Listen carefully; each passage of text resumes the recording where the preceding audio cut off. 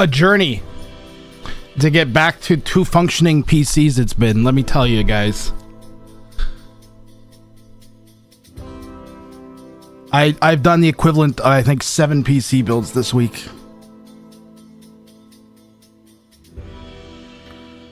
My fingertips are bruised.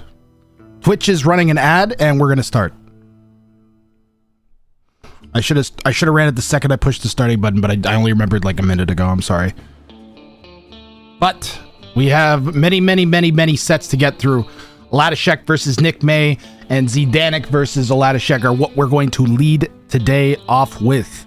And then Arg versus Frozen Flame, Bergamin versus Plotterghost, Matzi versus Togawa, Saki Koi, Chopsticks versus Mouse Puddles, and many more. How many are there actually? Oh my god. So there is sets yet to cast. There are 44 sets to cast. So that's 44 times 3 is 132 games to cast. Now if they average half an hour each, they average half an hour each, that's 69 hours. It's a sign. It's like 67 or something hours.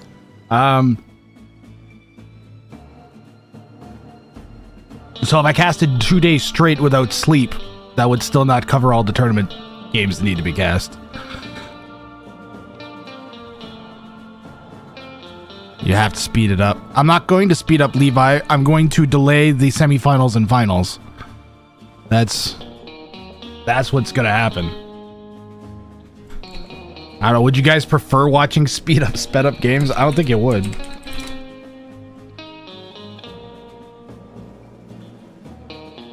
Yeah, I think we just get through it, and then it takes as long as it takes, and we delay the semifinals and finals.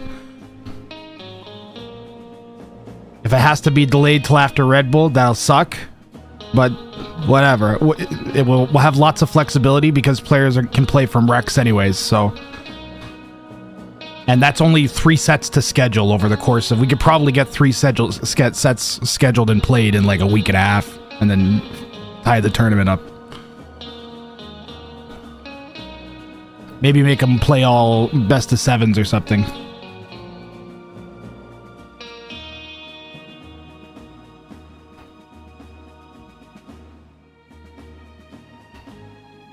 Or do another mini group stage even, if we have that much time.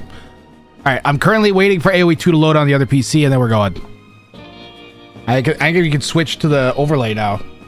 Alright, so, what went wrong? Why was Grath rang away for 3 days? So, after the last stream, I went to play with my friends to relax, I think. You know, that type of thing. And when I did that, my PC decided that I needed to restart just because audio was just being a little funky, and I was like, okay, I should probably just restart the PC, but I couldn't because I was forced to do a Windows update. So I was like, fuck. And I told my friend, I'm like, how come I have a feeling this is going to be the end? And he was like, I'll see you on the other side if I see you. And I was like, oh no. And I just had this pit in my stomach. I'm like, I have to do it. Otherwise, like, my audio was being all crunchy. It was like when I was talking. I think it was either that or the game wouldn't load. I don't remember now. It was so long ago. Anyways, PC got frozen in the Windows login screen. So I took, what did I start with? I don't remember the first thing I did anymore.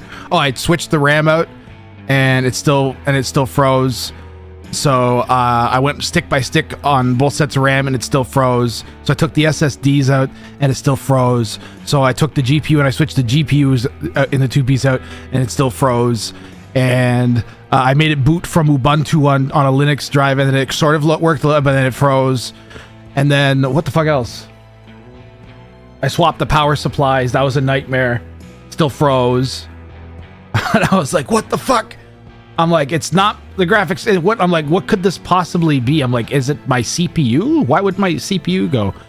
And it turns out that running 4 channels of RAM at the speed that I was running at is you're basically pushing the memory controllers in the 5900X to its limits. And I did that for like 3 years with 64 gigs of RAM across 4 channels. So I cooked my CPU.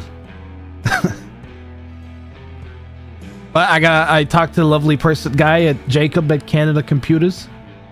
Props to Canada Computer for being ridiculously helpful and even pointing me in other stores' directions if they were unable to help me at the time crunch that I needed.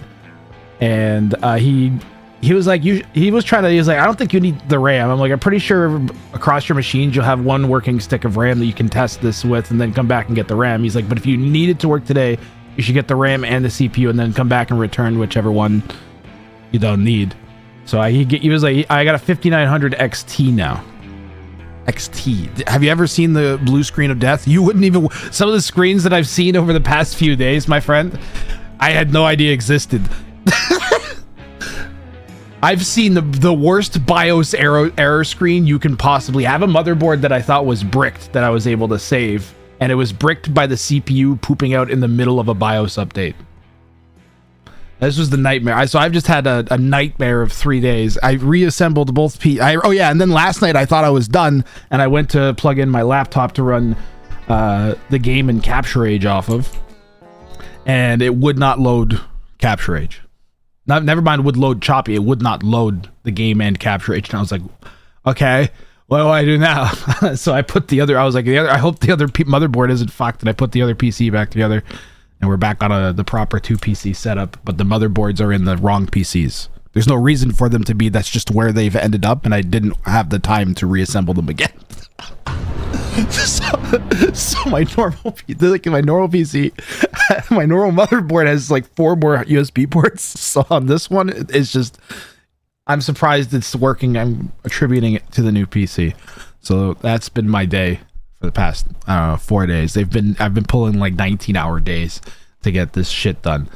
Where the fuck are we here? What am I casting? Oladashek and Nick May? That's not even on the schedule thing.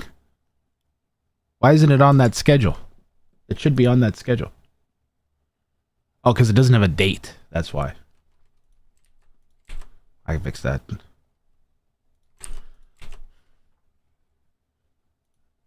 Just change all of these to March 27th. This is now the casting schedule. What time is it right now? 8 GMT. 19. It's 20 GMT. All right.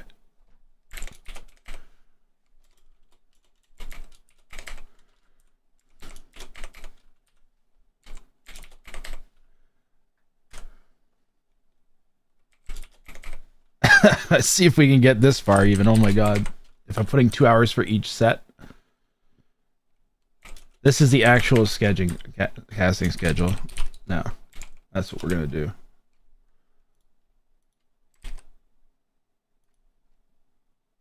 March 28th, March 28th. 0400. Why not 4? Oh. I think so.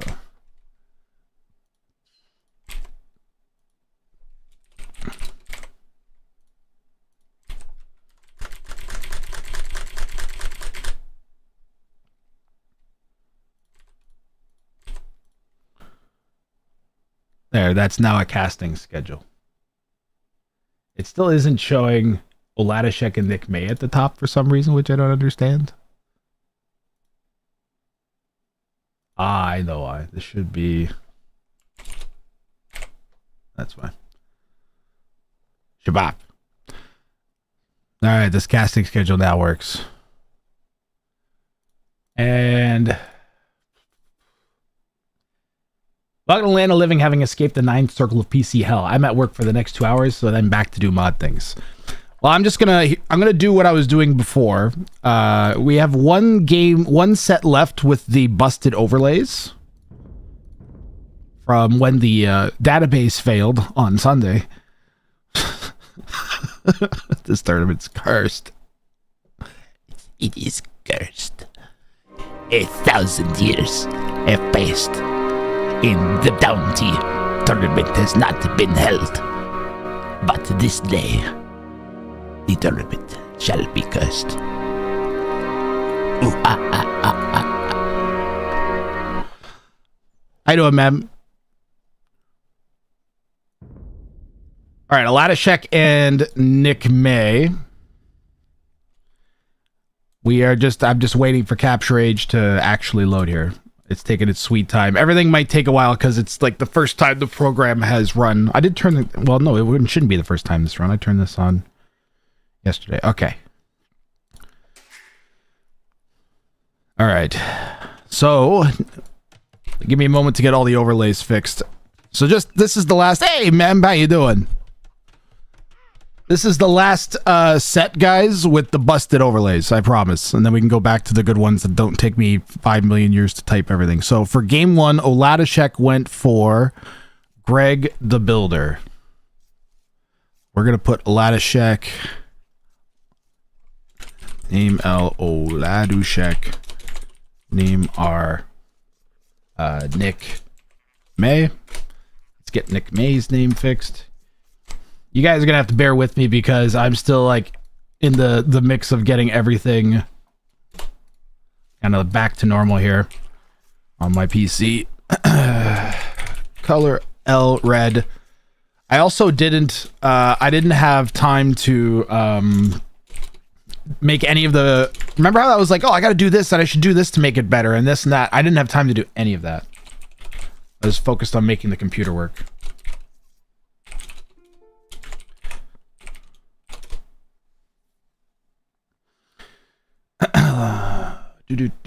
So, Greg the Builder for Ladashek. Let me do that first. Get a Ladashek's bounty up there.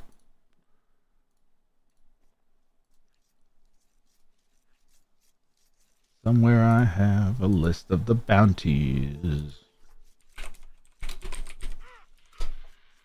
No. Ooh, okay, so Ladashek's bounty is a wild one. He's gonna have to do... All buildings other than farms must be built using the same villager and win. It's called Greg the Builder. That is a level 3 bounty. So he will get a total of 4 points if he pulls off a victory and completes his challenge, Aladashek. Aladashek's elo is up around 2k. Let's do that while we're here. He's 2k1. Elo L. Oops, Elo R. Nick May is 1587. Ooh, we got a little bit of an elo gap. So that's going to actually be interesting here because with the way that the tournament works, Nick May is going to have his choice of bounties. He's not going to have to do like a high level difficult one. And he could also just go for the win and just try to get a victory and try to salvage any points since he's up against someone so tough. So let me just grab which bounty Nick May did here. Every military unit must pass through the same gate. Wait, no. First, that was a different one. At least 6 of your buildings must be on fire and win. See, that's not too hard. Like, that's actually like a really doable bounty. I believe it's only a level 1, if I'm going off the top of my head here. I don't remember the name of it. This is this is fine. So he's going... So Ladashek... I wonder how these bounties are going to match up. This is fine is a level 1. At least 6 of your buildings must be on fire. Remember, guys, this is the last set I'm going to have to futz with the overlay like this, and we'll be able to go to the nice one again. All right. No clicking. Wait, did it change? Did I change the same one? Yeah, I did. Hold on.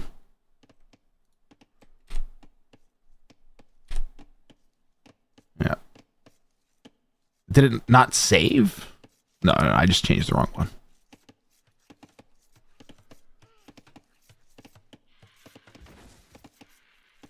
Thank God this is the last set I have to do this. I miss my nice fancy overlays, Twitch. must be on fire and win. My goodness.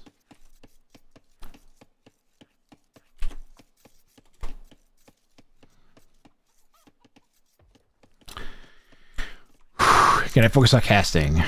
Celts for Nick May. Again, this is fine. At least 6 of your buildings must be on fire. So the plan, if you're Nick May, has to be to just mangonel probably like a cluster of houses at somewhere at the back of your base when you think you're in a winning position. A Latashek with all buildings must be built using the same villager. We're actually going to have to go back and check. We're going to have to go back and check the whole game. And make sure she builds everything right now before we get too far in. This is the only villager that's allowed to build anything other than farms. No. Her name is Greg. Her name's Greg. She's a building technician. Her name's Greg. She's a building technician. Her name's Greg. She's important to the mission. Her name's Greg. And she's a building technician. Nice. Oh, this is going good. This is going good. Greg is on a roll. We got a control group Greg here. So if Greg dies, bounty failed. If a building is built with anyone other than Greg, bounty failed. So this is a tough one. This would be the last thing I'd be doing with Greg. All right, so we're probably gonna be paying the closest attention to Latashek early on. We'll probably be watching kind of from Latashek's POV, since Nick May is gonna have plenty of time. The only way Nick May is gonna be able to set his buildings on fire, other than having Latashek set them on fire for him by attacking them, it's gonna be it's like a mangonel or a trebuchet attack ground.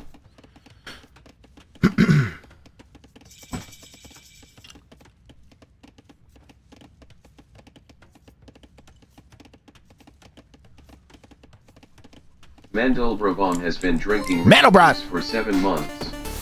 They say, oh nice, Showdown Cup is back on. Yeah. This is gonna be great. Dude, I have been missing the tournament. I just wanted to watch the games. I missed it. This is what I want to be doing. It was so frustrating the past few days to not be able to. I'm like, man, I finally have like a tournament that I'm like, all I want to do is cast it. And I can't. I was like, I think I'm living in hell. I was sent to hell at some point. All right, where's Greg? Where's Greg? Now, he can build things that aren't farms with... Like, he can use other villagers to make farms. She doesn't have to make all the farms, too. Only buildings. And this bounty was completed on the ranked ladder by somebody. I can't remember who. It was a couple years back. But, absolutely. That schedule is incorrect. That is a very incorrect schedule. The schedule for casting is, you can, if you want to quickly clip it, but that's the schedule for casting in the top right. Yeah. I think I can actually, I have a link for that. That would actually be a very useful thing to link. Give me a moment. I forgot that I added this to the website.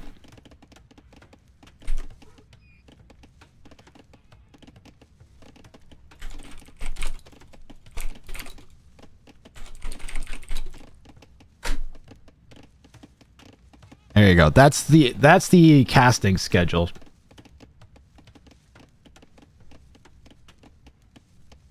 And I'll try and keep that accurate. Oh my god. Now that people see I'm live, I'm getting pinged.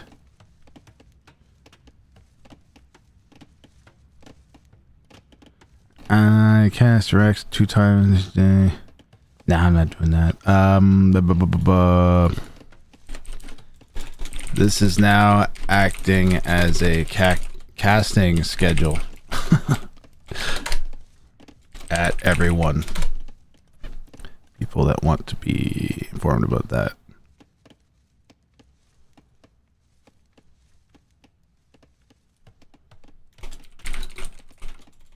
Semifinals and finals are almost definitely going to be delayed. Boss_boy28 has been consuming random. Oh yeah, I've also 69 long months. They say nice. I've also had to do some admin work in the middle of all this. Nick May's got a group of archers he's coming in with. Latashek is going scouts into skirms, so... Now, I caught her building the lumber camp. So she's doing really good. As far as I can tell, Latashek has built every building with her. I've not caught a building. Remember, farms don't count. I'm mostly worried about him surviving the next little part. He's amazingly avoided any idle time, hardly. 10 seconds of idle time with only one villager allowed to build buildings is crazy. Spanish was definitely a good choice for the faster building time. And I think it forces you to think ahead.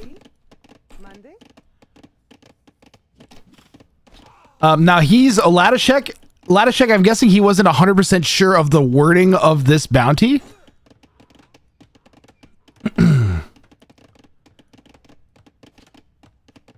And I don't have my notes in front of me at all. I haven't looked at them in a long time, actually, in like 4 days now. So I don't recall at all what my ruling was on this ahead of time for this loophole. But I believe as long as she's involved in the building of something, then you can use as many villagers to build that building as you want. So she only has to get like a single hammer hit in on a building for it to count for this bounty, I believe.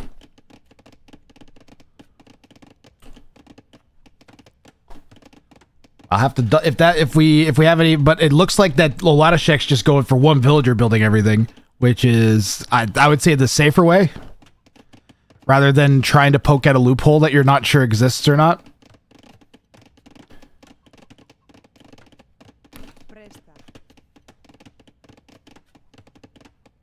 Because, I mean, you know, if you go for this is part of what I figured would be a little bit of the gaming of the tournament, is do you go for like kind of a loophole on, or do you notice a loophole in a rule and then go for it and don't ask me ahead of time and say, well, technically blah, blah, blah, blah. And you don't even need to say that because someone in chat almost will, or I'll figure out what your shtick was, or you can write in the after chat what you think loophole you were exploiting. All those are obviously acceptable. Or the in-game chat. You mentioned it in last team. All needs to be built by the... I did? Okay. All right. See, so it might have been a variant. I must have made the note before. Because the reason I made notes was because the way that I make rulings for the game show is different from the tournament. Because the tournament, you have to be more consistent with how rulings are done. That's why I have notes. That's why I'm saying I wasn't sure. Whatever. We can consult. Right now, I haven't seen a single villager hit a foundation other than this one.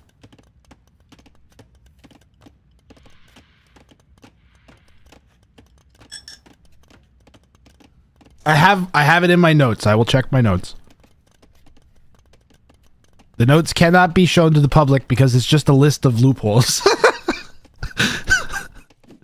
So they would be too powerful to unleash.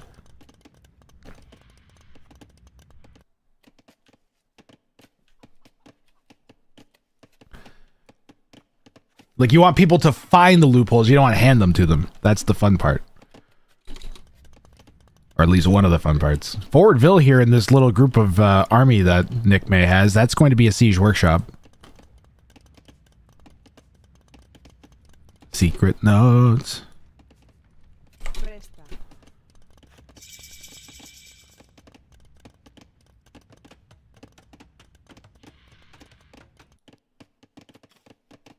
Both players are kind of going to hit each other at the same time. How's Nick May doing overall? Well, a lot of Shek's caught up in idle time, but there's one key difference, chat. A lot of Shek's idle time came much later than Nick May's. And a lot of Shek's was mainly to just, I think, get up to Castle Age rather than Nick May's, which kind of came from being, I believe, housed at least once. And just not clicking. Publish those notes in the dark web. The Epstein files, they must remain hidden for now. No, they're not that's a horrible comparison. That's not a good comparison at all. That's the worst comparison from every possible angle. And let's not, that's it. That's the only thing I'm accepting that's not AoE 2 today. Moderators, I don't want harsh punishments for non-AoE 2 talk, but that's it. I'm not dealing with the trials and tribulations of our fucked up planet today. I am, however, going to sing about her name's Greg, she's a castle technician. Her name's Greg, she's a castle technician. Getting siege pushed. She needs to build the castle really fast. Her name's Greg, she's I feel like it's really fucking loud. How fucking loud is that, chat?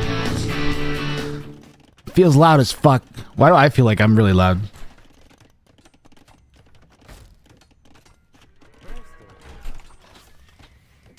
Oh yeah, audio, everything's gonna be totally... Yeah, that was way loud. Why am I so loud? What? Test, test, test. Chickity, chickity, chickity, check. About a 6, 7. Alright, I'm gonna yell. Just heads up. Okay, there we go. It's better. The limiter's actually limiting now. I thought this bounty was fine, then I realized how bad it is for castles and town centers, and if she dies, you can't build anymore. His name's Grath, he's a loud technician. His name's Grath, he's had to fucking build 2 entire computers 7 times.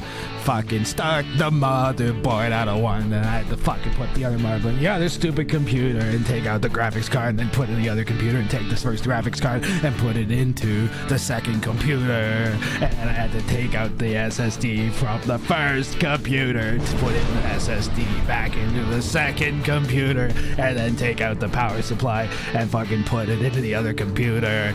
Do that fucking 4 times. Oh my...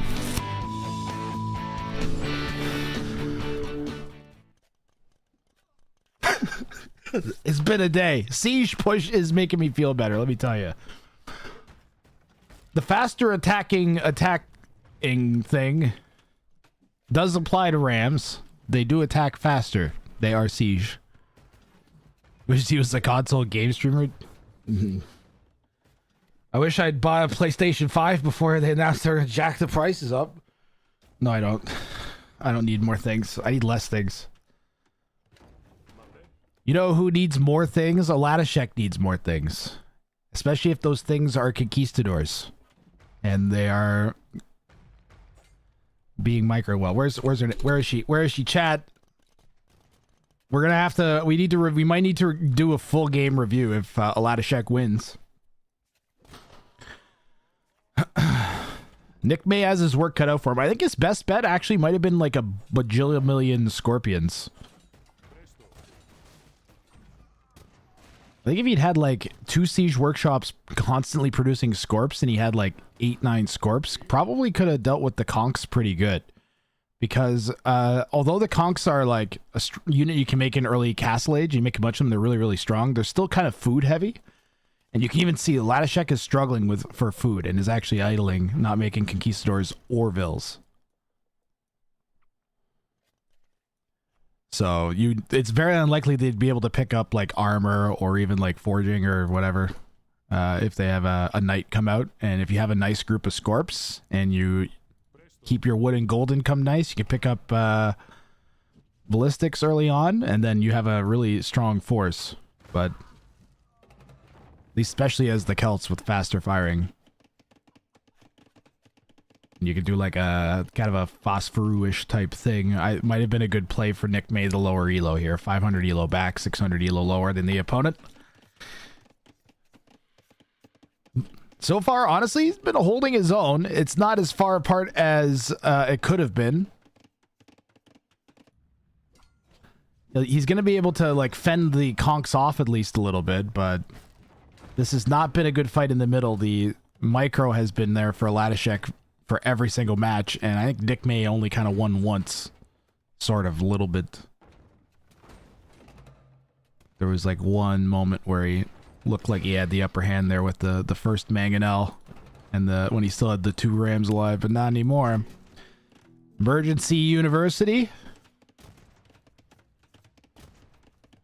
This is still closed for now. But the conks can dodge single arrow shots or just tank them. And get lots of kills. Ladashek is 13 vills back. 2 TCs here for Nick May. I don't know if he's gonna be able to do enough damage with the conks here. At least you can put PC builder on your resume. I could definitely be a dude that builds PCs for a living. As long as I didn't have to deal with the people afterwards or before or during. Let me tell you how I'm sick of doing IT, I can tell you that much. But after the first time that I was taking it all apart, I was like, oh my god. Like so like sweaty, like, hey, I'm picking it up.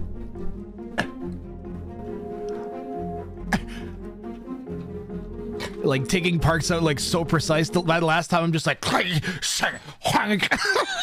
fucking get in there, you stupid ram. Maybe like so aggressive, but I wasn't like, I was no longer concerned. I was like, yeah, this graphics card, it just clicks in, clunk. Yeah, that's nice. Screw. Instead of just like precision, like being super gentle, just being like, yeah, enough. As long as you're not like a dumbass, it's fine. Offering your soul to the devil, I did not at any point do that. I sat down and knew that I had a job to do, and I did not make any pleas to any deities. I did it myself.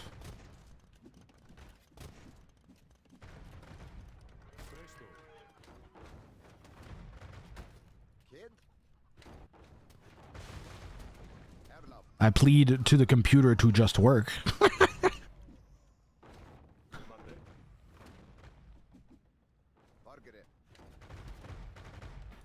How the tables have turned, as Ladashek is now siege pushing the Celt. Celts can defend really easy against siege pushes, though. I don't know if this is necessarily the best choice from Ladashek. He is far enough behind that he needed to do something. 7 mangonels is a lot of mangonels.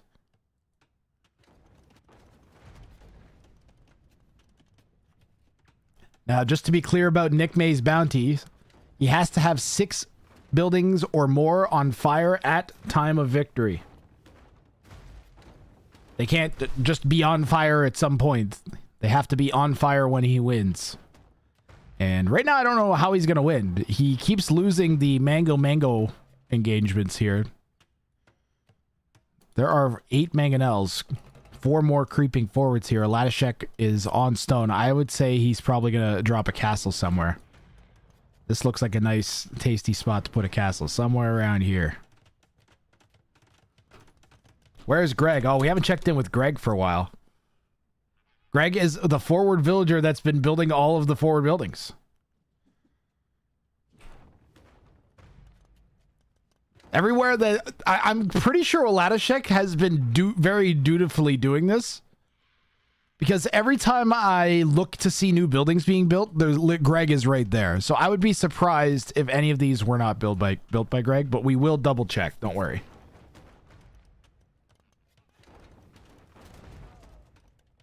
I don't think Ladashek has lost a building yet.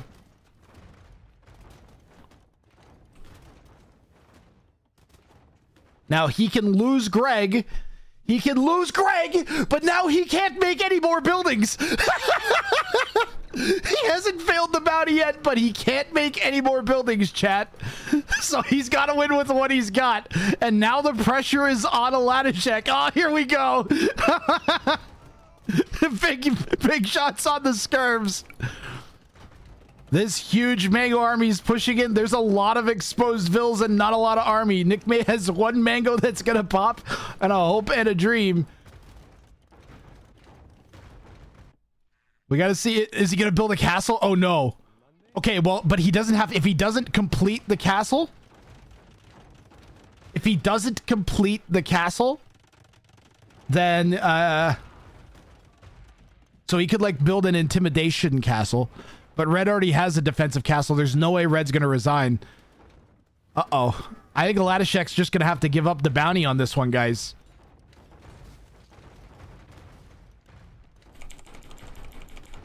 Or is he gonna just start smashing buildings down with the villagers? I thought he was gonna build a castle. He probably is just like, nope. Well, if he keeps pushing, but Red's trying to boom back. There's a TC going down here in the south. I don't know if Aladashek is going to be able to maintain enough momentum. I can see all this dying. I don't know if that's going to be enough to convince Nick May to resign, though. He's got most of his eco in the south right now. There's maybe like 12 villagers there and 6, so he's like 16 vills here. So even if he lost all the vills, still should have a lead.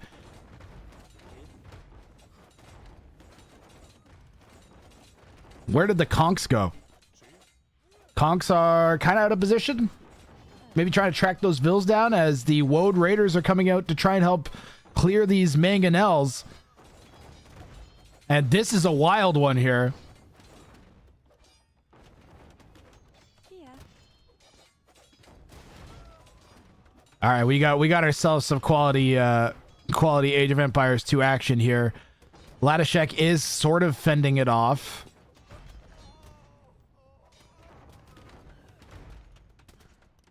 I've not seen any new constructions on the mini-map since Greg died. So Aladashek's going to try and make this work. He could still be making stuff. He's really like... it said he's allowed to make farms, right? All buildings other than farms. Yeah, you're allowed to make farm. Oh, the castle is going down in a questionable spot between...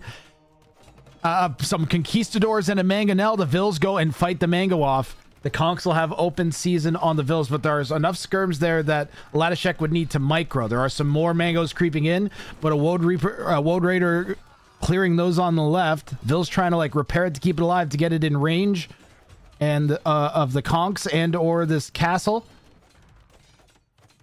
Castle's climbing up. There is not really enough army to deny it unless we get some keen mango shots, and there's one. And Nick May calls GG? Did Aladashek pull this off?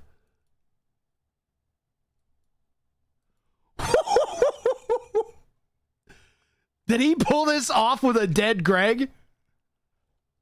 Holy crap. Okay, first of all, we're going to quickly just review every building being built by Greg.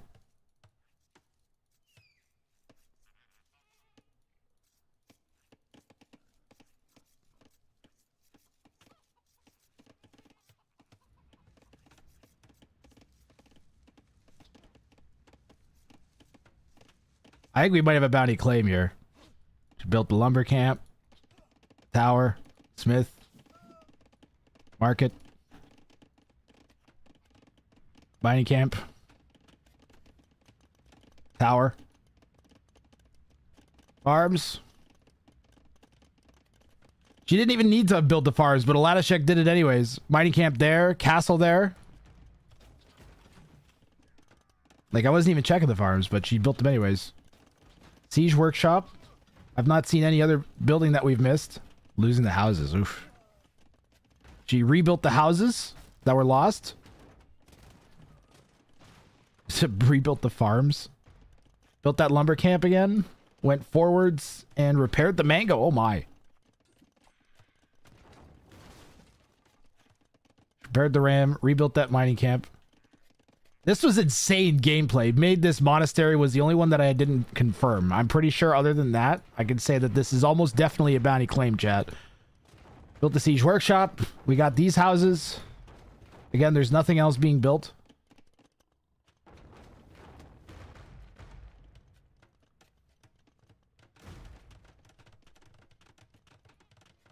Houses. Mining camp. Get sniped. And now we just see if there's any other houses built for the rest of the game, which I'm pretty sure there are not. There's no other buildings built.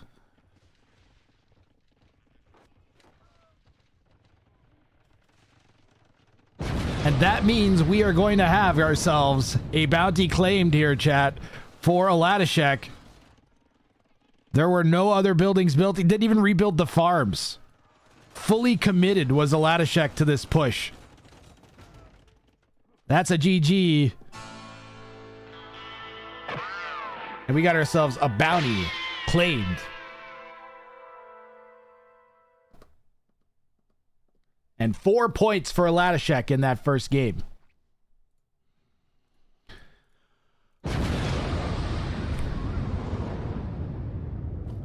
I am going to, we're in a time-ish, not really a time crunch, but I'm just going to continue on here right to the next one. GG for Aladashek and Nick May. Do we want to look at any of the stats before I lose the ability to, actually? 58 to 17 eco KD and 130 to 64 overall KD. Probably the most significant thing to look at there.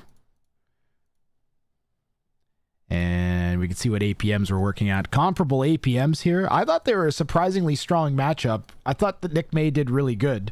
It was the pressure that made him collapse. So now that Aladashek has a game against Nick May where he's seen that, might be expecting some more aggression. At least if I saw my opponent kind of collapse under pressure like that, I'd be thinking, okay, I need to crank it up for the next game even.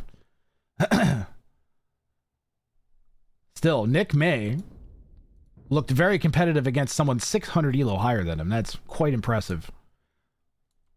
GG, 6 Angry Geese. He would, if he continued to play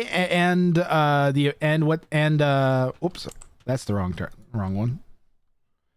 I think if he continued to play and his opponent kept trying to, and Aladashek kept trying to do the bounty. But if Aladashek just decided to win, he could. All right, game 2, there we go.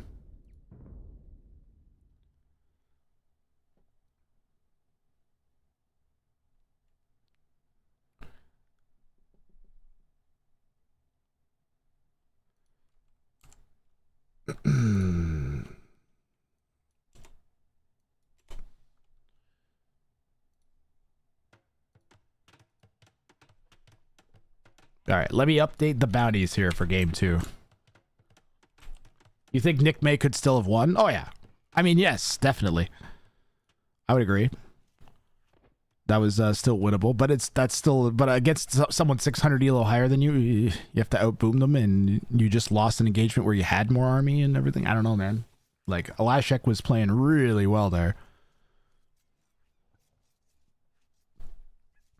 I am getting their bounties.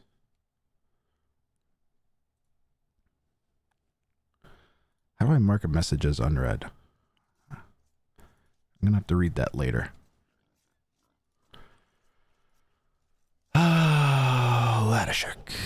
Game 2 is the dumbest wall. Okay. Dumbest wall games are some of the best games, guys. Dumbest wall is probably my favorite bounty. If I had to pick one that is my absolute like favorite bounty, I would probably say dumbest wall. It makes for the goofiest games, the most off-the-wall aggression and strange build-ups and fights, and people just can't handle it. So the way this bounty works, and this is a tier 3 bounty, build a wall. Any impassable construction, that includes foundations, that touches both starting town centers, and win.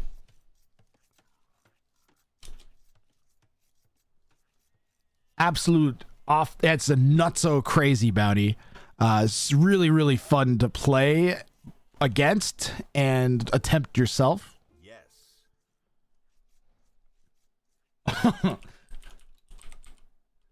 And Nick May went for quartering troops.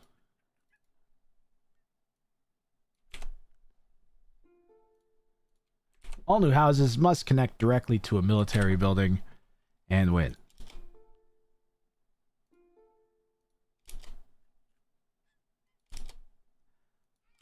No Huns.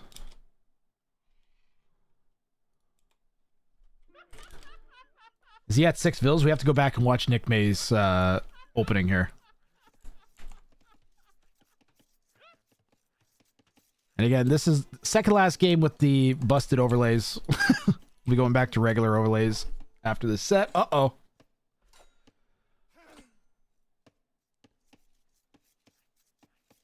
All new houses after 6 vills. So he needs to build a house connecting to his starting TC.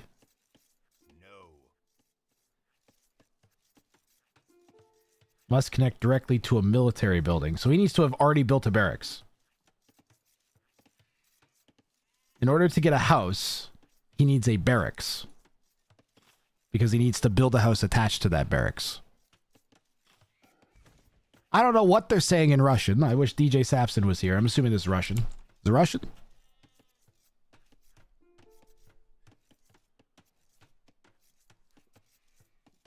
I don't know what language this is.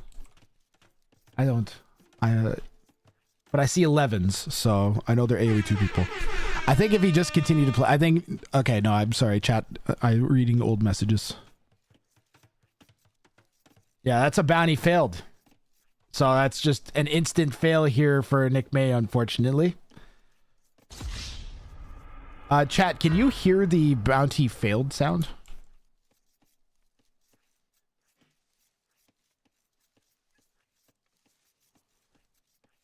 Well, I'm going to push it again. Because I'm having audio issues on my end.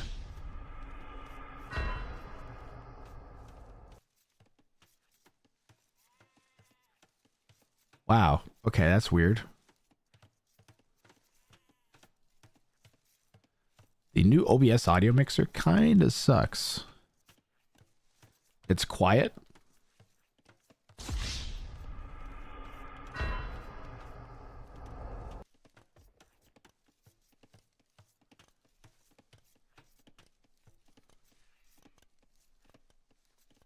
Was that better?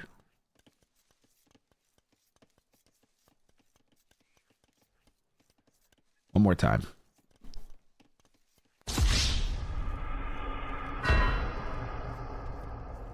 No? Better? Yes? Okay. All right.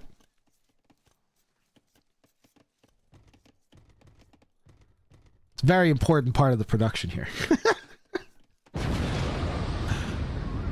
I can't hear the explosions? Why can't I hear explosions?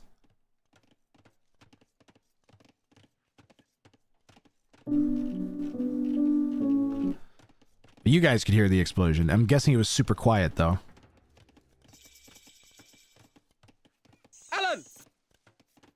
I can't hear the memes either, at all. This is sad. I mean, I got no meme listening ability. I can hear the potatoes. I can hear the potatoes. But why? I can't hear but why.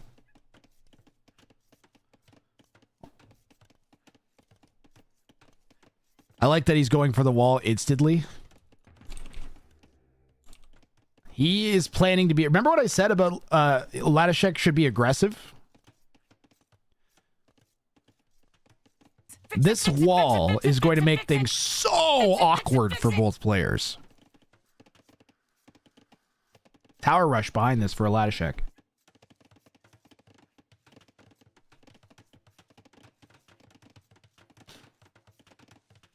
I am very excited that I have a whole bunch of this to cast today.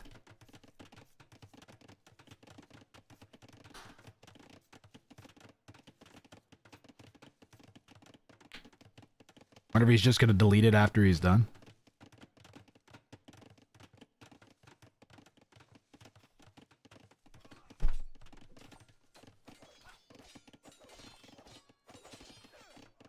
I'd leave it up. This only needs to exist for a brief instance. So if you get like a foundation down. Oh, there's a snake in there. Snake gets shot. Yeah, it only needs to exist for an instant. Even with just a foundation.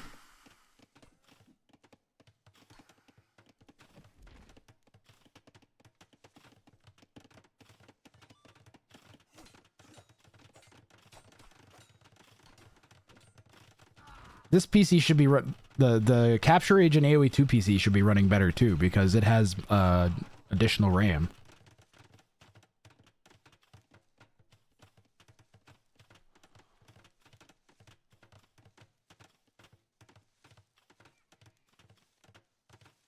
But it's feeling chonky still.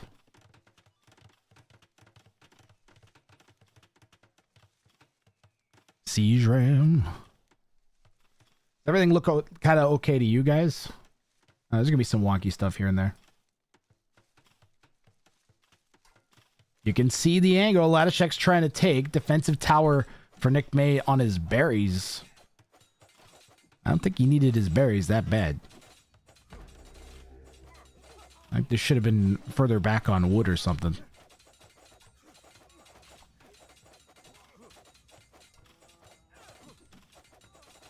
So Nick May is repairing the tower. Latishek's trying to bop the tower down, and the Vills are bopping the Latishek's Vills.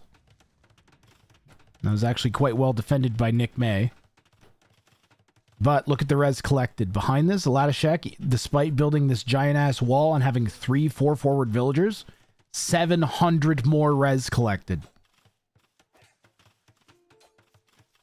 That's a GG.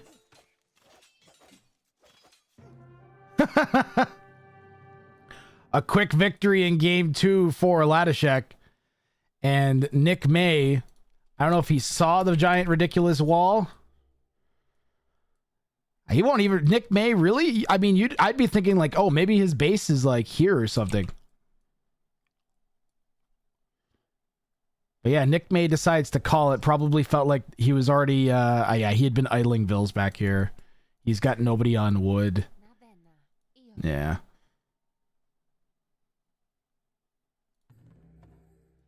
It is kind of GG.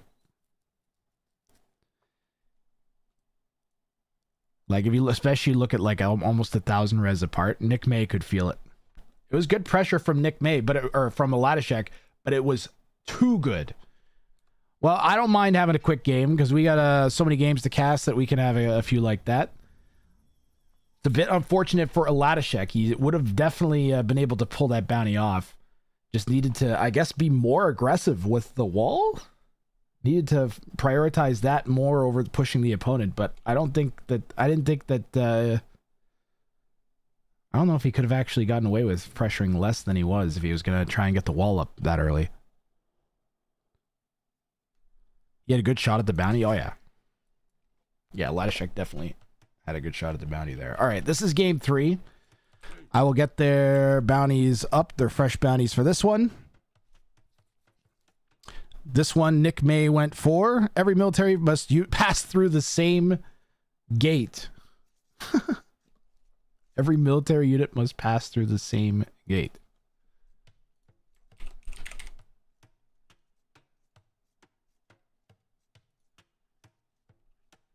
Actual gatekeeping.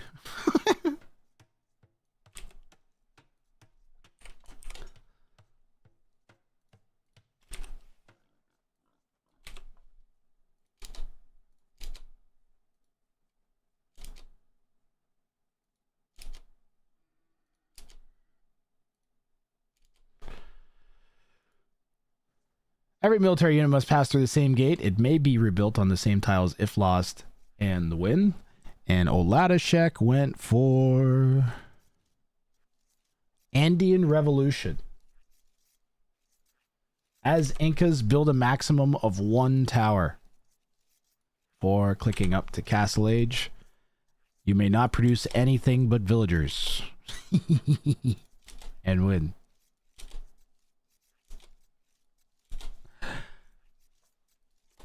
Why does everything say and win? Because otherwise everybody always asks, do they have to win? In fact, even though it's on the bounties, people often ask that.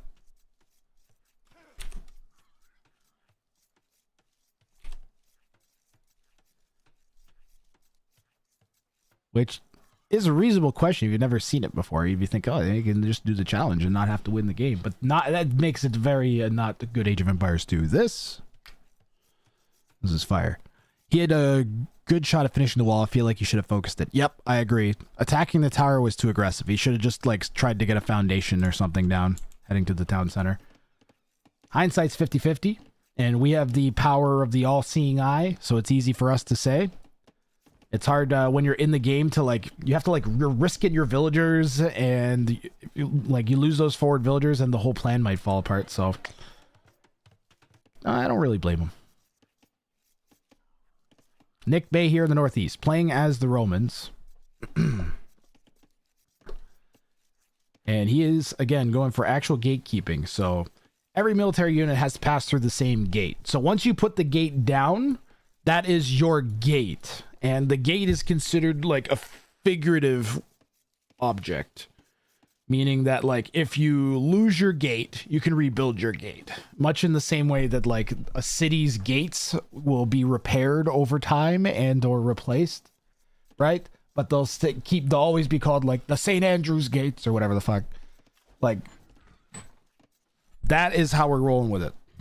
So, once you put your gate down and your military all pass through it, I guess in theory you could put, like, 3 gates down and then have all your military pass through all 3 gates. But the idea is that the location has to be maintained of the gate. How you doing, Chopsticks?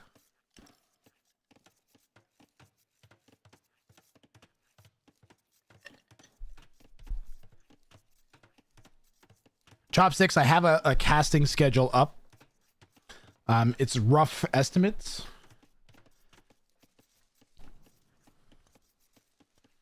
But there is a casting schedule. Exclamation mark schedule. There are 42 sets to go through.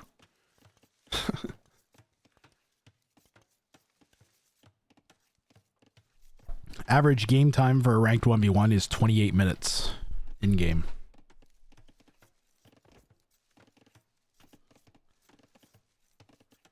Salve. So that's roughly 65 in-game hours. 70% of that is like, I don't know, probably like 45 or 50 hours of casting that needs to be done. Is that Inca's level 2? Andean Revolution. Hold on, I'll double check. Andean Revolution is a level 3. Thank you for pointing that out. Good call, Frozen Flame. Actual gatekeeping, I'll double check that, is a level 2 though. That's correct.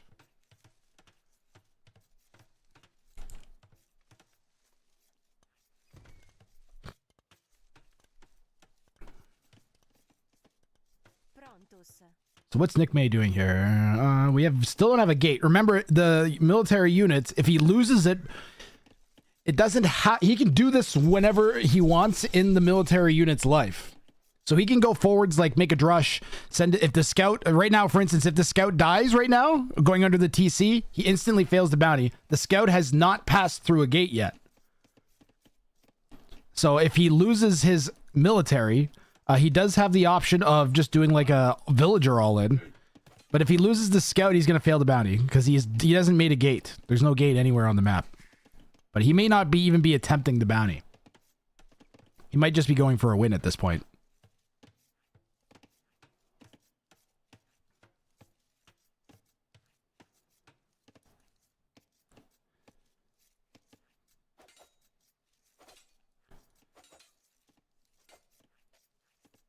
Why is it so chuggy? It's so chuggy. Should be running better. You have newer, better RAM inside of you. Why are you chugging even more? I do not think he's playing for bounty. Last game, any game didn't feel like that. The first game, he was maybe a little bit. Oh, see, he's got the gate up. Where'd the militia go? He's banking them. He just, as long as he doesn't lose the scout, he's fine. Because he brings the scout and puts it back through the gate. A lot of people don't realize that the scout counts here, but it says right at the bounty, every military unit. And the scout, even though you start with it, counts as a military unit. So that's the main thing that I'm worried about.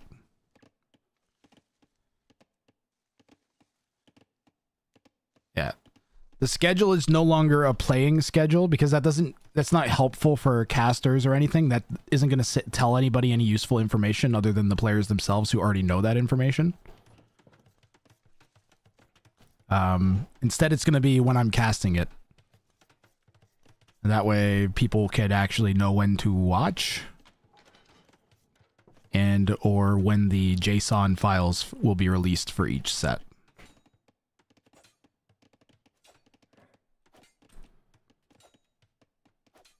Which I didn't, oh crap, I didn't post, there are no JSON files for these 7.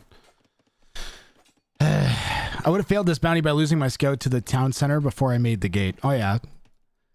Did we check and make sure these guys actually passed through the gate? It looks like they are. What about the scout? Hold on, hold on. Did the scout go through the gate, chat? Hold on 1 second here. No. These guys did. These guys did.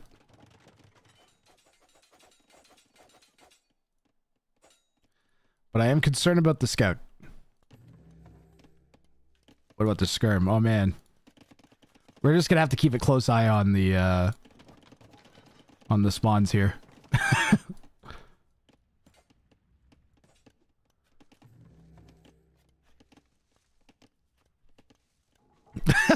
This is what our life, chat. Hold on, I need a control group for the gate.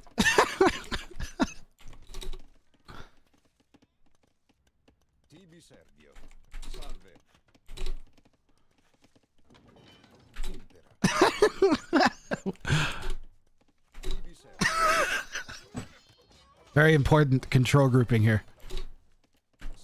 See? gotta make sure. I have to keep my eye on the queue and on the gate.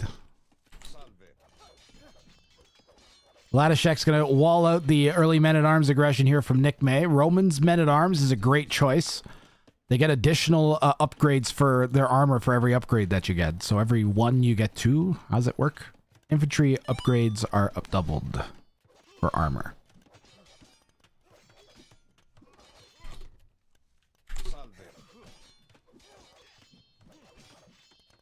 Yeah, this stone wall was kind of a waste for Latishek since he had the exposed house here.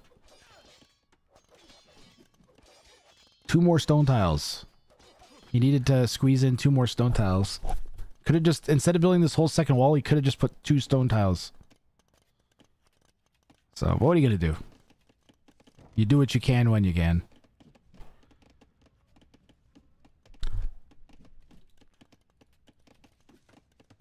I apologize to all participants that have been like waiting to find out all the stuff. I've been trying to respond to admin stuff. I have been paying attention to the tournament admin stuff as much as possible.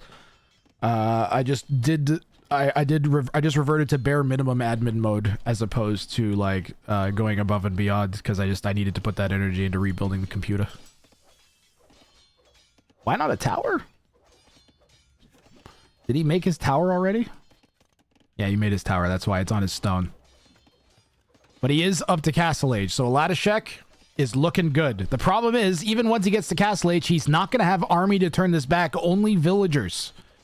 So he's going to be able to defend himself with basically, but at least he'll be able to make as many towers and or castles as he wants. So that'll help.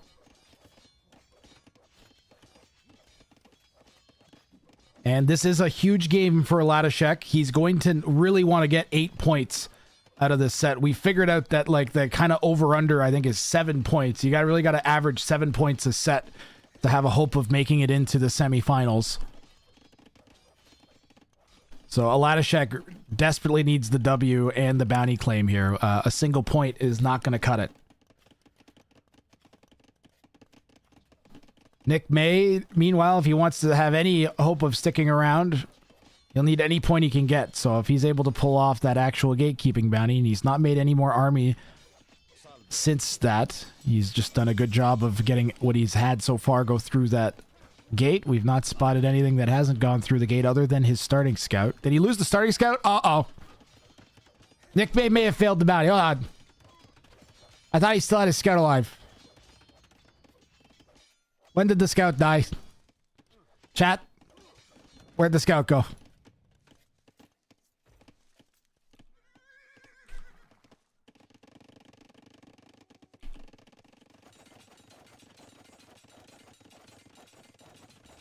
He attacked. Oh, okay. That's a bounty failed. That is a bounty failed for Nick May. Unfortunately for him.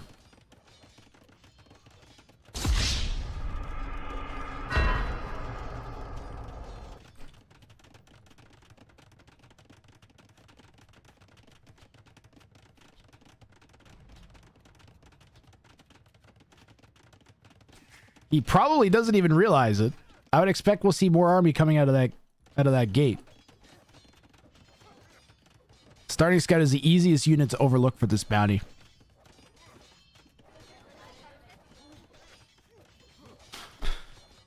Ladashek has 3 TCs going down. It could do with picking up some more of the upgrades. So, blacksmith upgrades affect Incanvilles. So he could at least use maybe the Pierce armor. What's the wording? Affected by infantry blacksmith upgrades. Never mind. Yeah, so you should definitely get +2 and forging. A Walrus. Starting Scout should be exempted. It says every military unit.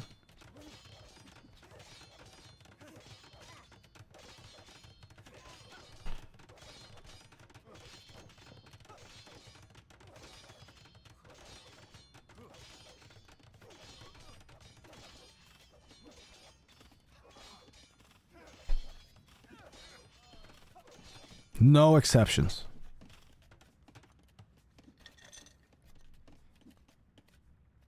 So Nick May with just a single point at stake here.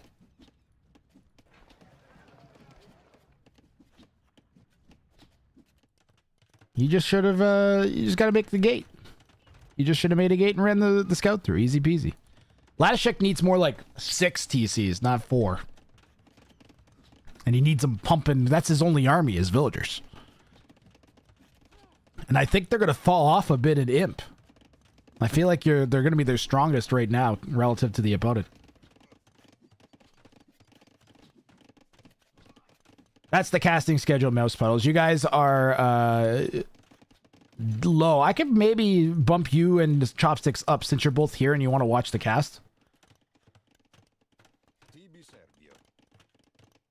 I could bump you guys up 1.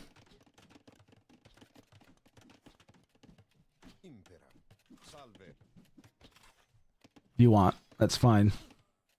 Yeah? Okay, we'll do Chopsticks and Mouse Puddles after this then.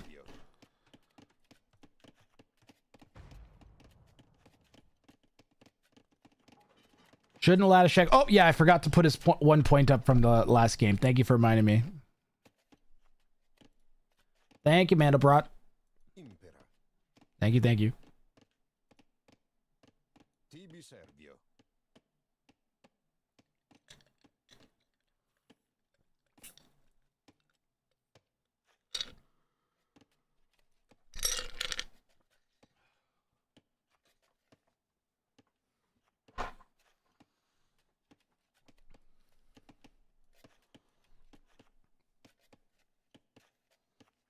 The guy that helped me at Canada Computers Chat was so helpful.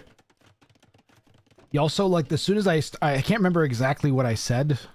He was like, "What's the PC used for?" I'm like, "Oh, I've got like 4 stream decks. I'm running an esports tournament with. I need to have like 15 tabs open and OBS running and a capture card and a camera." He was just like, "All right," and he just like clicked in. He's like, "We're gonna get you this, and this is probably your problem. Explain to me the issue you're having." Okay, yeah, almost definitely memory controller of the PC. I was just like, "Holy fuck."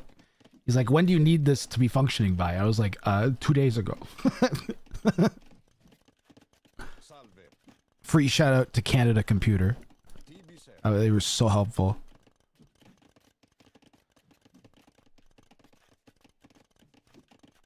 I'm not sure if he gets a sales commission or not. I don't think he did, but he was like ready to point me to another store to get what I needed.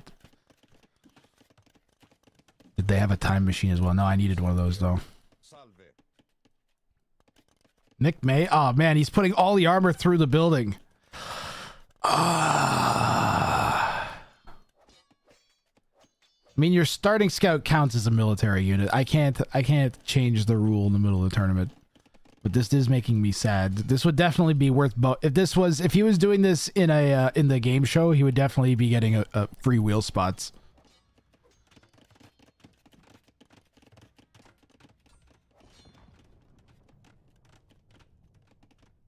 The streaming PC runs much better now. Yeah, what are you supposed to do, Choppy? There is no good system for doing this unless I host it as a LAN. If I hosted it as a LAN, then I could like have like some little like status screen that sits next to their gaming monitor that shows them what bounty they're doing and like all that stuff. I've already thought about how I could host this as a live LAN tournament. This would work fantastic as a live LAN. But it's difficult to do without making it all remote and casting it after the fact.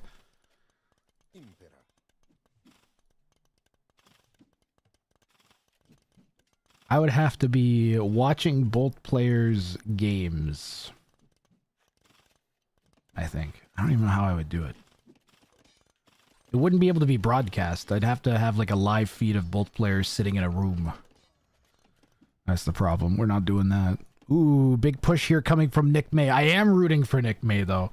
It would be nice to see him steal a game off of 2K. We've had, I think, 2 or 3 games this tournament where the lower elo was able to steal a point off of someone they normally would have no business getting a victory off of in a tournament. And this could be one of those times if this push has enough teeth to it. Because, again, Latashek can only make villagers. There are a bunch of long swords in these. And the choke definitely working in the longsword's favor here. The villagers' primary advantage is their numbers, and when you're getting funneled like that, you can't wrap units. And the longswords and the skirms are just doing tons of work here. Latashek never got the second pierce armor, never picked up forging, no upgrades for the villagers, and the Rams continuing to push in. 3 of them are on the castle. One of them is trying to get around, but it's like stuck on this, what is it? Settlement. Couldn't tell if it was a market or not. And a second castle going down from Latashek to try and defend the push. Will he stick to his bounty? He really needs the points. It's really looking like, again, he's going to need at least 7 points a game to get into the semifinals for most people. To at least have a shouting chance at it. We got Togawa Saki Koi's 3rd game coming up today. He is, I think, 21 points in his first 2 sets. And he's a strong contender for the first overall. Now that both he managed to save the first castle long enough that it's going to help defend. They're going to help defend each other's foundations, and that complicates the push here for Nick May. Still getting some damage out of the longswords, but was it enough? I don't know. Maybe if he grabbed relics behind this. I think he should all in Castle Age, though. He should. I realized he can't make the forward building and he deletes it. Ah! Everything has to go through the same gate. Poor Nick May. Otherwise, he would, I think, have the game. I think he should just go for the W here. Is it 14 points from Togawa, pardon me. On pace for 21 points. That's what it was.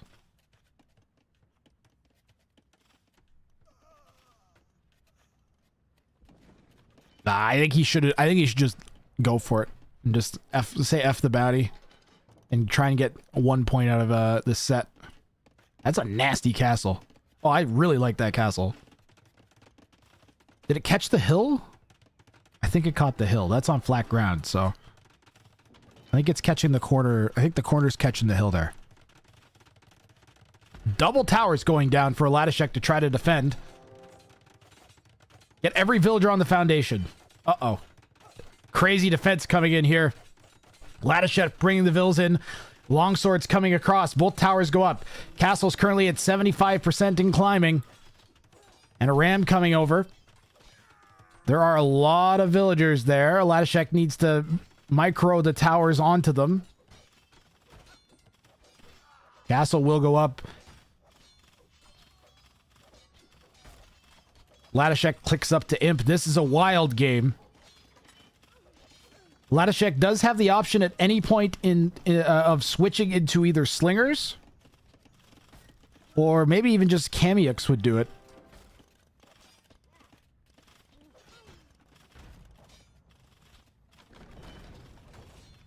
Forward castle going down from Nick May on a Latashek's main goal. That's a nasty castle. Oh, it's a GG castle. And Latashek is going to get another bounty claimed. This was very well done. Very well played here by Latashek.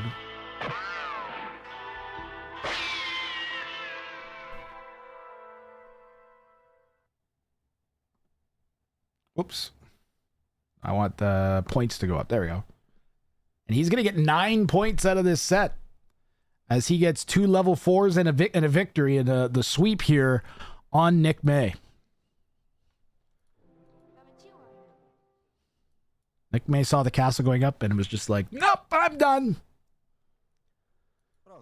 And we can see how that's going to affect the standings in just a moment. Eco KD 42-11 for Nick May. Very impressive. I mean, I thought Nick May played great. He looked great. For someone against 2100, 1600 ELO, I think we got some surprisingly even matchups here. So, not much more you can ask out of a set of Age of Empires 2, in my opinion. All right, so.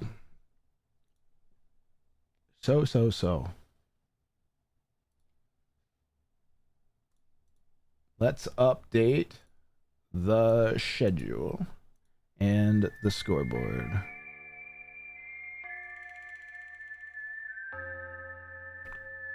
Let's do the scoreboard first. So Aladashek here going to get 9 points in his first set with a 3-0 record. And Nick May is now 3-3 with 6 points.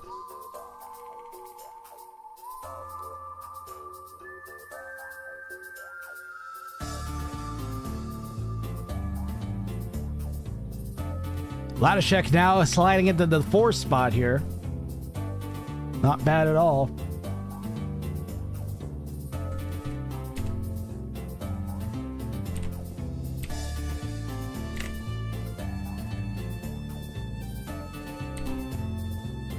I'm just going to record this in the game and the stats, and then we are going to do chopsticks and mouse puddles.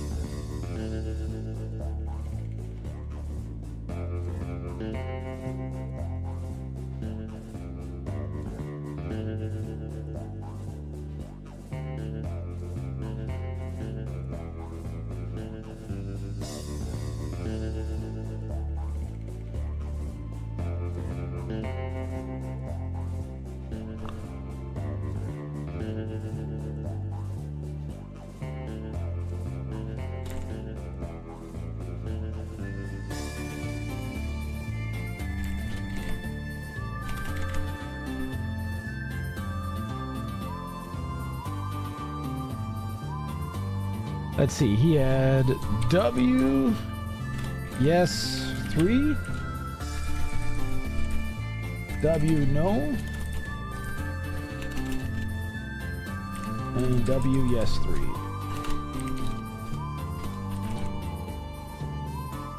And his bounties claimed were Greg the Builder and Andean Revolution.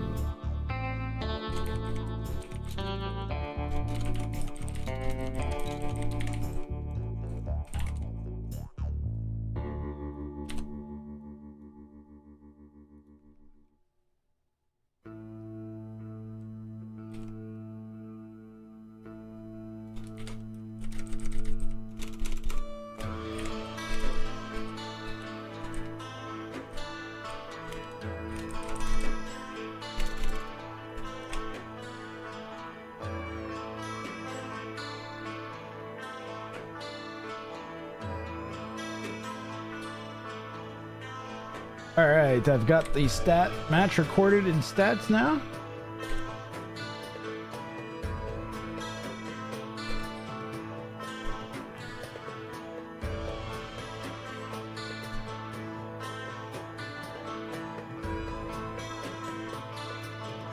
Chopsticks and mouse puddles up next.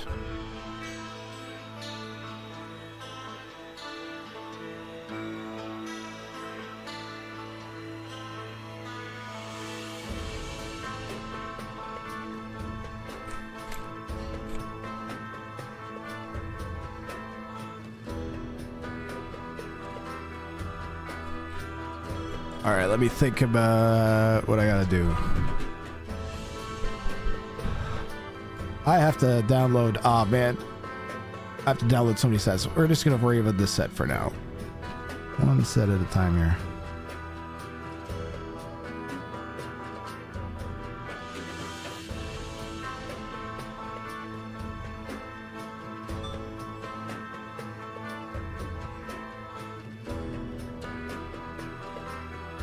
So many people didn't label the games.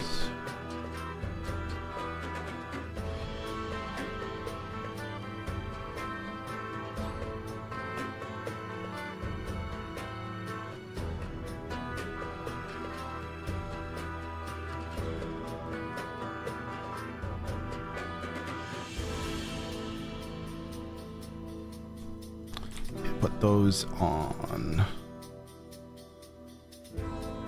here.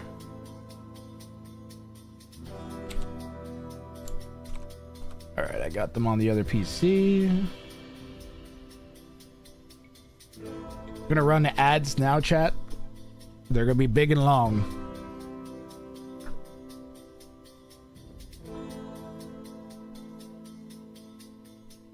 But I'm here. The subs, I'll hang out with you guys while I do this.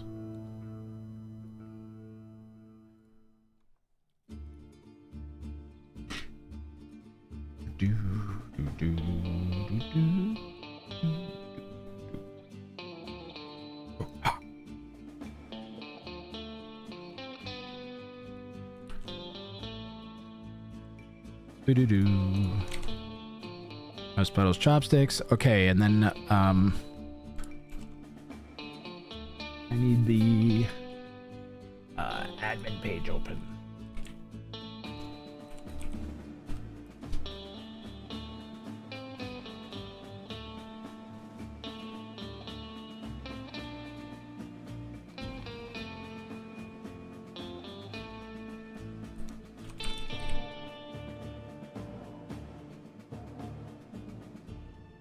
Mouse pedals and chopsticks.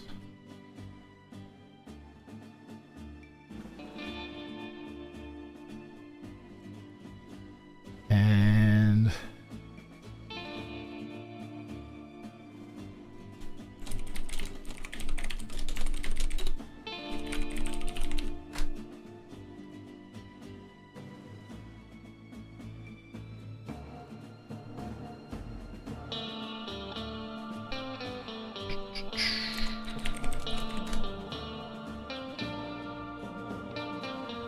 those are not their pools. I'm updating that now.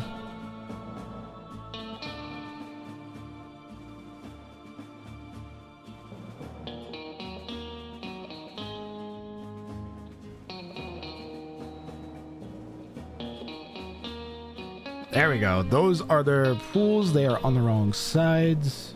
Welcome to the 82 pathetic humans now. Hey! __s stream. You shall be destroyed. Ladishek, welcome in. Welcome in, everybody, from Ladishek stream.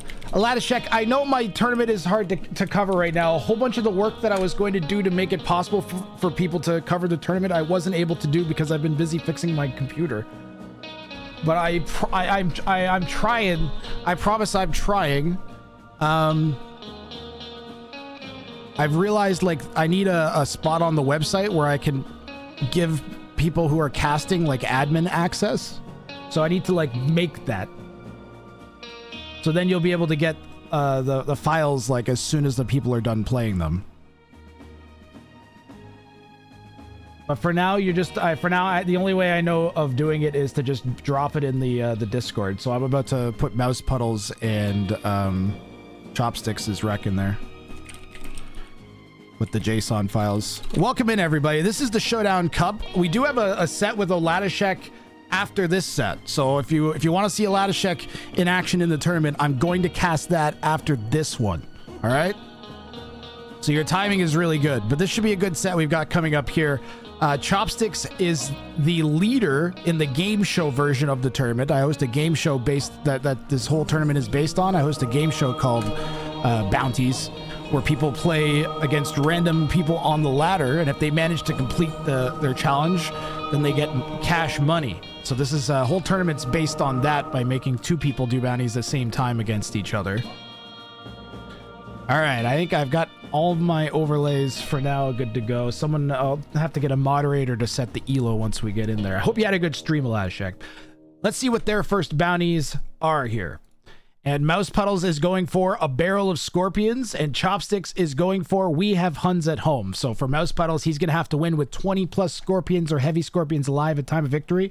Chopsticks is going to not produce any military until reaching 200 pop space. So it should be a wild... I could see an FC from Mouse Puddles into Chopsticks making 100 million villagers. And you could see, you could maybe imagine how that might end up going. So let's get things underway here. I'm loading the game up right now. I will make Mouse Puddles yellow. I'm going to make Mouse Puddles teal. And Chopsticks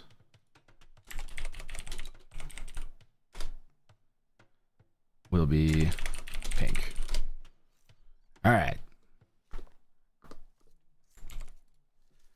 In the Southwest, Mouse Puddles. Bounty failed. Reset. There we go. Mouse Puddles here in teal. Oh man, all my overlay stuff's just going to work maybe now. Oh, I have to get rid of those things. That's right. I have to get rid of the broken overlay.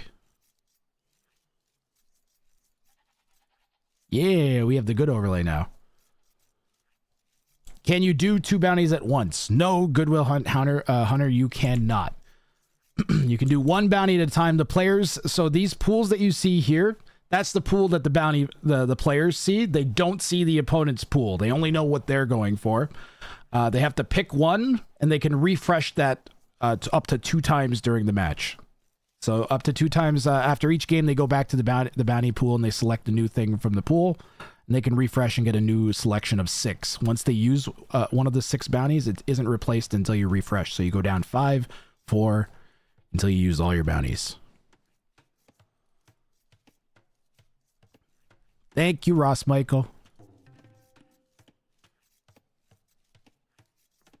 I'll make the sides make sense for you. I'll swap the sides for you so it makes sense. Yeah, so you can swap them easily when the players switch sides. It'll make sense now. I pushed the button. Celts are a good choice for Mouse Puddles bounty. Win with 20 scorpions alive. 20 fast-firing Celt scorpions is pretty intimidating. And not producing military until you have 200 pop space, well, the Incas are good for that, because their houses give you additional housing space. He's already a quarter of the way there. Nice. Thank you, Ross Michael. You're a bot. I appreciate that. That saves me a whole extra spreadsheet hunt. Chopsticks has rear gold and very ugly forward exposed-ish stone. It's not really forwards, but it's definitely like harder to protect. Technically, this would be forwards, right?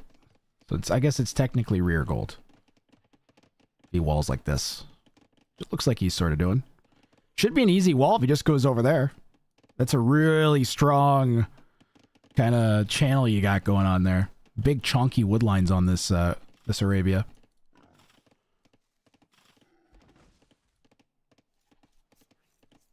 Chad, any ideas how I can get this to run better? It's so jank. You know what I mean? It's so, like, choppy. What's wrong with my capture age?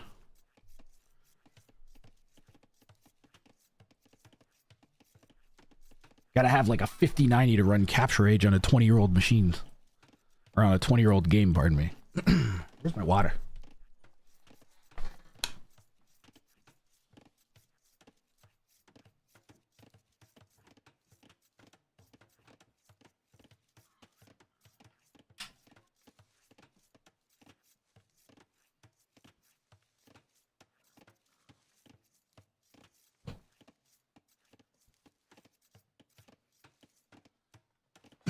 Are your monitors running at the right refresh rate?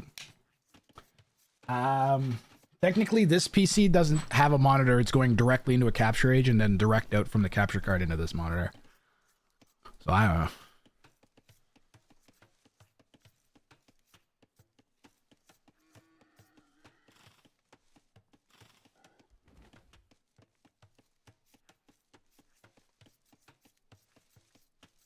I play with cubes mod, so it's weird to see yourself with trees. Cubes?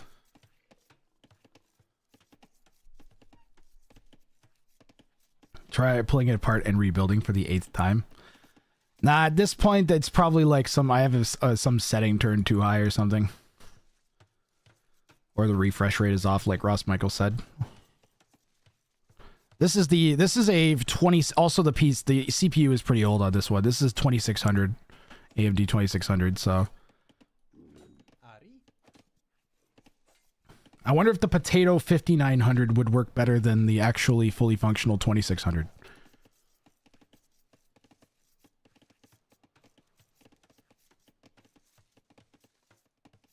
Probably not. That was my original plan, was to get a new motherboard and CPU for my main PC, and then put the 5900 in the secondary PC. But now the 5900X is fried. I'll have to see if I can scrounge some, like, I don't know, 3900X or something on Facebook Marketplace. I can stick in this and just get it running a little bit better.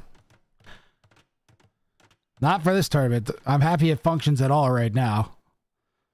Try jacking a setting down somewhere. How's Chopsticks housing? He's already at 175 houses. We have to ban Incas from this, I think. This is what you might need to ban Incas.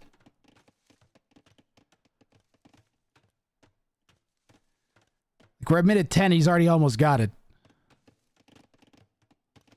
Between the settlements and the houses, they basically are the HUDs.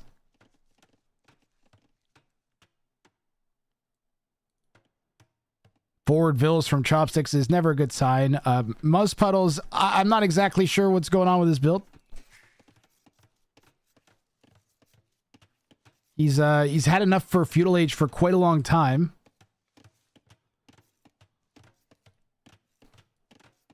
Did he spot the houses being built? I think he did.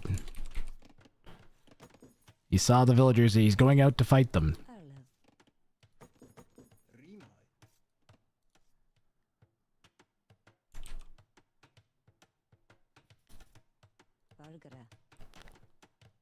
Chopsticks is going to end up bullying his opponent. Chopsticks is gonna get a bounty claim here. The way this is looking. Mouse Puddles, why aren't you making villagers? Why aren't you clicking up? Why are you going? Does he think that he was about to click up the Castle Age? The forward vills induced panic.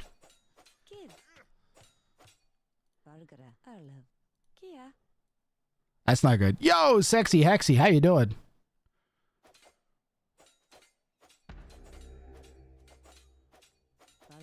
Well, for the record, Mouse Puddles, the most important thing to do at all times, even when your opponent is attacking you, is make villagers.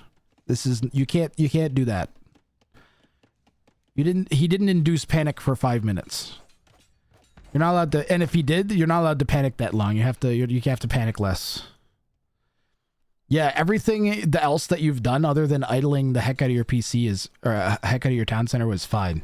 If you did everything you've done here so far, but just kept making vills the whole time, you'd be fine. Kid. Your panic. If you're panicking, what you need to do is, oh my god, and you need to chain the oh my god moment in your brain to the I need to make villagers. Your first reaction to something horrible happening should be to hit your select all TCs button and make vills. You should be like, oh god, I'm being attacked. Select all TCs, start making vills. Okay, now I can do stuff for a little bit. Select all TCs, start making vills. Oh, what do I do? Oh, select all TCs, start making vills. I'm going to put a stable down here where I select all TCs, start making vills. That's how you should panic. You'll be a lot better off. Your panic reaction should be to make more villagers. I like that you were going out and getting Hunt, though. I don't mind this. Other than the fact that Chopsticks can... Well, you didn't even see it. No, you missed it. Yeah, you can... Exactly. You can always unqueue villagers. You can't queue them if you didn't already, you know? Other than that, decision-making has been very solid. I don't mind the towers. You know that he's going to be aggressive because you've seen the forward villagers, or not the towers, the stone walls. You know he's going to be aggressive, so Like, close it up. Get your walls up. Instincts are good. It's not great that you have some vills in the back of your base, but what are you going to do? I'd still rather be closed than open.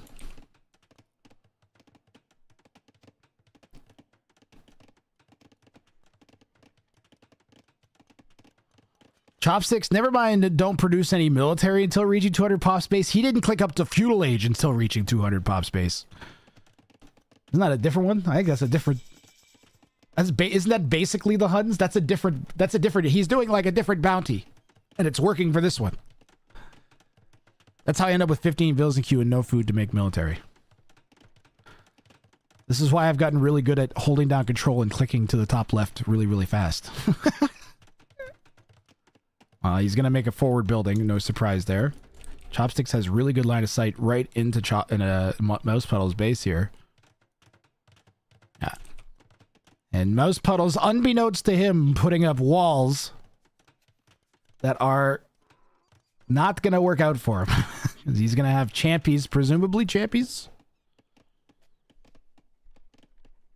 running around his base in a moment and be like, what? I walled him out. And Chopsticks, I think, is going to get an easy 3 points here. Lost track of those 2 vills. You were, yep. Chopsticks came in before you had the walls going up. And you have no reason to expect him in the back of your base. Do you have any, well, you do have 1 outpost inside your walls, but it is hiding. Like, that is pretty hidden. Plus, chat, if they were using their in-game colors, Mouse Puddles was dark blue, not light blue, and dark blue and purple look really similar, I find. I don't know about you guys. Chopstick's about to click up to Castle Age here. Any second. Missing his second building. And he's already got enough stone for a castle. So he could do a 2-villager castle drop inside of Mouse Puddle's base, which would be insane, especially if he had like 4 or 5 champions to support the castle drop, because he's only got 2 vills, right?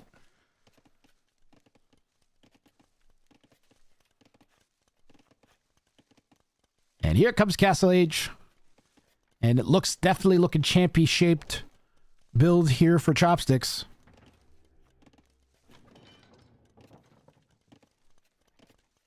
And you know what? Since Mouse Puddles got up to feudal age and the pressure fell off, he's done a lot better job of keeping his eco going. So like an adjustment you could make if you're a Mouse Puddles then, like Mouse Puddles, what you could do is accept the fact that you don't respond well under pressure and go and wall early. And, another one. And see if you can keep your town center running while you're walling early.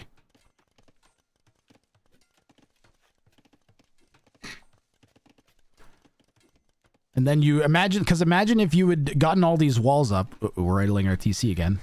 There it is. Imagine if you gotten these walls up and had no idle time. Be pretty sweet, right? Pretty sweet. I'm telling you, it's possible.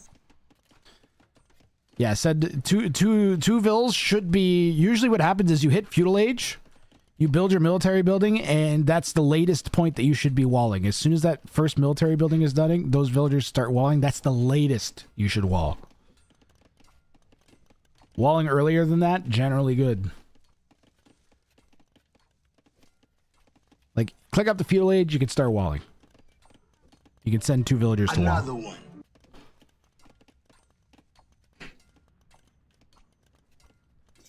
And you'll do better. Just that.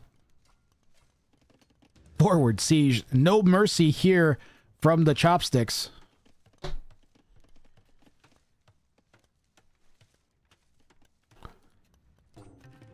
The spears will clear the house out. Mouse Puddle's probably like, ha, I got rid of him. Little does he know. Lurking in the depths. The sneak.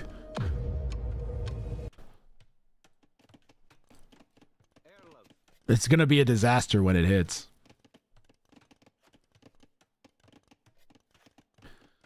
Three military buildings, gonna be a 4th in a second. Monastery, a siege workshop, and 2 barracks. Yep.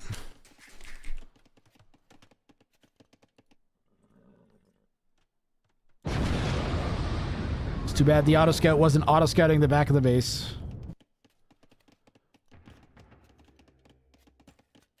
The jig is up. Mouse Puddles has no excuse now for any further Why spears? What the Why spears? You're up against a civ that can't make cavalry.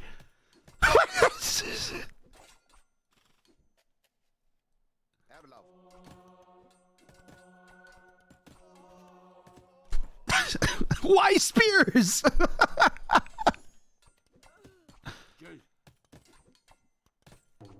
Mouse Puddles. Spears do not counter champion runners. They don't. There's nothing. They because do not have any. They don't have a stable. Your unit of choice should have been men at arms. I thought he was up against Huddens. The champion's now everywhere. Mouse Puddles now is. I'd say he's dead. Another one. If he had stone banked up, maybe he could put a castle and live, but now it's over. It's over, chat. I'm gonna zip through this one. And we're gonna go to the it's called this is a shitty trick. It's called a sneak. Down here. Down here, salt is a way of life. Obviously, the environment down here is all salt. The ceiling's salt, the floor is salt, the walls are salt, and to an extent, the air is salt. And you breathe that in, and you can constantly taste the salt. Chopsticks is going to get himself a bounty claim, dear. Where's my bounty claim button for Choppy? Shabow.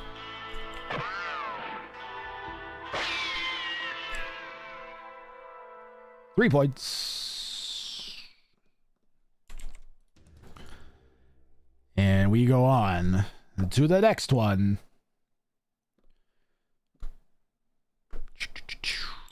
Game number 3 coming up right now. I'm going to find our next bounties out. Let's see what happened for game 2 here. Mouse Puddles refreshed his bounty pool and is going for lazy construction. Entirely construct at least one castle with one villager and win. Chopsticks did not refresh. He's going for I draw the line. Yeah!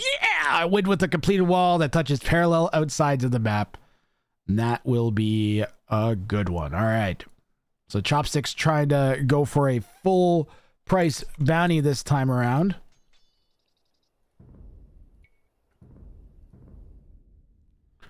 And I have game 2 on the way right now.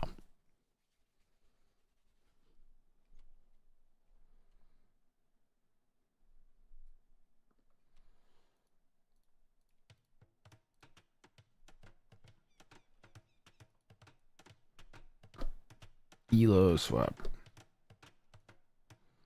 Chopsticks is going to be in the southwest.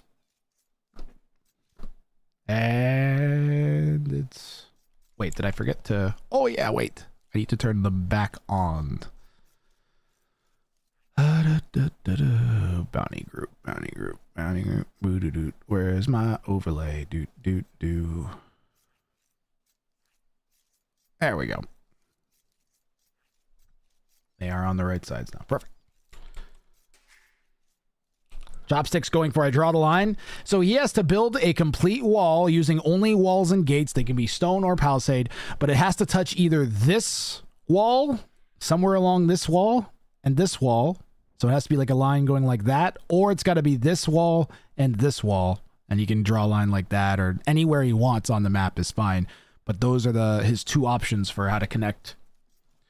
So you can't just do like a little doinky like that. It has to be all the way across. And no buildings allowed. It's got to be only palisades and gates. Mouse Puddles here in the northeast has to construct one castle with one villager and win. Doesn't matter where he puts it down. He's just got to build one castle with one villager and then win the game. You can do anything else he wants. So Mouse Puddle's going for the easiest level bounty. You can see in the top right corner of the bounty sheets. There's a 1 there. That's means that Mouse Puddles can at most get 2 points this game. 1 for the victory and 1 for his bounty. And Chopsticks can get 1 point for the victory plus 3 for his bounty. So potential 4-point game here for Chopsticks. And it would bring him up, if he pulls off his bounty, up to 7 points from this set. Chopsticks, the game show's leader. So the game show that I host, that the tournament's based on, he has 15 bounties claimed in the 2.5 years that we've been running it. He's one of the best at getting bounties. So Mouse Puddle's matchup could not be much worse. Because basically this is a same elo. I think that, oh no, this will be a mid elo to low elo matchup here. Chopsticks will be in the middle elo bracket and Mouse Puddles will be in the low elo bracket. So for Mouse Puddles, this is his one of his playing upper games, I believe. What was the problem with your PC? The memory controller in my 5900X failed. And which made it very hard to diagnose what was going on. Because it behaves exactly the same as RAM dying. So I was chasing ghosts for 2 days, basically.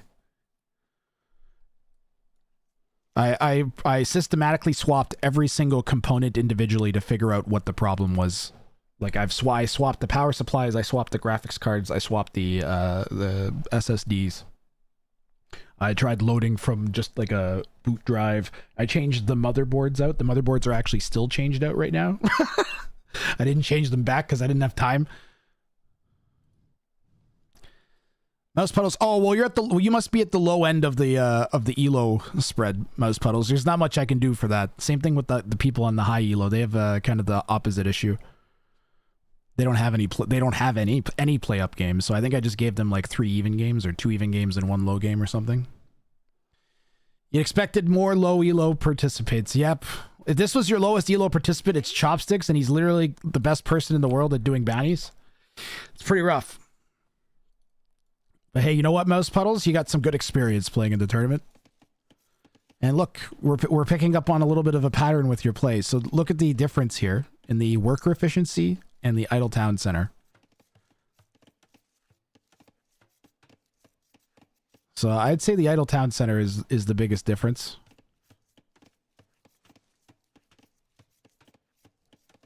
Had a blast. It was fun. I'm enjoying casting your games.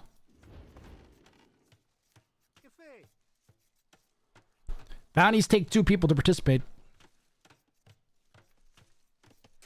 At the end of the day, you can't just have one person doing it.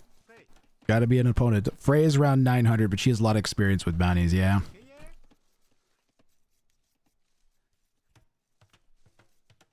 At the end of the day, it's a competitive tournament, so having a higher elo will work out in your favor. I didn't want to, like, you know... I tried to give everybody at least a couple fair matchups, but there's nothing I can do when you have an elo spread. There's always going to be an end of the bell curve.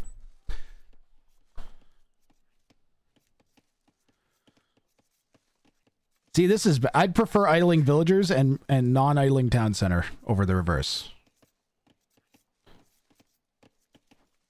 There's no reason to not have a bunch of vills queued up right now.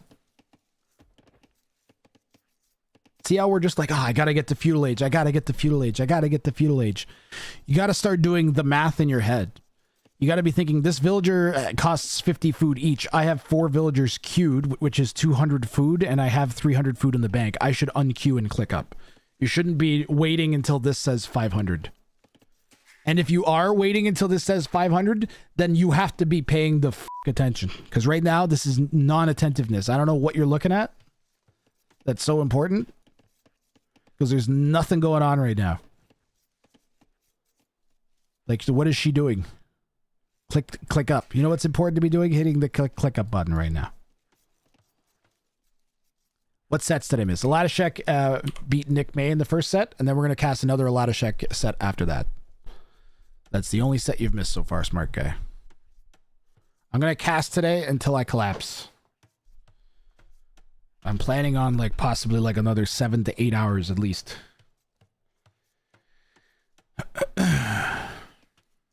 Get as many sets in today as I possibly can. And then same thing tomorrow. And then probably the same thing Sunday. And then we'll have to, like, separately schedule semifinals and finals. Players will have to, like, work it out between them, and then I'll figure out when I can cast it.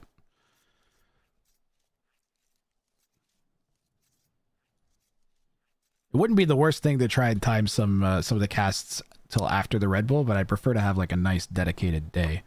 What the okay. All right, I see Chopstick's strategy. He's going way up to...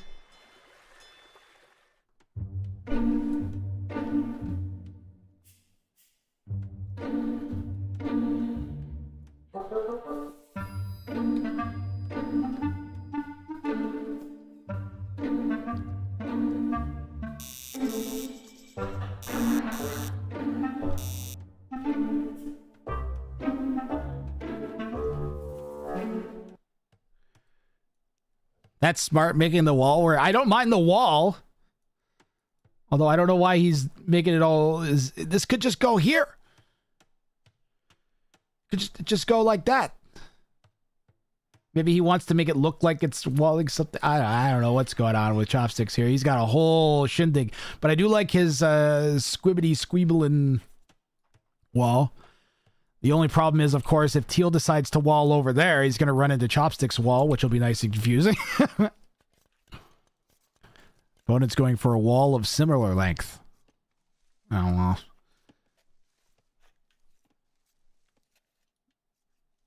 Mouse Puddles really needs to focus on getting his TC idle time down, because everything else, like, look at the worker efficiency. It's not that bad. It's just the old HQ. The old HQ. Chopsticks is a very artsy... Hit the bongos!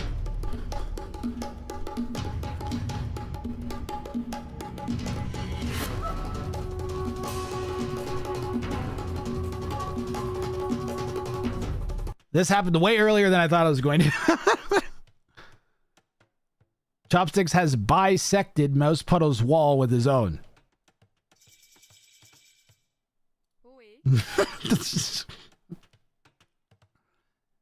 Win with a completed wall that touches parallel outsides of the map. And he has that up, so all he has to do is win. And this will confuse Mouse Puddles, I'm sure, if they notice. And this will be acceptable if he finishes this little strip here. So if that strip finishes, and then this survives till the end of the map. So this has to be alive at time of victory. Win with a completed wall. So hopefully Chopsticks doesn't have to break back in there. But Mouse Puddles might be happy to just let it be. Or he's going to go attack it with his scout. Also a possibility. He walled in the wall. That's right. The wall has been walled in. Those are great Sneakvilles for forward. Yeah, but Chopsticks did that to poor Mouse Puddles last time, and Mouse Puddles didn't like it. So I think Chopsticks is being a bit nicer this time. Monday? I was looking for the Sneakvilles again. To be fair, that is how Chopsticks plays. Is he going to double connect the walls? Well, obviously, we're making a new bounty here, guys. Or he's going for like an insurance wall in case Mouse Puddles breaks this one. It could be an insurance wall in case Mouse Puddles breaks that one, actually. Because that's in his base. Wall in the whole map. You know, win the game with all four sides completing like a circuit of the walls or something. As close to the outside as reasonably possible.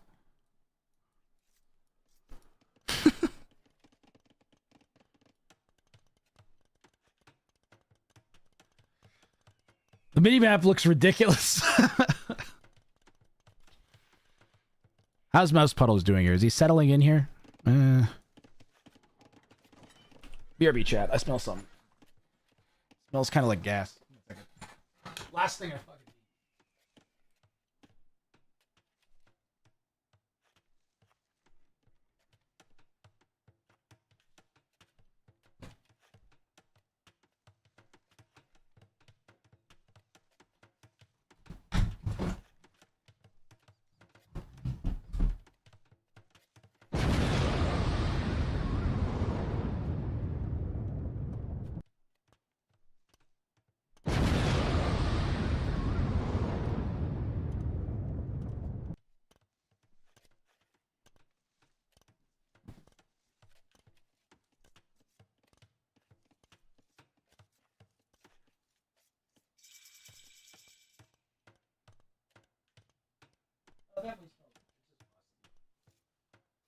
It's just like spring must smell.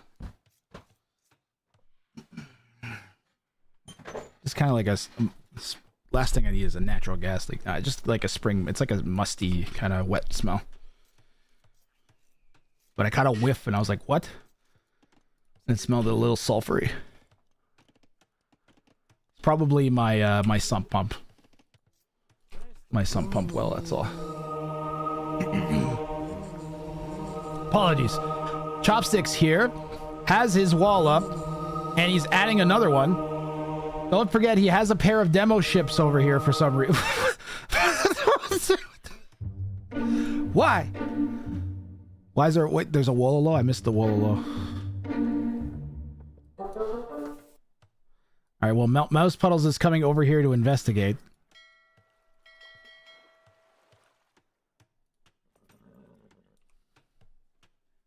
Alright, chat. For every kill a demo ship gets in this game, I'm going to gift a sub. Alright? Every demo ship kill this game gets a sub.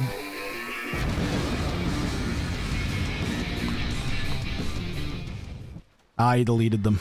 Damn it! Damn it! Ah, that was the shortest lived thing ever. I tried, chat. I'm sorry. Blame Chopsticks. The scouts are going to find some of these goofy Wallingvilles. They are actually walled in right now, the scouts.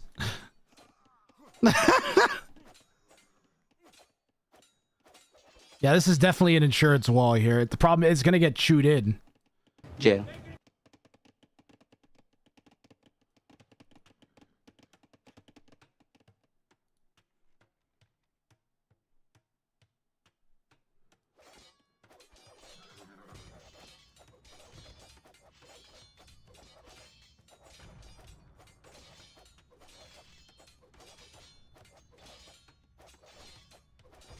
They changed the hotkey for fishing ships. These were supposed to be fishing ships, were they? I was all excited. I was like, does Chopsticks know some glitch where you can send the demo ships on land or something?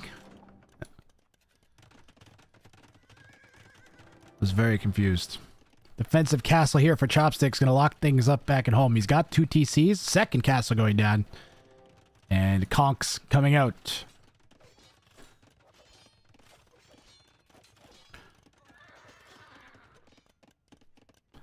Mouse Puddles does have a pretty safe economy. Don't forget that it can be chopped open at any time, but Chopsticks would have to sacrifice his wall's completion to get in. So he would need to have forward vills there to quickly replace it. He might be better off just ignoring it because he's got the wall completed, or I guess he could just go back out and fix that maybe. He does have a foundation down over there. Some vills going to get caught out potentially. Nope, they make it away from the raiding party here, but you can't get in. Both players fully walled. Chopsticks fully walled in a completely different way as well. Is that the one Ville cat? Oh, there's Greg! Greg has been making a lot of appearances today. And I'm just so happy we get to see him. His name's Greg. He's a castle technician. His name's Greg. Yeah. His name's Greg, and he's building a castle. In the first game, Mouse Puddles thought Chopsticks was an asshole. But this time, he's a lot more safer. Because he has Greg. Hey, it rhymed. It rhymed, chat. That's right. I'm a rhyming mango. That's the one sort of clever thing I'm allowed to do today. That's it. I've got nothing left. It's the cleverness bank has been depleted. Greg the safety technician. He's locked up his bounty attempt, at least, Mouse Puddles. After this, he's just gonna have to worry about winning. And the castle is not even in a bad spot right on the stone. And he didn't go outside and like risk building it outside. So really good job by Mouse Puddles. Actually getting his bounty completed here. We'll give him a little we'll give him a golf clap here. We'll give him a golf clap. You know, the one thing that would have been nice for him to have been doing is exactly what Chopsticks is doing. Is go out and he had map control for so long that I think he maybe could have squeezed a monk out to get relics a bit faster.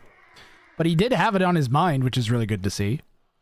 The main issue now is going to be how the heck does he deal with 12 conquistadors? Because they will take out the stable and or this gate lickety split, and they'll also kill this batch of knights real fast.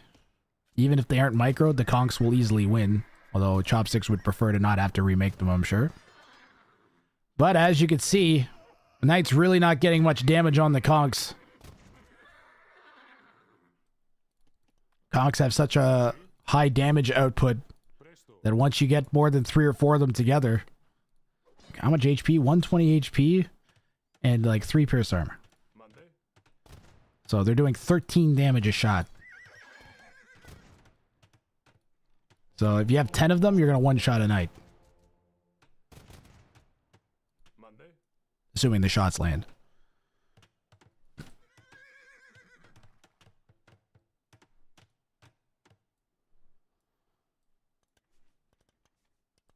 What is this? Chopsticks and his obsession with docking the pawns on Arabia.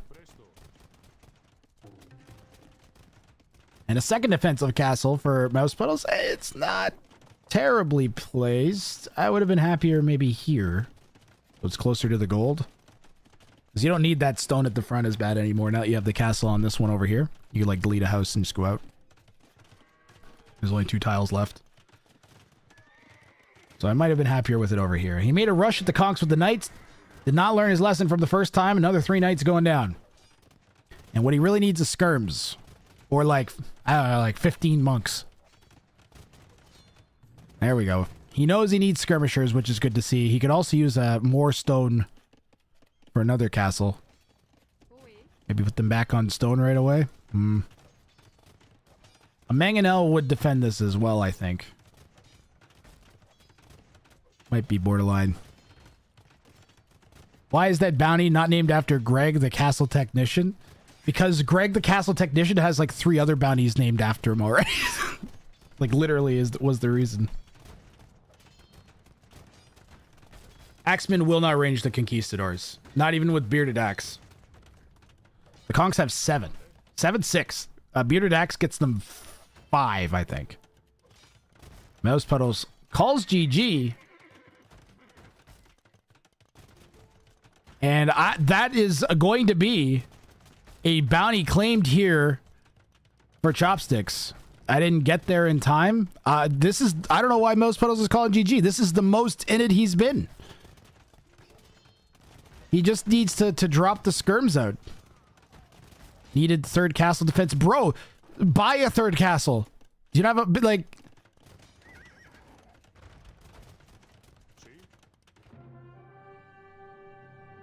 Mouse Puddles, you were not as out of this game as you thought you were.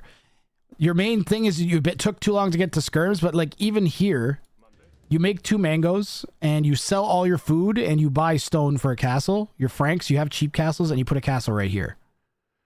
And then you defend your main gold with your castle and your mangonels until you can make enough skirms, and that buys you time to go up. And you stretch the game out. This was not GG. We're going to check Chopsticks' wall. He's got 2 completed walls. That doesn't double his bounty, but he does get a bounty claim.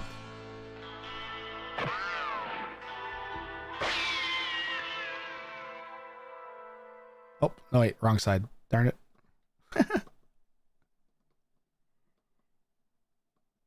So 7 points in 2 games here for Chopsticks so far. And we're just gonna keep things going as quickly as we can here. Because I have so many games to get through.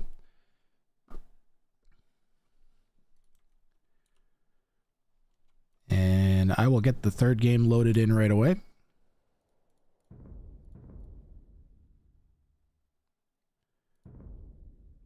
And for game 3, our players are going for Mouse Puddles. Used another refresh. Now he's going for win with 10 TCs alive or more at time of victory. Chopsticks going for Greg the Builder. All buildings other than farms must be built using the same villager and win. Second time we've seen this one today. And here we go. Your internet has been potato all week. My PC has been potato all week. This is the first stream I did, I think, since like, I don't know, Monday or something. It's been a journey, I tell you. So, Chopsticks here, Khmer in the north. This is going to be Greg. This is going to be Greg. So, Greg has to build all of Chopsticks' buildings in order for him to win. Last game we saw Greg die. The last time we had this bounty attempted, Greg actually ended up dying. But the person who was playing with this challenge didn't make another building after that and was still able to win, which was crazy. Mouse Puddles here in the south, playing in teal. Win with 10 TCs alive or more at time of victory. You're helping with that? You're helping in the, yeah. We're making up time here. For sure.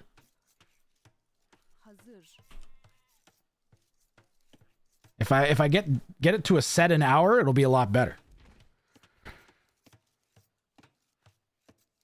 I'll be able to get all of the group stage done hopefully by Sunday, or at least figure out who it is. Is there some public schedule on when you're going to stream? I checked yesterday a few times. There's been no schedule all week, we're talking, because my PC was dead. Literally my CPU died. So I've spent the past 3 or 4 days replacing that. I don't even know how long it's been, to be honest. It feels like it's been forever. I've been pulling like 16, 18-hour days or something trying to get this to work. I feel like it's so surreal for me to even be here right now. You have no idea. I don't feel like this is actually happening. My PC is, the cable management went right out. The cable management is so bad. It's like a rat's nest. It was so nice before. It's gone. But, exclamation mark schedule, Warta. Actually, no, wait. There is one now. So that shows when I'm planning on casting the games. I'll try to keep that up to date. But that'll be the casting schedule from now on. As it was going to be like a games being played schedule, but there's no point in that anymore. It's going to be a when is Grath casting the game schedule.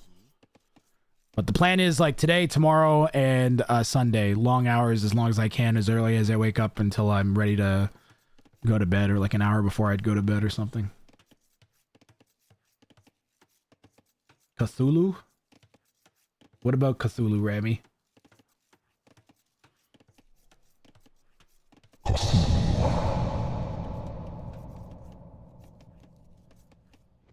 Does that work? I can't hear that. My audio is still all potato from the experiences I've had. So word exclamation mark schedule.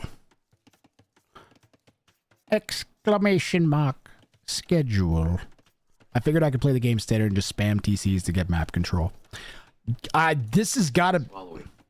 WBTO, have an explosion. Thank you for the follow. Yeah, this has got to be one of the easier bounties to do. The level 1s are all, like, they're supposed to be easy. You only get a single point for them when you can get up to 3 for a bounty. So this one, in theory, should be 3, like, a third as difficult as Greg the Builder, which sounds about right. Like 10 TCs, you just put 10 TCs down. You can do that. You get to imp and you have extra res, just pow, pow, pow, pow, pow. Spam TCs on neutral res. Just put them everywhere. Like, it's not even bad. If you watch Tokigawa Saki Koi play, that guy puts 10 TCs down in a regular game. He's like praying he gets this bounty every single time he can. Like, well, that's a nice lure from Mouse Puddles. Very consistent minute and a half of idle time before 20 vills, though, is not... That's got to be the priority, is getting rid of that. Cleaning up these Dark Age builds. Look up a build order and do what the build order says. Don't think that you can do or outthink or outplay the build order. The build order is the way it is because people much, much better at the game than you or I figured out that that's what you're supposed to do. That's just the reality. You're not gonna be able to do a better job than that. Just kind of YOLOing it. You gotta practice it and then tidy it up, and then your personal style comes into play in how you accomplish the build, not what build you're accomplishing. That being said, Chopsticks, with his weakest build so far of the set here, almost the same amount as Mouse Puddles.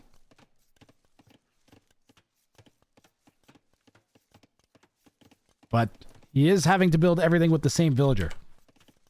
We may have to go back and track that. We'll do a quick double check here on the buildings, maybe. Nah, we'll just let it go. We'll let it go. We'll check at the end. I'm gonna assume it's been the same. There's not been so many that he would have lost track by now. An idle TC challenge. Who could idle their town center the longest and win? That'd be a very awkward bounty to do. Or whatever challenge game show. Closest the players really have been. But we're once again in a situation where Mouse Puddles has enough res to click up. And is not. And is not making villas. And I don't understand why.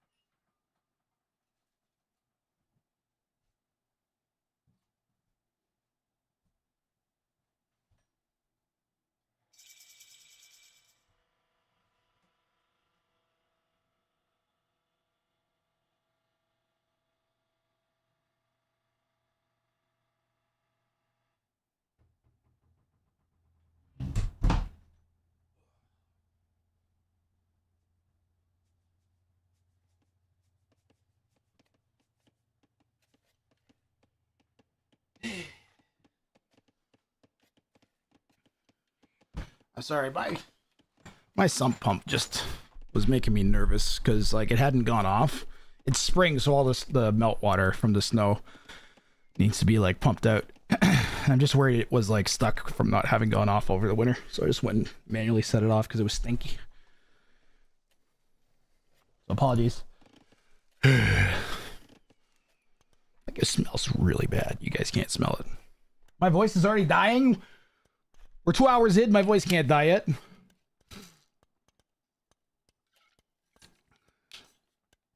my place, the messy cables are called Cthulhu.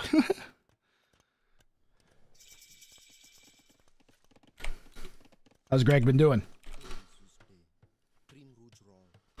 Greg's going forwards. We saw this last game as well. It's definitely risky. At least with the Khmer, you can hop into the house. Yeah, don't be embarrassed, Mouse Puddle. You're doing a hard challenge against someone 300, 400 EO higher than you. In a competitive environment, in like the most competitive environment that either of you have been in. Probably for months. I don't know how often either of you play tournaments.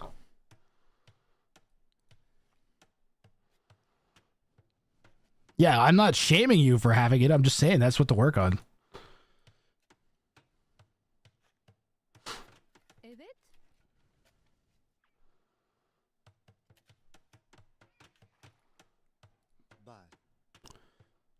This is your third in 3 or 4 years. There you go.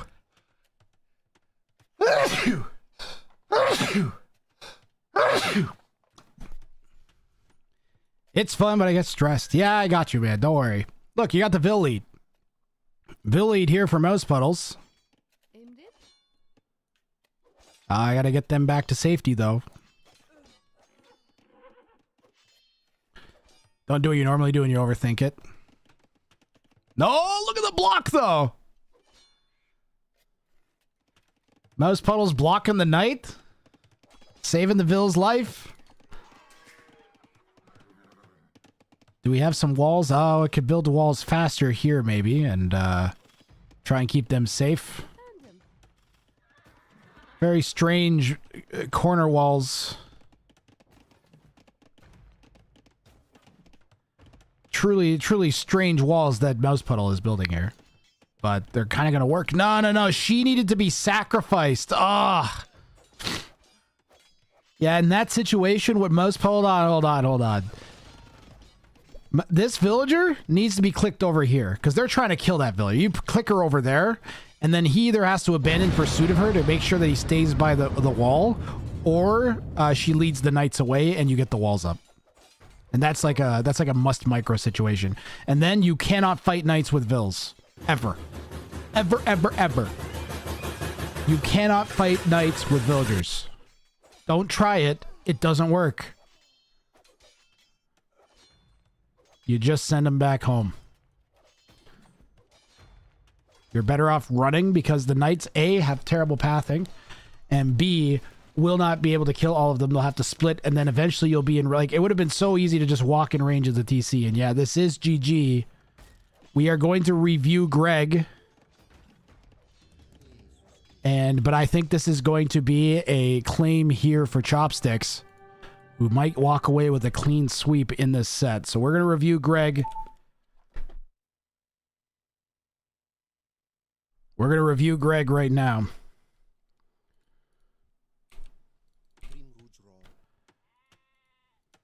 First building, second building. Lumber camp. Houses.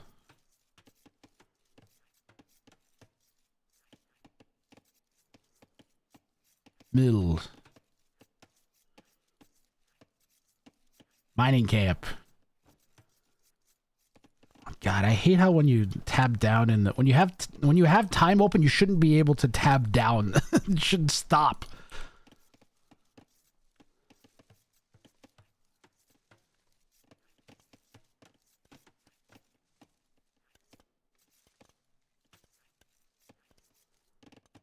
Is that still Greg? Yeah, it's still Greg. Greg's doing good. Greg's doing good, chat. As far as I can tell, there's been no buildings constructed not by Greg. I think the only thing left was the Siege Workshop, and yeah, this is going to be a bounty claimed here for Chopsticks, walking away with a clean sweep. 11 points in one set for Chopsticks. Sorry for the Salt first game. Salt is... Look, Mouse Puddles, it's not you are a bad person because you were salty. It's down here. Salt is a way of life. Salt is a way of life. Obviously, the environment down here is all salt. The ceiling's salt, the floor is salt, the walls are salt, and You're gonna to an get extent, salty. the air is salt. And you breathe that in, and you can constantly taste the salt. All right, but that does it for this one. There were no further buildings built after this.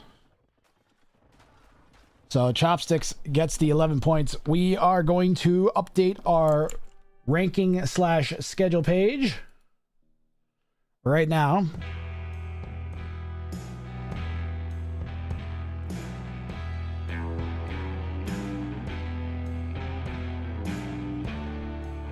So Chopsticks now has 15 points and is 5-1.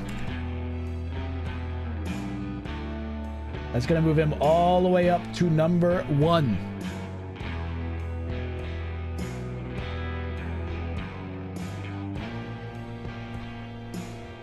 And up next, we are going to do Oladishek and Nick May. I might as well get rid of this down here. I should get rid of that schedule down there. We don't need it anymore. We have the nice schedule. Let me get rid of that bottom schedule somewhere. Where is it? Get rid of that.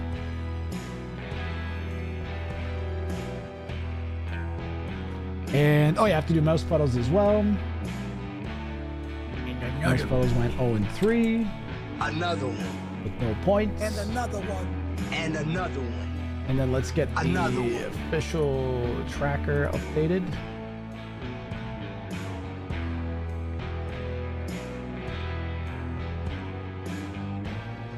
Another one.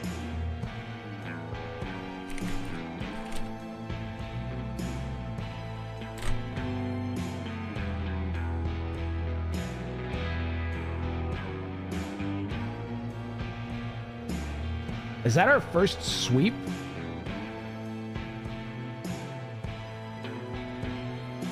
I think that's our first sweep. Like with the bounties and everything.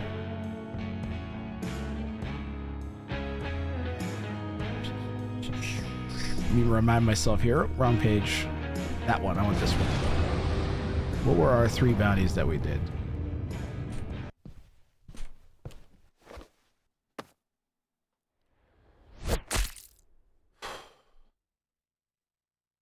Another one.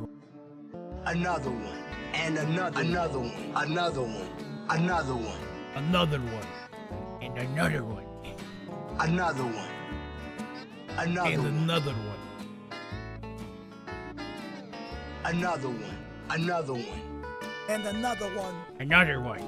I'm so glad I can't hear any of this right now. Another one. And And another one. another one. Top 6 out of level 2. Another one. And another one. And another one. And another one. Another one. Another one. Another one. Another one. Another one. Another one. Another one. We have Another on one. home. Another Another one. one. Another one. Another one. And another one. I draw And the another one. Another line. one. Another one. Another one. Another one. Another one. Another one. And another Another one. one. Guys are not Another making the one. season. And another one. Another one. Another And one. another one. Greg, the Another builder, one. And another one. is also Another level Another 3. one. Alan! Another one. Another one. And another one.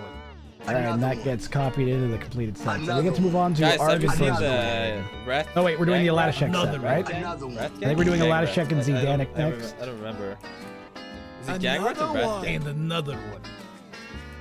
Yeah, we're doing a Latishek and I always mix Zedanic that next. I don't know what Another the one. schedule says. But that's what we're And doing. another The one. streamer. Gang Rat. Another Rat one. Gang. All of it. Gang Rat. Hang Rat. Go Rat for it, Chad. Gang. Get it out of your system now while we're between games. Another one. God! No! God! Yeah. Please, no! No!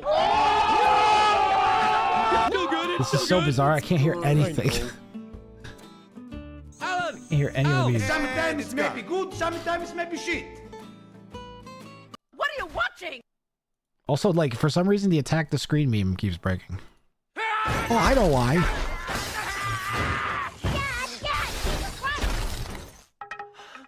It's okay. It's dead. Emotional Ah, Alan, it's gone!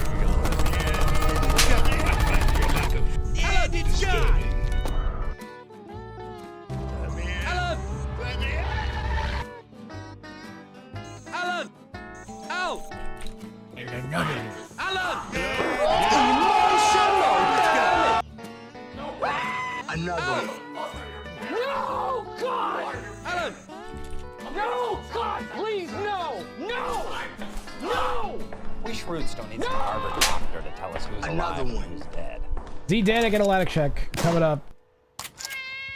How are we doing on Decided to ad make sure timing? that our dead 10 were minutes till an ad. out of kindness. Let's see here. Dude, where are we? Zedanic and Uladishek, yes.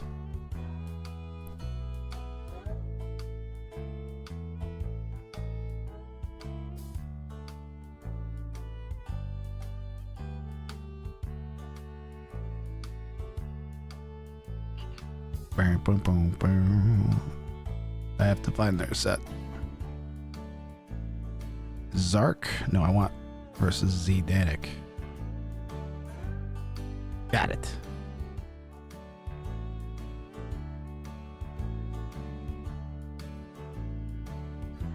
Do game 3. I can get the draft loaded in.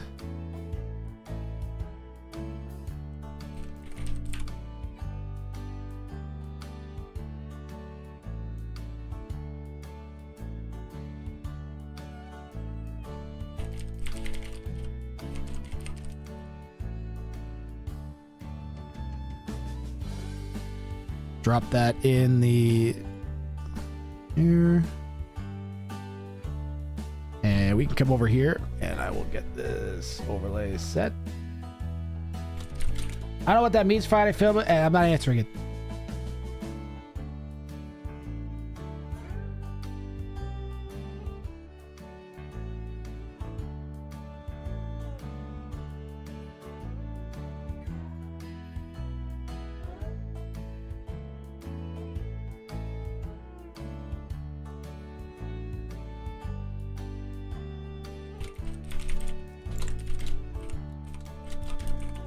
Jail. All right.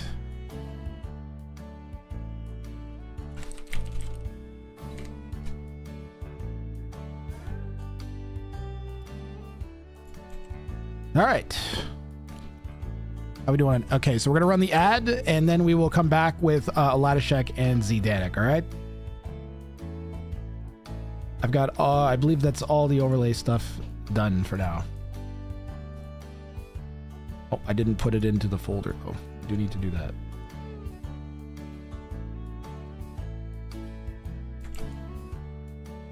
I am going as fast as I can, I promise.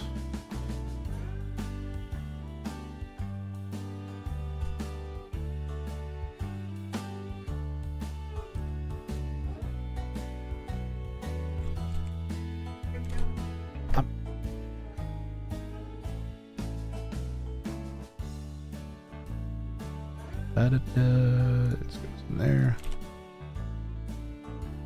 And then refresh this.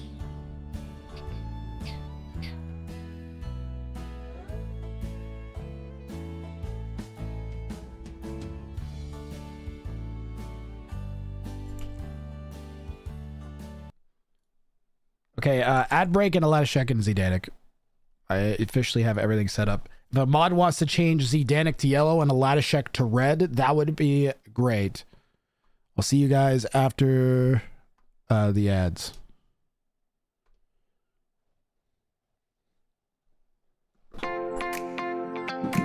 Have you ever wanted a brand new purse, but also wanted a delicious meal? Hi, my name's Alligator Randy, and if there's one thing I enjoy, it's a good alligator. Come on down to Alligator Randy's, home of the newest trend, where we make your purse while you eat the crocodile the purse is made from. All of our alligators are kept as fresh as possible in the alligator pen. Our professional alligator handlers ensure that the alligator of your choosing has never been involved in a human-to-alligator confrontation. Our alligators are raised with the utmost care in the alligator death swamp pit from which no man has returned. Alligator Randy's, home of the world's least secure rope bridge. Whoops, don't slip. Alligator Randy's, ask about our death pit.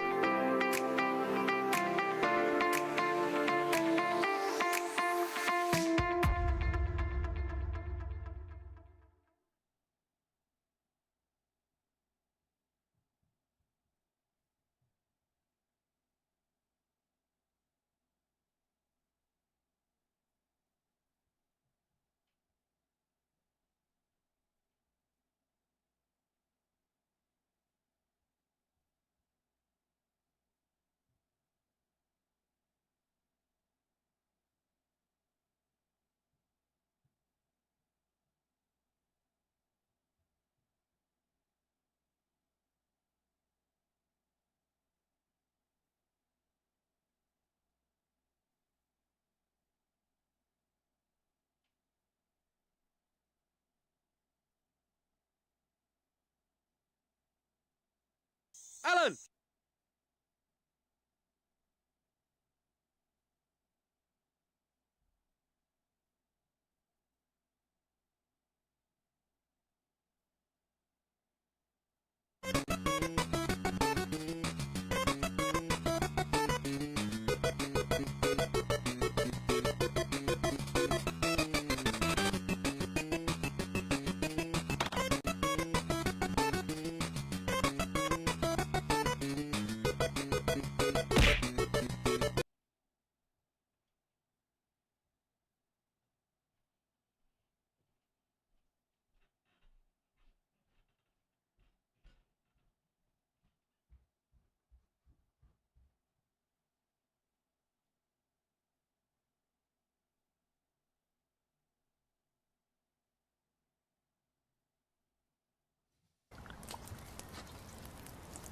Feel that?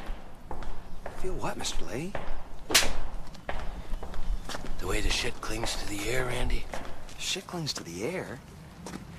It's already started, my dear good friend. What started, Mr. Lee? The shit blizzard.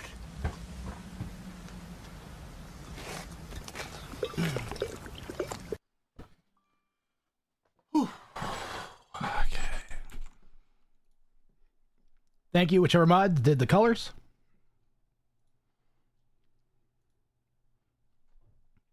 Let's start. Ladashek and Z Danik here. In the Showdown Cup, my name is Grathrang. Leopard, you want to do the ELOs too? This is a 2K plus matchup. Two of the higher ELO players that we have, both of them from the higher ELO bracket. The colors are the opposite way, unfortunately. I will take care of that.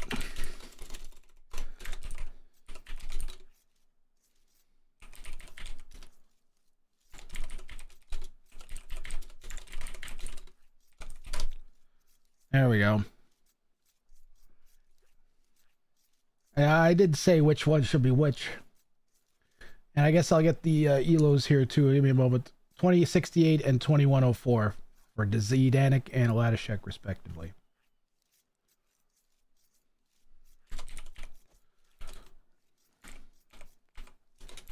Oh my god.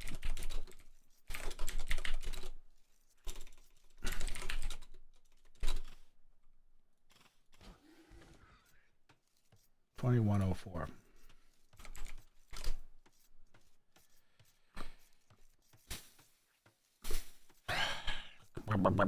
Everything makes sense now. Zdanik here in yellow in the west, going for have 60 Teuton scouts alive at time of victory. A level 3 bounty, very difficult. Ladashek in the east, playing as the Grajaras, going for produce only camel scouts and villagers and win. And we have seen this isn't the first time we've had these two bounties meet up.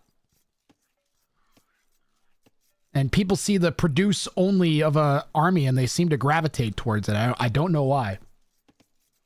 But Ladashek is in theory making the unit that counters Zdanik's. Now the difference is that Zdanik can make scouts even in imp and doesn't have to just make scouts. They have much more, yellow has much more freedom in what units they're going to produce. Ladashek rather hamstrung into producing only camel scouts. Now it's going to be, so I would say it's going to be easier for yellow to get the win, but harder to get the bounty. Whereas Ladashek, it should be easier to get the win. Should be, easier to get the bounty, but harder to get the win. There we go. It's easy to only make one of a unit. Or only make a single, unit type. It's hard to win doing it, though. So, my prediction for how this game is going to go.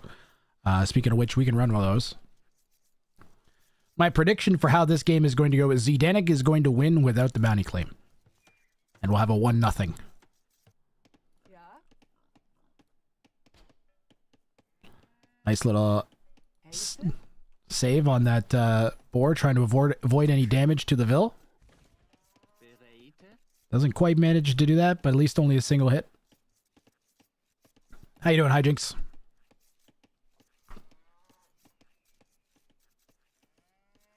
So if you want, yeah, that's exactly right, Levi. It's the exact same bounty matchup. Again, I think it's because the players see the bounties where they go for a specific unit, or you get to make a fairly useful unit, and then they pick it.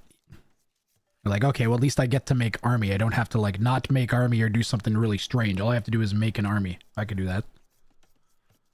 I think that's why we're seeing this, is people are way more comfortable just making something instead of all the weird, especially the produce only villagers bounties. There's a few of those. Is it the third time, Leopard? It's definitely happened at least once.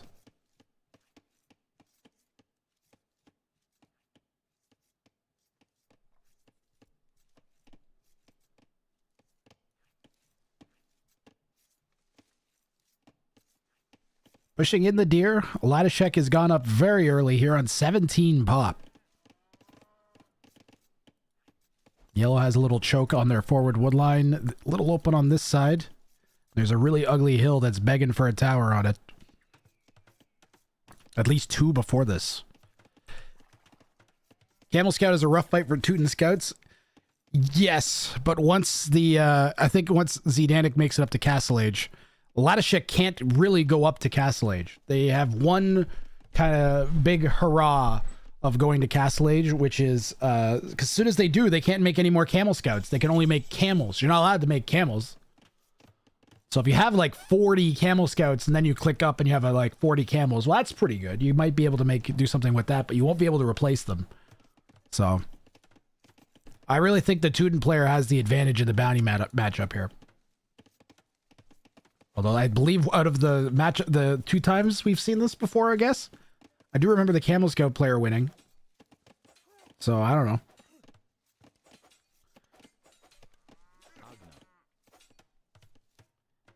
Fighting uphill. Oof. Don't want to do that. Ladashek managing to pick off the Teuton Scout. It's 80 more food that Zdanic's gonna have to spend. Oh yeah, the longer this goes, the better it is for yellow. Clear Love failed the bounty, but still managed to beat you. Ah, okay.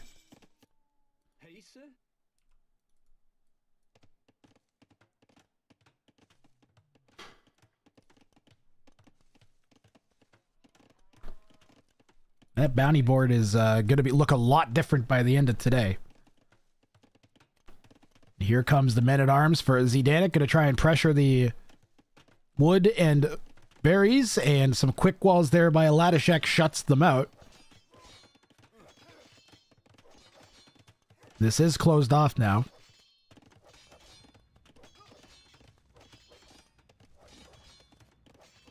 So opening men-at-arms, despite the fact that they have to make scouts. So Zdanic probably not even thinking about the bounty yet. Gonna get in right away. That wall went down real quick. The 4th men-at-arms added a lot there. And you can see there Ladashek sacrificing that Vil to try and keep these out for another minute or two. And the mill is the next target. It's got 7 sheep in it, so not a bad thing for Zdanic to be pressing here. There are some Camel Scouts out. Now, what's the Camel Scout Man-at-Arms matchup look like here? The Man-at-Arms has more attack and armor, but pierce armor, not melee armor. And 25 less HP, so that's open? Was this overchopped? I think this was overchopped on the wood line. Men-at-Arms are coming in and causing even more chaos in Ladashek's base.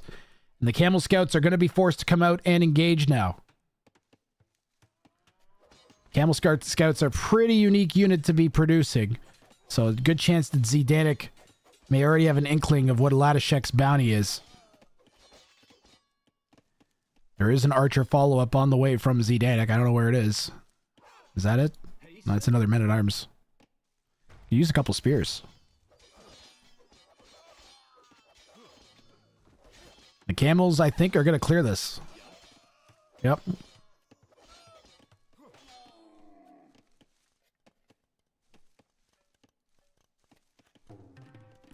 Already dropping behind on Vils. Yeah, Ladashek is 5 Vils back now. 4 kills from Zdanic from the men-at-arms.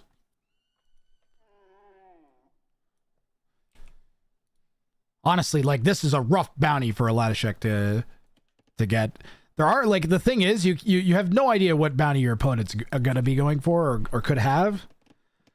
So there's a few that it would make a lot of sense. Honestly, I think if you're going Camel Scouts, your opponent having to go 60 Scouts isn't the worst thing in the world.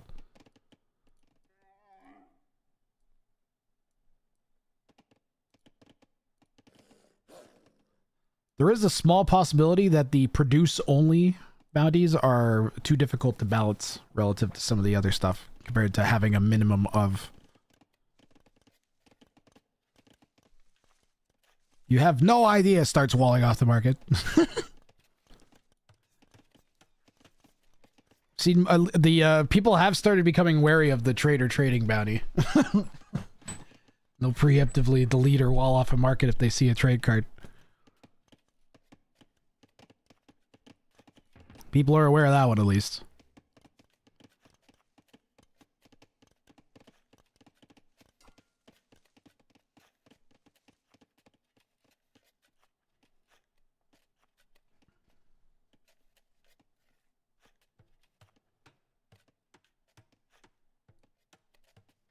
We're getting so much tearing. I don't know what is going on with this, with Capture Age these days.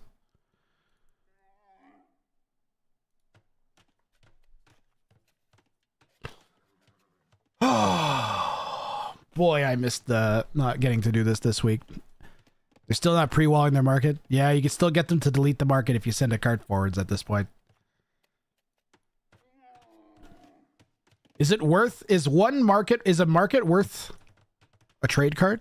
Like if you make a trade card, is it worth it to get your opponent to delete their market? Is the trade card's worth wood and gold? Market's worth just wood. But 350 wood for the first market you delete, and then the second one you have to rebuild. So I don't know. That's enough spears that this is not a great engagement for Latashek if he takes it. If he fights with the Vills, it'll be a little bit better. Or gets a hill. The spears walk around not poking anything for the whole fight. Nice clear there from Latashek. Zdanik loses another batch of army, and Latashek looks like they are planning on some sort of late feudal tower rush here with the Camel Scouts.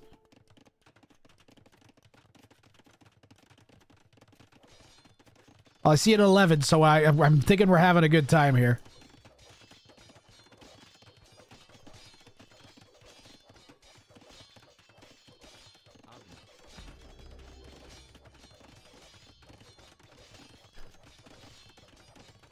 Oh yeah, you might get at least one drop off with the cart. That's true, Baladin.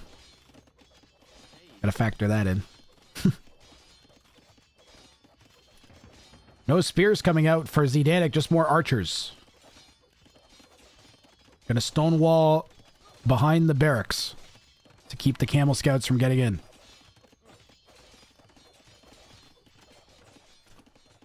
Zdanik does have trapped stone, so they could go for a castle drop to defend.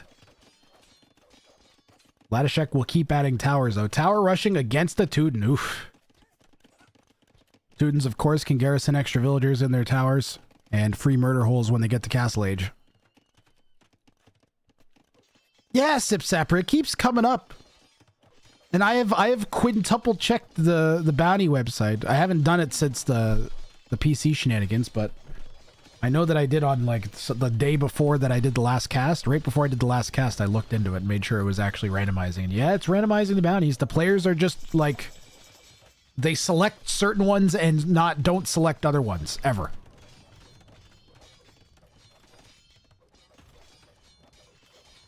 Like consistently. Who usually wins Gurjara's Teutons? Both have won 11. Both players have won in this matchup. From what I recall and what chat recalls between those two things, I recall there being a Gurjara victory and somebody lost. Clear Love beat Levi, I believe. The other way around. Or vice versa, I don't remember. But both we've had a win and a loss from both. So in theory, the bounties are, I guess, balanced at least a little bit. We can see here Latashek with the 15 Camel Scouts. Zdanik being forced to make mangoes and monks to get the Camel Scouts off of his walls. Does squeeze a TC down on the outside. That bonus for the Teuton Towers also applies to their TC, so they actually have 25 garrison space on their town centers.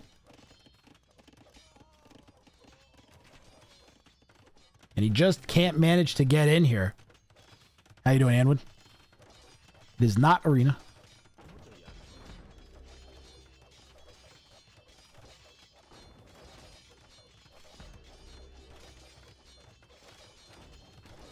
Yeah, I was going to say, I think the monks are what's really going to do it.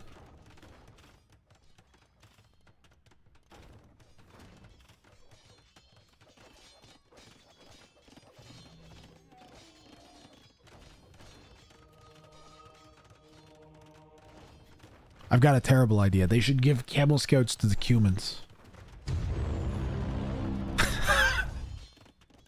Okay, I take it back. I feel like that fits their identity, though. I don't know. Make the Cumans even more OP. Do it. That would be so broken. What, like being able to build 2 TCs? Mango shot directly to the clustered up Camel Scouts. Oh no! Got 2 Camel Scouts there.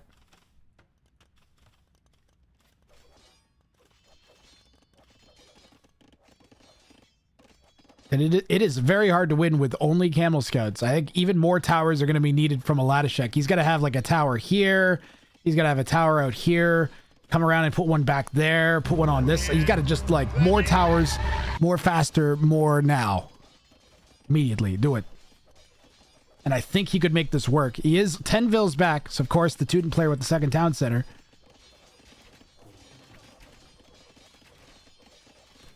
But we're still within 200 res collected of each other. And will Aladashek at a certain point abandon going for the bounty? He may have to just go for the win, prevent his opponent from claiming a bounty against him.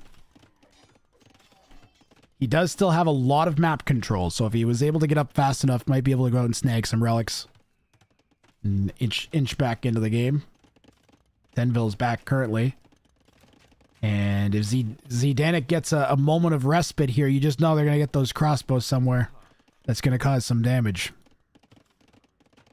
That's what I'm talking about. Aladashek adding towers.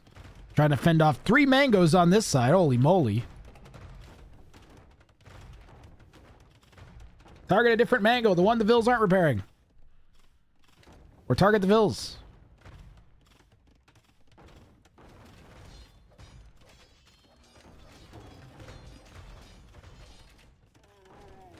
So close to getting in. You just know if there was a single hole here.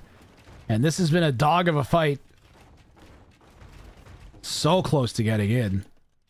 There's a hell of a lot of pressure from Aladashek. Like, we're denying markets. We're forcing 4 mangonels being built defensively and stuff. He is going to click up to Castle Age. So Aladashek is going to back off of the bounty attempt here. He could also make one last big push. Make as many Camel Scouts as he can manage before Castle Age kicks in, and then just see how much damage he can do from that position. Yeah, it's looking like it's Zdanik's bounty claim and game here. Still a hell of a long way away from 60 scouts.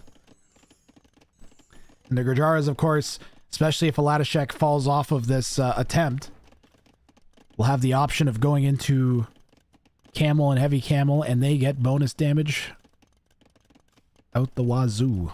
20%, 30%, 40% for being in each age, Feudal Castle and Imperial Age, respectively. Additional bonus damage will more than counter the armor thing. Like the Teutons having extra melee armor. Plus, armor doesn't apply to bonus damage. Right? Somebody correct me if I'm wrong on that, but I believe that armor does not apply to bonus damage.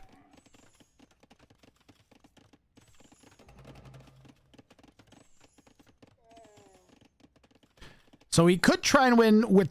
He could wait a minute before he makes anything else. But if he makes any other military now, including camels... But yeah, he can pick up husbandry. He could get armor. Get some upgrades for them. You know, maybe make one last big push and raid. It only takes 1 overchop, chat. And this game could go sideways real fast. You run in, you snipe those 5 mangoes. I don't know where they are. Where'd they all go? You run in and snipe those mangoes off this overchop. And Zdanik would be very exposed with just 3 monks and 10 crossbows left to defend after that. Plus no ballistics yet. I mean, I'm watching this. In my opinion, this is it's time to go. This is open. Obviously, Aladashek can't see this. They could go for a castle drop, though. Ooh, he's going to go in for a castle drop. This is really slick play from Aladashek. I really like this. He's going to stretch his attempt at the bounty out as long as he can before abandoning it. And he's going to do a castle drop. And it could go down in a spot where it denies maybe like 10 plus farms. 3, 4, 5, 6, 7, 8, 9, 10. If it goes down right around here somewhere... Maybe smack that house down the rest of the way. Or if it goes somewhere over here, you go in and you start pushing that. It could be pretty serious too. You think they'll eventually die to TCs? Yes. But he doesn't need them to live that. He just needs to let them live long enough for him to start getting castles down on Zdanic's base and maybe snipe some mangonels. Defensive castle from Zdanic in response to Aladishek's forward castle, but it's not going to get him his main stone back, and it's not going to get him his farms back. Just about got in there on the left, did Aladishek, but a quick wall saves the day for Zdanic. It's been a really close game.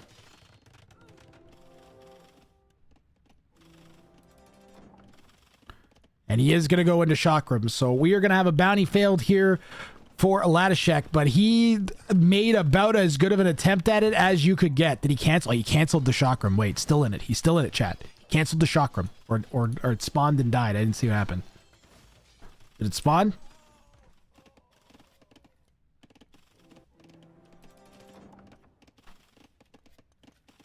Nope, he canceled it. Still in it.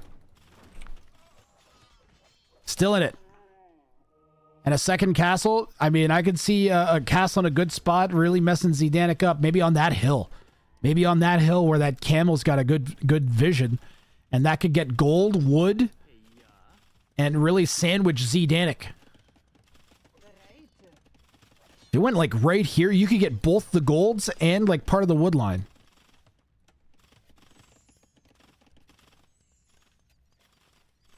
Zdanic is going up to Imp. That was a cool game. Would chakrams have helped? Like if Aladishek had chakrams come, well, he'd have range with units and he might be able to break in or at least harass better. So maybe, yeah.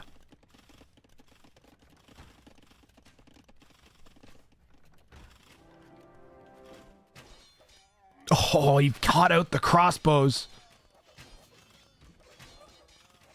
Every camel he loses is one less he's going to be able to make while maintaining his bounty attempt. He's just not going to have more than 14 now, no matter what. Unless he abandons the bounty.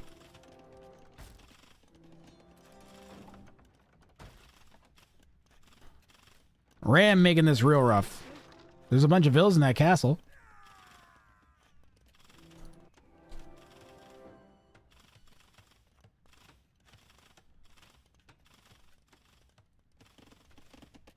I don't know if yellow's even going to go for the scouts here. They might feel too trapped to do that. They need like another 15 farms, 20 farms.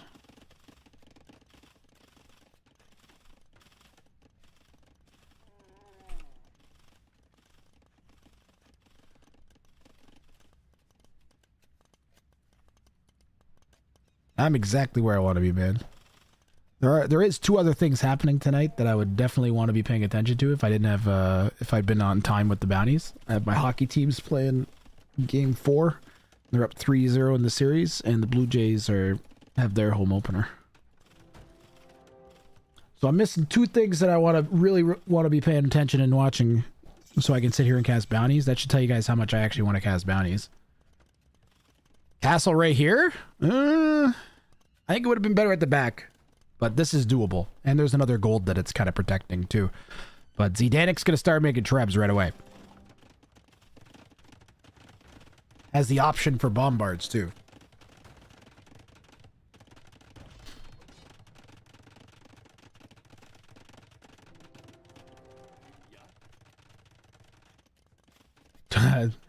Keepy boys! Those aren't scouts.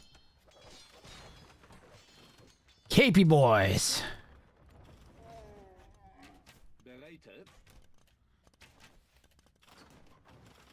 Castle's getting trebbed down right away.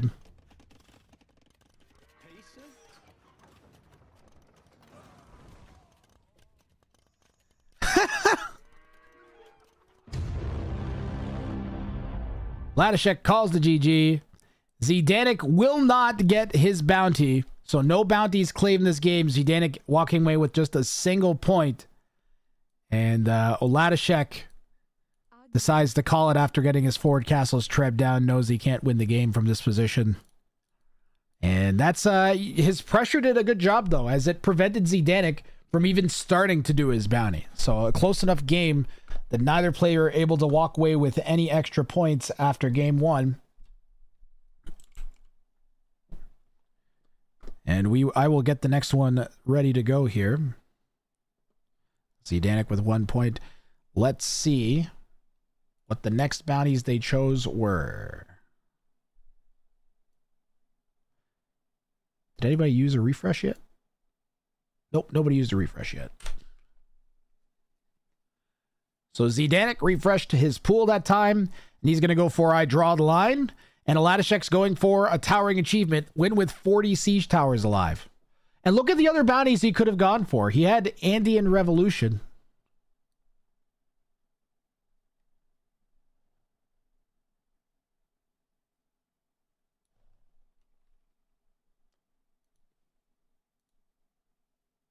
Are they from the different pools? They might have been right. Is he right at the cutoff point?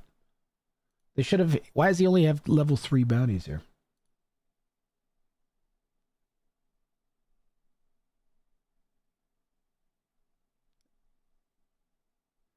Hold on 1 second.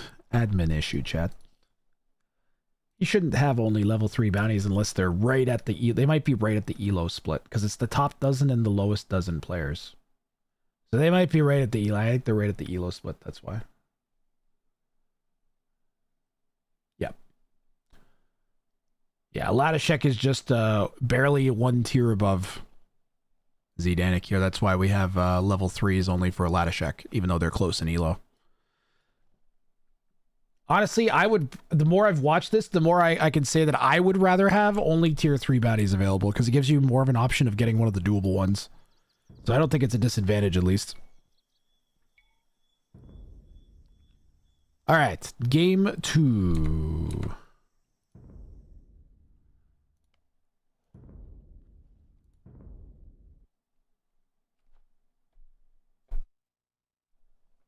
Towering achievement and draw the line. Parallel outsides of the map for a draw the line. Zdanik here in the west, playing as the Chinese for drawing the line. A very appropriate civ to choose. You got to build a giant wall. I'm going to pick China. All right. Don't they get a whole bunch of wall bonuses? Don't they get a wall bonus? Great wall. Extra HP on the walls.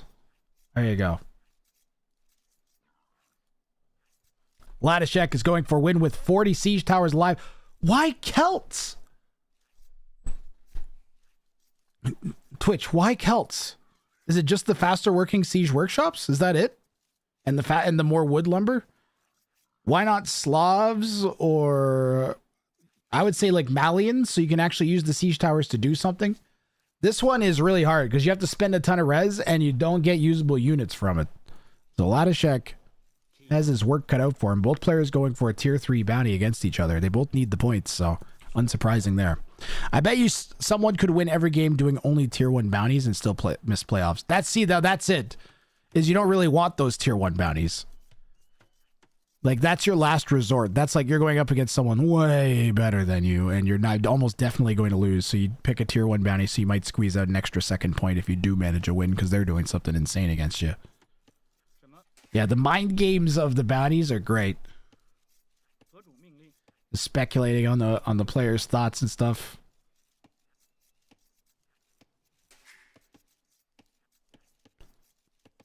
Decent idle time for the Chinese player, as they don't start with food, so just over a villager of idle time for Zdanik. Pretty good. 2 seconds over. Decent map for a wall. Oh yeah, this is pretty nice. You got a nice clear shot. You don't have to like bend your walls up and down too much. Even back here, this isn't too bad either. You've got a nice little lane, and it has to be to the edge of the wall, guys. Remember, these don't count. It has to be a complete wall from edge to edge. It can go diagonally and go whatever direction you want it to go, but it's got to touch both sides. Yeah, just the one cliff. You can just go parallel to it. Sneak right along that. Go in one, and then over, and down like another one, and over. It's probably the way to go. Especially because it's going to be out of the attack corridor, which is definitely going to be like here. Ooh, look, a strategically relevant cliff. Oh, strategically relevant cliff.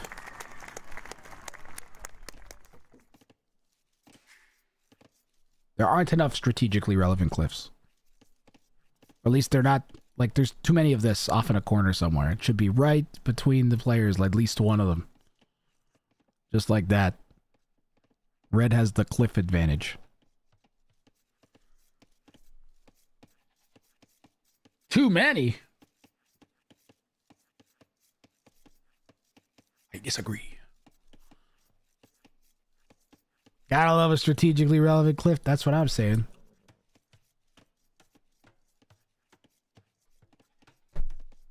Did we pay out the prediction last game? We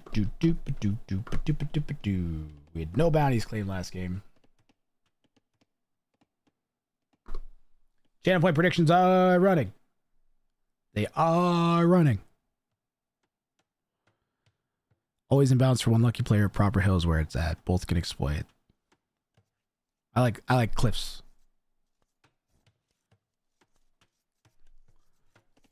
I like cliffs.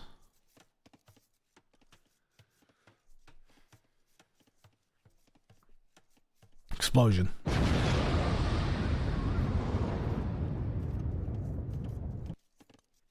Both players, scouts, hovering around the front of each other's bases, probably sussing out to see if there's going to be a drush. Latishek's Garrison and Zdanik will pick up on that. Loses the scout though. I'd much rather have Zdanik's bounty. 40 siege towers seems insane. Especially if you're not... Well, I guess maybe you could go like Woad Raiders. Woad Raiders and the siege towers might be pretty good. Or even just faster moving champs.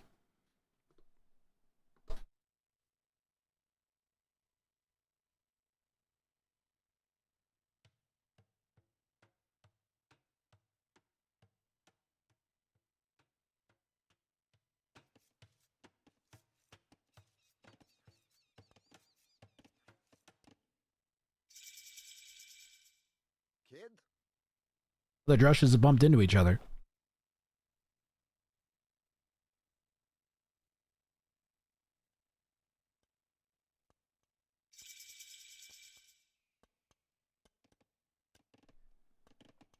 I like that we have one player building a massive wall and another hopping straight over it. Yeah, that's a good combo of bounties right there.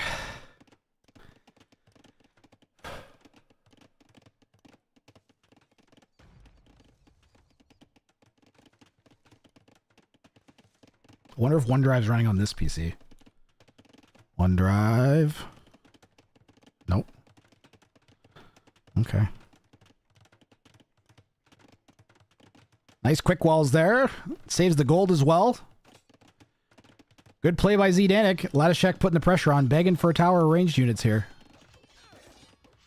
There's already a range waiting from Zdanik though. Where's Zdanik's men-at-arms? Oh, he brought them back to defend. Wrathblind.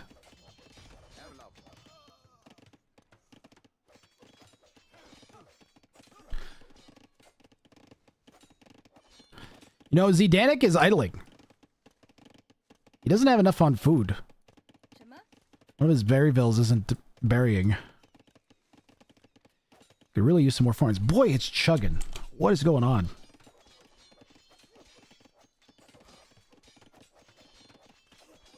Why is it chugging so hard, chat?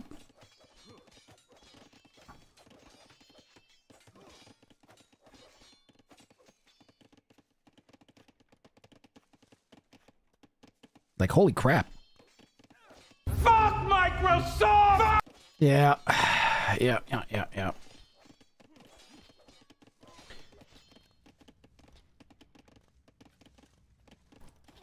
I stress tested the hell out of both PCs. And it was working fine earlier. Now it's just like conk. Well, Capture Age has an update, so hopefully that fixes it. Just have to remember to restart it.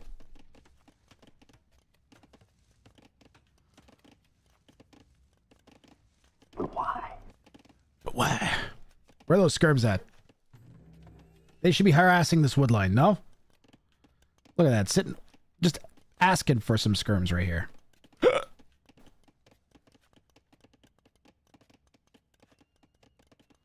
I like he picked Chinese for this specific bounty, yeah. If only Latashek had gone Mongols. Of a proper historical matchup. I don't think the Chinese and the Celts ever met.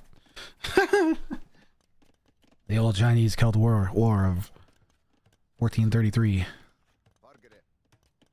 Wait, when were the Celts active? Probably before that.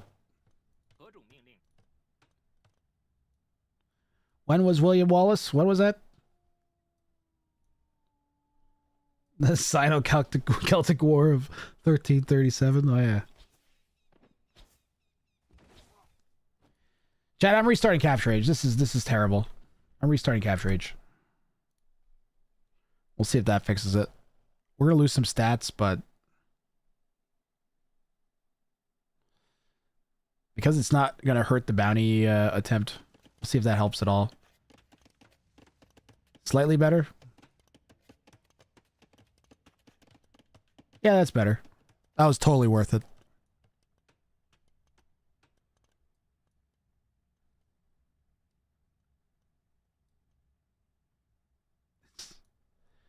Latashek here has a 200 res lead.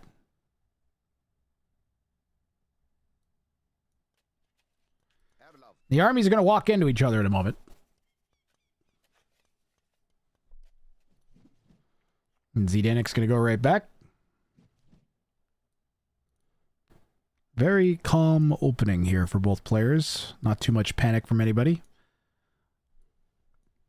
1270 to 1305.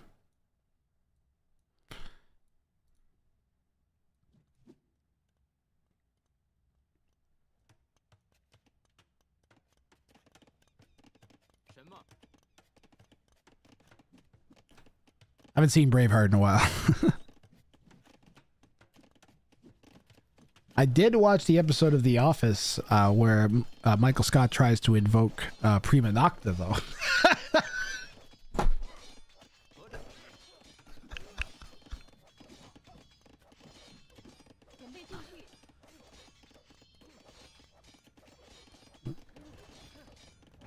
Oh, we're going out. Yellow wants to make a run at Red's base. Red's going to force Red back just because they're going to have to defend. They might stick around.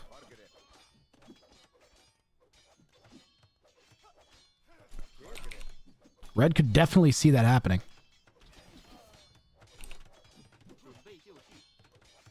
They want in.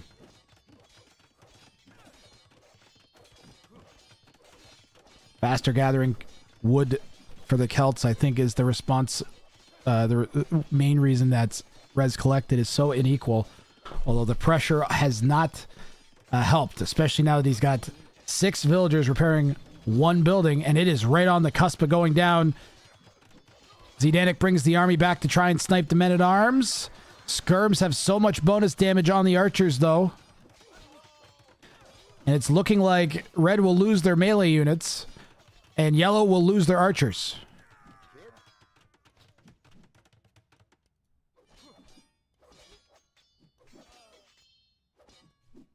So at the very least, Latashek has prevented Zdanik from coming to his base and doing damage, at the very least. I see the beginnings of a wall, chat, forming on the minimap, and we will take a peek at it right now. And it is, in fact, going to be a large stone wall. He's going to try and get value out of the wall that he's building.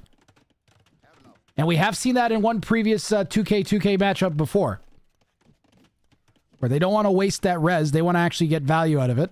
They don't want to waste the villager, waste the stone or the wood or whatever they have to build. They want to actually use it. And you know what? If there's a civ you're going to do it with, the Chinese is a great option with that bonus for extra HP.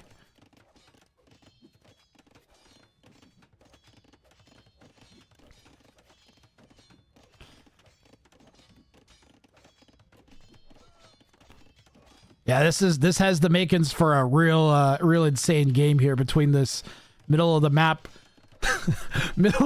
wall and the siege tower bounty for Latashek.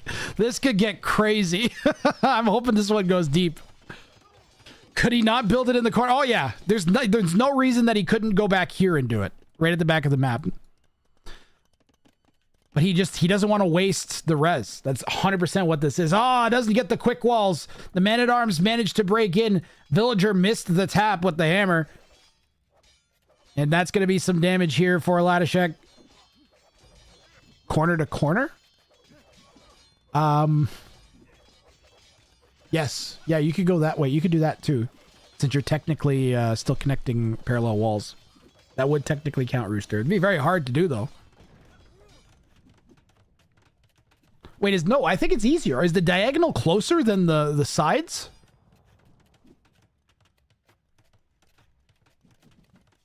Is diagonal closer than the sides?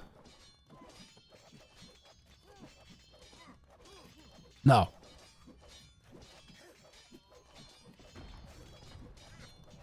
Alright, I'll trust chat. I think it is. I think you're wrong.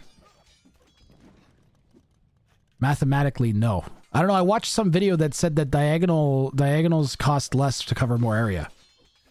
Because you technically get like a tile and a half or something of distance. The map is a square grid, yes. So the corners should be longer than the sides. I understand that. Alright, ignore Grathrain. Grath math is never good. Well, yeah, it might be a parallelogram. But I think it's a square. Pretty sure it's a square.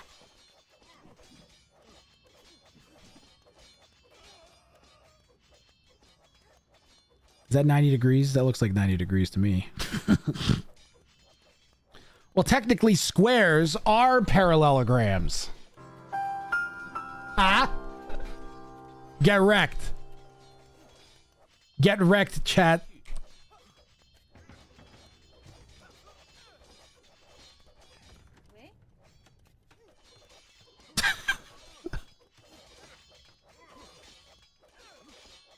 Never trust Grath math should be a pro tip. Exclamation mark new pro tip. Never trust Grath math.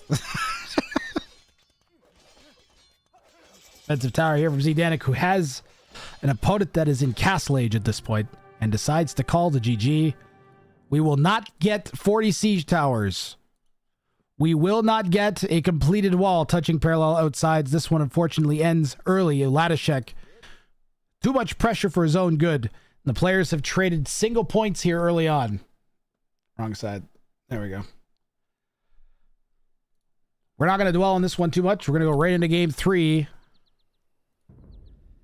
Not what either player would have wanted to get out of this set, I can tell you right now, is the most either one will get is 5 points.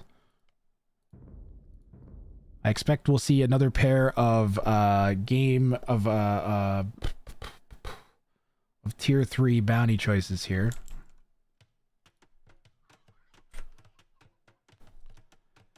And let's go right into game 3. Zdanik this time is going for stop hitting yourself, kill at least 100 of your own units and win. And Latashek going for basically the Huns. You must not reach feudal age until you reach 200 pop in housing and win. Well, Zdanik will have lots of time to kill 100 of his own units while Latashek gets to 200 pop. We once again have the Incas chosen for this bounty. New prediction on the way here for Leps. We had no bounties claimed last game, and we're going to run another one here. If you think a bounty will be claimed this game, get your channel point predictions in now.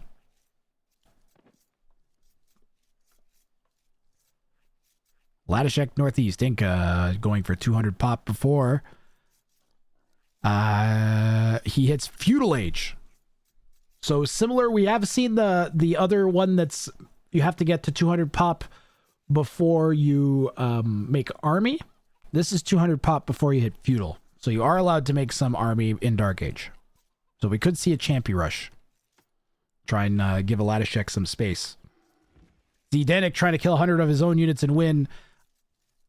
I really hope that he's read the handbook. We've already had one person attempt this by deleting units. And deleting does not count. It's specifically stated in the handbook that killing your own units does not... Does it still not say no deleting on it? Ah, man. I thought I updated that. Oh, this would be before the update, though. But I'm pretty sure it says no deleting right on the bounty now. You're disappointed they're giving up before we have a chance to see the bounty. Well, now, Baladin, they don't know what the opponent's bounty is. For all Zdanik knew, Aladashek's bounty was like only make men-at-arms and win or something. Or make 100 men-at-arms or something. I think we have one. I think there's a bounty like that in the board, in the running. And you're better off not letting your opponent claim a bounty. I honestly thought we would see more of what we saw last game. That was one of the main things that was making me hesitant about running the tournament. But I was like, you know what? If as long as I incentivize people claiming the bounties, then we'll get a lot of games where people commit to trying to do the bounty. So we've got that. We've had that. It's been good. Plus, don't forget, you get a bounty, you get that in financial incentive as well. 50. There's the top. Oh yeah, we got some extra kind of contests running around. I should tell you guys about them. The top clipper, so exclamation mark top clip. The person with the clip with the most views from the tournament gets $50.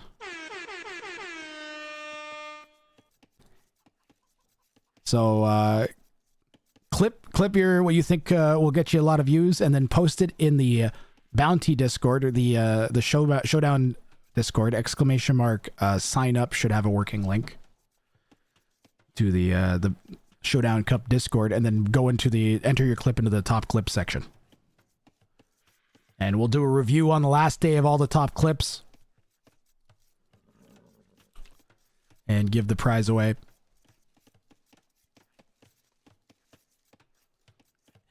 And the players themselves also have an additional bounty for whoever completes the most individual bounties. So yeah, they're worth different amount of points, and it's not the person who gets the most points, it's the person who claims the most individual bounties. I was wondering if we'd get at least one person that only went for the lowest level bounties whenever possible, just to go for that bounty specifically. Quick walls from Aladashek are going to trap the scout, and Zdanik is going to trade the trap scout there. Is it still open? It might be open on that side, though. No, it's closed in. So scout's trapped there by Aladashek. Trades a Vil for trapping it.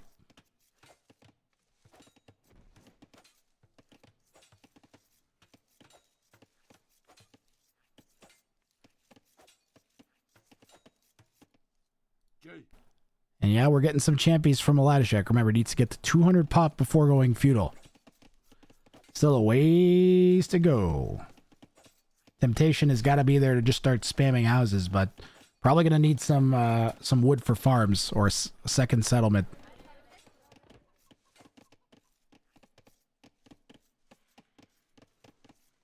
Little champy pressure here on the wood would be nice. Zdanik is still wide open. 200 pop in houses with Inca is not bad. Yeah, between the settlements giving you extra pop space and the houses giving you extra pop space.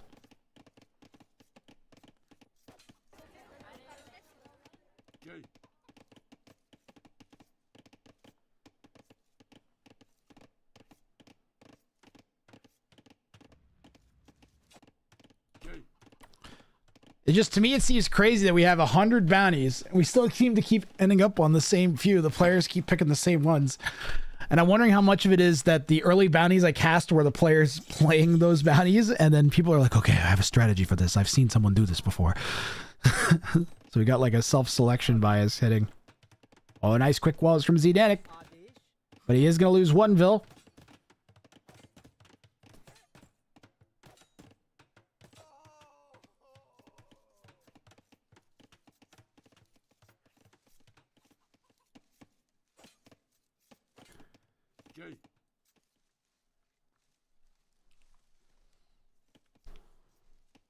I'm enjoying myself quite a bit here.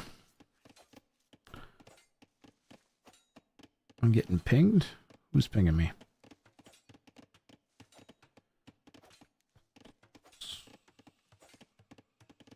Pinged by Twitch. Pinged by Red Bull. Pinged by BotBro. Pinged in the Discord. I'm pinged everywhere. Stop pinging me. I'm working.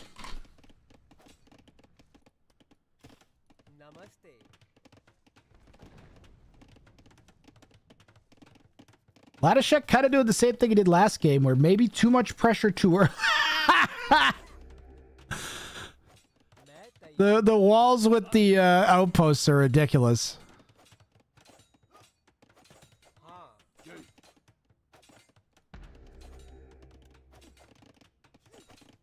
just enough to make that really irritating gold to take for Zdanik here.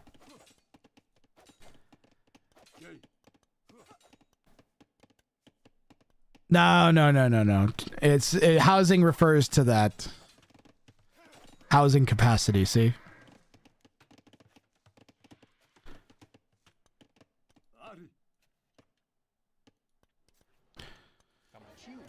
I do count settlements. It's just this number, that's all. That has to be 200 before feudal age. Most of the way there already.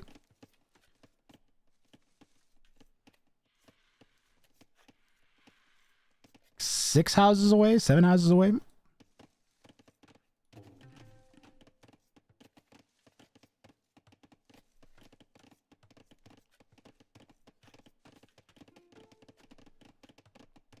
What does this mean, chat? Well, I gotta get my... I wonder if I have a translating thing somewhere on my phone.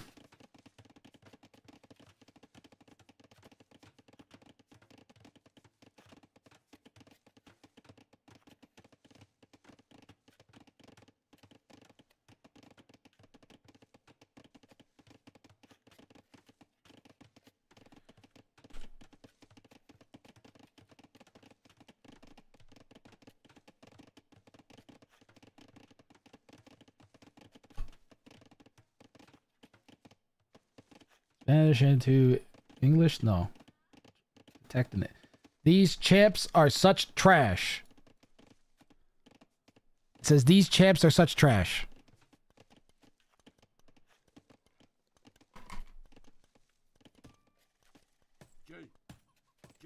I wonder if he's making the champs or the champions are just not very good anymore. It says Showdown Cup is the best. Showdown Cup is the best.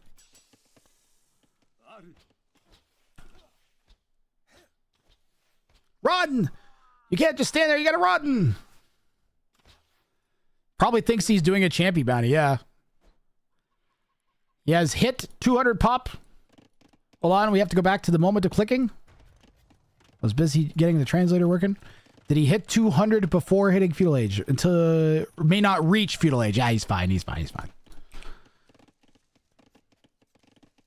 Not click. Reach. So Latashek is in line for a bounty completion as long as he gets a win. This will be his best opportunity of this set so far to walk away with multiple points from one game.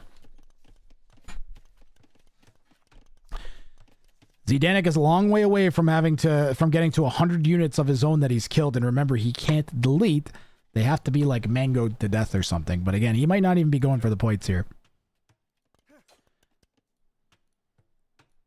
This point, maybe just salvaging a couple points against your high elo matchup or your same elo matchup is good enough.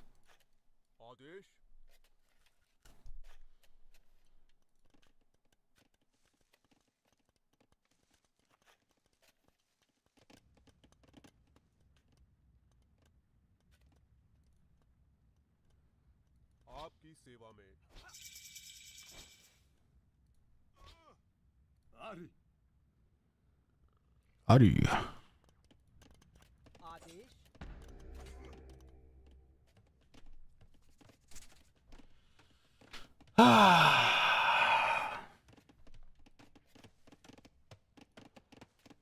Archer's going to be able to harass that wood line pretty good. Latashek already working up to castle age. He gets to play very normally now.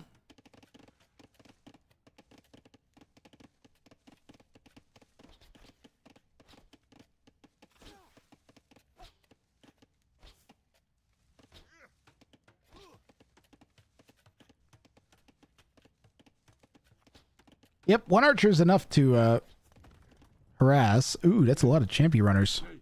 He did upgrade them to champy runners. So 2 pierce armor, a decent movement speed, 5 attack. They're going to do a lot better against the archers than the other champions were. But really still not great. Especially with some micro here from a Zdanik.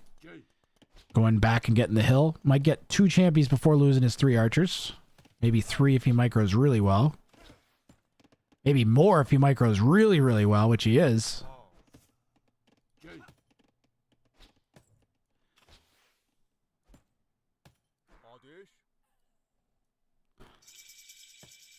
In Castle Age, the champions become better.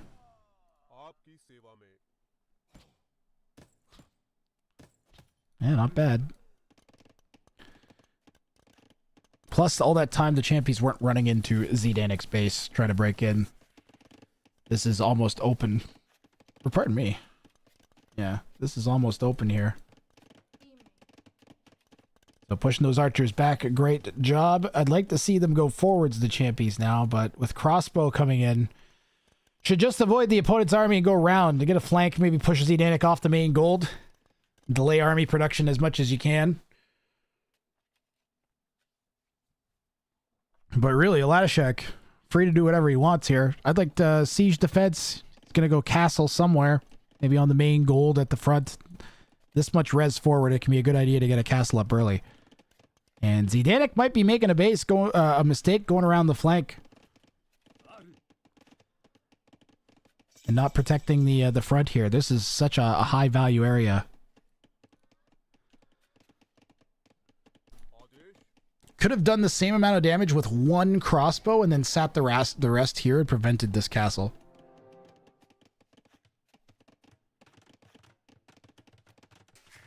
Looking good for Latishek. Is that open? Nope.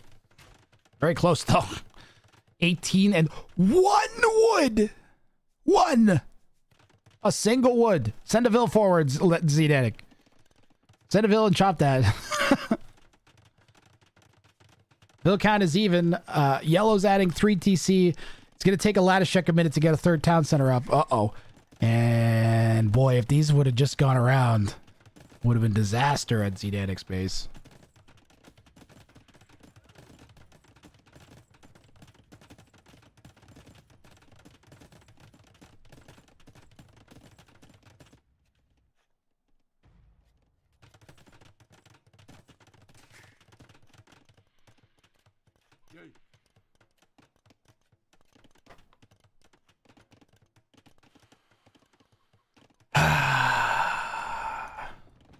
You have no idea how relieving it is to just be sitting here doing my stream after the past few days. Like,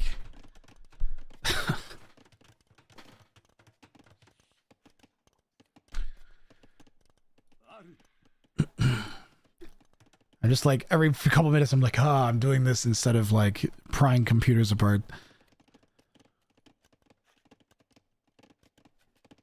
I should check in on my hockey team. They're in the playoffs. They have game 4 tonight, and they're up 3-0 in their series. Should have that open on my phone. I can keep an eye on it. When did they start? They started 20 minutes. They'll be in warm-ups right now.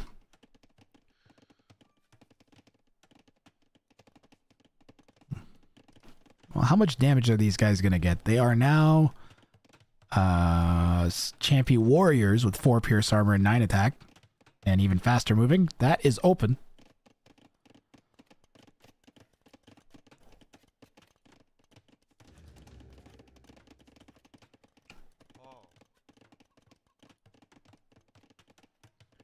My crossbows for Zdanic going forwards just as Latishek brings in the champion warriors. Let's see how Zdanic deals with this.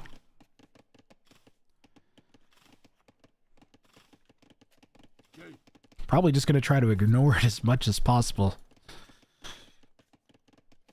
Most of Yellow's base is pretty protected. There's an exposed wood line and not a great main gold. In terms of safety. The crossbows didn't go forwards. They came back to help deal with the champions.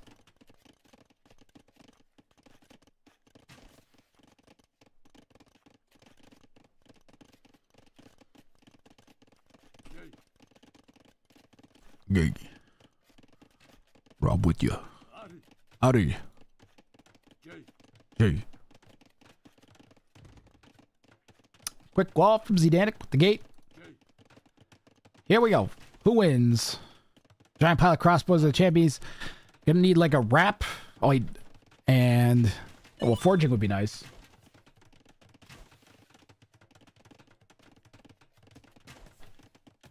Couldn't get the wrap. Nice little stack there with the archers.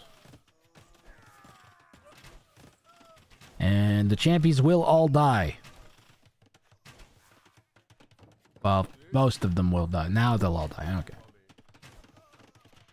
Need some help with the ABCs. They only know Z. RE. They also know RE. Miscellaneous lever. Come on now.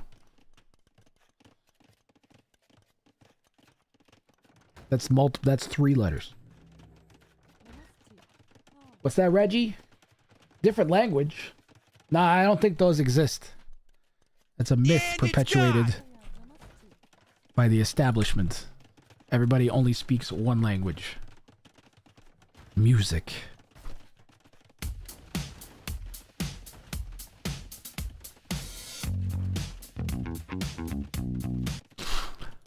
Alan! Ah! Siege Towers. Wrong game. We needed the Siege Towers the other game. See? Well, that's a... You can get the Siege Tower right there. You can go right there. Siege Tower. He's the man who you mustn't touch. Siege Tower. The double-layered walls from Zidanic to prevent the tower hop. He poked... Oh my goodness, did you see that? He poked the gate through the outer wall, Kamiux with the extra range on their melee attack, and he's going to try to poke and break in. I've never seen this before. This is crazy. Doesn't quite manage it. Should get it in a moment. It's borderline. Down it goes, and the Kamiux managed to break the gate down and break in. Ladashek is in the back of the base. Remember, he has his bounty condition fulfilled. Just needs the victory here. I don't have my translate ready.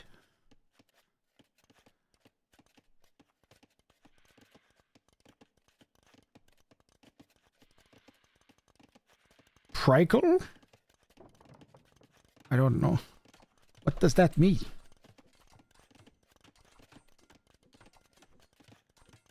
Projective? I don't know what that means, chat. Doesn't make sense. But it's saying it says it is. Ah, it's a Zuna, yeah. Well, not quite. I think that's still open right there. No. That's closed. That's closed. You gotta stand ground patrol on that house. Manages to break out. And the siege tower has escaped with its prize.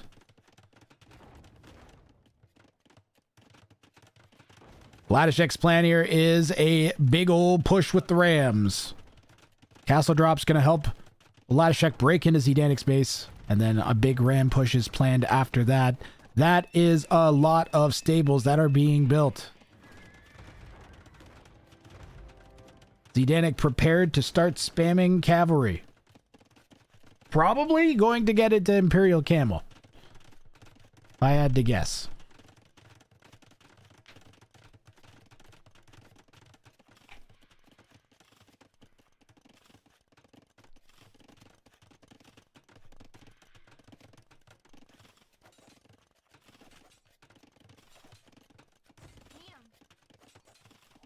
Well, why not go now? Why are we waiting? Time to go, go, go, go, go. Time is of the essence. Is he going to push the castle instead, maybe? Push the castle and go around? We're down? Maybe just Hussar. It could just be Hussars, Telford. It could just be Hussars. I doubt it'll be Shrivamshas. That doesn't make any sense. But I could see, like, Hussar coming in. Shatagni hand cannons, okay. Oh, all the additional walls going up around to try to prevent the Rams from hitting the castle foundation and or getting to the mangoes that are going to defend behind the castle. The siege tower is going to play a potentially vitally critical role. Turns out that these two buildings aren't touching each other and the Kamiux are in on the mangoes. Crossbows here to try to fend off the Kamiux. Kamiux are getting like one-shotted by the massive crossbows. But it still looks like yellow will lose this castle.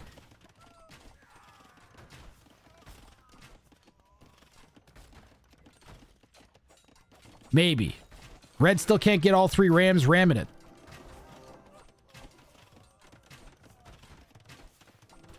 And is repairing desperately. Chemistry about to hit. Bracer is in for Zidanic. Siege towers into the crossbows. Gets a wrap on the crossbows with the Kamiuks. A lot of crossbows going down. Most of the Kamiuks going down. There's still 11 left, but not very many of them here. Oh, you know what? He did manage to kill the crossbows, and the castle is dead. Latashek has some momentum here. I've not seen a beginning of the stop hitting yourself bounty attempt from Zidanic here, where he has to kill 100 of his own units. Not seen it yet.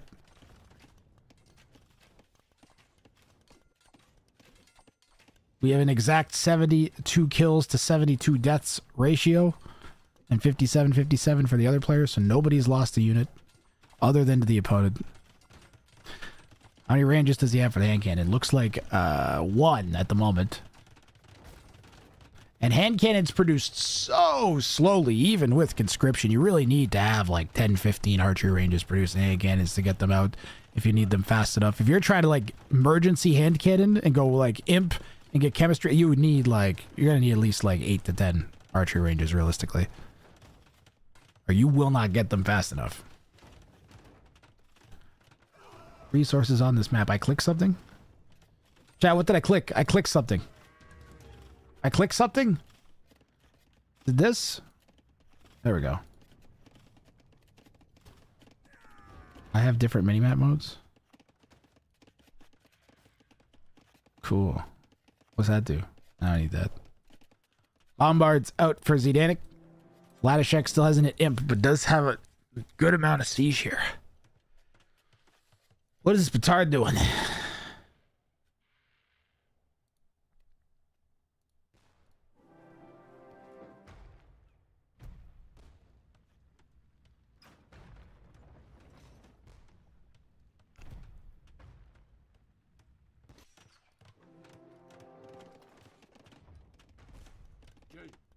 Trebuchet's hitting the forward castle. Latashek really could stand to make a lot more of those Kamiuks. Although with the hand cannons, probably gonna want your own arbs, no? How do you win imp as Incas versus Hindustanis? How do you deal with hand cannons? It's gotta go. You gotta go back to Champy runners because you need mobility. It's either Champy runners or rams and siege towers that you hop in and out of, I think.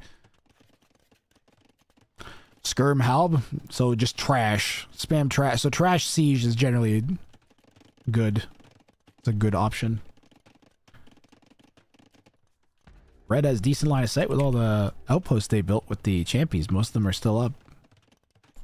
Onager? We saw the damage that Onager could do. Last time I had some games to cast. And my PC was actually working. Whoops. Kick the most cord.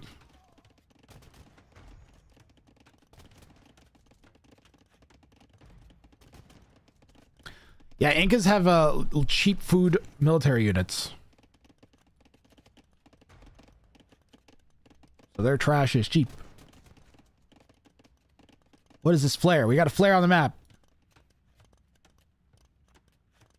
What did I miss?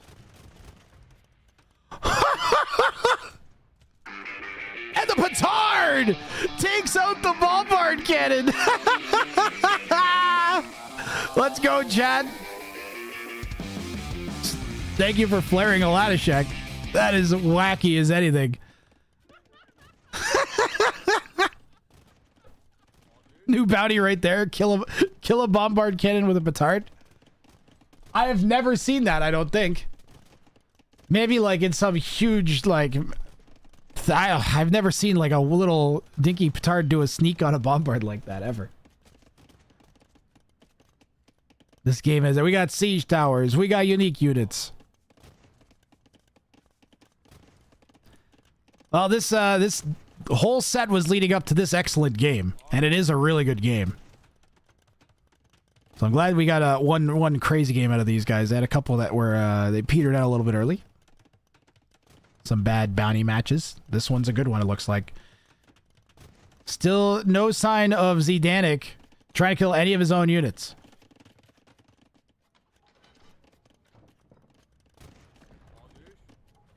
$100 is a lot. What the fuck going on here? Aladashek, you got the world's most AI army. Why aren't they inside of the things? Well, like the skirms maybe not, but the Kamyuks, right? I guess if you get raided, you have to pop them back out. But they should be going here. Something maybe like some forward villagers with them. Where are you repairing? You're repairing the castle over here. Ah, Trebuchet is going to get poked down by some Kamyuks. Yellow left it undefended. They have so many hand cannons that they'll just eat the rams. Ladashek needs to somehow get capped ram. I don't know if he has a siege workshop anymore. Yeah, he does. Capped ram would be good. There it is.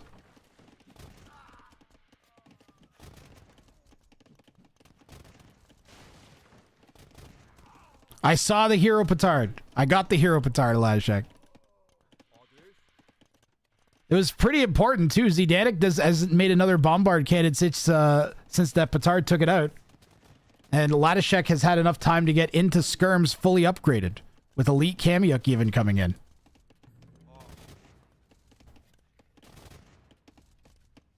Hussar for Zdanik is next, though. And remember, Zdanik has to kill 100 of his own units. I don't think he's going for the bounty. He's either going to start going for it like now, and I really hope he doesn't just delete, or he just simply isn't going for it. The tower hop, the tower hop gate snipe was also great, Elias. Picking off the gate with the Kamyuks to get in with the siege tower was so sick. That one's going to be a contender for top clip, I think.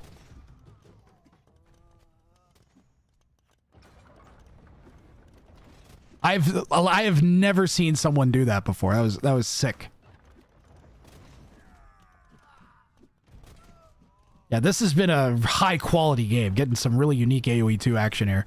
Trebuchet's gone down as the skirms and Kamyuks advanced past.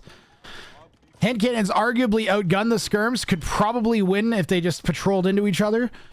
But you don't want to lose the amount of skirms you'd have to, or the amount of hand cannons you have to lose. The hill might make it a bit more palatable, so good job there by Zdanik grabbing that hill with the giant hand cannon mass.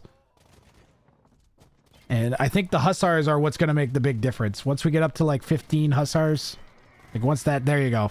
See, that's that production of, that's why you have that many stables at once, is kapow.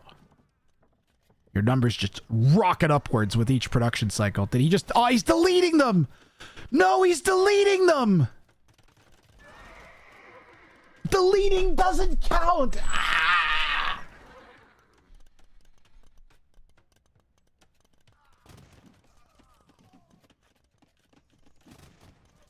Deleting does not count. It states right in the handbook. Brutal. This is why you read the handbook for Grathrang tournaments, chat. A lot of it is just the same boilerplate crap you'll see in every other tournament, but some of it is not. And I explicitly told everybody, like, if you don't normally read handbooks, this is one you should read a handbook for. Trust me. But no. He's either forgotten or didn't know to begin with.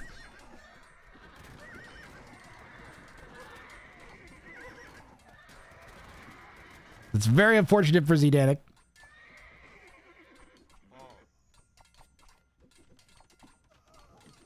The killing, everything is defined. Like, there's definitions of what all the terms and the bounties mean. I have a specific section in the handbook that defines terms like the killing and I think like a production and creature and construction and foundation. All those things are like, a bunch of those things are all defined. All the ones that factor into changing what a bounty's like implications are, they're all defined. I was tried very, very hard to lock down things. So this is just a case of Zidanic not knowing the rule. He could still get the victory here. Hussar and hand cannon is fantastically strong. And the Gurjaras get fully upgraded Hussars. And they get Chattagny hand cannons, which gives them extra range.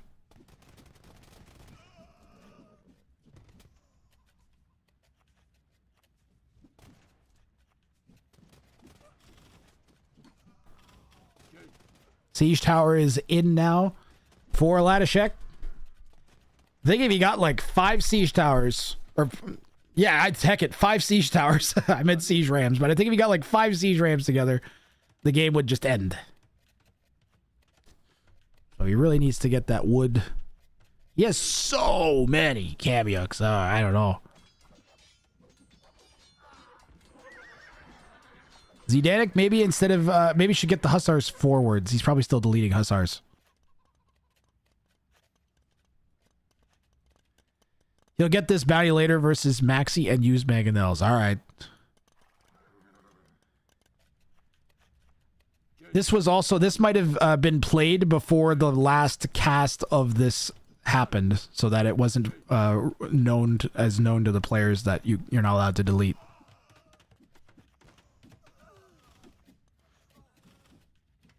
I think actually in this case, Petards makes the most sense. Since Latashek doesn't have access to bombard cannons, doesn't really have good options for breaking in with range because of the range that the bombards are going to get from Zidanic, I think he's better off with some sort of shock attack. It's either that or you have to have so many siege rams that you can get away with the bombard just nailing you. Yeah, yellow will just wall behind. It does go down, though. The Kamyuks manage a break-in. They're making a dive. Nice mangonel shot there from Zidanic. Hand cannons are just mowing units down. They've got 74 kills, this group of hand cannons so far, and climbing.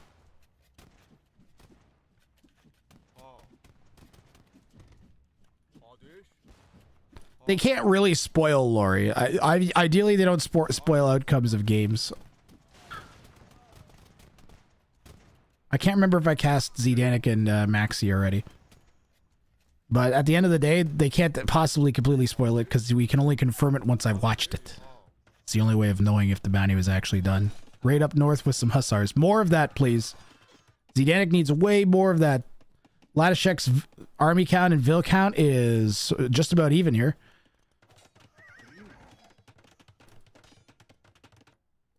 Another group of Hussars off to the west. Chat, I have no snoozes left on the ads. And ads are starting in 60 seconds and I can't stop it. Grath, are you going to delay? I'm going to delay semifinals, Latashek. I'm going to try and get all the games cast before Sunday. I don't think I will, but I'm going to try. And then semifinals will be played on Sunday instead of Saturday. And then we'll find a day for finals to be played between the two players. That's kind of what I'm going to try to do. But if I can't get finished everything in time for semifinals to happen on Sunday, then I will delay semifinals and finals for like a week or something. A week or two. At least until Red Bull's done, I think, is probably the way to go.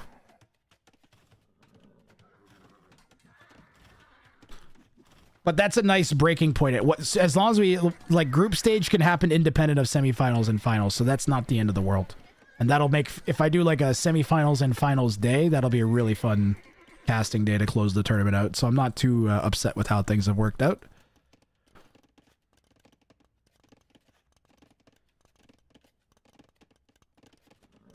The schedule that's posted is going to be the casting schedule, which is also going to be rough. Like, it's going to be roughly, because I don't know how long the sets are, but that's also going to be when the JSON files with all of the bounties that are attempted and claimed will be made available to.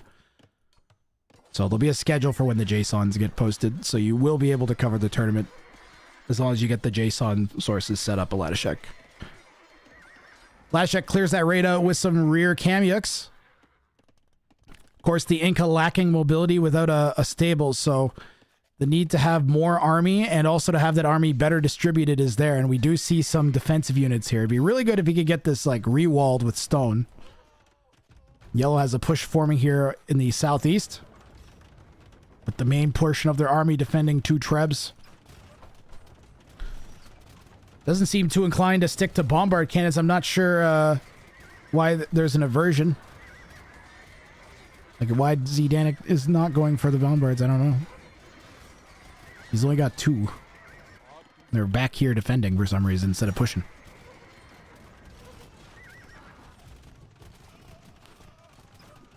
Red's kind of winning this fight. Aladashek wearing away at these hand cannon numbers with the skirms.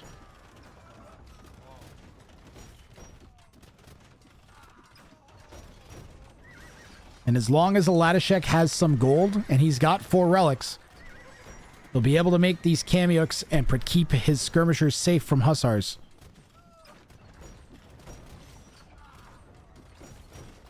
But eventually, the gold will run out, and it's going to be more critical. Each gold unit becomes increasingly critical at that point. The crossbows are getting overwhelmed by Kamyuks now, though. Red has successfully defended this castle. There was another siege tower from Aladashek on the other side. Aladashek knows he can go up to a 5-point set here if he manages this claim.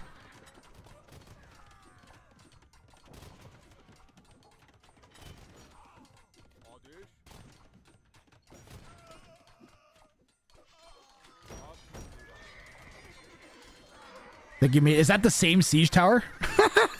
This is the same siege tower from the whole game? It's been getting, if it is, this has gotten fantastic value. It was 100% worth making. This siege tower is responsible for like 4 raids. This has done so much. It's absorbed shots. It's gotten units in close to the crossbows and the mangoes and the trebs. It's done so much work this game. Unique units contained. Like how many different units have been inside of the siege tower?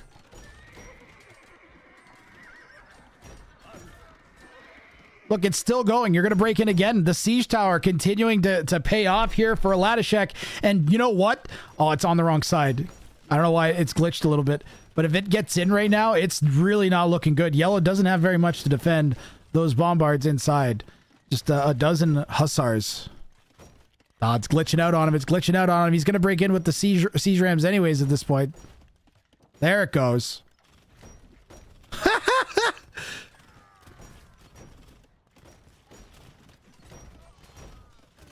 Well, it got some work done.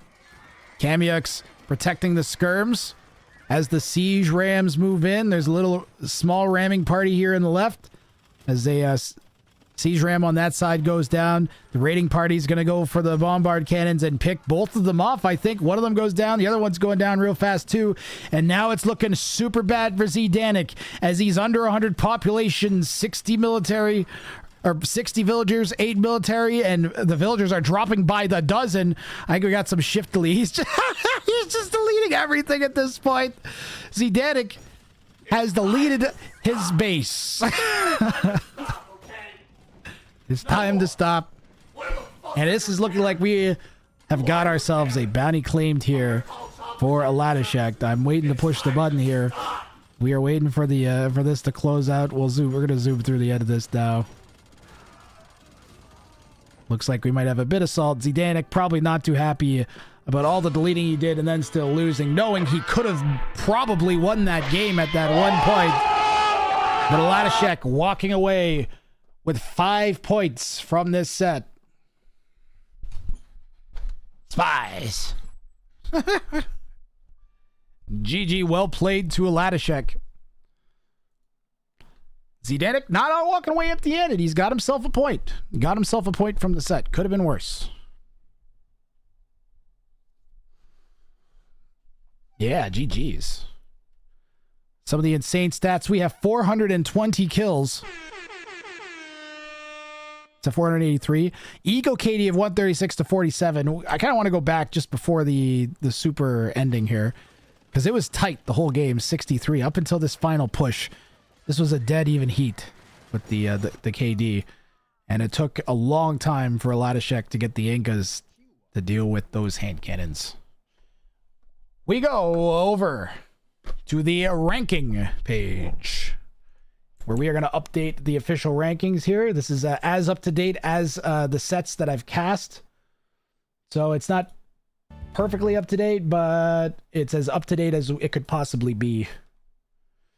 So let's make sure it stays that way right now. So Zdanik, it gets 1 point. 2 points for Zdanik. And let's see, he's now 2 and 4 on the tournament. He could still come roaring back.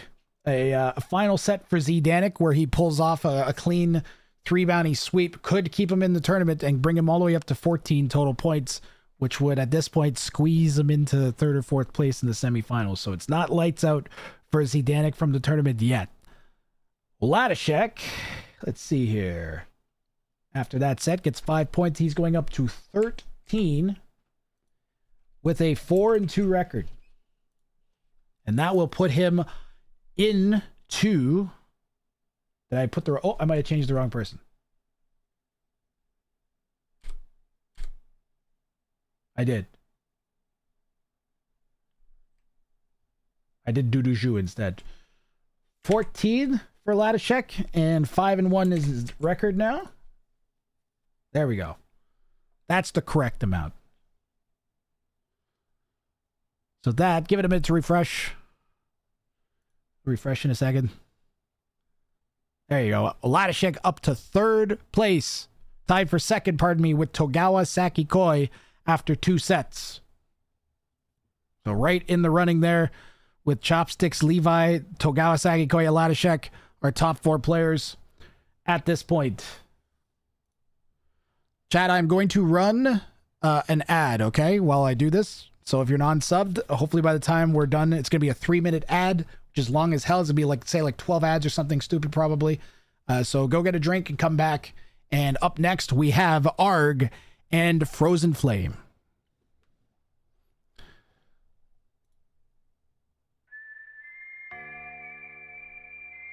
I'm going to let my voice rest for a minute.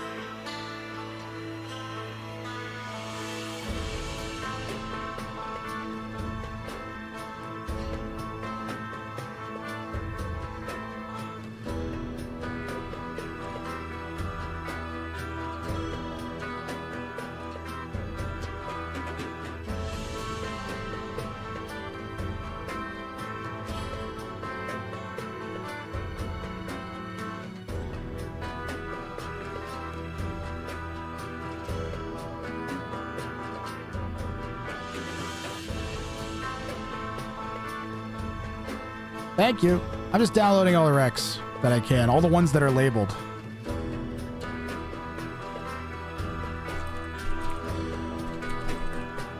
And then I'm going to go back and tag everybody that didn't put their, didn't label their games.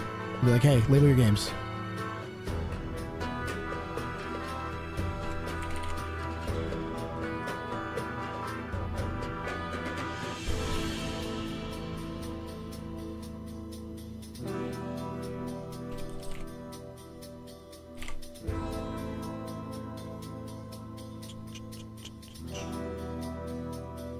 Anybody else I'm missing?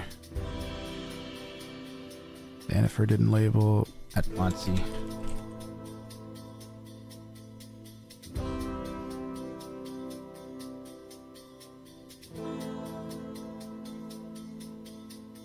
Says you don't post labeled games, you might not be eligible for the prize pool.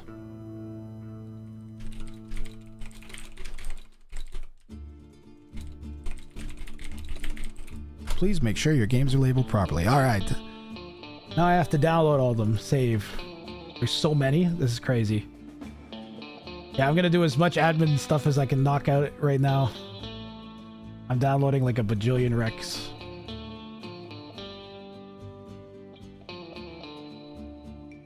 So many.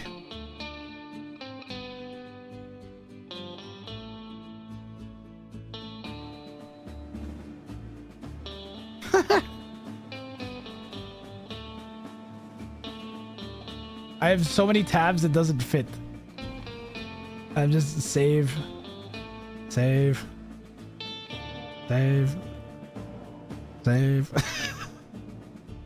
Needs to be done, chat. Might as well get it all out of the way here while my voice needs like a minute to rest.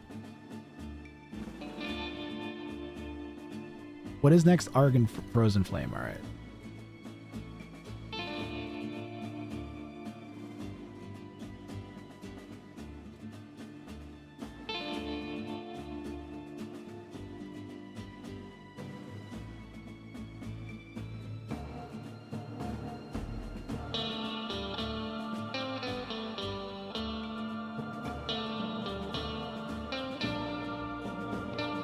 You guys see what I'm doing? Nah, it doesn't show you. Alright. Not that one. This one. What time is it? 23:49 GMT. I think that set took just over an hour to cast.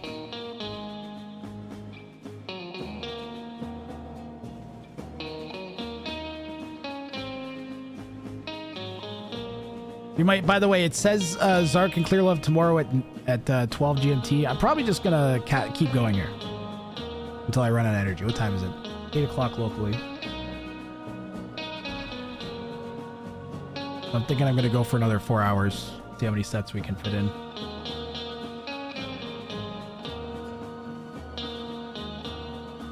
All right, I got less than a dozen left to save. Then I can load them into the folder. This is crazy. I have so many games to cast, it's insane. There's no way semifinals are going to be on Sunday. I should probably just accept that now.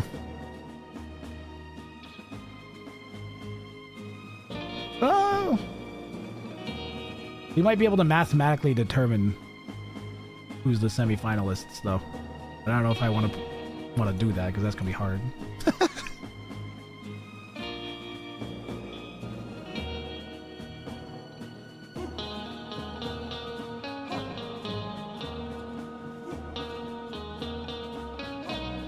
All right, copy, paste it into the other PC.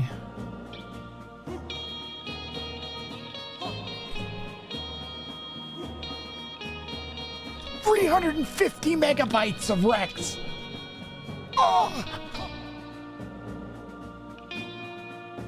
That's crazy.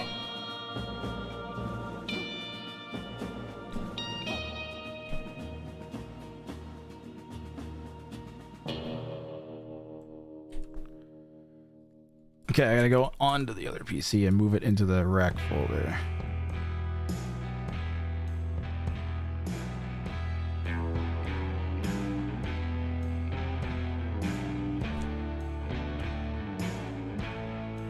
74 games. Holy moly. 74 games.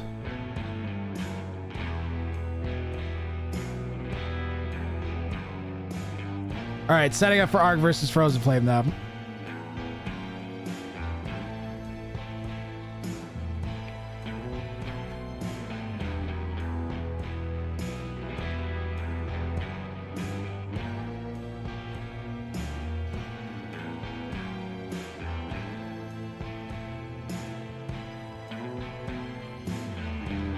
Arg versus Frozen Flame.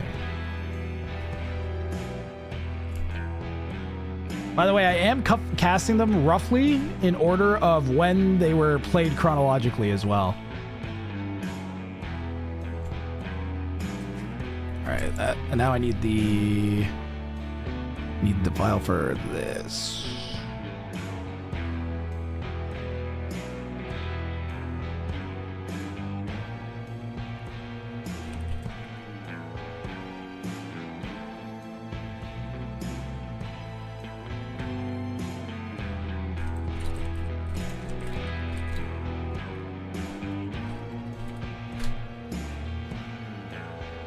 Put this in this folder.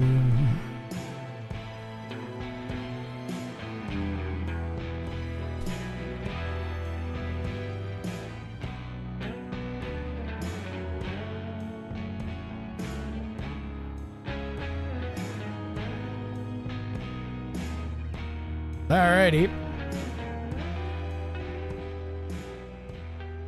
So that's going to be Arg on the left. And Frozen Flame on the right.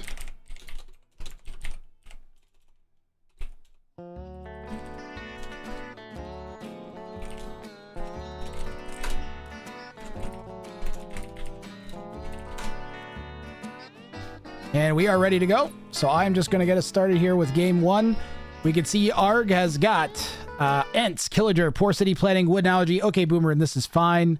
So a whole bunch of level 3 bounties versus Frozen Flame, who's got a mix. Centers of Attention 3, Archers Suck, Feudals for Trappers, Centers of Attention 2. So he's going to have 2 variants of the same bounty, and Jeff's Strategy. And let's see which one our players got the set started with. Arg going for no clicking up to Castle Age till 100 vills are alive. Frozen Flame going for Centers of Attention. So as you guys can see, we have a wide variety of bounties they could have gone for, and yet they've gotten for the same 2 bounties we've already seen, I think 2 or 3 times each, as the players continue to gravitate towards very, very specific bounties. We're going to get things started, and let me see what our elos are looking like here too. Arg is 2k4.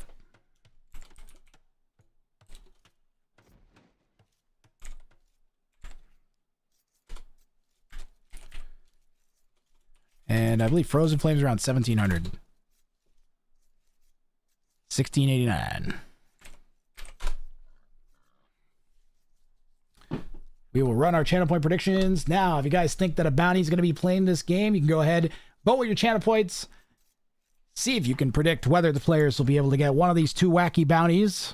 Okay Boomer has been very consistent. The players have almost all managed to at least get the bounty conditions, but winning is a different story, as you have to sit back for so long until you have the 100 villagers. Now, Arg took the hardest variant, I think. Is that right?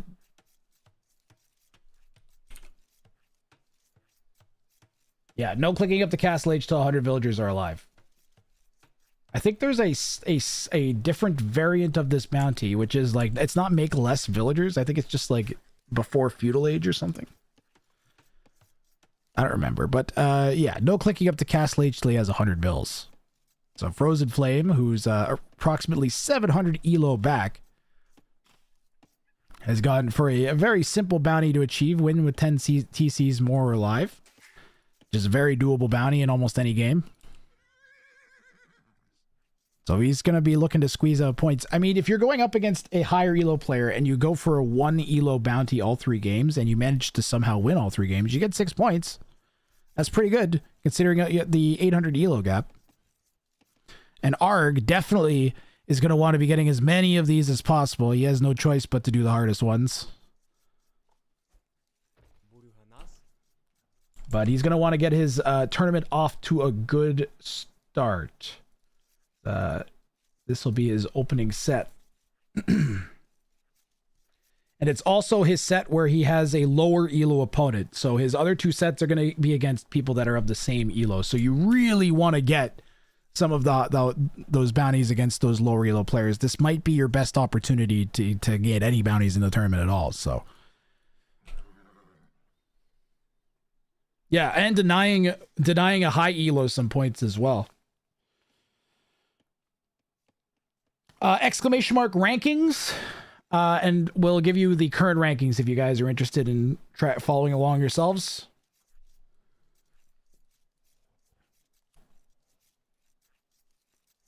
Check our scouting because he's going forwards with his scout pretty early here. The 5-minute mark. Frozen Flame's going to make another pass with his scout.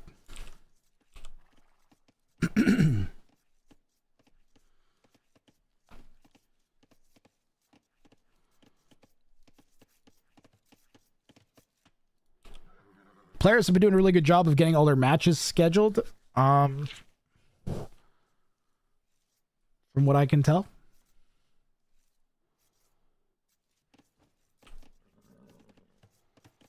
I don't know that there's more than 2 or 3 sets that still have yet to actually have communication about when they should be.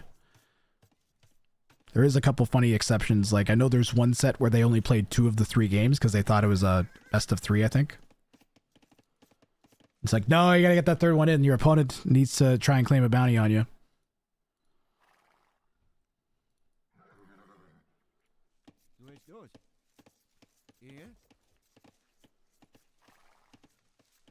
Do you guys enjoy the tournament, chat?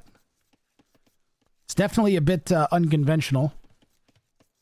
And we're getting some weird games. We've gotten less of the absolute insane fire, just really, really high quality AoE 2. We're getting good quality AoE 2, but we're getting good quality weird AoE 2 as opposed to just good games like with the normal game show. We're getting particularly strange games. Which I would have expected it to go the other way. I would have expected more of the highly competitive, like stretched out late game back and forths, and less of the really insane strats and bizarre things happening. And we're getting more of the weird instead. Weird is better, I agree. Nice. I appreciate it. Thank you, thank you. Hold on, I gotta check in my hockey team. They'll be getting close to the end of the first period here, chat. They are up 1-0 with 5 minutes left in the first.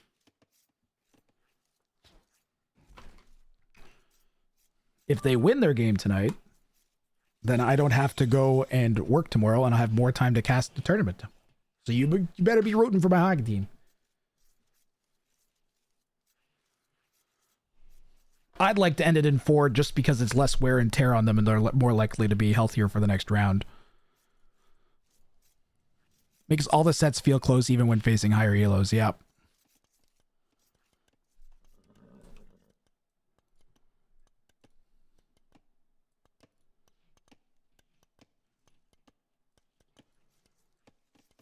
Yeah, it's definitely bridging the elo gaps that we're getting and making competitive games out of games that should not be competitive. We've gotten more than a few of those, which is really nice. Pinged in Discord. I always check when I'm mid-tournament here. So Frozen Flame, Arg, both feudal age now. Cuban player adding a second TC. Not too surprising that we're seeing a 2 TC play from the Cuban.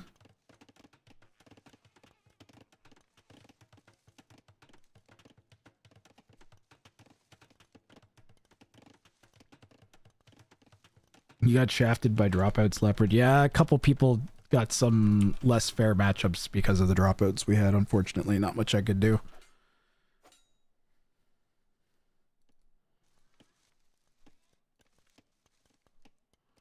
I personally, I really like trying to set up settings where low elos have a chance to beat high elos. And making it so that either by increasing the overall skill cap so that a low elo can train towards a specific like skill set and potentially do better than a higher elo, or by handicapping the higher elo in a competitively disruptive way, like this. There's nothing stopping the high elo from just going for 3 wins in a row and dummying the low elo. Except that they're going to want the points, so everything seems to be working how I would have best possibly hoped. Still I finished all my sets. I just wanted to keep playing. You just wanted more sets, eh? I mean, maybe we can work in like a weekly Showdown set to the bounty streams. Or do like a weekly Showdown thing after the tournament's done. Take a little break and then bring it back as like a kind of like a weekly series with its, or like a league, bounty league.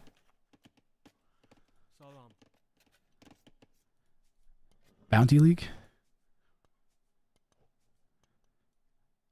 Set up like a dojo. Whoever's there fights, and then you get the more fights you have, you get ranking points. 1v1v1 bounties, Ring of Fire, but with bounties. That might work great. Oh man, we're gonna do the free for all. Oh man, that might be it. Chopsticks.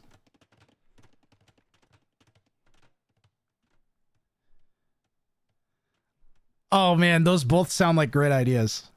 We'll have to see. We definitely will need like a break after the Showdown Cup and find some other content for a little bit so we don't burn out on bounties, but both of those sound really good.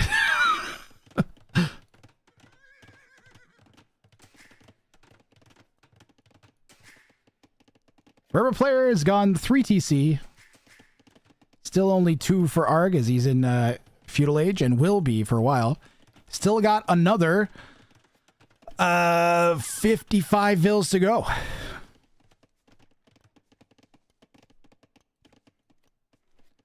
So do you think Frozen Flame is going to start being aggressive or just stick to adding town centers? They're getting a... If I was Frozen Flame, I'd be stunned with the amount of space I'm getting from my opponent, and I'd be very worried. Non-garrisonable kings with bounties.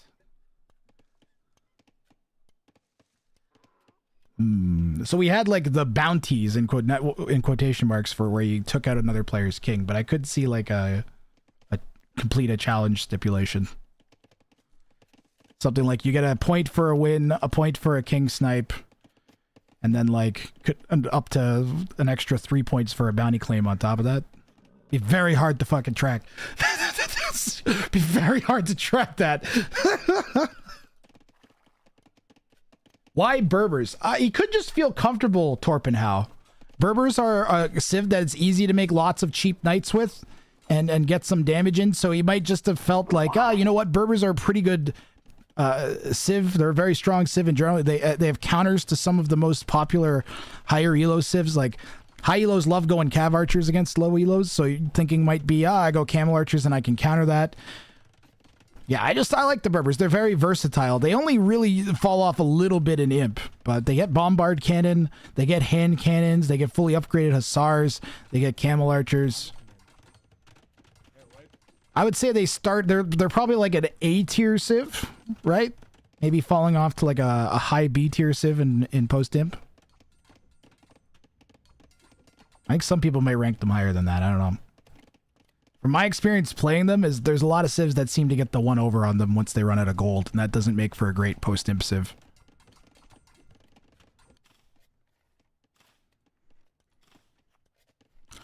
Four town centers for Frozen Flame, so Frozen Flame needs 6 more TCs.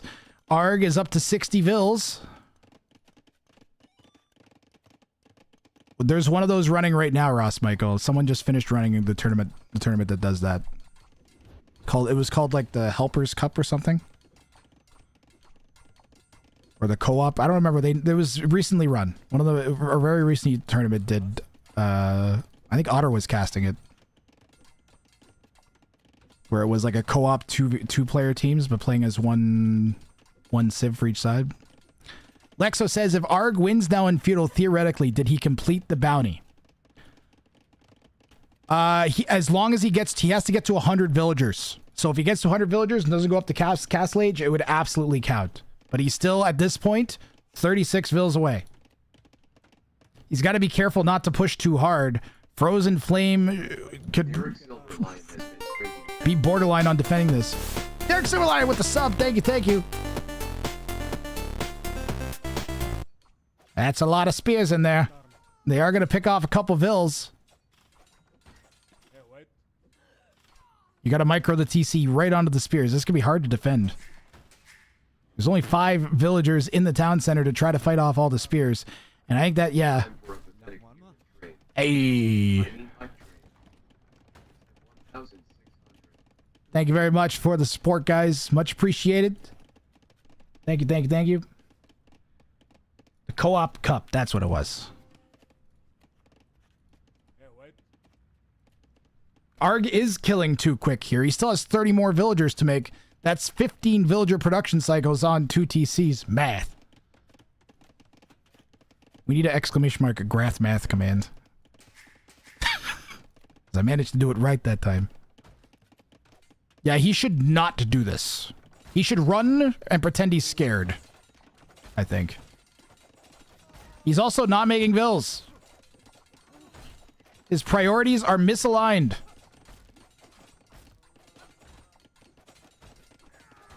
Spears are getting a lot of damage.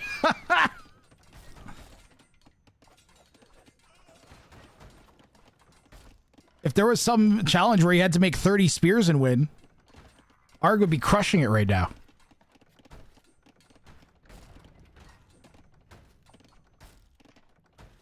This is terrifying. Imagine if these were men-at-arms. And a bunch of them could be with the amount of gold that he's floating. He should just like delete the rams. Like dive and then like delete the rams as the vills come out and make it look like the vills are fighting it off, because Frozen Flame won't be clicking on the HP of all of them. There's pressure over here too. I'm surprised, honestly, that Frozen Flame hasn't resigned yet.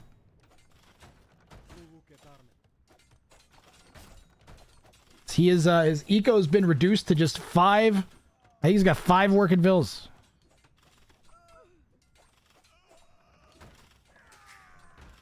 Got 2 on food and 1 on gold, and that's it. No working villagers. It says 31 idle, but it's 50. Some of them are fighting. That's about it. Loses another town center. And Arg is... If I'm Arg, this is the last push I'm doing for a while. He's done enough damage that he does not have to worry about Frozen Flame. Other than Frozen Flame resigning. Good to see you, Redkansky. Good. I didn't say hi, by the way, DJ Sapson. Good to see you. Orginska, good to see you. Hype Trade still got 2 minutes left in it if you want to hop on that scammy pile of goo.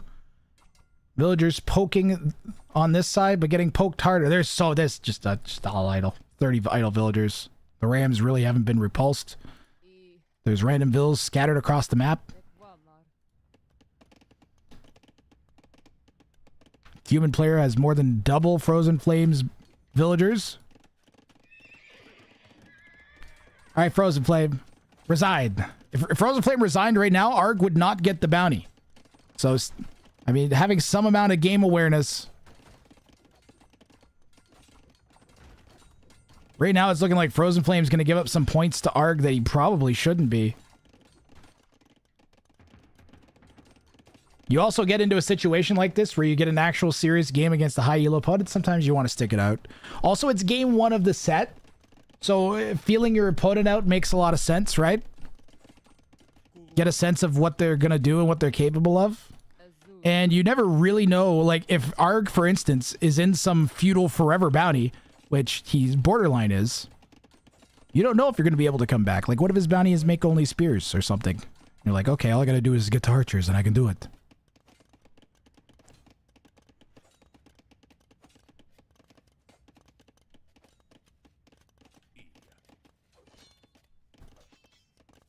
He is adding in scouts.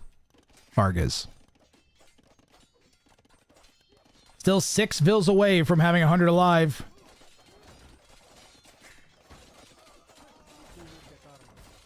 And you know, Arg, I think, may have been easing up a little bit until he thought he was going to be right. He's going to miss it. Chad, he's going to miss it. He's not producing. He's idling. Frozen Flame might just be seconds away from calling GG. We're at 97 vills. I'd call GG now. That's it. This would do it for me right here.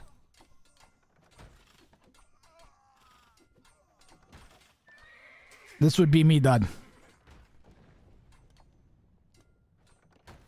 I don't know why Frozen Flame isn't resigning, and I don't know why Arg isn't making vills. We've got a bounty failed. Chad, I need all your potatoes. Just fucking throw potatoes right now. Just, we need all the potatoes that we possibly can have. I need so many potatoes right now. I have potato blood in my veins. I need potatoes, just potatoes everywhere. This is a potato ending.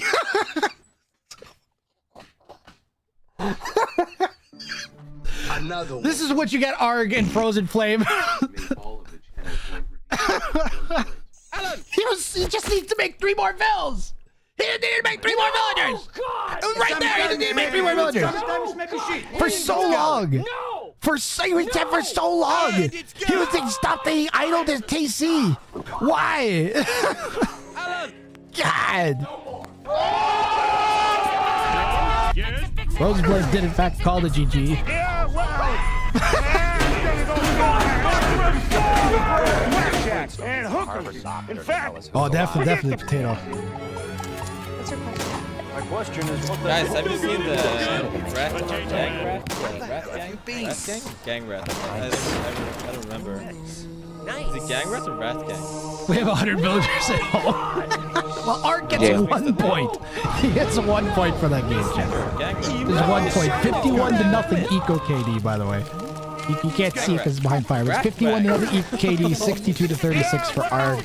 I'm gonna go And we're gonna go over to with blackjack and hookers. In fact, forget Chat's still got some memes left inside of him. You guys can finish your cheap chat points. There you go. All right, let's get game 2 started here. So Arg with the 1-0 lead in the set, and for game 2, Frozen Flame used both of his refreshes. So we got 2 separate pools of 6 bounties. He didn't like either one. Went for a 3rd pool, and he's got Wonderful Aggression. Build a wonder in line of sight of the opponent and win. He's going big, Chad. He's going for the 3-point bounty against the 2K4. And Arg is going for Ents. Produce only trebuchets and villagers and win. Oh, this is going to be good. This one's going to be good. That is just going to be good. Game 2 on the way.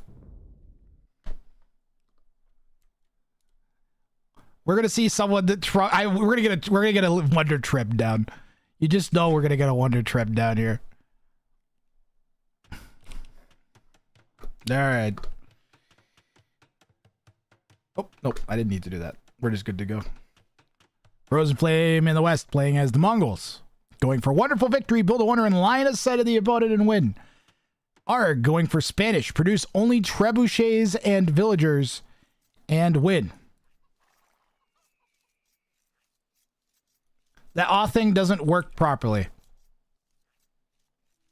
Is the Miscellaneous Leopard or another moderator, can you refund Werta? At least the most recent you might be able to find the last one he redeemed as well. Yeah, the meme doesn't have sound right now because it gets us automatically copyright claimed on YouTube, so I should just disable it. I think it got turned on when the channel points are made cheap. I think it automatically turns it on and off or something.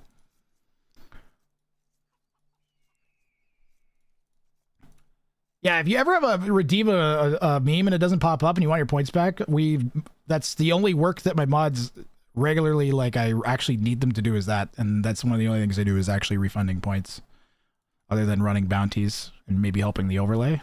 So always feel free to ask for that. The mods are more than happy to help with that. Frozen Flame can win with aggression. Yeah. Oh, these, I agree, Jitska. We gotta pay. This is and not only are both of these bounties just genuinely like fun to watch, but the pairing of them. I really think we're gonna see Arg Treb down in Wonder. Or smash it down with villagers. Supremacy villagers punching a Wonder down could be amazing. Need a sporadic sweet potato or a tomato. Yeah, the potato meme will be upgraded. I have several plans for the throwing a potato meme. Don't worry. That might be the most popular thing that I've added since I added another one. I think that's the best one we've got. So I will put some more time and effort and work into that. Do not worry. The odd tobacco. Ejected the 4 Oz for the last 5 minutes. Thank you, 11. Mods are the best. I got some solid mods, I gotta tell you. Can't you just do the yourself every time? I can't sing that good. I'm sorry, I tried. It's not, you know, nobody wants that.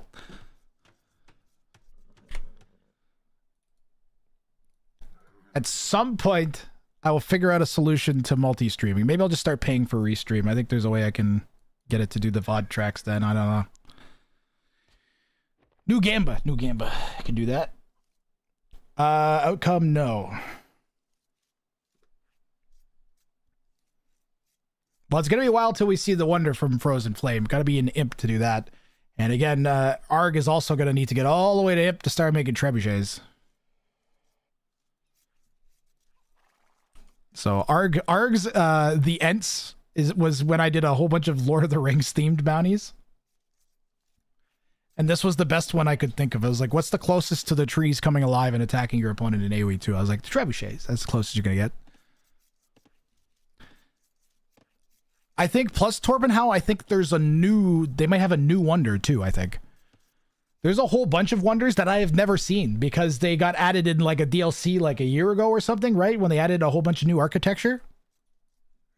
Oh, do they get the giant yurt? Or is that the Huns?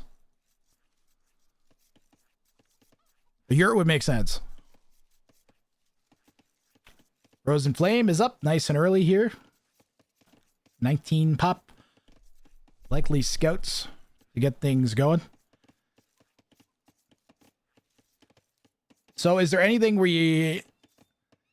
Well, you know, Frozen Flame, if he goes into Mangadai, and then Arg is locked into Trebs and Fills. Even just Cav Archers. But Mangadai, man. I don't know what Arg is going to do if he's up against them, like, even like 10 Mangadai. You need a lot of towers and or castles or something. Do Spanish get bombard towers though? Ooh, do they not? Yeah, they do. They do get bombard towers. Wonder review. Yeah, we could do a wonder review. Wonder tier list.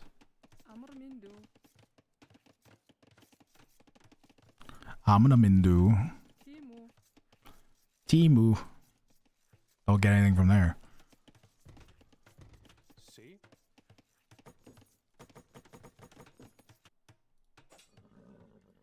Engaging with your scout whenever you're the Mongols before you feudal age is just never a good idea. Did you get that HP bonus? Do you not get the HP bonus? Is that still...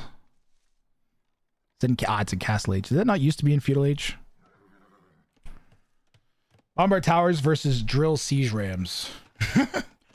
So rams are good against bombard towers because the bombard towers do pierce damage. Yeah, bombard towers do pierce damage. So what the hell does Arg actually make other than...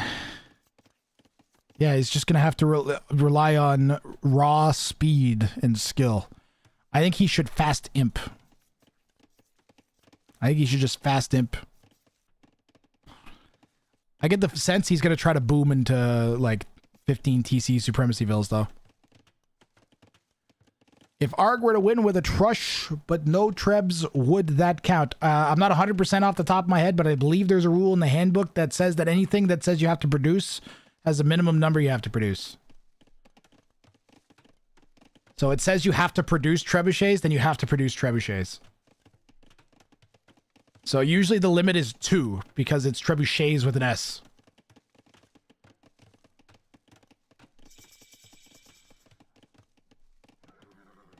But I think we also decided to accept 1 because of the way English works. I don't remember. I have notes. Do you guys want me to consult the notes now instead of waiting?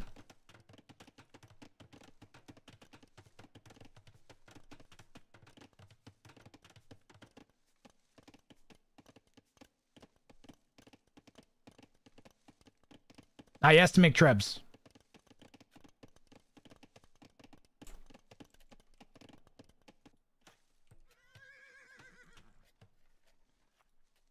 Oh, wait a minute.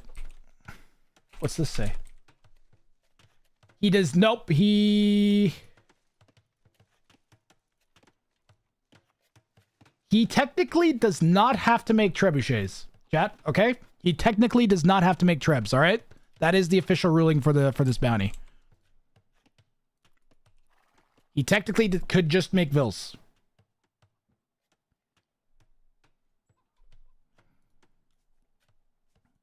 So he does not have to make a trap. All of the bounties that are like they're all locked in with produce must make at least 2 in brackets, and this one specifically does not have that. And my note says that do not require in my notes. So that means that I decided at some point, I actually don't remember why at this point, but I do know that I decided to not require the trebuchet to be built for this bounty. I think it's because we don't have another bounty that's just like only make villagers. The only one is only make villagers as the Incas specifically, and you're not allowed to make trebs, so it's different. Something like that. We needed as many bounties as possible. That was a big part of it. Could make a pole trush viable. Yes. Yes. Yeah, it means you could do like an extended trush and then make trebuchets, and if you win before the trebs come out, you still win. I believe it was the opposite way for the game show, but things are changed to make sure that you can't like cheat or like have a easy bounty because of some circumstance against depending on what your head-to-head is. So the definitions were changed slightly from the game show to the tournament. That's one of them. Freaking cannonball should go right through a ram. You'd think so, Dragonlord Frey. You'd think so. Maybe the angled sides work to deflect the blows.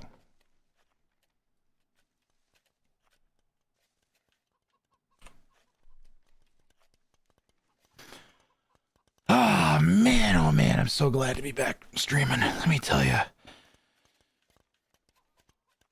I really thought for a while I was so convinced that my GPU had died, and then I was 100% sure that my RAM had died to the point where I went out and bought more RAM. And then I had I put the RAM in and I had the same problem, and I was like, well, at least my RAM's okay. And I figured out it was the CPU. By the way, if anybody wants a completely cooked 5900X, it can run RAM at up to 2133 megahertz. Whose channel without crashing. But anything more, it'll go down. Forcing the game to last until Imp makes it more difficult. Yes. It might make it impossible because it might make it impossible for bounty matchups. I have a feeling that was why I made that note.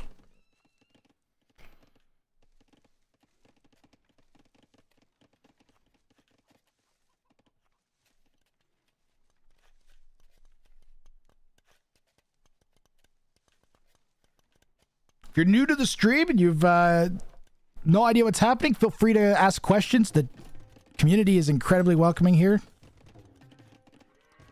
Really nice group of people. We've had some fantastic sportsmanship in the Discord chats as the players have been setting up. You're allowed to TC drop beginning in Castle Age, correct? You're not allowed to build your town center within range. You're not allowed to build your town center in range of the opponent's town center before you reach Castle Age. So if you get up to Castle Age super fast and your opponent's for some reason still in Dark Age, they're doing the 100 villager bounty or whatever, you're allowed to drop a TC in range of them. That's fine. But you have to be in Castle Age. Otherwise, like, TC drops destroy too many of the bounties.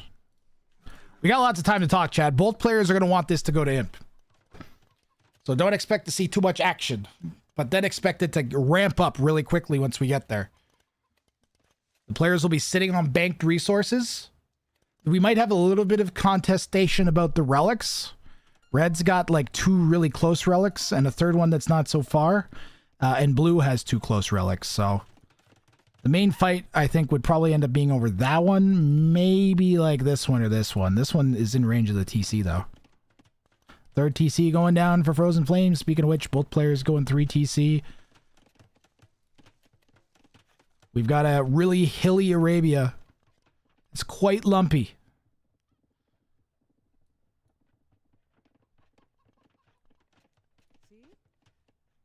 Castle is going to come in for Arg. He's going to buy the rest of it in a moment. Maybe towers. He is getting a guard tower upgrade. Yeah, he's going to go towers. I thought a castle.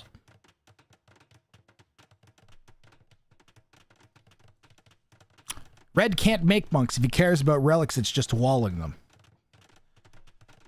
Ah, yes, of course. Monday? Well, blue would definitely want relics. The guard tower is there to protect the villagers as they build the castle. I was wondering what was up with that. You wanted to make sure. Oh, Arg, now you can't afford to lose your only non-trebuchet or villager unit. He will desperately need to have this scout at certain points. Especially if he wants to snipe opponents with siege in anytime soon. It'll be his only real viable option. Oh man, the pathing might be set to auto scout. How far away from Imp? Pretty far.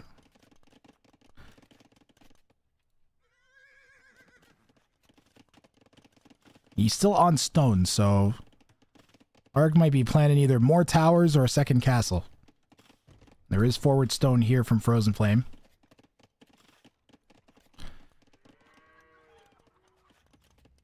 It's too bad Frozen Flame didn't just go for like standard Mongol step lancer bullshit. Because I think he'd have killed Arg if he did. Like, imagine like 8 step lancers busting in right now. It would just be over. And he could definitely have had 8 step lancers by now. Even with the one stable he's got, he could have had some steps. He's on hard on the stone though, and whether he doesn't know it, but his best option is going to be to go full Mangadai. Full Mangadai. And then maybe stick a little meat shield in front. Sappers is Imp, as I recall. Well, that seems to suggest it's Castle Age. Because it's available? It's Imp? Alright. 4th DC for Arg.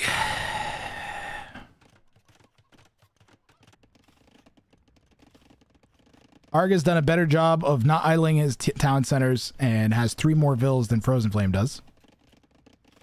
There's only been 1 kill for both players. I don't know what Frozen Flame lost. Maybe he had another scout. Did lose the town center though. Wall that back up, please. Thank you. Arg sniffing around with a vill. Stumbles into the castle, manages to avoid it. A lot of individual red dots all around, isn't there? Blue wants another castle on more gold. Red will see this. Red's going to spot the vills with the towers, but be completely unable to do anything about it, lacking any army.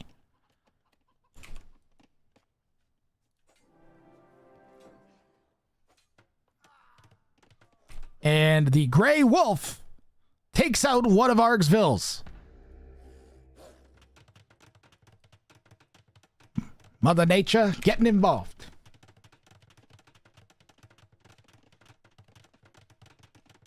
Boom, boom, Ba-doop boop ba-doop ba-doo-doo. Ba-doo-doo doop ba-doop ba-doo-doo. Doo-doo doop ba-doop ba-doo-doo.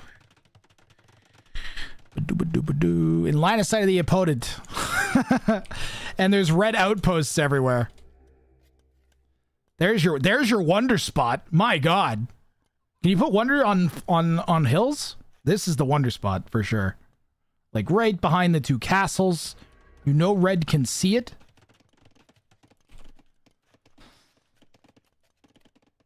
There are lots of little towers and stuff all over the map here for Arg. He's obviously a little bit worried about the consequences of no army. Frozen Flame up to Imp, also doing the no army play. What is Frozen Flame doing? How is it like, okay, so the thing that's particularly stunning me about this is that Frozen Flame seems to have a read on Arg. That's what is probably the most shocking thing, is that this is, I think, Frozen Flame having game sense and realizing that Arg really is not attacking hardly at all, isn't making any army. That's got to be a tower. You just stick a tower here, just so that he can't take your res.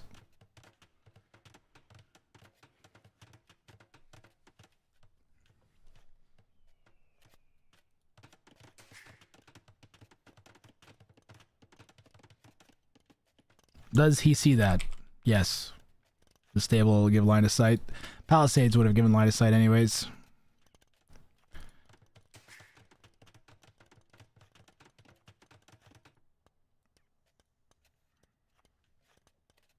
I think this is going to be Frozen Flame's game, especially if he keeps making Mangadai like this. I think it's going to be his game to lose. No, no, no, no, no, no, no. No!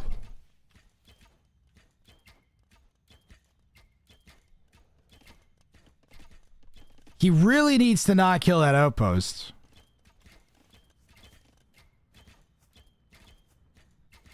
Chat, I need potatoes again. Chat, I need potatoes. This is a potato situation. Alan! Whoa, whoa, whoa, whoa. Can I help you? Potato Man. Where the hell have you been? And another one. Potatoes. This is a potato situation.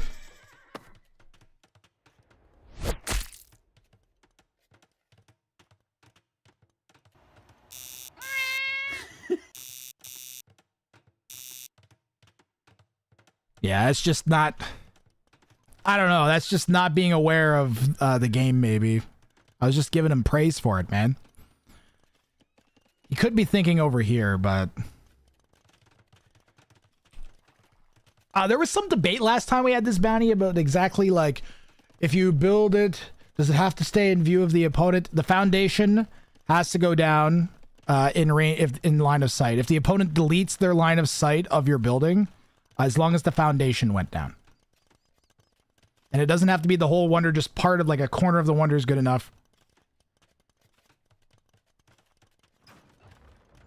There are 3 levels of this bounty. There is begin construction on a wonder, complete a wonder, and build it in line of sight of the opponent. You can't hear the potato noises? That's so weird because I can. I think I might know why. Chat, you can't hear the potatoes?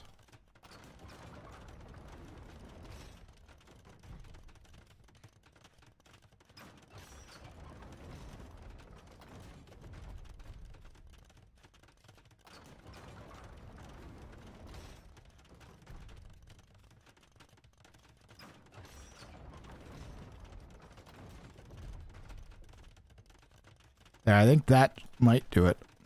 I'm not sure. And you can't hear the laugh track. Another one. All right, well, the audio needs some work.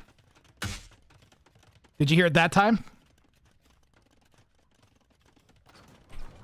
All right, here we go. Arg has got a trio of towers. Yeah, I fixed it. Arg's got a trio of towers defending a trio of trebs. Supremacy vills are in. And Arg needs more town centers. Since those are his production facilities, he really needs more. What about that? Did that work?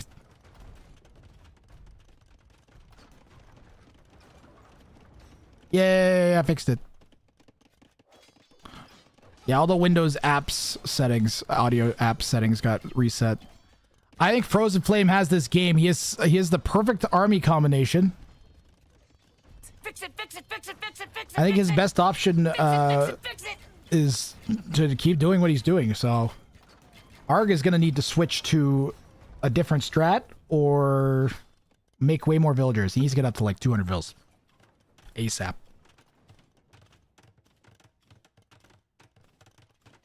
You guys think it's wonder time? It's getting awfully. He's got the res for it now.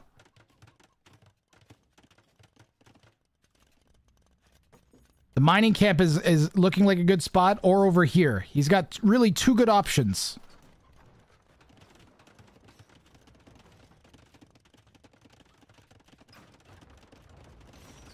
Arg knows how important it's going to be to shut down the Mangadai production facility. Frozen Flame is going to be in a situation where he's going to have to make a decision between making his wonder and making more castles for his Mangadai. The Hussars would probably do alright. He could probably go Hussars or Step Lancers and be fine. The Mangadai are just like a direct counter to everything that Arg can make.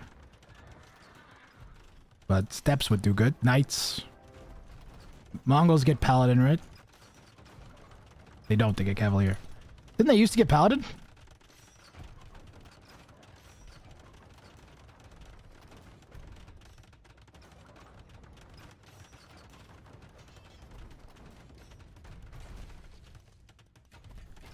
Arg is steadily advancing on both sides here, and that castle is going to go down. Really needed some better micro on the right side to clear up the Trebs pushing his only castle. He's got another one going another 10 tiles back. And until then, he's not going to have more than a dozen elite Mangadai. He needs to get his res out. I think spend your res and push Arg back. He's floating like enough to build a wonder and maintain production. This is too much.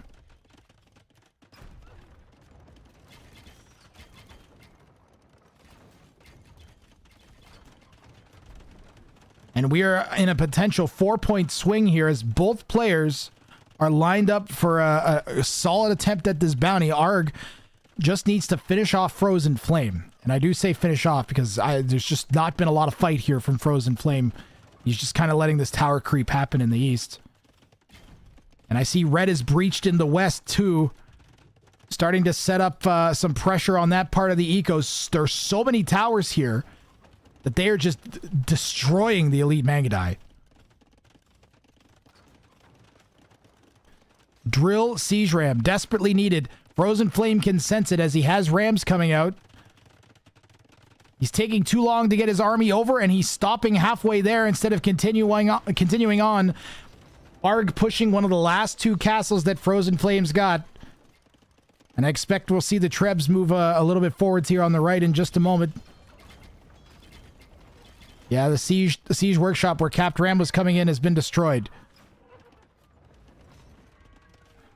Arg did manage to get up to 193 vills. You still use more TCs, in my opinion. Needs to start full sending. Needs to take a group of vills and fire them at a building.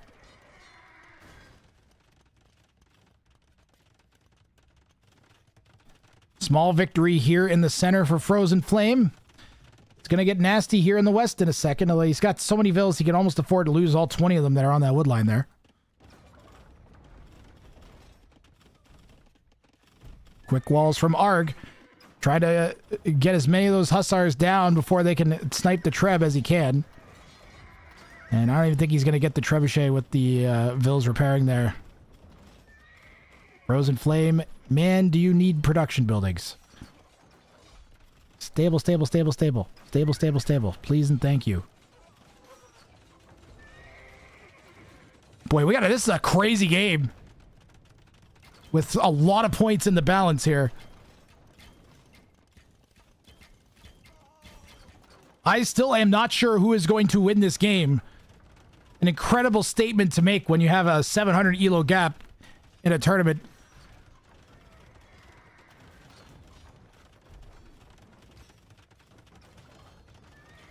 fastly becoming one of my favorite games we've had so far. This is epic. He's gonna clear on the left. Drill is in. He's got drilled capped ram. Could click into siege ram any second. Mangadai are gonna intercept the Vils on the left. And Frozen Flame has killed. He's gonna have to kill a lot of villagers. Solid defense on the left. Trebuchet setting up for a push on the right. Conscription coming in for Frozen Flame. Desperation repairs on this castle on the left are going to pay off as he should clear up the towers and the Vils and the Trebuchets all at once here. Oh, maybe not. Supremacy Vils pounding those capped rams down real fast, and that's going to give Arg some more time to make this push pay off on the west side. There are no signs of any counter raids. You know, Arg could be potentially left vulnerable here as he's wide open, and there are some forward Vils there begging to build some stables. Give me stables, please. Put some stables down and start firing in some raids into Arg's base would just be massive in the pushback here. No sign of the wonder whatsoever for Frozen Flame. Still has enough res for it. He's got a little bit of momentum in the center here. And he's going to have to like push south into the east and just get rid of all this crap. While simultaneously dealing with this over here. Trebuchets just seem like they're doing nothing to these keeps. Mangadais and Vils. Fighting. Vils trying to stay underneath the towers. Trying to get the rams away from clearing the towers up. Towers are getting immense value. The amount of damage they've done to the Mangadai. There is the wonder. Frozen Flame is going for it. That will be in view of Arg. In plain view of Arg. So Frozen Flame feels like he can still make this happen. Step Lancers? I still think Step Lancers could do it. Or Knights. Something a bit more substantial than the Hussars, I think, would be good. Or just like way more Hussars than we currently have. Particularly would need stables to do that. Like right here. Firing Hussars into Arg's base. That sounds great.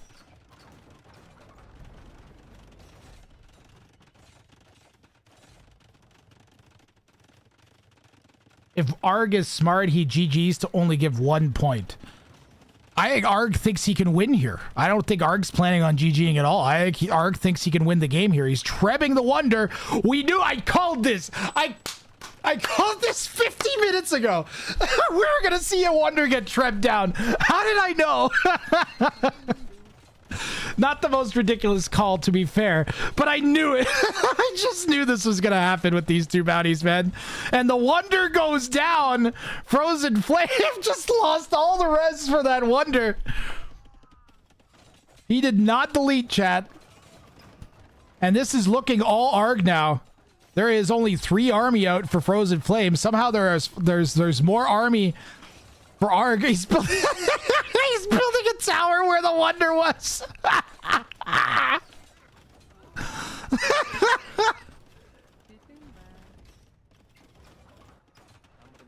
I'm still rude. I still think that this could swing back in favor of Frozen Flame. I don't know if he's going to be able to get another wonder down, though. But I can still see him pulling a win off.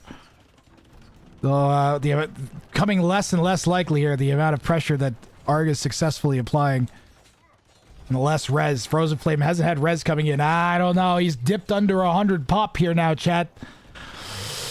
I don't know if he still can make it happen. Did these guys make it? These guys are still free. They could still maybe make something happen in Arg's base. But it's looking worse and worse by the second here. We're at under an 80 pop now. And an absolute banger insane game.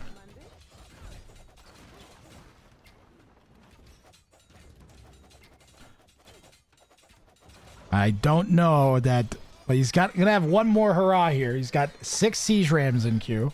Still has 1,800 food. Gonna have enough stables that he could maybe get an army back together. And at this point, he has to have figured that Arg is doing some sort of villager-only bounty. He's not seen a sign of a conquistador or a knight or I don't know, a skirm. Anything other than Trebs. He's got to be thinking this. He's doing that villager trebuchet bounty. Have to have clued in by this point. Red's going to try and steal a bunch of these farms. Blue taking a page out of the Spanish player's book and going out to fight the Trebs with some vills. Oh, he's going to TC. TC drop in Arg's base. And that is not going to work out.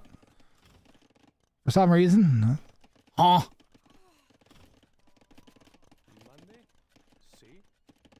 Blue firing in some vills into the back of Arg's base. Not entirely sure why. It didn't really work. Arg Estate popped at 200 for very, very, very long time at this point. And I'm tempted to skip through to the end of this one, Twitch. What do you think? These two bounties are unintentionally perfect for a match. Yeah, this actually, like, is a fantastic balance. We got such a competitive game out of this. It's crazy. You guys think it's skip time? I think we're at the point where I don't see a way that Frozen Flame could ever come back, to be honest. That's why I'm pushing the skip button. We'll see if anything else goofy happens here in the closing moments. He does have a thing forming, but yeah, he ultimately calls the GG, and that is going to be a bounty claimed here for Arg.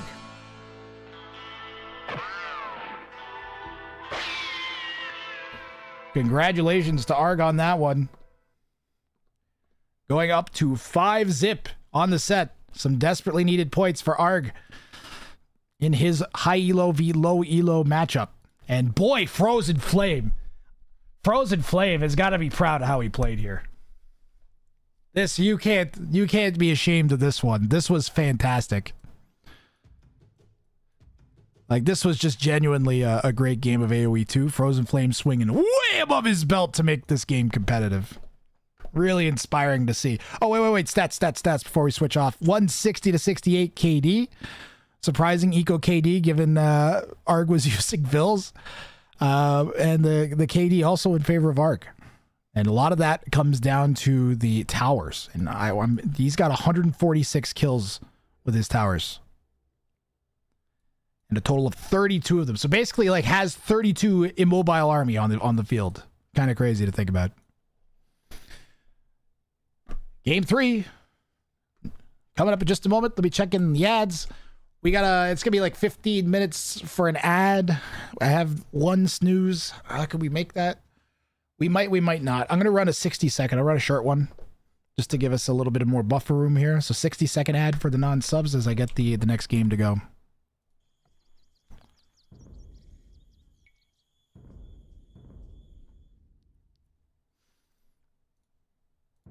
And this has been a good one.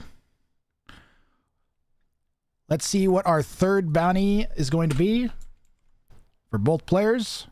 And for our final game of this set, we've got Arg going for Poor City Planning. And he didn't actually use any of his refreshes this set. Just right for Poor City Planning. All buildings must connect to your starting town center directly or through other completed connected buildings and win. And Frozen Flame is going for This Is Fine. At least 60 of your buildings must be on fire and win. Now let's get things... Oh, I chose the wrong set. 1 second here. I clicked into Super Monkey Car set instead of... There we go. Frozen Flame Game 3. My mistake, chat. Welcome back from the ads, guys. We're just loading in now.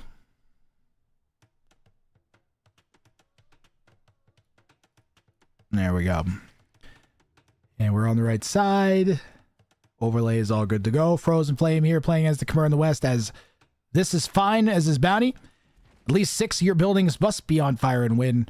And Arg, all buildings must connect to your starting town center directly or through other completed connected buildings and win. So they don't need to be built in sequence. We had this debate the last time this bounty came up. You could build a mining camp, but it has to be connected to your TC before the end of the game, and it has to be through buildings. It can't be through walls. You can't have walls or gates involved at all. So yeah, you can put buildings wherever you want, but they are eventually going to have to lead back to your TC. And yeah, you can add walls too. It's just he can't put a building at the end of the wall and have it count. New Gamba. Oh, we did have a bounty claim. Some folks getting some Gamba points there. We'll run another one here. If you think a bounty will be claimed by either one of the players in this game, you can vote and let people know why you think it's going to go, yes or no. And maybe win some memes. Yep, see, this does not count. This does not count. And this is where reading the handbook comes in handy, all right? So I'm going to show you guys.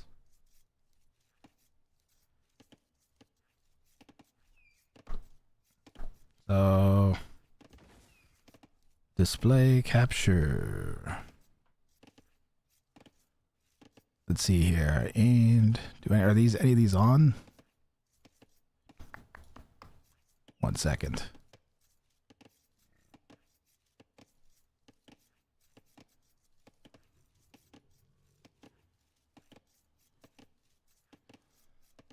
Here. Yow. A building, a completed construction that partially prevents the passage of units through its foundation and or can be reasonably identified as a building and does not have mobility. Lumber camps, mining camps, houses, mills, forts, barracks, castles, monasteries, watchtowers, towers, settlement, town centers. Does not include mill carts, siege towers, farms, palisades, or gates unless stated otherwise. All right, this is right in the handbook. So get out of here, Homer. So there's no excuse. Direct statement of how this bounty is. This is the exact bounty that wording was meant to cover, as a matter of fact, even. 2K4 gameplay, 1K reading skills. That's right. That seems to be the number of high elos I've seen throw points away in the tournament because they did not.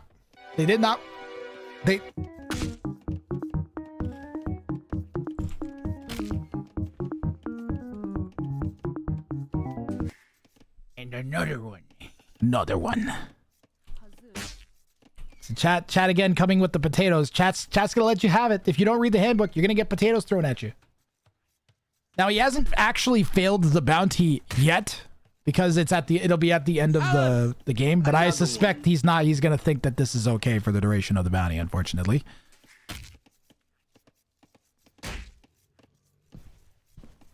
Read the handbook. It'd be a bit better if I could be a bit more accessible as an admin, but I also don't want to do that because I don't want people to ask me a bajillion questions about the bounty definitions. That feels unfair. They should just be able to look at the wording and then figure out if what they're trying to do is allowed. Would be the goal, is to have the language be plain enough and obvious enough and non-ambiguous enough that people can just tell what they're supposed to do. Disturbing.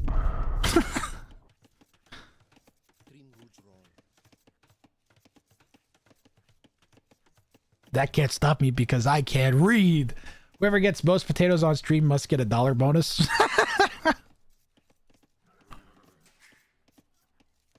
The potato bounty. You didn't hear Steve. I'm gonna have to do a full audio review of all of the memes and everything. I can hear him.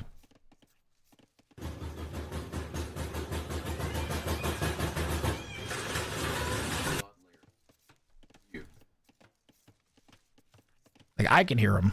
Let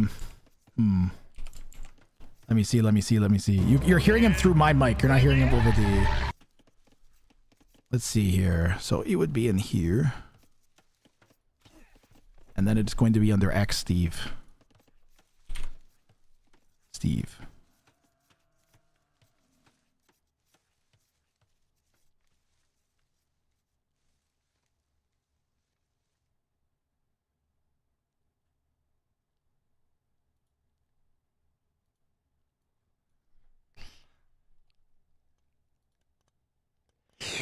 Alan!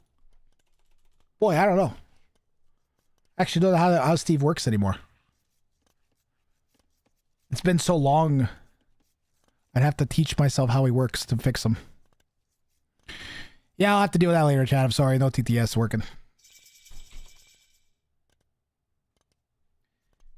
Yeah.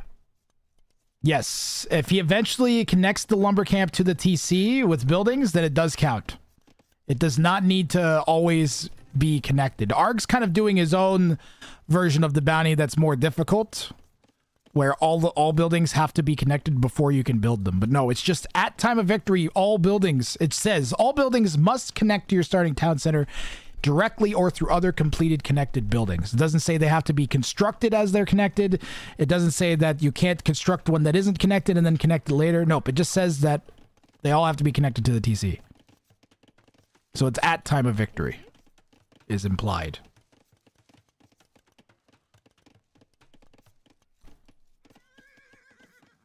I guess the at time of victory might make it less ambiguous. At time of victory, all buildings must connect to your starting town center. Yeah, it should have that in the writing. It just would be so wordy. Why I'm investing in Grath AI to take over? Oh yeah.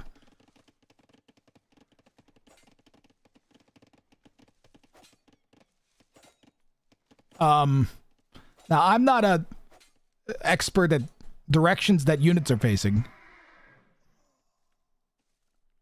That unit was not facing the right direction. You could shift delete all buildings in the last second. Correct. But the shift delete all buildings at the last second bounty, DJ Sapson, is not in the tournament. As far as I know. I'm pretty sure I took that one out. So that one's kind of like, it's kind of like, oh yeah, you could do it that way.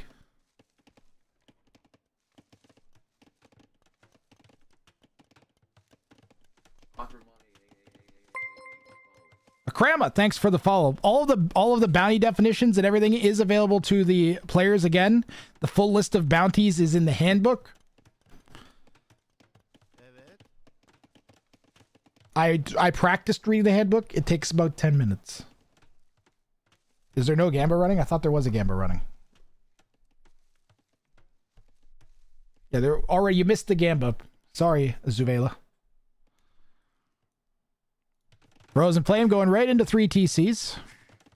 6 buildings on fire. Frozen Flame has seen this attempt, so he'll know that he has to mango his own units and not delete them. So at least we'll get an actual attempt at this bounty. I think we've had 4 attempts, and of the 4, at least 2 of them were people deleting units, not knowing that that doesn't count. You gotta kill them. You can't delete them. Canon for a unit being deleted and dying is that you're like, because in theory we're like some sort of, I don't know, god in this game, right? We're looking down upon our armies. Sort of. You're supposed, that's, I mean, what else are we, if we're like playing, what POV are we playing from? The king's brain, right? Maybe we would be the next closest analogy. So the king wouldn't imagine a whole bunch of people that he killed. He wouldn't just tell them to die in place. He'd be like, nah, we'll just let them, like, I don't know, man. It just doesn't feel right. I feel like in the king's head, they would die of sickness. And if it was God, then they would die of sickness. They wouldn't just have suddenly died for no reason. If they would all get brain aneurysms or something and collapse, right? But we wouldn't say that they were killed by somebody. So, that was my logic. A human player controlling a computer video game? That's ridiculous. Nobody does that. Arg's bounty condition only applies at the end of the game. Yep. This doesn't account for his bounty. Right now, if the game ended, he would fail the bounty. Because of this. Nobody, look, even if you just go by, you take out all the goofy definitions that we're talking about, right? That is not a building. Which one of these is a building?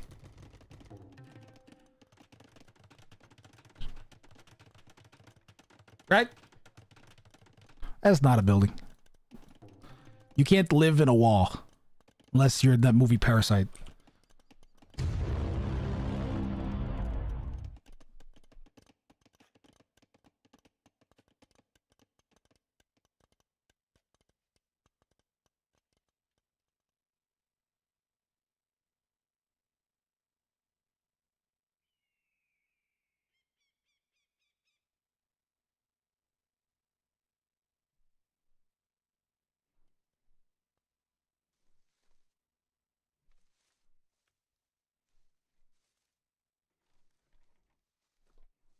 You've come to the conclusion he's not going to achieve this unless accidentally. Yeah, I'm a little concerned about that. Honestly, he's made this bounty harder for himself. My story, the whole tournament has been survive. 250, 300 plus to 800 plus elo. There were a couple people that did not get fair matchups.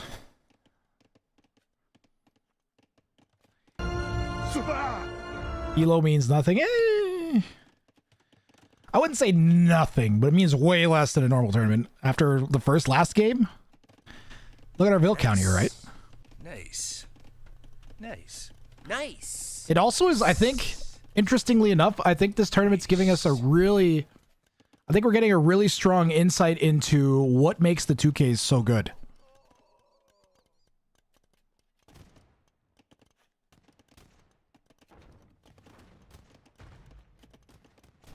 Like, we're really getting an obvious look at it. Oh, chat, we got an ad that's going to run. I'm going to snooze it. I have one snooze. So if you're on the border about subbing, then you might want to sub now.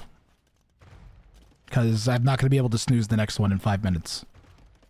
If you don't want to sub, you could probably go to the YouTube stream. It's probably working. I haven't double checked, but I'm assuming it's on. It was on earlier.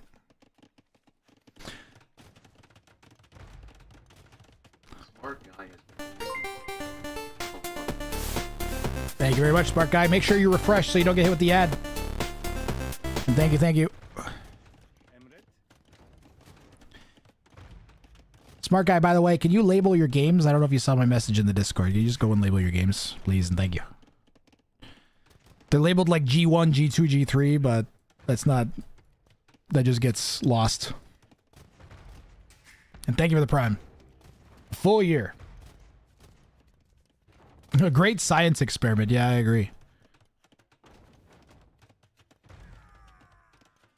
I mean, if you're a high elo, you're going up against a low elo and actually getting a challenge, that's got to be a lot better than just wiping the floor with someone. Yeah, Arg setting buildings on fire for Frozen Flame, but then destroying them. Oh, we got like a sneak TC he's going for. Gonna go for like a little flanky doodle. He needs a mango. Why won't Frozen Flame make a mango now?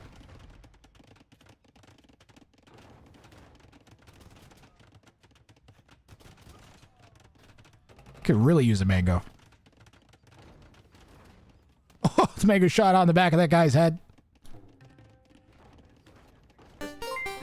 Hey, it's Cat Picks. Thank you. Brand new sub, Chad. W's in chat for the brand new sub. Thank you, Fancy Cat Picks. Thanks, Dragon Lord. Appreciate it. Janissaries will destroy them. Ah. I'd still make one, though. You need something to repel the mango. Yeah, change the file names. Please and thank you. And then re-upload. He's actually doing the create only vills challenge. Yeah, it's kind of seeming that way, isn't it? He has guard tower. But he's floating 1300 wood.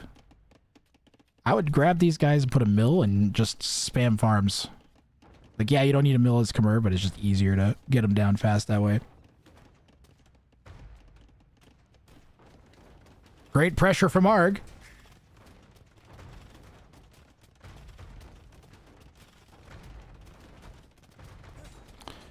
Uh-oh. Gonna see a big Vil bada boom. Okay.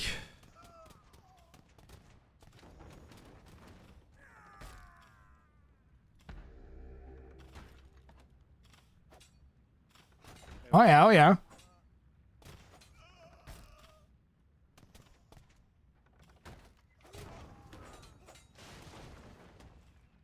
Be sad if Arg wins but fails the bounty. I am that. Oh! He may have known the whole time, Twitch chat. He has made the connection that he needed to make. Hype. Actually hype. Let's go, Arg. That is huge. Whether he knew it or not, he's probably like, oh, they gotta be buildings. Nice. So he is back in the running for his bounty. And it was definitely intended. He may have been like, oh, it's gotta be connected by buildings partway through the thing. That's huge. Huge for ARG. It'll put him right in the running for a semifinal spot. Yeah, I'm starting to get really excited about this tournament. This is awesome. Check the AVM. See if he read the handbook during the game.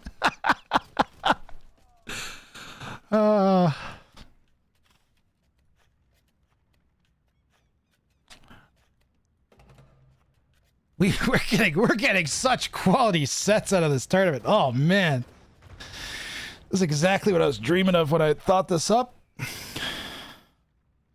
Frozen Flame by no means out of this. He's still a good 17 vills up, 18 vills up. Needs gold though. Really needs some gold. He's gonna run. Arg doesn't know about that. Arg has no idea that's happening. He doesn't even know that gold's uh-oh. Oh, let's go. Let's go, Leopard.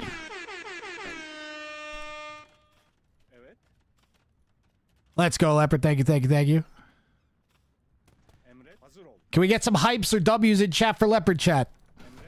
In chat for Leopard. Let's do it. Man just dropped me 5 gifted subs. He deserves some acknowledgement. Mango nailing the clustered rams and janissaries as the vills running. He did end up finally making some mangoes. You got dodged, Tuggy. You got dodged. That's because Twitch thinks that you'll sub on your own. Get wrecked. That's what you get for supporting me in the past. Ooh, the Rams doink that down real quick. The Janissaries pop. And he's doing the old hop in and out trick with the Jannies and the Rams. Another mango here. JD sniping again.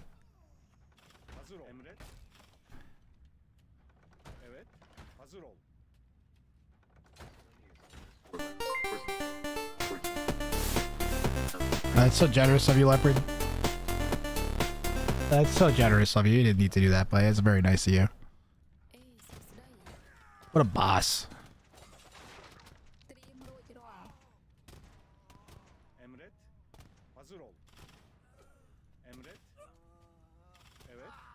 Oh, the Janissaries walked into the TC. He just lost all of his Janissaries.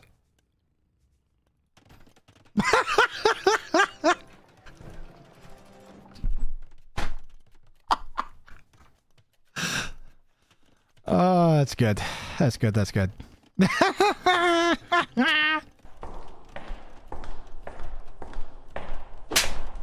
The clustered nature of this base is hilarious.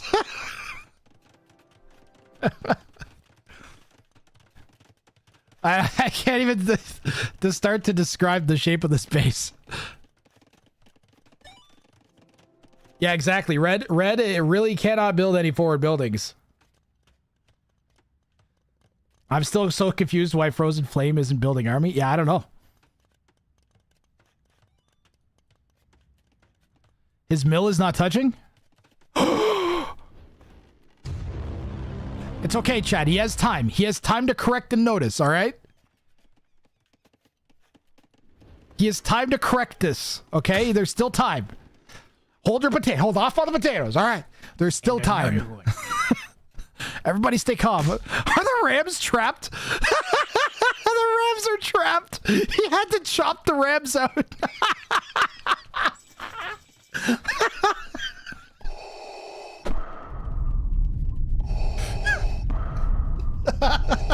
I find your lack of disturbing. This is the most ridiculous like nerf to a high elo player ever. This is great. Farms do not count. Farms are not buildings. Big Ugly. I've never seen somebody live in a farm.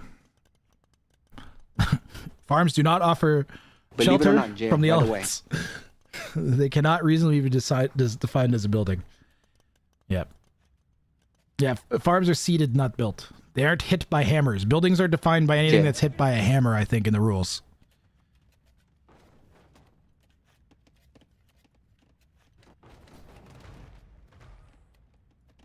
Right to jail, right away. Right to jail. Mangoes don't have any support. Oh, they're going to cluster right as Blue's Mango gets close. He can get 3 mangoes with that shot. Oh, ho, ho, ho. He did a lot of damage. He might get 3 mangoes still. Wow. Big shot there from Frozen Flame. That's going to mitigate this problem significantly. He'll punch 1 mango down and clear the other up in a few quick seconds. Walls are hit by hammers, but they don't meet the other definition of a building, which is has to be reasonably defined as a building. And a wall is not a building. A wall is a part of a building, at best. It's in the handbook. Handbook's got all the definitions you could dream of. Once again, we're doing the phosphor. That's the phosphor where he does this, right? Where he hops in and out of the thing. It was a phosphor strategy, was not. Survivalist was the one that I saw doing this ages ago with Gebetto. Capped Ram will kill this TC. Lickety split. Frozen Flame's going to lose 15 vills. It's not really going to end the game. You can make a run for it. Make a run for it. Run! Run! They're not going to run. They're going to get shot to death. What a massacre. If I build a rectangle of wall and add a gate, that's a building. No, that's an enclosure. According to the rules, that's actually defined as a pen.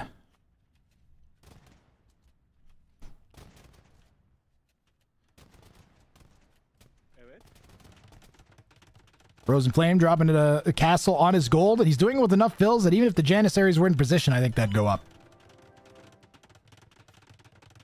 Both players imp. Frozen Flame has double the eco of Arg.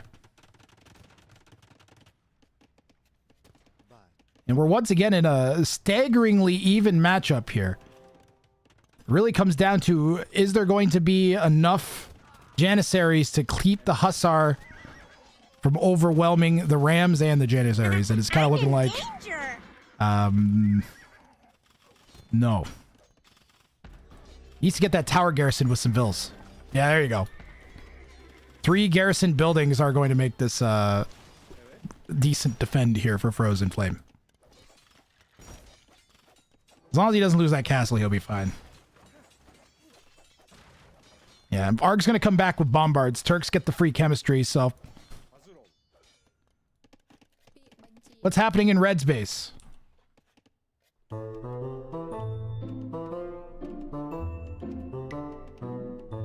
Fuck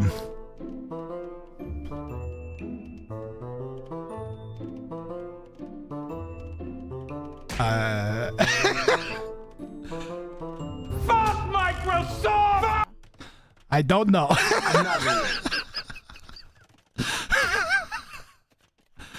It's good scouting information, though. The Hussars are going to come in for a raid.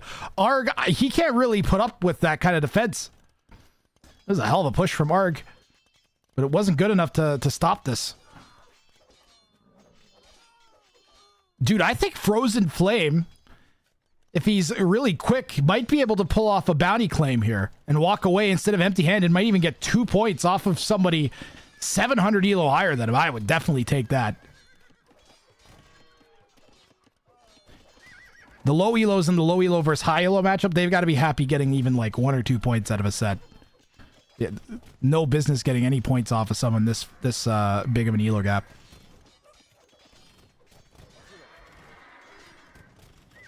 That hurt. That killed almost a quarter of Arg's eco, or a fifth of Arg's eco right there. He went from 50 to 40 vills just like that. And if Frozen Flame can just get his military production rolling a bit better here, I think this is his game. And he just needs to get it together. Needs a way of dealing with the skirms. So realistically, you can go Onager. Opponent's already got bombards. So better choice as the Chimera, maybe elephants. I kind of like elephants here now that I think about it. They've got enough HP to tank all the extra shots, all the extra damage from the Jannies. And if you do manage to overwhelm with Ellies, you can go forwards and immediately start hitting buildings. They get bonus damage to buildings. They're kind of siege-ish. I'm also fine with like 40 hussars, but it's got to be like 40 of them. It can't be a dozen. Well, he's got 5 cavalier mixed in there. As long as he doesn't go for the bombards, I think he could win the fight. But if he goes for the bombards, they'll tank so many shots that he'll lose numbers that would let him win. But better option by far here is to just sit back. Especially with the scouting that he's got. If we look at blue scouting here, he knows roughly like what the deal is with Arg's eco. He knows he's not expanded too far out. Should maybe send a couple scouts. Oh, maybe a couple scouts. How about 26 of them? They're going to come in for a raid here in the left, and there's a lot of exposed eco for him to attack. We'll look at Red's POV. It's going to have just a few moments to try and respond. He could get a gate or something down there to try and block this off, but no, he's just going to make a run for it. The army is maneuvering back, I think. Yep. At least some of it is. There it is. Arg losing more vills. He could have put a TC, put a TC right there.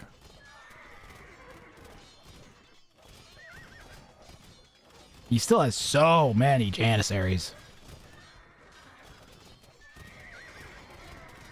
But Frozen Flame doesn't really care about losing this army. As long as he gets a bunch of the Janissary. Now, fighting under the 3 castles. Did not go well. But keeps raiding, keeps some defensive army. He'll be fine. Eventually, he should win.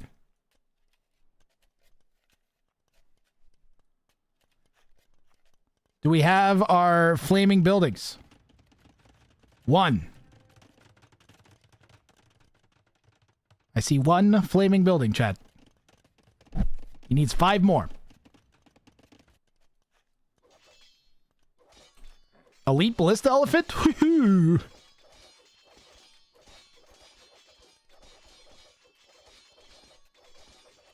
There was another house. Did it get deleted or destroyed? He's fine for now. Okay. He's got 5 bombards, and he's going to try to push the main castle of Frozen Flame. Frozen Flame, his raiding party is really far away, and it's just attacking some useless buildings right now, and it needs to come back home. He's going to try to swoop in and snipe the bombards with the Cavalier to buy himself some time. It'll at least push them off the castle for a second. Bombards fire on the Ballista Elephants. Ballista Elephants are in range of the Janissaries. Bombards getting a good shot there on the grouped up Ballistas. But Janissaries are definitely getting a lot of HP taken off them from the pass-through damage. Frozen Flame missing the Khmer tech that gives the crossbow, the Ballistas an extra shot. I think he's still missing. He's got to be missing. Yeah, he's got conscription, but how many? He needs more stables, man. He's got 10. It's just taking a while. Again, he needs to get popped. Get up to 200 pop and wipe the opponent out. His combination of units may still work for him, Aaron. That is going to be another bombard sniped. There's still 3 left in there. Oh, look how clustered that is. There's so many units getting damaged by a single shot. Sipahi? Cav archers don't make sense. He's down to 17 vills. This is looking GG. Elite Janissary is in. And Arg calls the GG.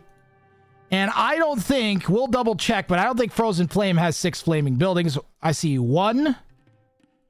Oh, maybe. Hold on a second, chat. We've got 2, 3, 4.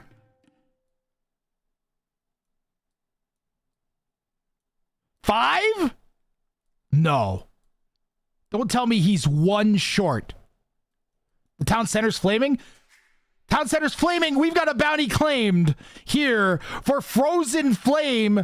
Unbelievable. And he's going to walk away in this set with 2 points. Hell of a game for Frozen Flame. Managing to get 2 points off of someone 700 and a W, 700 elo higher than him. Nice. And just a fantastic set here overall for Frozen Flame. Boy, does he have to be happy with that. He might be one of the only players so far that has swung up like this to actually get more than 1 point. There's 7 to 8 buildings on fire. You made 6 houses were on fire. Oh, yeah, I missed this one too. Yeah, I missed these two. 1, 2, 3, 4, 5, 6 right there. Not including the TC and the mining camp. That's okay. Great job by Frozen Flame. Seriously, should be proud of how he played this set. That was genuinely good. Arg, nothing to be ashamed of. That was a crazy push. Just about pulling it off by, I don't want to say luck, because I think he noticed, but almost pulling off an absolutely ridiculous bounty. It was a really close game, and a really close set, actually. What a great set. You beat someone 800 elo higher, that's right. Yeah, Frozen Flame, just like, he went into that perfect Khmer composition. Ballista Elephants and Hussars, that's a tough combo to beat, no matter what civilization you are. And we are going to get to update our scores here. Both players are going to move up a little bit. And I think Frozen Flame, well, he's going to be on the bottom of the leaderboard, but he might make an appearance up there. Let me update our scores.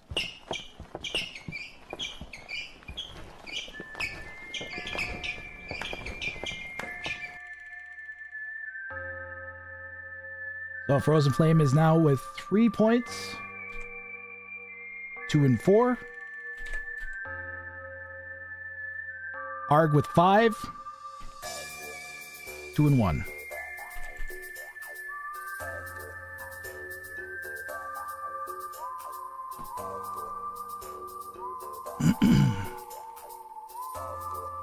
Give it a minute to update here. There it goes. Where's Arg end up? 9th. Oh, show us some of the new clips. Yeah, I could use a bathroom break. Yeah, let's run the highlight reel. Let's run the highlight reel. You guys can see some of the best clips so far from the tournament.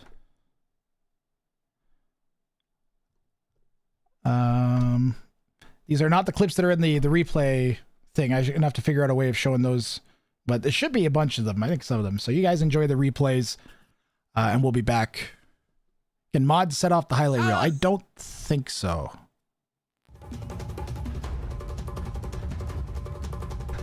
The wolf is closing in on the kill here, chat. Alan! Oh no!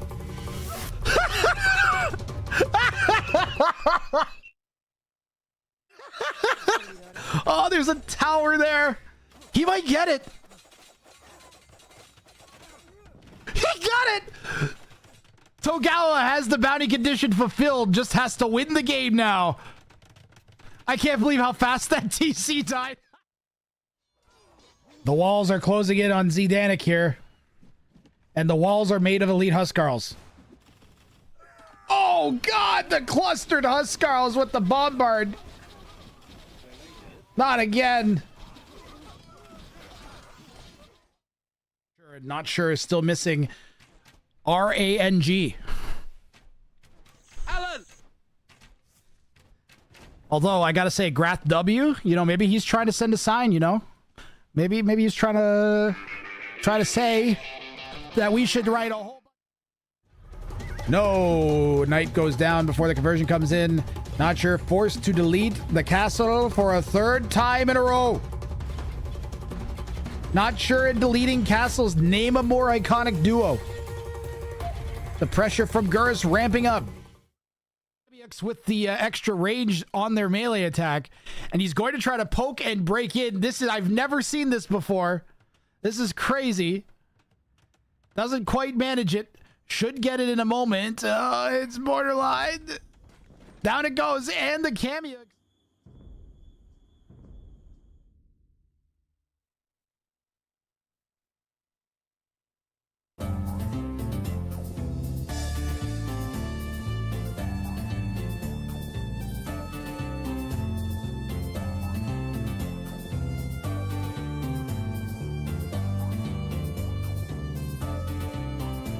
Thank you. I forgot to put the score in, and this Reggie does all the. I updated the standings, but I didn't update the score. Win. Yes. What were Arg's bounties again? So this is fine for Frozen Flame. And Arg had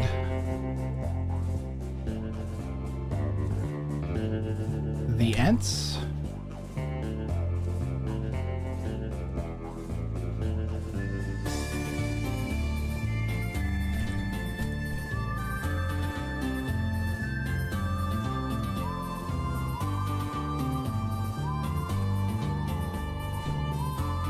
Oh no.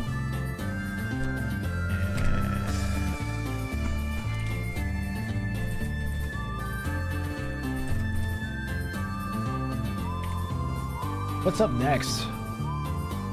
I've blocked one moment.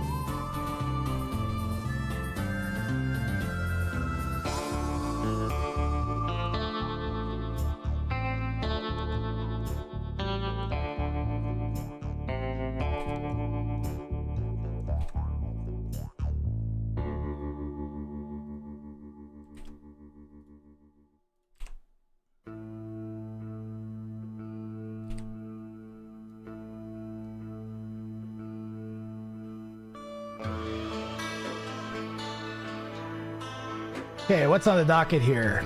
So we've got Bergelman, Plotter Ghost, Matsi, Togawa, Saki, Koi, Matsi and Naruto Sherry. We got another set with Zdanik and Maxime Czech. And we got Duduju versus Rodrix. I think that one I might have to wait to cast because they need to play their third game still. Chat, do you have any preferences, or I just work down our list here? I think we just worked down a list. How are we doing on timing?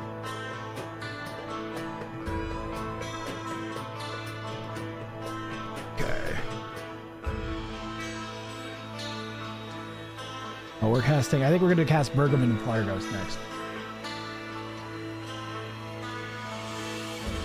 Cannot believe I lost that Mongol Spanish game. Maybe my BAPTM was too inferior and he was too fast pushing from two sides. He was all over you. He had 3 pushes going at the same time. We're gonna do Bergelman and Plotter Ghost, assuming I have their Rex.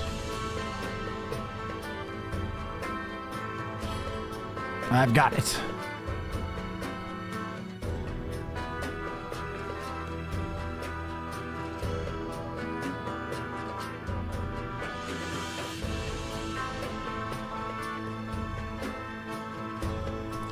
Get our scoreboard updated here.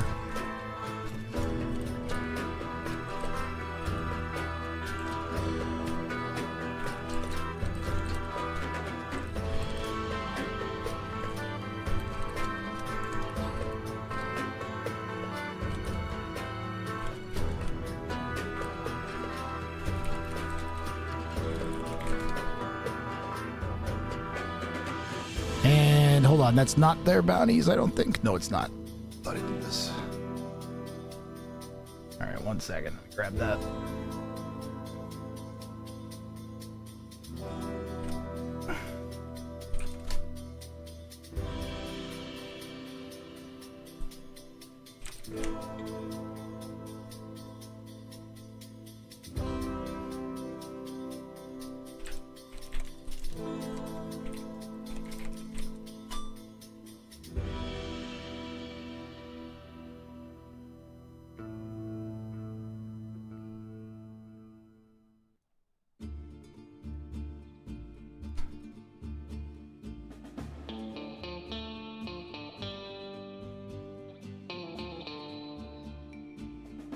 Nice. People reposted their Rex. I have to load it into the overlay. There we go. Oop, I'm on the wrong side. 1 second there.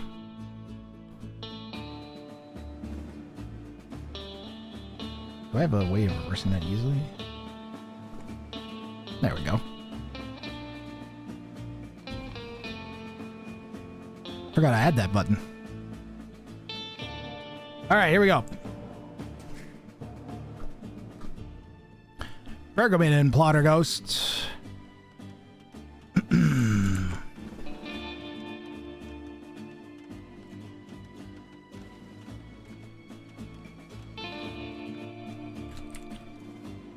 See, Bergman is 1190. Plotter Ghost is 1591.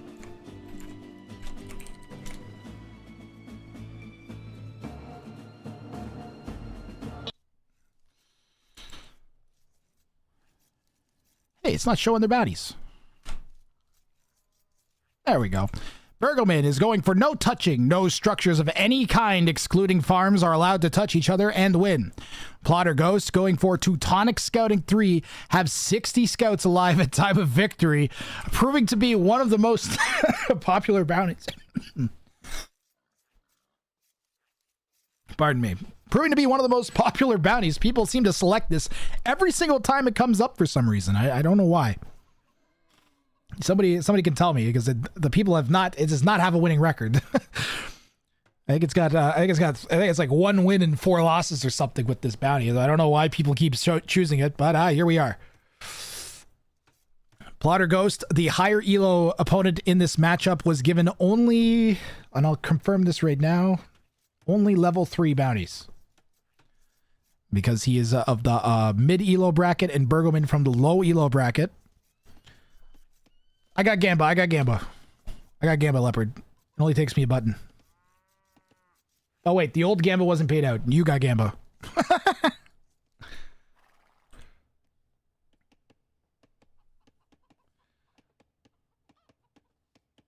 Wait, can I pay the Gamba out? Yes, I can pay the Gamba out. I got it.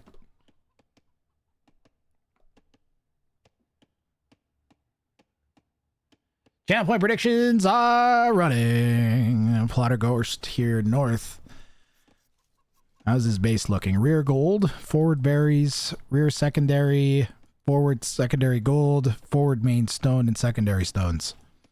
And Bergelman with the forward main stone on a hill, but rear gold and rear secondary stone. So, and a pretty logical wall for Bergelman to build as well. Plotter Ghost, he's a wall suggested to him too, but he could also just kind of set up like a chokey choke. That would work fine as well. Even trap a relic. 2 relics. Holy moly.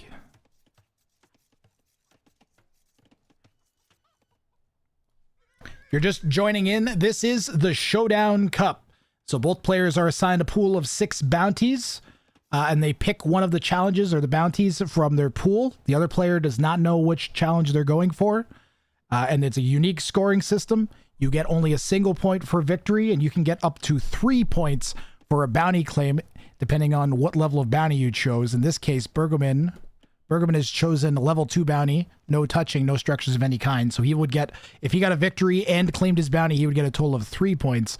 Plotter Ghost choosing a level 3. If he gets his bounty and a victory, would get 4 points. So the players kind of have to weigh against, if their opponent is going to be someone that they're going to have to worry about. If you're up against a higher elo opponent, then they're going to have harder bounties. So maybe you choose a simple bounty, or don't even go for your bounty at all and just try and get some victory and get some points. Every game is on Arabia. It is hidden civilization, no repeat civilization in the set. So once a player uses a civ, it can't show up again during that set for either player. So for the rest of the set, no one can pick Persians or Teutons. How you doing, Manaspa?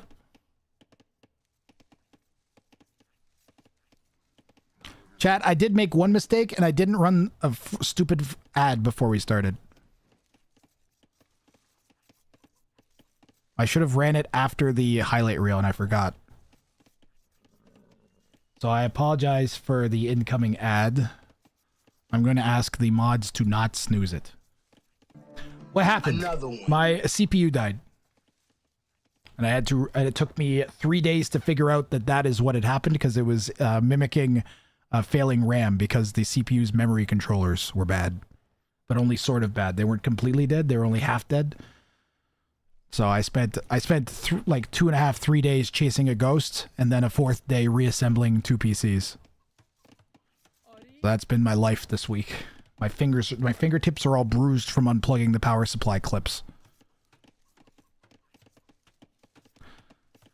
100% CPU is an accurate emote, yeah. Yeah, that 5900X got pushed to its ultimate limits. I was running it with RAM. I was running it, even now I'm running it on 4-channel of RAM, which is not good for AMD processors in general. They can struggle with stability with that.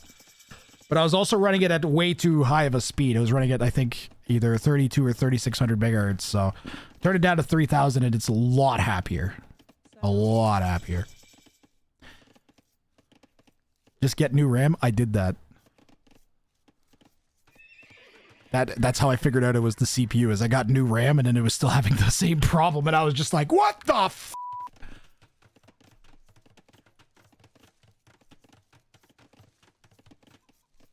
So I went from a 5900X to a 5900 XT, which I think has 2 more cores, and then the cores are on 2 separate dies instead of on 1 die or something.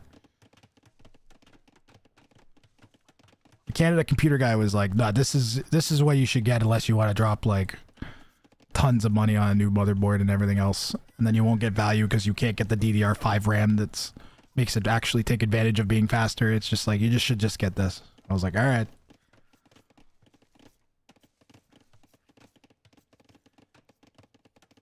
So I have no one to blame for it burning out, really, except myself.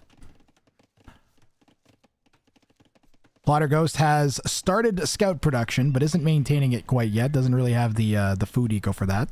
But has come forward with the parascouts that he does have. Bergman also going scouts. Persians get extra food right off the start, so can be really conducive to go scouts early on. Do you have that extra food anyways? Good advice, dude. The guy at Canada Computers, like, was so helpful. Aspa! Thank you for the 5 gifted. Much appreciated, thank you. Have an explosion. If you got a sub from Manaspa, make sure you thank him in chat, please, and thank you. I saw Lexo in here, and I saw Tina Salad here the last stream, and Big Ugly got one. Nice! Literally, like, the last person wrote right before you gifted Manaspa. It's nice when that actually happens.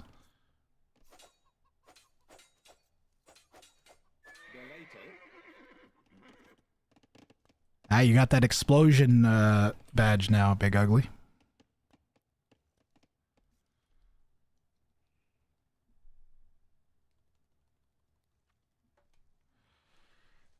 We'll see how long I can keep the stream going. I'm gonna basically go until I start falling asleep, I think. So probably another 3 hours. 2-3 hours, I think.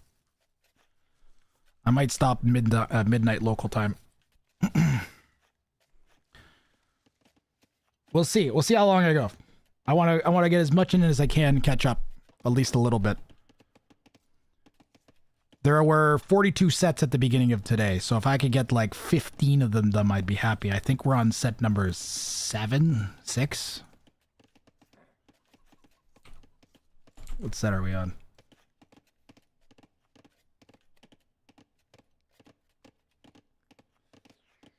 One, 2, 3, 4. This is the 5th set. Oh my god.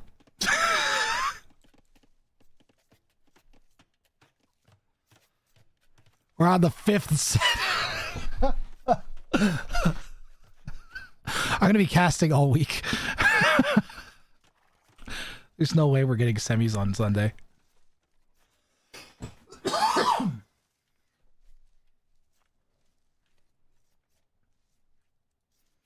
Not the worst problem. I don't honestly mind. Like, this sounds great. I'm mostly just worried about interfering with Red Bull, but I could definitely be doing some like after Red Bull casts of this. Hopefully I get as much. I'll see how much I get done tomorrow as well. See if I can start a bit earlier. Well, I am going to have to poke audio. I'm going to have to make the audio work better. Chinball Wizard, how you doing?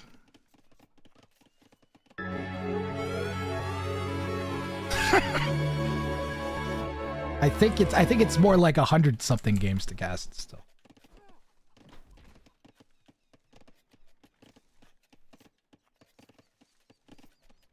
There are, after this set, there are 40 sets to go.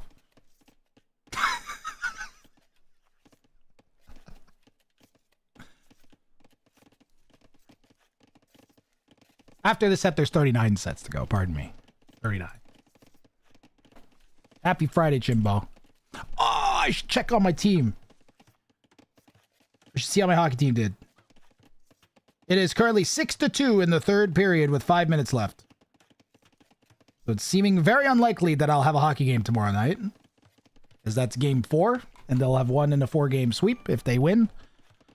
They don't give up 5 goals in the next 5 minutes.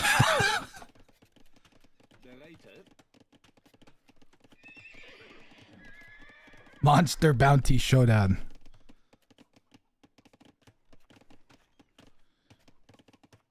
Red Bull could take a page out of Monster Energy's book, to be honest. Monster Energy has so many different flavors. Red Bull has like 2. Jeff is here, Brad, and he wants to say something. Did somebody say wizard? Yes, Jeff. Pinball Wizard's in the chat. Oh, Pinball Wizard. Oh, wait. No, it's Chinball Wizard. Oh. How you doing, Chinball? You know, I thought you were your brother. I got confused. Do you guys know each other? Look, all wizards know each other. We meet at the annual wizard convention on 34th Street. When's that happen? Well, I'm not gonna tell you. It kind of happens outside of dimensional time, anyways, for all you non-wizard plebs. Dimensions. That's great, Jeff. That's great, buddy. The annual wizard on 34th Street. Yeah, you get a gift bag. There's a band, you know, Wizards of Sidonia. And also like just some generic heavy metal. If you never seen a wizard shred before, let me tell you, just type in wizard shredding metal into YouTube, and you'll see what I'm talking about. That's. Why do I know? There's definitely a video on YouTube of a wizard shredding metal. There's like 50. There's one playlist I used for a while for viewer show matches that was literally called like wizard heavy metal that wizards would listen to.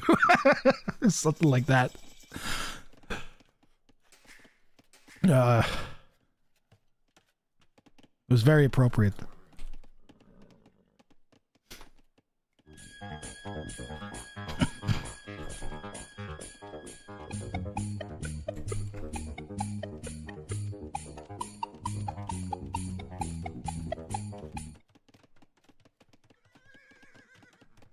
Non-wizard pleb. Mass Scouts is perfect versus an opponent who can't wall.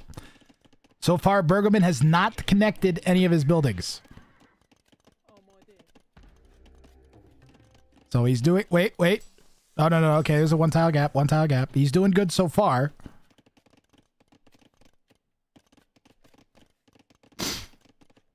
That's right, it's structures, so he doesn't get walls either. Oh. But Plotter Ghost is still 37 scouts away from being in the bounty condition, from fulfilling his bounty conditions. And Bergman's going to be able to make scouts. So these guys do have some extra melee armor. But Teutons lack the ability to upgrade to light cav. Never mind Hussar. And that's going to be all they get other than armor and anything from the blacksmith.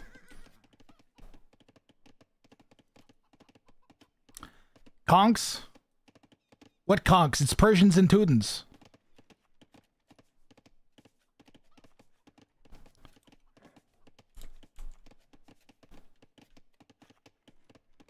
Super Monkey Car, what is it? I bet he's watching a Gregette. I think Super Monkey Car is watching the VOD.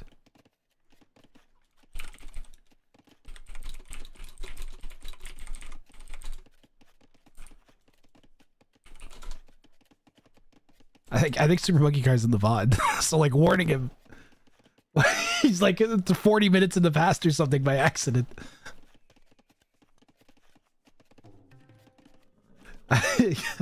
He's talking about stuff that happened in other games.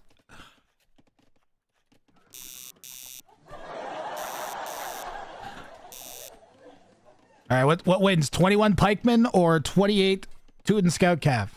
The pikemen. It's gonna be the pikemen. It's gonna be the pikemen. 2 minutes left, and my team moves on to the next round. 6-2. That's probably gonna happen. How'd the Blue Jays do?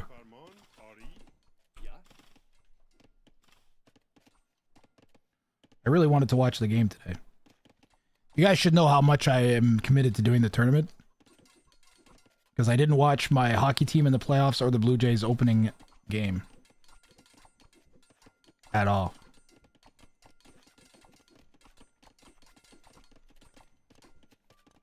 It's the only check-in I've done. Blue Jays are up 2-1 on the Athletics.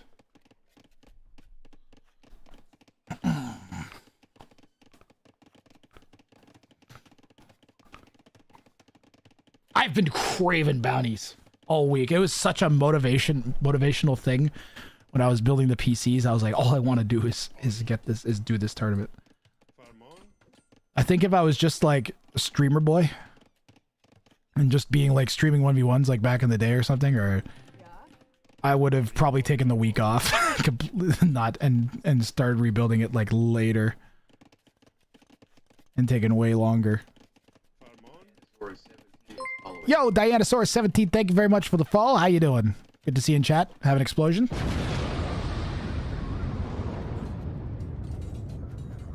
Is a farm a building? No. It says excluding farms right here. In the bounty.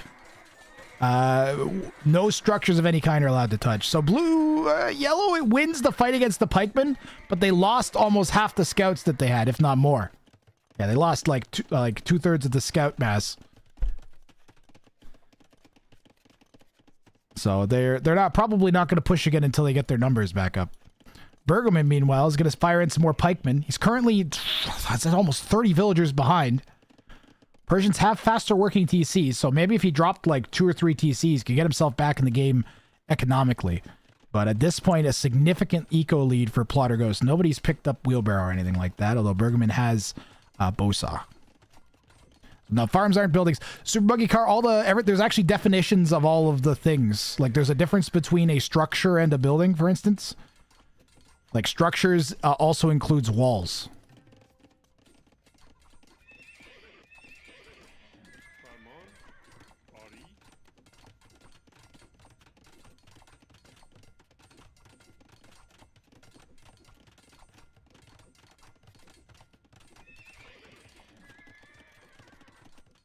Scouts just chilling.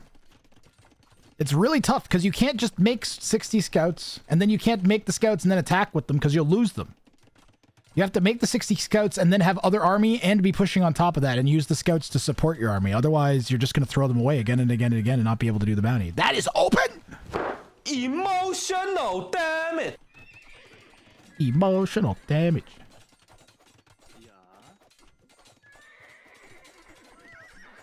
How's your Friday, Dianosaurus?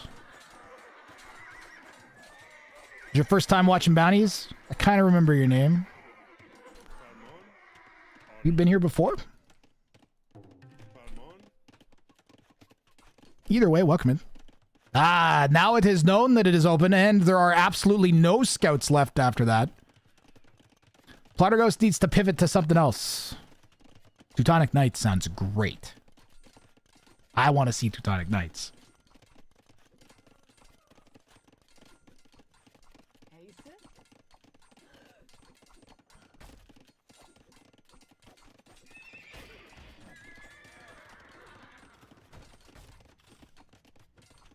There go the scouts. Chad, if you haven't refreshed in a while, at some point I dropped 500 frames, which is the equivalent of like 10 seconds or so. So you might want to think about refreshing. I want to scream at Plotter to make swordsman. Just like plain old two-handed swordsman would be fine. I agree. I think a castle drop and like 3 Teutonic Knights would clear all this.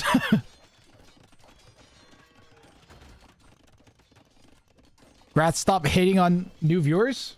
When did I do that? hitting on. Ah. Oh no, Murderface. I'm sorry, Dave. I'm afraid I pathetic. I'll be disappointed.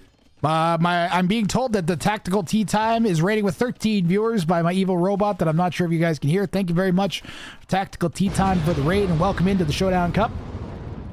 Tea party, oh yeah. What kind of tea though? You English breakfast? Some of that white tea from China? Chinese white tea. I haven't had tea in a while.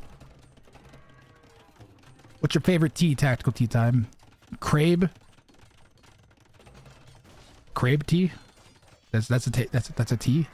Crabe? Well, the combination of the camels and pikemen have shut down Plotter Ghost from going scouts, or at least should be, but he's tripling down into them.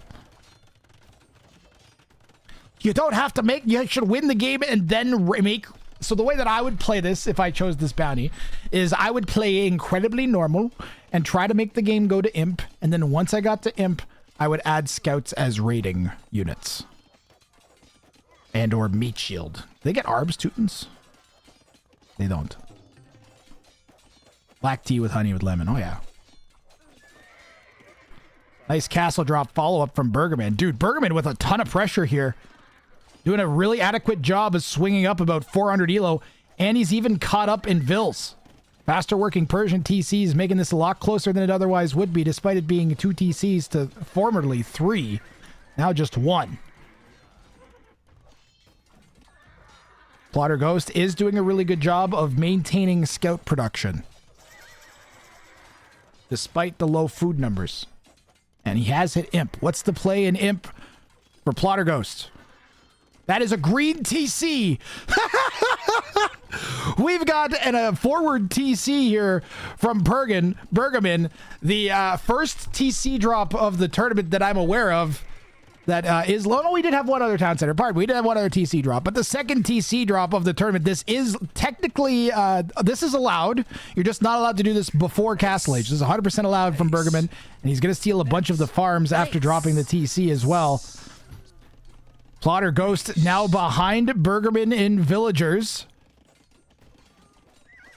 And I think Plotter Ghost might have to just settle for trying to rectify, just win the game. Don't worry about the bounty at this point. You're gonna lose the whole game. He may still have time to fix it and save it. There's a pikeman over there being incredibly irritating. Pikeman there being incredibly irritating. Potentially game-saving castle for Plotter Ghost going down on his stone and some of his farms. But the ram push from Bergamin continues as he's got his foot down on the pikeman production pedal. He has no touching structures. So he's in line for his bounty claim here. And it looked all Plotter Ghost early on. I agree, Ben Machine. Now this is Bergamin's game.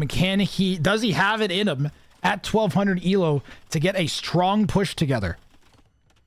And he really needs to get his rams together and start pushing with the rams right now. Or get more stone for another castle would be really good too.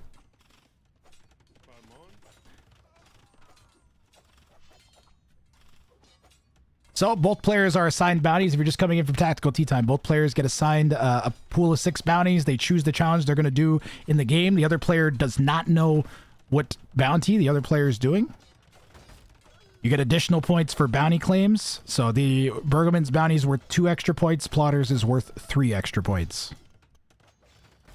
And we're in a group stage, so everybody plays 3 sets, and the top 3 players... by a total number of bounty points, so not by wins, but by bounty points, move on to the semifinals. So going for bounties is very important to actually progress in the tournament.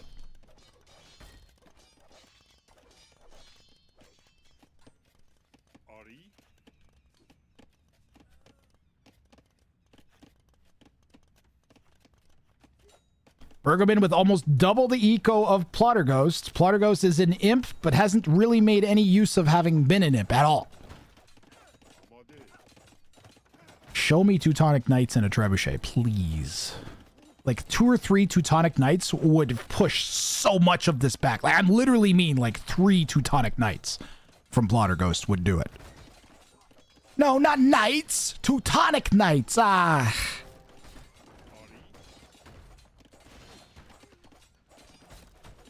It's hard to evict a Persian, yeah.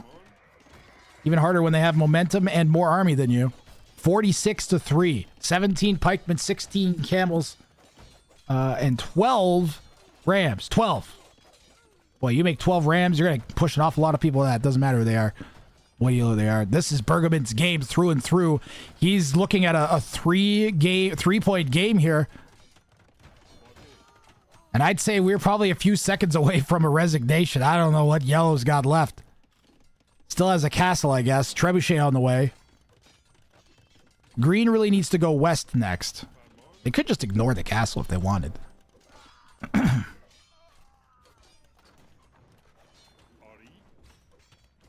Yeah, let's see the Rams come and get rid of this thing. Teutons do get free murder holes, so you're not going to want to send your army over there. Or, you know, send your army over there, whatever.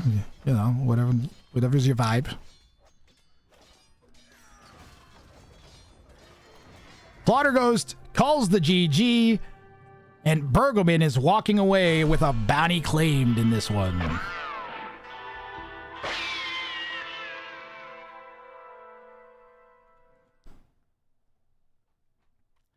Really well played by Bergman here in game 1 of this set. Swinging 400 elo up against his opponent. And this Teuton Scout bounty, a lot of people have been selecting it. Not a lot of people have been completing it at all. KD is 213 to 198 eco KD alone. Not a single villager going down from... Hold on. Not a single villager went down from Bergman in a game where he was not allowed to have his structures touch. That is some... Can we get some... That is very well played. Systematic gameplay here from Bergman. Unbelievable. Let's keep momentum here. We've got it. We're going to keep it rolling here and move on to game number 2 in just a minute. As I get the next rec open, you guys can take a quick peek at what the next bounties are going to be. And then we're going to run an ad before we start, because I keep forgetting and having the ads run in the middle of the game. So you may have just gotten one. I apologize if that's the case, but I don't want you to be missing action. All right, so we're going to run an ad, and we will be right back. Okay. Are those houses touching?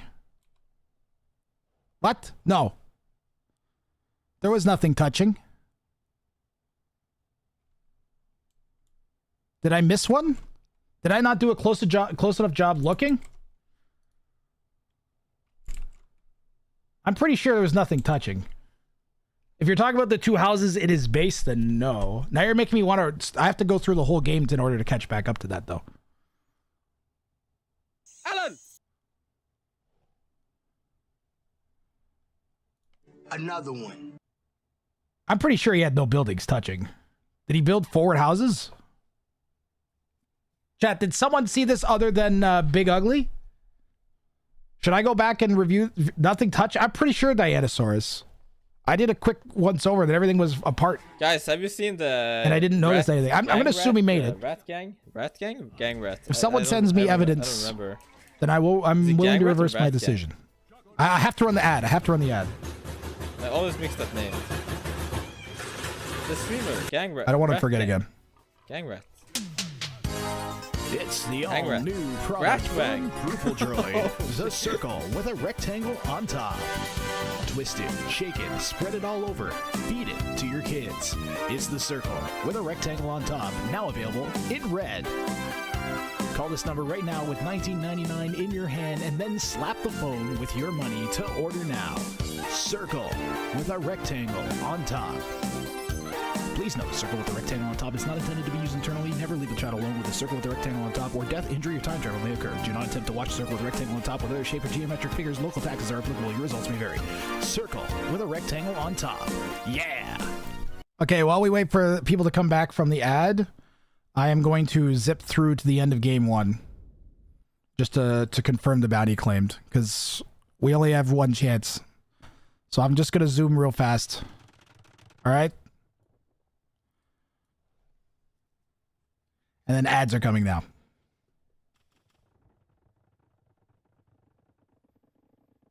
Yeah, you guys can watch the zipping through here. Yeah, but people did not come through with the memes at that point, unfortunately. It was not a great 10,000 point usage. I feel bad.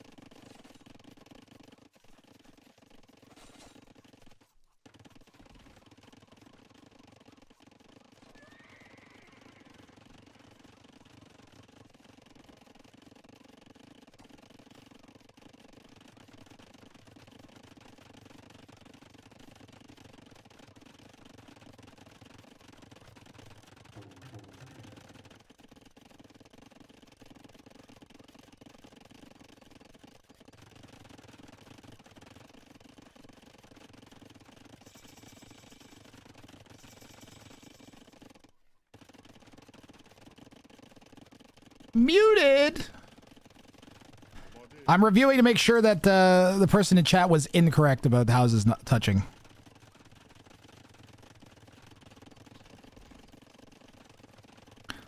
I'm pretty sure we're good though.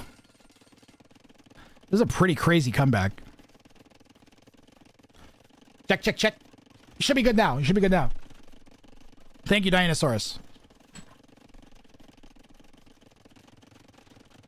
Thank you, thank you, thank you, Dinosaurus.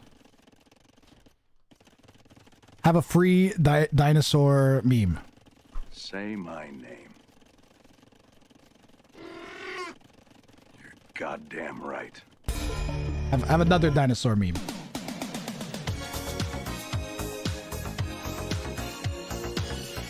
And do you think that's all I got? Have another dinosaur meme.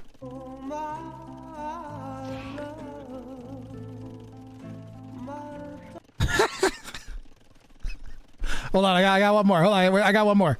I got one more. I got one more. So many dinosaur memes.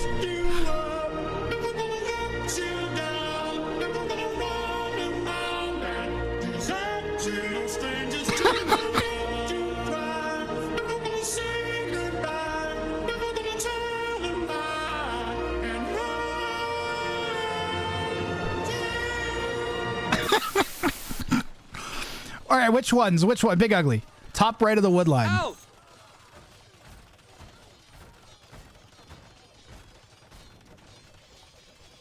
You mean like here? Oh no! No! He was right, chat. Hold on, what's the wording of the bounty?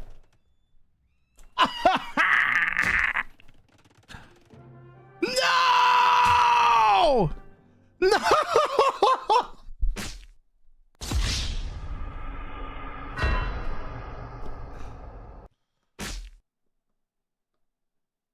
No! No! God, please, no! No!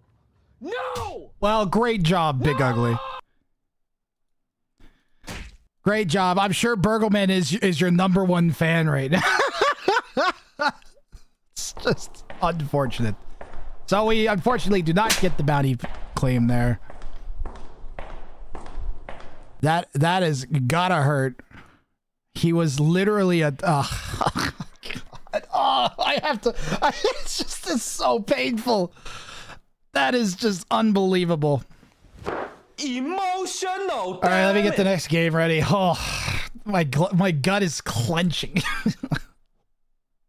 Bergman 2, I'm so sorry. Well, hey, at least all the other people in the tournament, they are your biggest fan now. The only person who isn't a big fan is Bergman. So we've had a bounty claim reversal as a result of an appeal initiated by Twitch chat itself. And now we get to move on to game number 2. And this time Bergman is going to be going for, let me get that out of the way. Bearless Scorpions win with 20 Scorpions / Heavy Scorpions alive at time of victory. Plotter Ghost going for basically the Huns. You must not reach feudal until you have 200 pop of housing space, and another person choosing Inca for this bounty. This again is becoming a very commonly selected bounty by the players.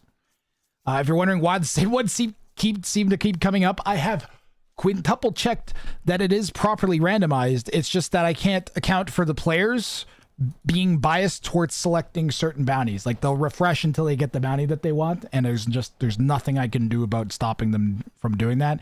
The only thing I reasonably could do at this point would be to ban Incas from this bounty, but I don't think it's a strong enough play. Like, first of all, it hamstrings you into having to play the Incas. And I believe it's got like I think it's a 2-1 attempt record for this. So I think we have 2 wins and 1 loss with people attempting this. One of them was a high elo versus a low elo was the loss. The high elo playing as Incas lost. But yeah, Plotter Ghost is going to be able to get extra housing space from their settlements and of course their houses. So already a decent portion of the way to their bounty condition. Bergman 20 Scorpions as the Romans is very reasonable. It's just not a bad army to make. Like, it works against almost every unit. Yeah, the bounties kind of work as handicaps for the higher elos. I think the fact that it's a handicap, but it's not in a way that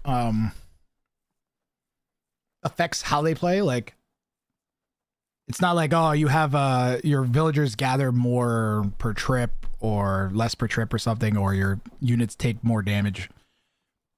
It's the regular Age of Empires 2. Wow, Bergman, honestly, that's pretty big brain thinking.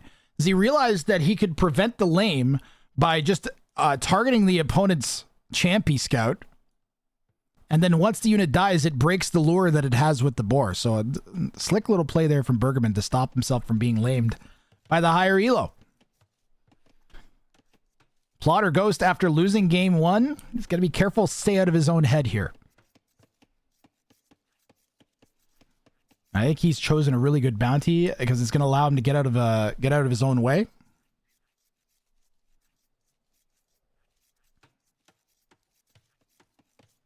Because once you manage to get this condition fulfilled, you can just play your regular game.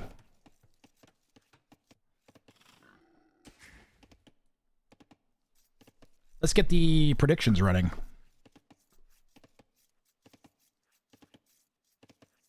So I had to reverse the prediction from last game. It's alright, nobody's betting anyways. You can though. Channel Point predictions are running if you want to win some more memes to set off. Welcome in, Dirty Squirrel.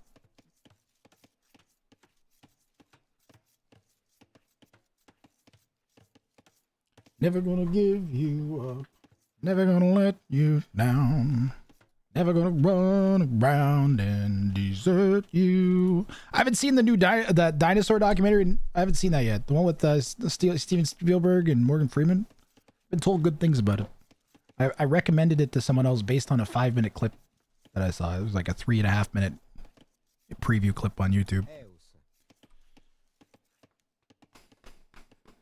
Bounty lovers. Oh yeah. I have been thoroughly enjoying today's games.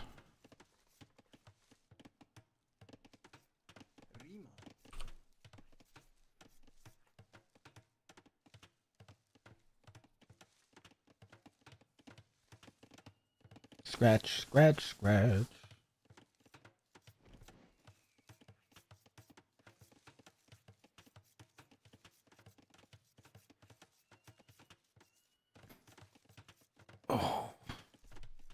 ADHD, go away, please.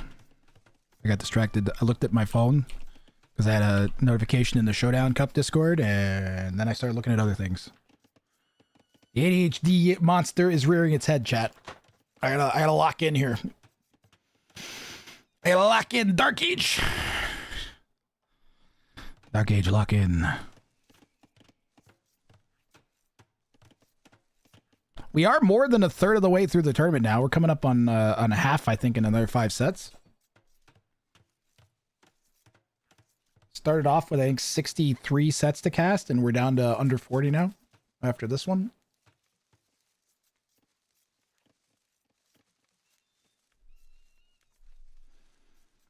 Fiveville lead here for Plotter Ghost, who has delayed going up to Feudal Age. Oh, right. The bounty.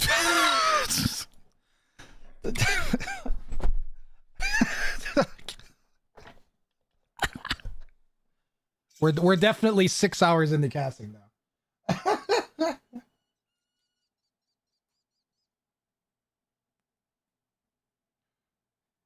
Dude, this is the most enthusiastic I've been about casting.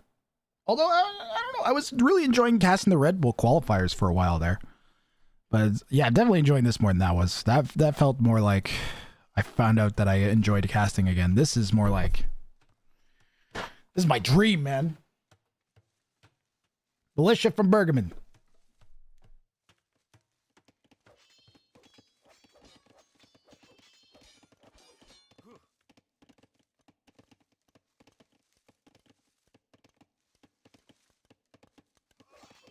Always a hole.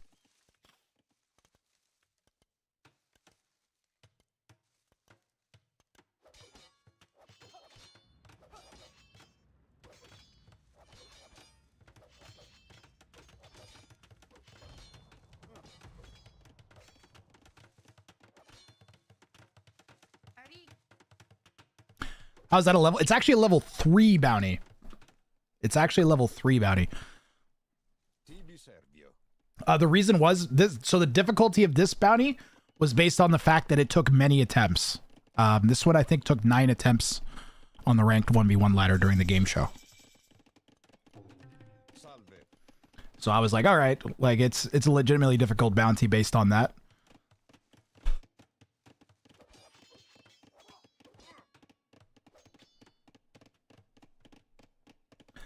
Was that with new Incas? No. Good point. It was not.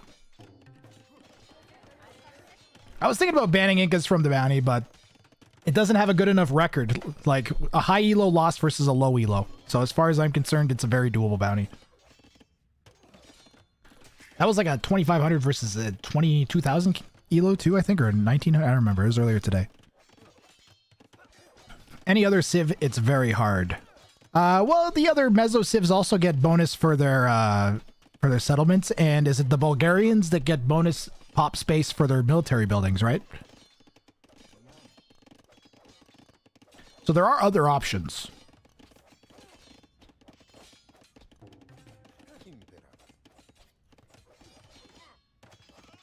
Nice, managed to pick the archer off. Not great micro there from Plotter Ghost.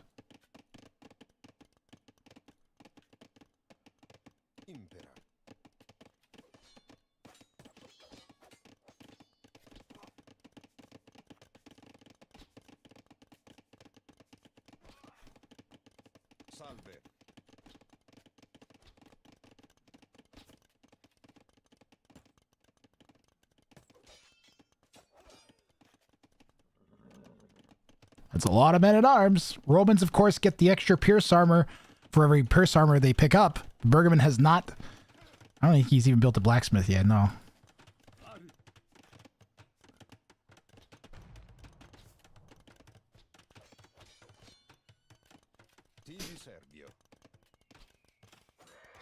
Ah, it's a bit of a waste of the scout. Bit of a waste there. Plotter Ghost has done a better job keeping the town center running despite the pressure. But if you look at the res collected difference, I mean, part of that is going to be the faster working villagers. But it's also that all this pressure has happened in Plotter Ghost's base. And this is the second game in a row where Bergman is using aggression to keep his opponent off his back. Bergman's playing fantastic at playing up elo. I'm wondering if he practiced before the tournament. He's looking honestly mighty clean. The worst part about all this is the idle time. Everything else is great. Army positioning, production, not continuously producing and working up to castle age. Like general efficiency around the base is pretty solid. Is that open? Ooh. We've got 2 lumber camps. Our vills are chopping the close wood first. Little things like that.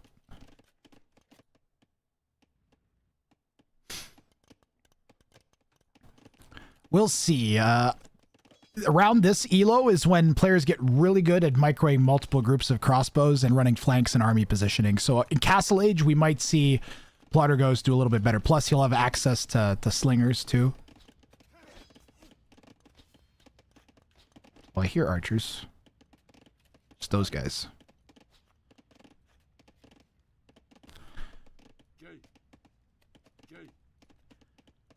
I've had very good feedback from the players in the tournament. They've all been really enjoying the games and telling me as such.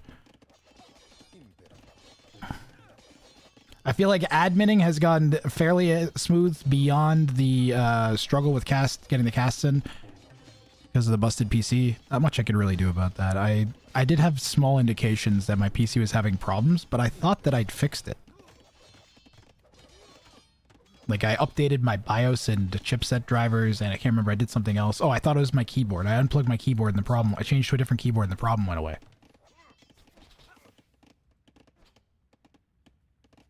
Oh yeah, that's the other thing, is now, since it turned out that it was my CPU, my keyboard is still, like, completely usable and fine. So I didn't lose my RAM, I didn't lose my GPU, I didn't lose my keyboard. Are the finals pushed back 2 days?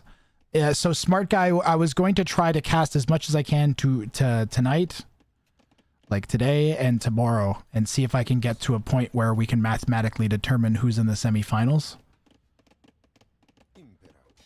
And then inform those players, and then they can still play the semifinals on the finals day, and then organize a separate day between the 2 players for the finals.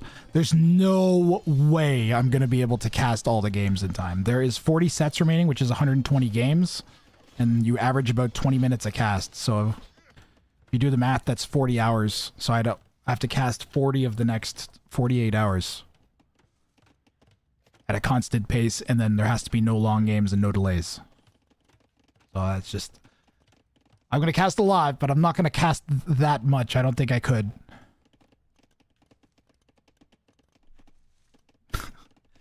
It sounds daunting, but like...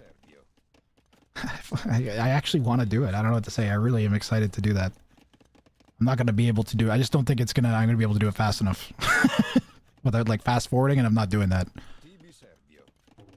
So we might have to push semifinals and finals back a bit. It's all going to be played from rec, so the players will be able to like schedule their games amongst themselves, and then I can just pick a day in advance to cast it. So I will figure all that out. I had almost no time to dedicate to actually doing admin work at all. I did 4 days straight of building the PC, and I would take the odd peek here and there and just make sure the tournament was still moving along. And then I got the PCs working, and then I played 45 minutes of PGA with my friend as a stress test on my PC, just to make sure like it was actually going to keep working and render something in 3D that's somewhat hard on it. And then I went to sleep and woke up and did bounties today.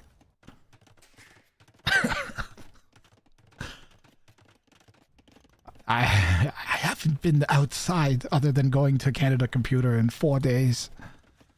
48 hours stream? That'd be crazy. I'm going to go as long as I can tonight. What time is it? 10. I was going to try to make it to midnight, so I'm doing fine for that. Maybe one more set after this. Maybe I'll keep going. I don't know. Now that I know that I don't have hockey tomorrow,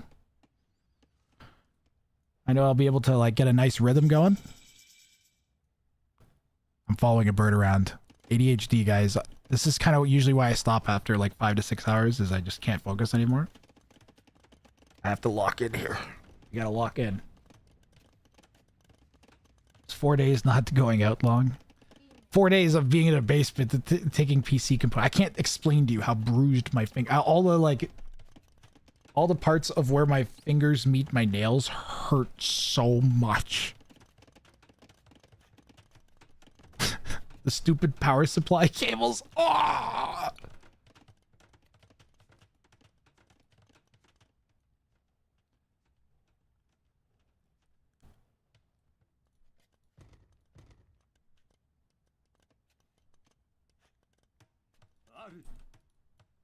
My friend was just like, oh, you just put a donation goal up and people will pay for your CPU for you. And I'm just like, they just gave me $800 for a tournament.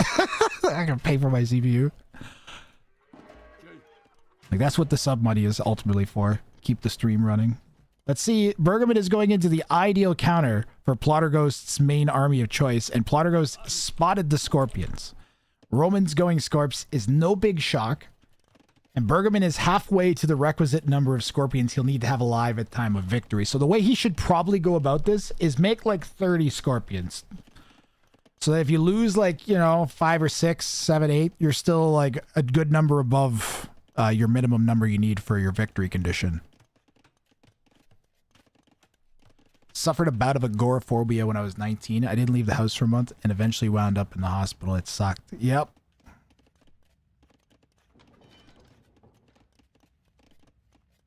The first time I went out after the COVIDs, it was like the world felt so large. I still remember. I was like, whoa, there's horizons.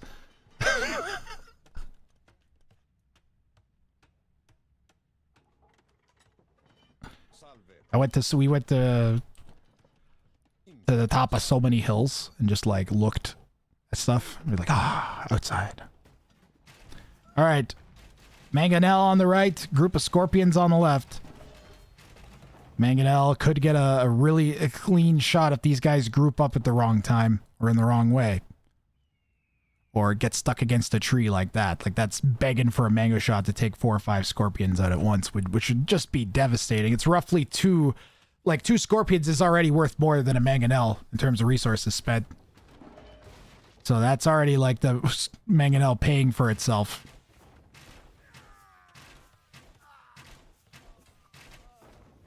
No ballistics yet for Plotterghost. We got ourselves an interesting little back and forth here.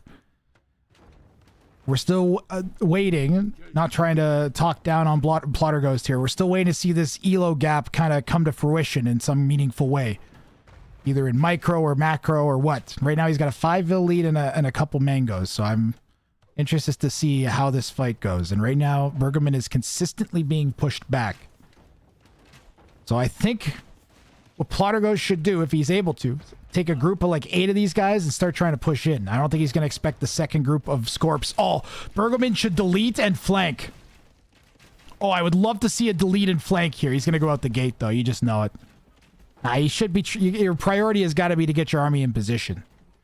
Maybe he's thinking he just wants to fight in one big clump. He could also deal with mixing in some other units. Yeah, he's going to put some knights out. And ballistics. Ballistics will help a lot.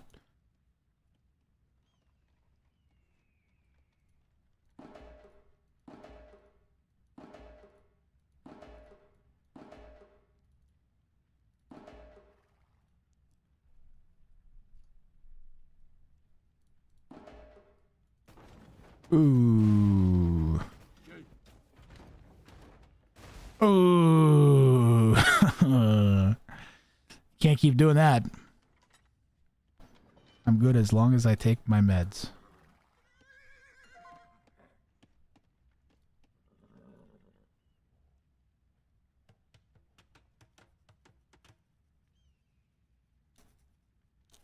Good. Alan! Alan! I've got an interesting mix here. I want more knights. Maybe some centurions.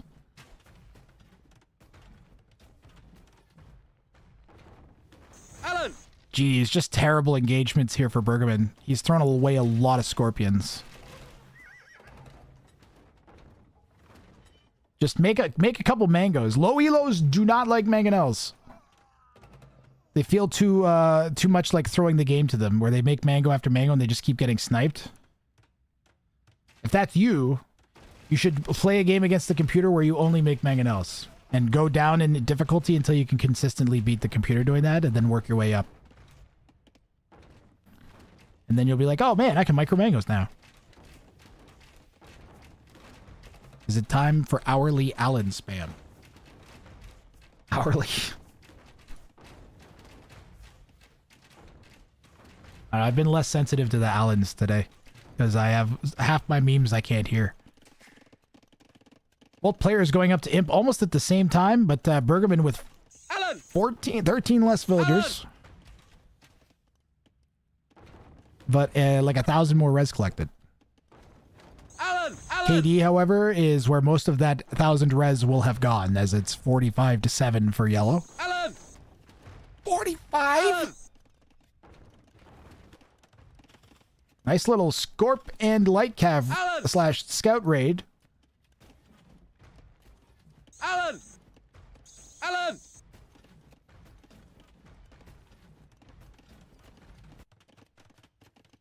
Alan! Alan!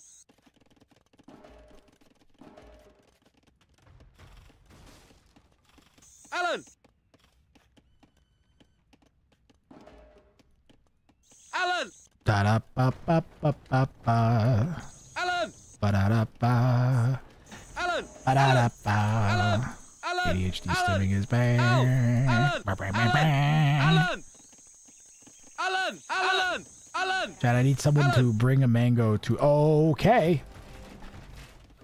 Bongo time. It's a hell of a castle Yellow wants to put up. Yellow should not build that castle. Alright. Cut the drums. If ever there was a castle that should not be built, it's this one. Back here makes way more sense.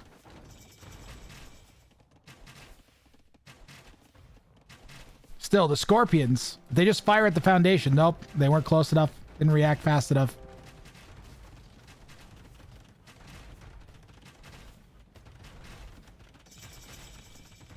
Treb. Nice. Instant Treb from Berg. Big mango shot 1. Big mango shot 2. Scorpions will not be able to deny the castle. They have to retreat. At least a few of them are going to die here to castle fire. Both players in Imp and Arbalest on the way for the Inca. They'll count within 10. Bergerman trails slightly. Up around 115 for Plotterghost. Well, he just lost a few vills, so... Now down to 20... Now more like a 20 vill difference. Castle's cutting off the main stone and what remained of the main gold. Bergerman still has gold on this side and stone here. So could get another castle up and even get some gold. Wow, look at all the res here. Bergerman might be alright as long as he expands to the south and uses this to buy time and makes more Scorpions and probably, I want to say, infantry. Should probably go into two hands / whatever what are they called? What are they called? Legionaries. Just lost a bunch of vills there, though. At least if you're going to try to engage, I think you need heavy Scorp. Chemistry's in. Chemistry is in. They land a barrage. It'll be really bad for the clustered arbs. Can they get a shot off? Oh, you got to target. You got to right click. Nope. Could have probably got a few blows landed in there, but Bergerman likely focused on trying to get this castle stay alive. The Inca player's got a good amount of army now, 54-20. Bergerman's only hope is going to be the Scorpions he's been making for his bounty condition and Plotter Ghost. I didn't check to make sure, but I'm pretty sure it had their bounty condition met.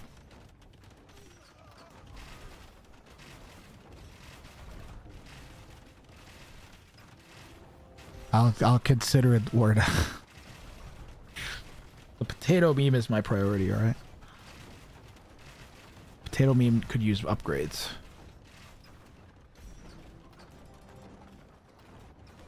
Now yellow will dive with the arbs. There are potentially going to be a nice little pinch here with Scorps on the left and right, but Bergman, just, you know, this is a little bit of the low elo showing as he's lacking the foresight to position his army a bit better. And if he had just came in with a flank, he could be eating the arbs right now and maybe on his way to a comeback. Instead, he's got the Mango taking out his Trebs. The Trebs, oh, they nailed the Mangonel. I like it. I like it. Yellow with another forward castle coming, though, and a lot of those Scorpions that were there are now dead. Bergman's got some more queued up, trying to stick it out. Giant pile of villagers gonna get eaten by the arbs. He keeps just losing vills to the arbalests. Hill has 3 TCs. One of them is producing. This is fine. I'm okay with the events that are unfolding around me. That's okay. Things are gonna be okay.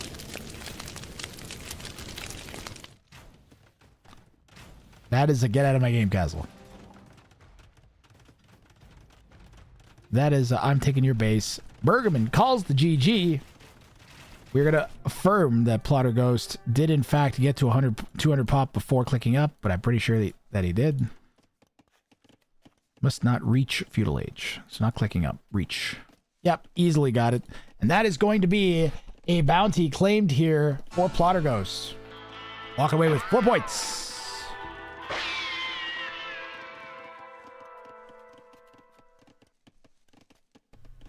Nice. Nice. Nice. Nice. 55-7, the final KD. The eco KD, and 148-32, the overall KD.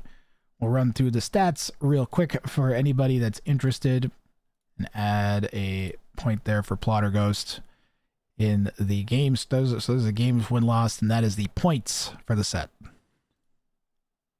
Both players got relics.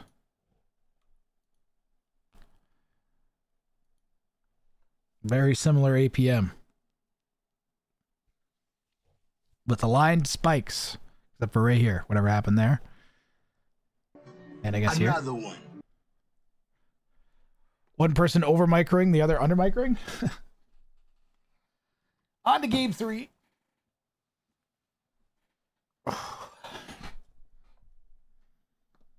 On to game 3. That one. It says 2 of 2, but there's 3. Plotter Ghost is going to go for Wonderful Aggression. Bergman going for Stop Hitting Yourself after using 2 refreshes. Both players actually used 2 refreshes. They get 2%. They both used both.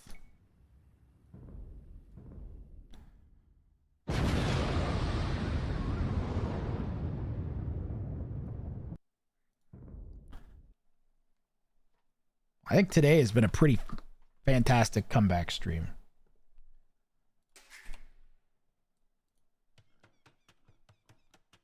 Bergman going for Stop Hitting Yourself. Kill 25 of your own units and win. Lowest level bounty, so he's going for a level 1 bounty. Plotter Ghost going for Wonderful Aggression. Build a wonder in line of sight of the opponent and win. I really am feeling for Bergman for not getting that claim earlier. He was a tile away. And it would have put him in potential contention for a semifinal spot. Like, just killer. Do pigs count as your own units? No. It has to be something that increases that counter.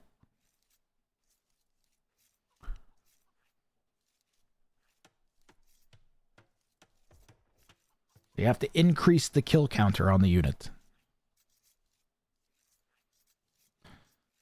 Wait, no, that's not even this bounty. Pardon me. That's for like if a scout gets a kill bounty. Pardon me. This, kill 25 of your own units. It has to show up here. So anything that shows up in this. So if you delete your units, it doesn't. But if you mangonel your own units, then it does show up as a death. So the way to do this bounty is to attack ground your own units with Trebs, Bombards, or Mangos. Petards do not count, since the game does not count them as inflicting damage on themselves. Their attack causes them to die. It's not quite the same. They're not dying because they have no health. They're dying because their attack was used. So. Sounds stupid, but there was the reasoning. And also, I don't think the petards count as deaths on units or something. Maybe petards do count. I don't know. I have to look at my notes. I don't feel like pulling them out again. Would be good with karambits. Oh, yeah. Because you get the, well, wait. Do they count as a half pop for a kill, a karambit? Don't guilt trip me. I'm sorry, Vika. I was not trying to, I swear. I was just the instant that, you know, there's drama. We had dramatic things happen in the game. Actual drama, not like high school drama. I wonder if it counts as half a kill or a full kill. That's what I'm saying. Or if it's like 0.6 of a kill or something weird. I think it still counts as an individual unit.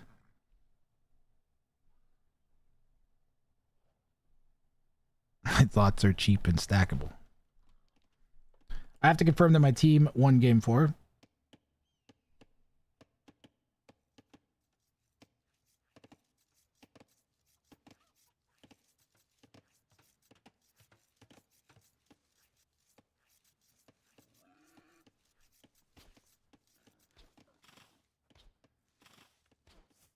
Yeah, I gotta check the Blue Jays.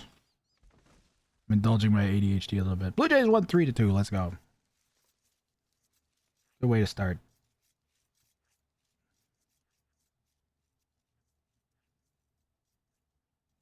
And what's pinging me?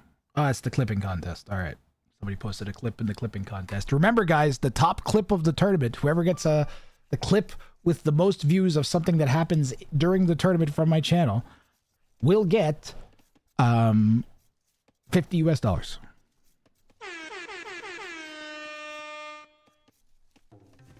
So you can win money just by watching and clipping the channel. Not bad, right? Your thoughts are cheap and stockable.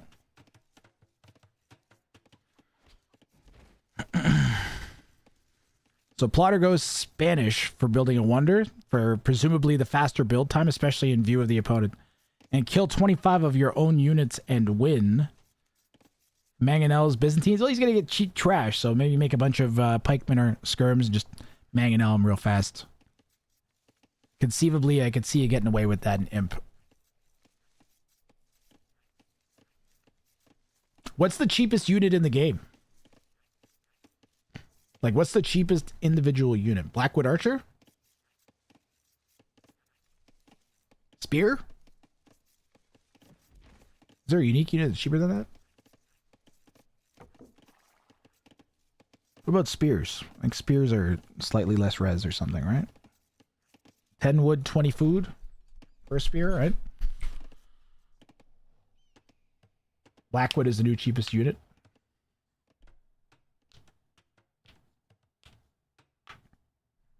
Well, Plotter Ghost is going to have a snake-infested bog in his base. Remember, the snake does poison damage. Should be called, like, venom damage, but it's poison damage in the game. See? Oh, and yellow didn't have loom. Blackwood is the res of a spear, but you get 2. Then black would be the cheapest then.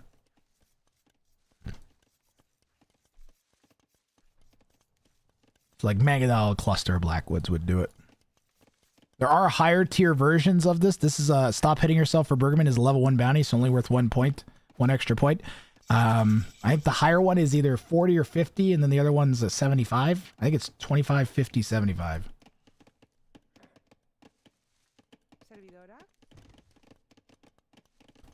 I think yellow's chances are good.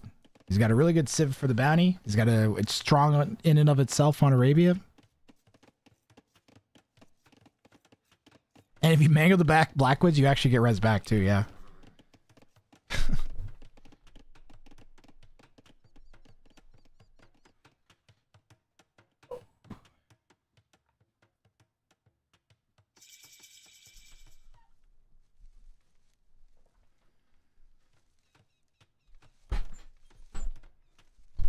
changing my seating angle because I'm uncomfortable.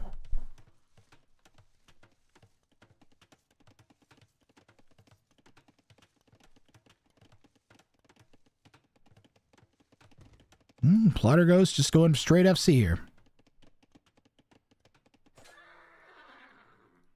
Bergman losing his scout.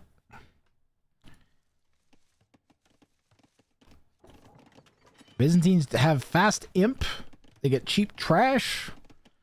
Free town watch and town patrol. That pairs with needing to have the opponent have line of sight for your wonder quite well. So that's a lucky thing there for Plotter Ghost that his opponent is Byzantines. But they get cheap camels. Camels, I think, is the one to watch out for because they can counter you so easily if you decide to go knights against them. And Spanish, of course, their conchs are also countered by camels, so not well, because the conchs have such high damage output, but if the camels close the gap, they'll do a lot of damage to the conchs really quickly. Of course, the Byzantines have a couple good answers to the Spanish, also their cheap skirms. And there's nothing really wrong with popping spears into a ram or a siege tower or something, and we've seen enough of that be effective this tournament so far. What's your favorite bounty from the tournament to watch? The one where they have to draw make the wall between the two TCs. That makes for the best games, man. That one's just, I've liked that one since we very first had it on the game show. So it's not called I Draw the Line, it's the other one. I can't remember. A bridge between two TCs or something? I don't remember the name of it. Yeah, the one where you have to build a wall from your starting town center to their town center. That's quality. I really like that one. Makes for really good games.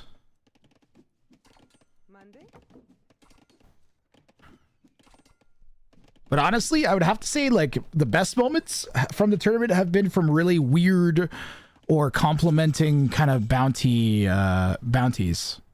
So there might be like two normal sounding bounties, but they're particularly like when you get the Camel Scouts versus the Teuton Scouts. For instance, that's pretty good. My voice is starting to go. I'll be chugging tea with honey later.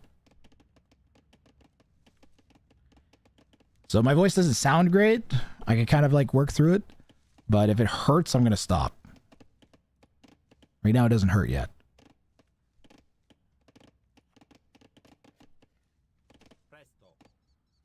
But I would like to do one more set before I call it a day.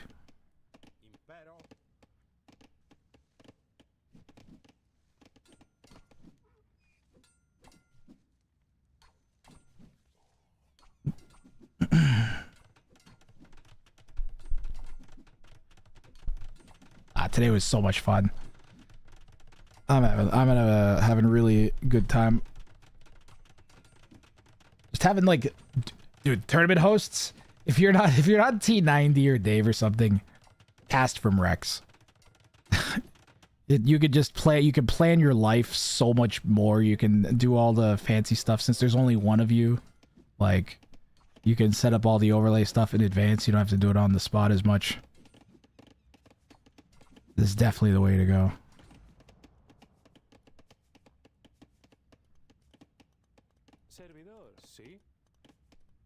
No delays between games.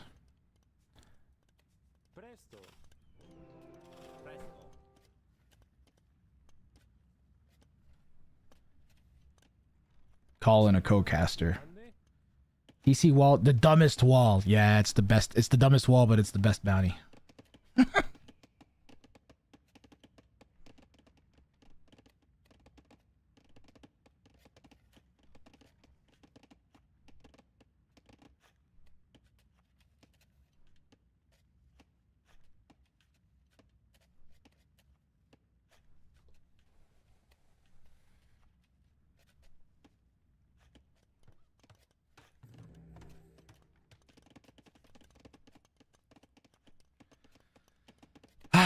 So serene.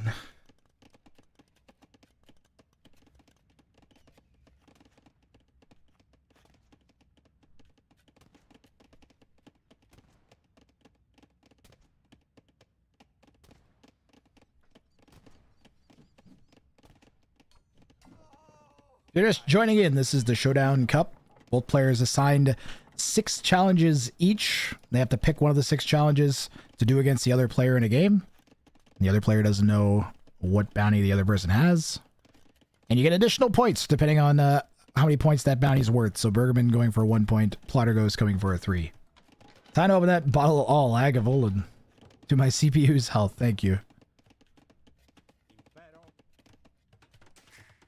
Brand new 5900 XT. I did not the upgrade I wanted to make. I wanted to wait and get a motherboard and like an AM5 motherboard and CPU. This was kind of like I didn't want to. I don't know how to put it. I needed to make sure this shit worked. I didn't want to completely rebuild, start figuring out an upgrade path. I just wanted to stick something in. This is at least an upgrade. The PC definitely works better. Not this PC. The one your guys looking like this, the game PC is, the capture rate is still janky as heck, even though it got an upgrade too. It's got 32 gigs of RAM instead of 16 now. Which I thought would help more than it is.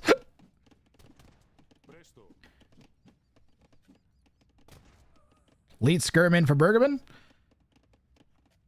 Not unexpected with the cheap skirms.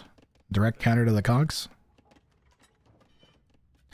Ah, you had steak today too. Full, yeah, exactly. Full Ron Swanson.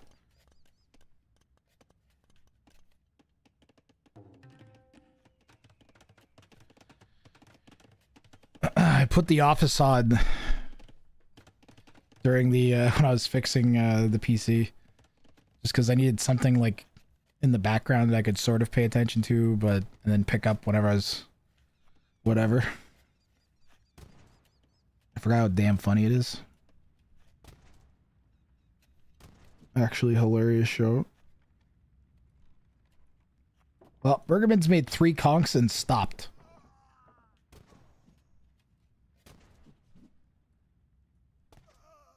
So he needs the game to go deep.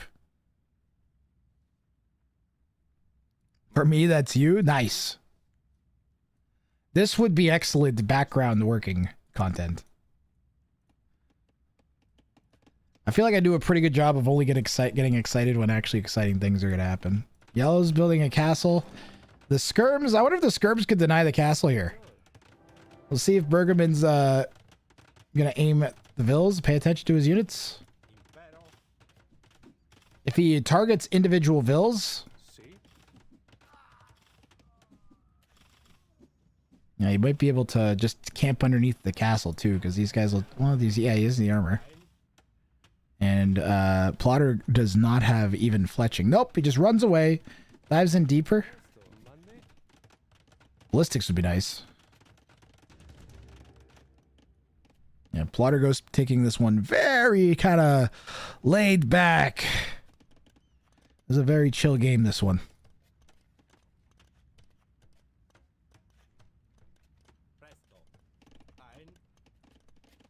I'm chill. I know at some point that Yellow's going to try to build a wonder. And Green's going to start mangling their own units.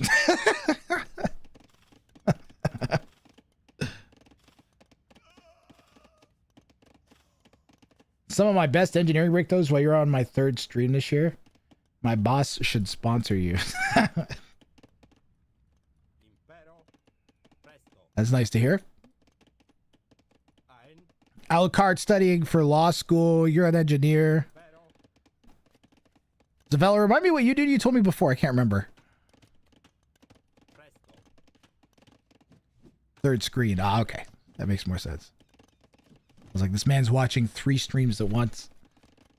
He's full on Subway Surfers brain rotting himself. Mango is going to nail these skirms. Nailed. Oh, man. No reaction for Bergman. Maybe last second to save the other batch of skirms from dying. He could still bring them back and stick them in a castle or a town center. Or get a monk out and heal them up.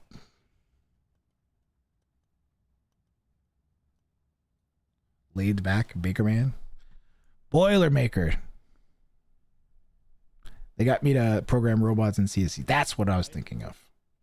I was thinking of the robots.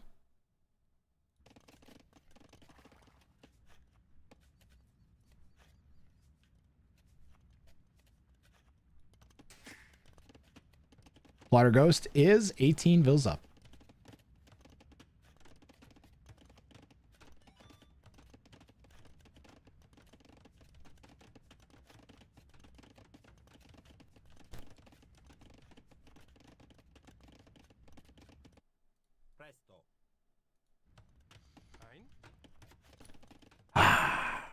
Bounties.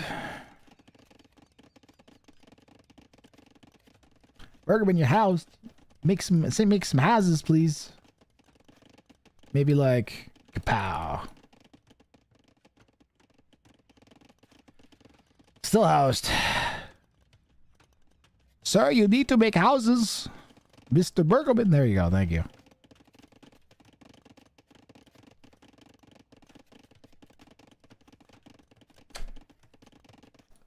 What was that?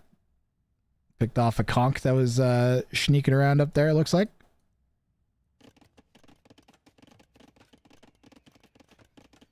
And just line the back of your whole thing with houses.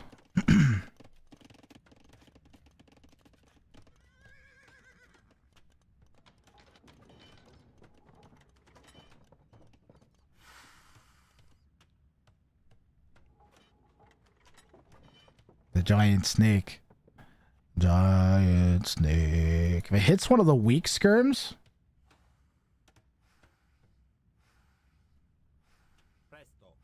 It's hitting something. I don't know what.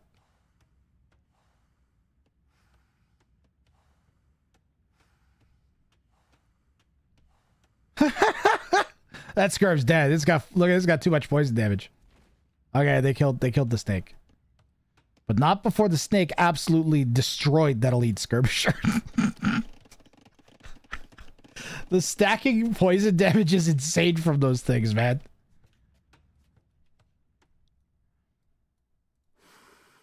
The Viper.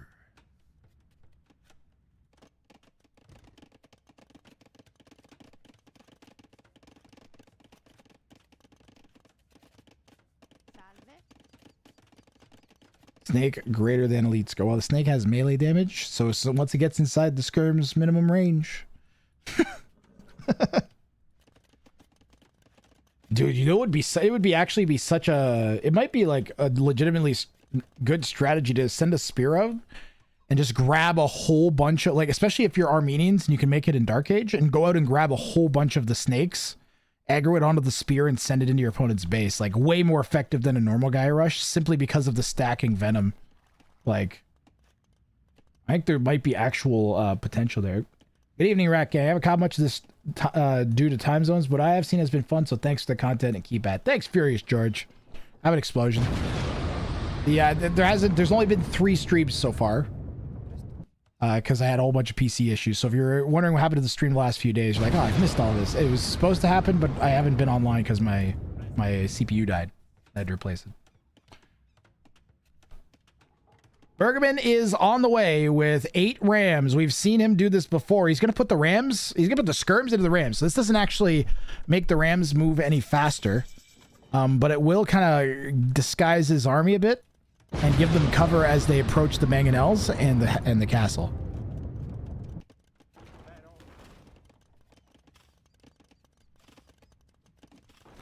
But he really needs something non-skirm or ram to deal with the knights. And his own knights would be acceptable. Mangonels are getting some big hits here. Hard to see through the castle, but they are landing big shots. Knight finally gonna pick one off. Gets the other one in a second. There it is.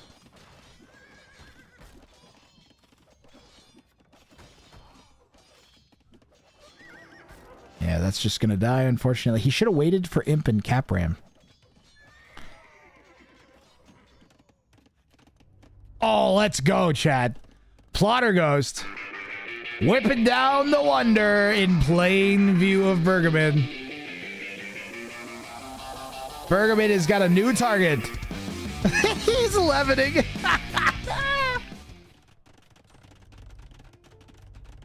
Nice. Yes.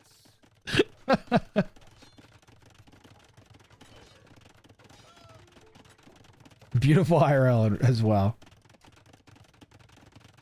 That faster building Spanish bonus means that this is already 15% of the way there.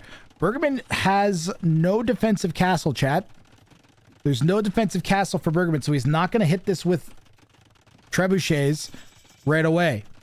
He can pick up chemistry and start making bombards, which I think is the right call. That's what he's going to do. Oh, that's keen call there from Bergman, too.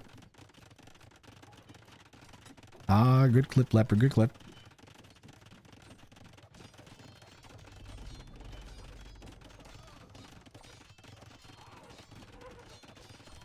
The Spanish player has some Cavalier to back it up. Byzantines have two options. Go their own camels or make halbs. Oh yeah, Bergman could totally have made a castle to deny the wonder. Maybe he thought the wonder would go up faster than it does or is. It takes a long time. There's 33 vills there even, and it's still just like just getting over halfway done. No! There was a traitor that let the gate open up. Green is going for a castle. Their skirms are in the way. Skirms are blocking the foundation, and now the Cavalier are hitting vills, and the vills are standing on the foundation, and it's just a trickle of villagers into the swords and arms of the Cavalier. They are slaughtering everything. Bergman could call GG before the wonder finishes, but feels like he's still in it. And honestly, I think he is. He's got so much stone that he could build a defensive castle back here and push back out. Maybe get a bunch of halbs together. Byzantines are really good late. Fix it, fix it, fix it, fix it, fix it, fix it. Fix it, fix it, The longer this goes, the better for Bergman too. 170 villagers for Plotter Ghost though. So I think he made some extra vills to make up for the wonder vills that aren't working.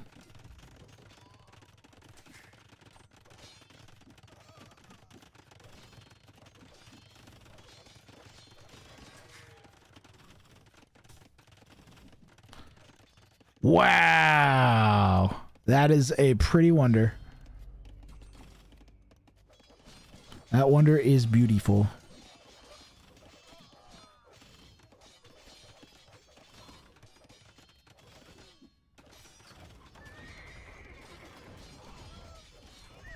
Looks defensively useful, even though it's not. Bergman says, cool wonder. He has 11 units. If he waits long enough, he'll have another 11 pikemen popping out in a minute. How many barracks he got? At least 4. Yeah. Nice. If he just garrisoned them in the buildings, he would probably be able to save up enough to maybe recover from this. Nice.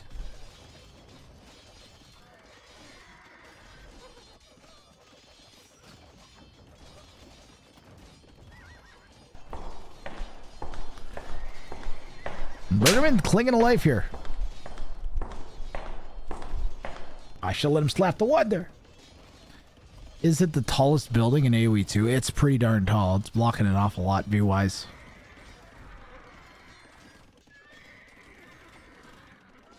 How many stories is that? 1, 2, 3, 4, 5, 6, 7, 8.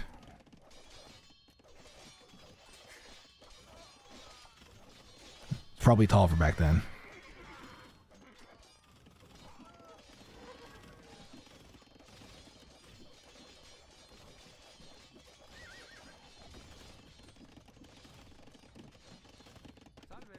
Paladin. This game is over. Plotter Ghost just needs to win. He has successfully built the wonder in plain view of green. I think it's still in plain view. We're just waiting for that GG. Bergman, I wonder if he makes a run at taking the wonder down before he calls it. Wonder like that should be able to shoot arrows. It'd be nice if you got some sort of bonus out of building it.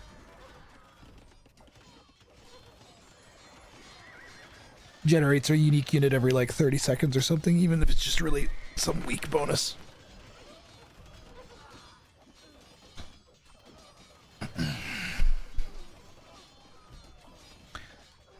Alright, I might hit fast forward. I'm hitting fast forward. Good luck next matches. Nice Wonder in my base. Yep. That was fun to play. Dude, this was a great set. Some of these, some of the best sets that we're getting are the low elo, high elo split matches, which I would never have ever expected that.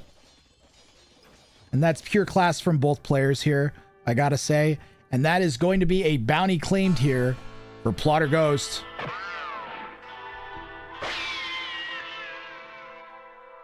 And 4 points. He's walking away 8-1 on this one. Wonder did Age of Mythology get some crazy bonus? Bounty claimed. Very well played by both players. Very well played. Dude, Bergman, I'm so sorry you did not get the bounty in that first game. You deserved it. But I have to be strict about the rules. But, I mean, everybody that watched this set knows that this was a lot closer than it looked. It should probably be, what was it? Did you get 3 points that game? It should be 8-3 or 8-4, whatever it was. So, and all 3 games were close. All 3 games are close. Intibao Medcly. Yeah, if I was Bergman, I'd be so proud of the way I played that match. I'm glad they both had fun. That's the main thing. Is we're all here to enjoy ourselves. First game was so sad, yeah. Missing the no touching bounty by 1. 1 house. All right, let me update the scoreboard. The bounty board here. And we got to give Plotter Ghost 8 points. That puts him pretty high up on the board.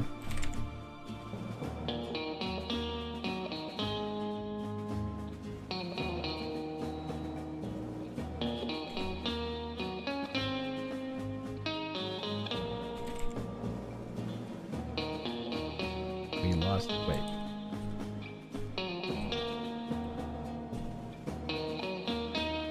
Why is Bergman set to 2-0? I remember there was a specific reason.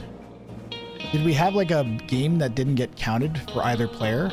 I think they both got. Oh yeah, they both got disqualified for using the wrong civilization one game. That's right. I remember now. So he is now 3 wins and 2 losses, and 3 total points. How are we doing on this bounty board? Plotter Ghost is definitely a threat.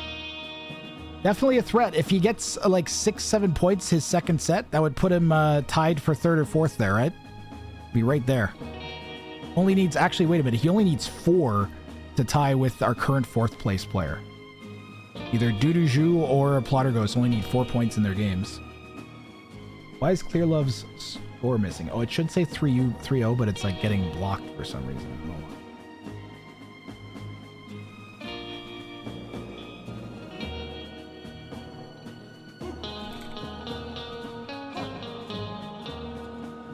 Yeah, it's not showing the Clear Love's 3-0.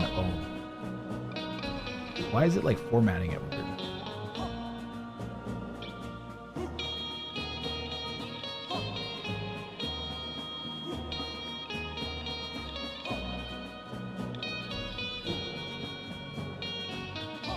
I don't know Google Sheets well enough. Dash is breaking it somehow.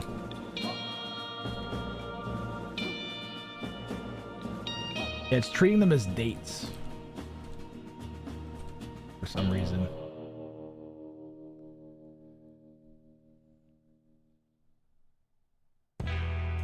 Chopsticks is the Highlander of bounties. Alright, I have to put in the scores for this game. And then, oh man, maybe we're gonna fish things with a banger of a set for the day. What time is it? It's 11 o'clock.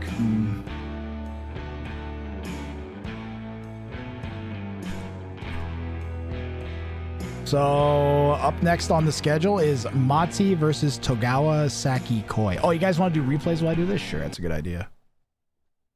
That's a good idea.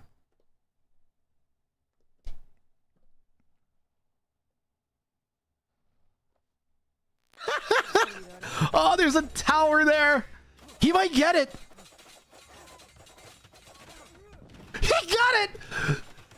Togawa has the bounty condition fulfilled. Just has to win the game now. I can't believe how fast that TC. The walls are closing in on Zdanik here. And the walls are made of elite Huskarls. Oh, God, the clustered Huskarls with the bombard. Not again. Not sure is still missing RANG. Alan! Although, I gotta say, Grath W, you know, maybe he's trying to send a sign, you know? Maybe he's trying to say that we should write a whole... No, Knight goes down before the conversion comes in. Not sure, forced to delete the castle for a third time in a row. Not sure in deleting castles, name a more iconic duo. The pressure from Gurus ramping up. With the extra range on their melee attack, and he's going to try to poke and break in. I've never seen this before. This is crazy. Doesn't quite manage it. Should get it in a moment. It's borderline.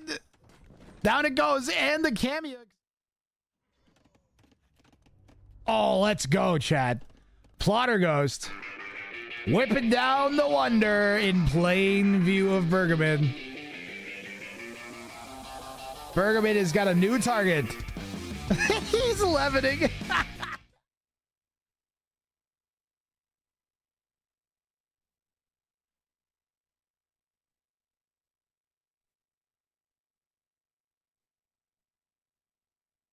I'm mostly through adminning.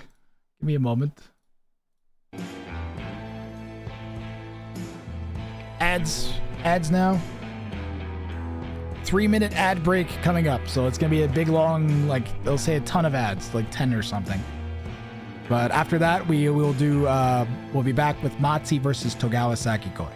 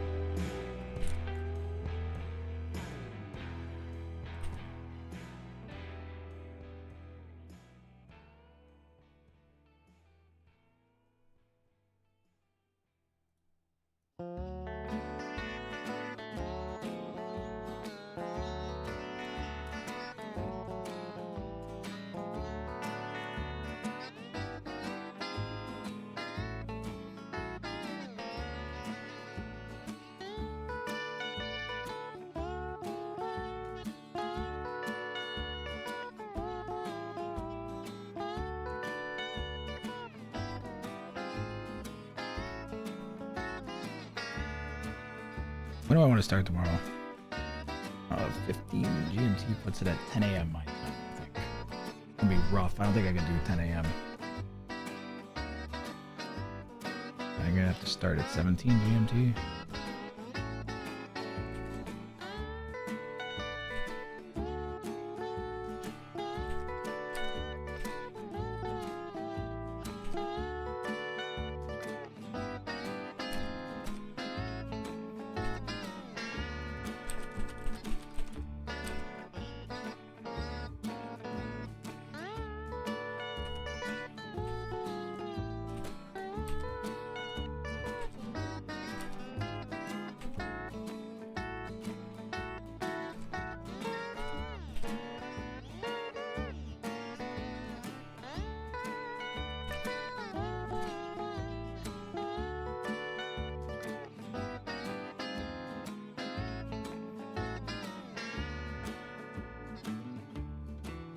Wait, no, I'm missing a whole day here. Damn it.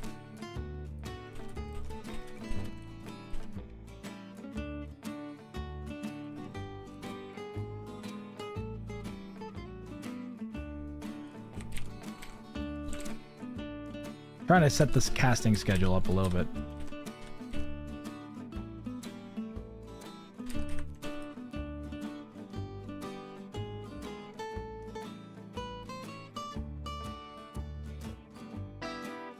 Yeah, I'm just gonna have to like keep grinding through this. I don't know.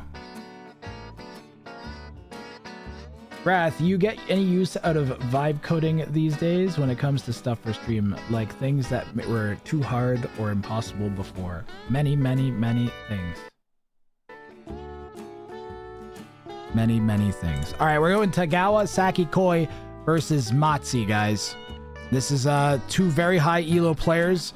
Matsi is familiar with the bounties, and Saki Koi has shown great promise early on in the set, so this is going to be a good one.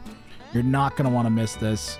I am now getting set. I've done as much adminning as I'm going to do.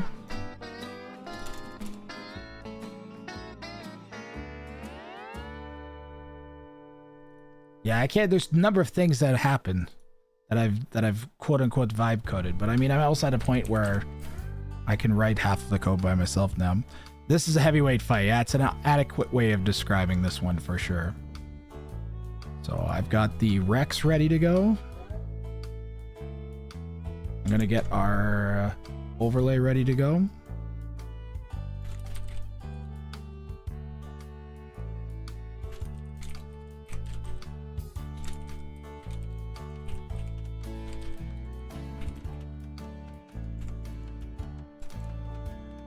I know HTML. I can HTML code a little bit.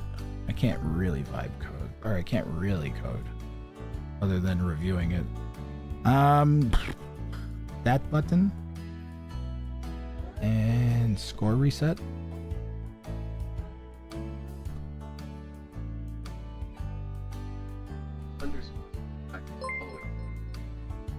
And hold on, that's not their bounty pools. Let me refresh the bounty pool. It's the last sets.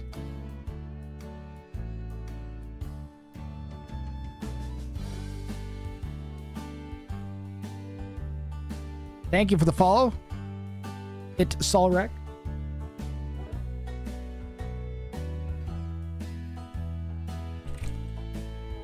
We need more epic music than this.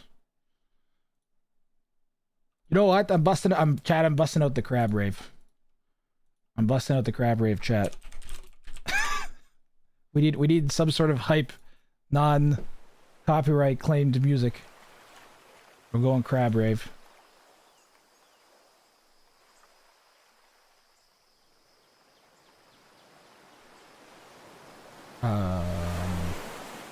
Where's their draft?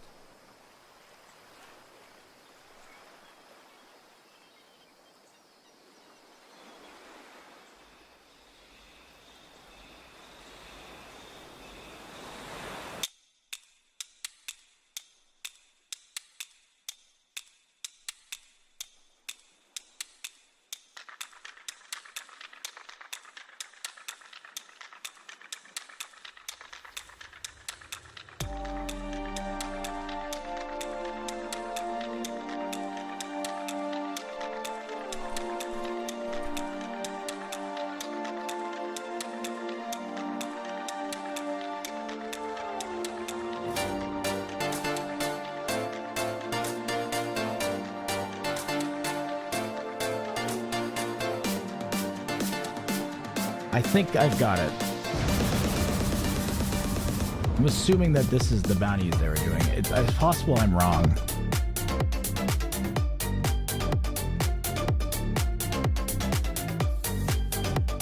Let me just check the Discord real fast.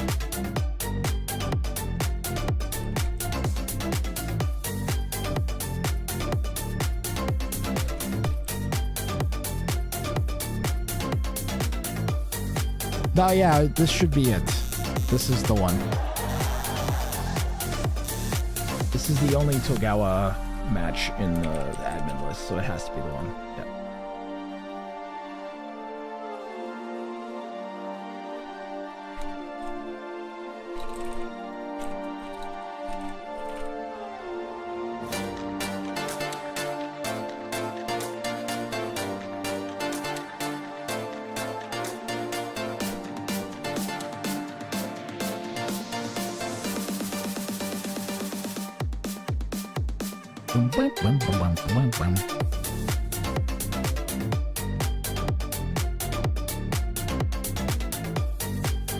Choose file. Go Kawasaki card. Who's on the left? Who's on the right? Togawa is on the right. Perfect.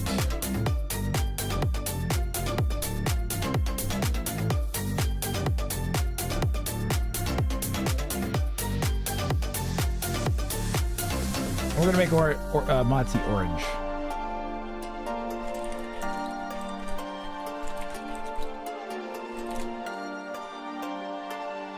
Teal and orange. And we are ready to go. So let's see what their first bounty picks were.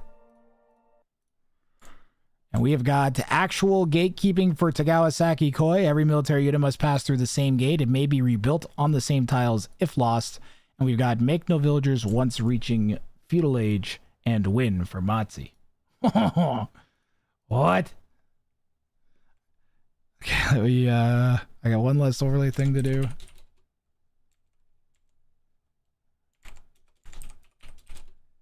And here we go. Time for more Showdown Cup. Arguably the highlight match of the day in terms of the ELO matchup. I believe these are the two highest ELO players. Two of the highest ELO players for sure. As we're both up around 2K3 here. So wait, make sure I got that the right way around. Matzi should be 2341. So I just got to reverse that. All right.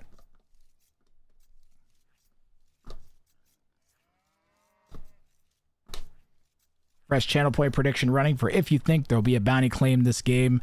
Matzi in the south playing as the Mongols, going for feudal Sfaru. Make no villagers once reaching feudal age. Togawa up here in the north as the Tupi. Actual gatekeeping. Every military unit has to pass through the same gate. By the way, that includes the starting scout. Is that it counts as a military unit. Both of these are level 2 bounties.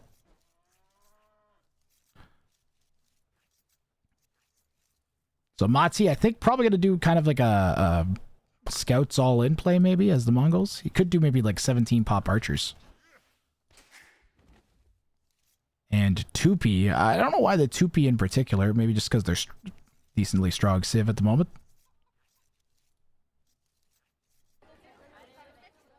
The gate one a bit more awkward for sure.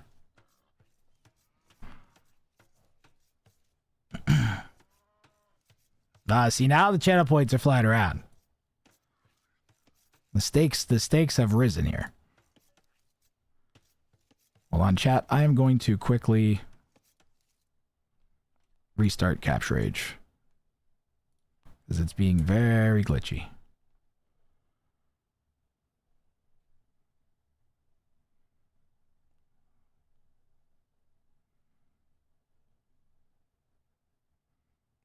I think it has like a memory leak or something. Seems to get progressively worse over time. Or it's just for some reason the 2600 can't handle AoE 2 and Capture Age at the same time. That seems conceivable too. Oh man, if Tagawa goes TC hunting, we could get a very fast bounty fail here. 269,000 channel points. Reggie, why are you handing out so many channel points, Reggie? Go home, you're drunk. He threw a bottle at me. And he's stumbling away. Get out of here, you bum. Reggie. Always drinking on the job. It's been a long time since I've seen a chicken funnel. Been quite a rare sight this tournament. Now, I do not recommend typing in chicken funnel into the Google Images section. That would be bad. Don't do it. I don't know what's there, but I also know that I don't need to find out.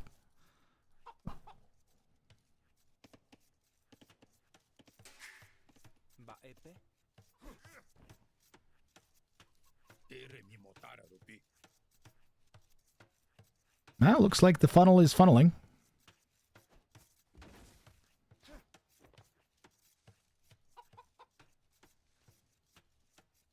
So really, you're just trying to push it to the other side, and then they are forced to path towards the TC is the idea. Then you're just pushing them here. And then they take off. There you go.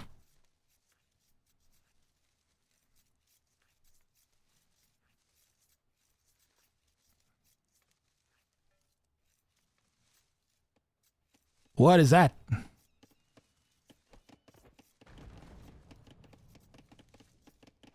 Ah, the chicken funnel. No one has gone for the trap all your chickens in a pen or the trap all your deer in a pen.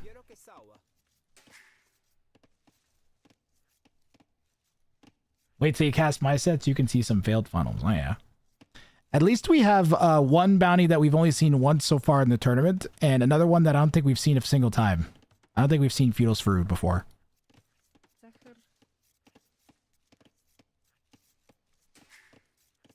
And Motzi, I thought he was going to go up fast. But maybe he's going to make as many vills as he can first. Kind of surprising, I think. But I guess, like, if you go up fast, then you're stuck with that number of vills. So, maybe you wait till you get 30?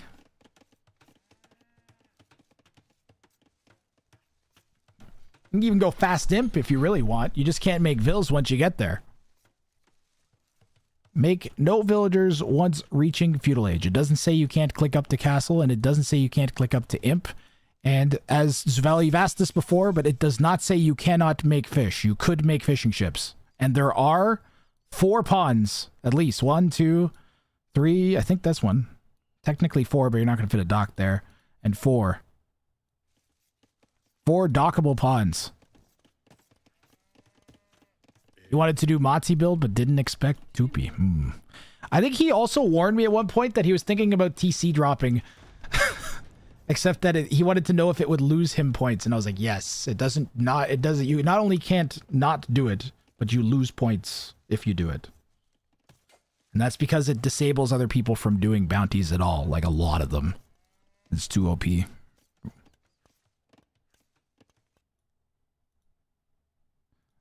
Oh, you meant, is there ponds? Yes, Villa. There are ponds. It's okay. I forgot that we had that until you said that. He would be able to fish boom, so. Okay, he went for 23 vills. He's going FC. So, FC into Mangaday?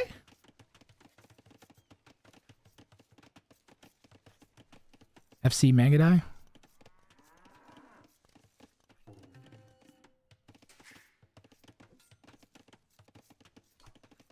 Step Lancers, yep.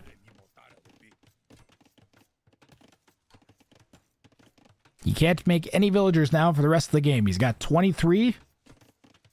He has to kill someone the same elo as him. Like, that's crazy.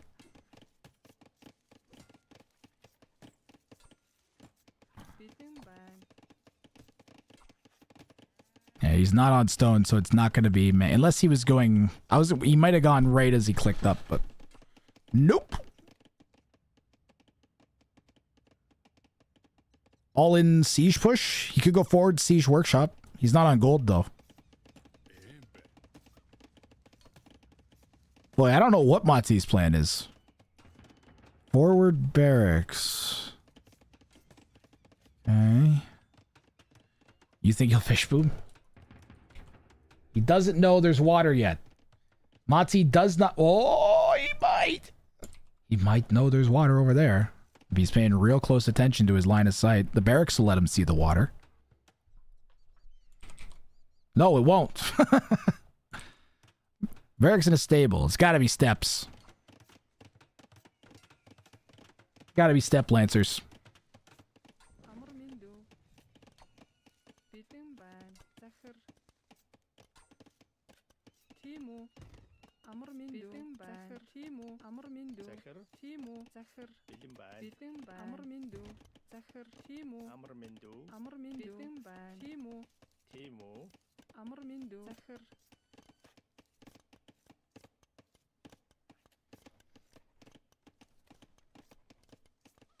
We're gonna find out in a second. Spear has found the... Okay, well, it's 2 steps. It's gotta be steps. Yep. Step lancers. He's gonna be stepping. Good night for my time zone. Just stuffed down an enormous chicken wrap on top of enough beer and wine to kill a horse. Dude, chicken wrap sounds so good right now. Holy crap.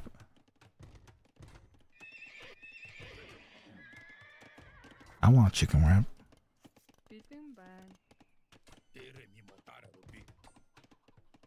Burrito place open. Is the burrito place open?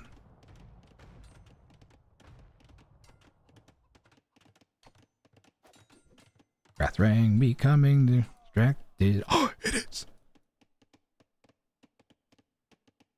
I don't have any other good buy one get ones going. Rip.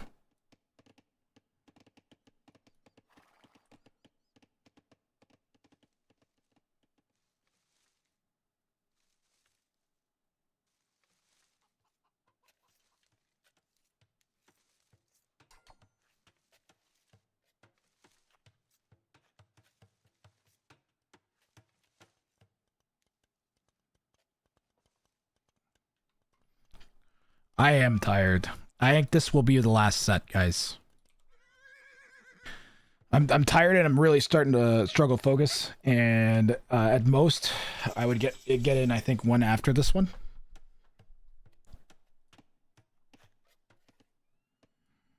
So I get better off just resting up and going fresh tomorrow with a nice long stream again.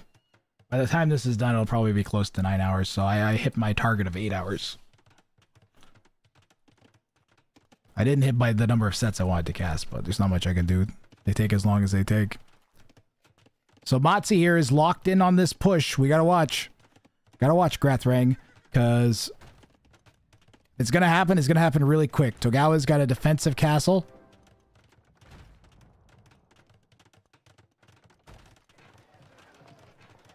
Chicken wrap. All I can think about is the chicken wrap. Villagers garrison inside the ram. Needs another ram. Can't afford it. There's a lot of step lancers, though.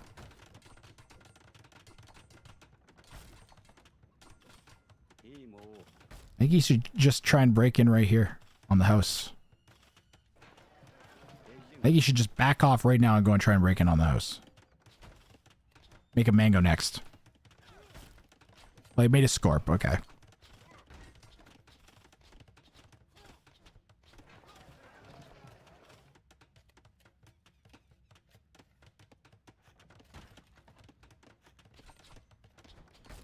This bounty was intended to be a feudal all-in bounty.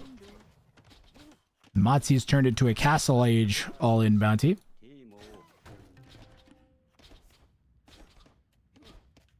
Where's that scorp? Waiting for 2? Get it out.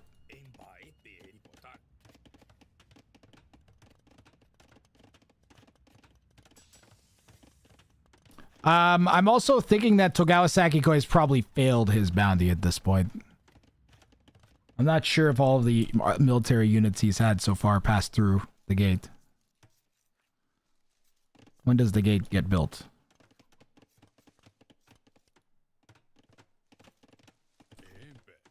Mostly the starting scout's the easiest one to miss.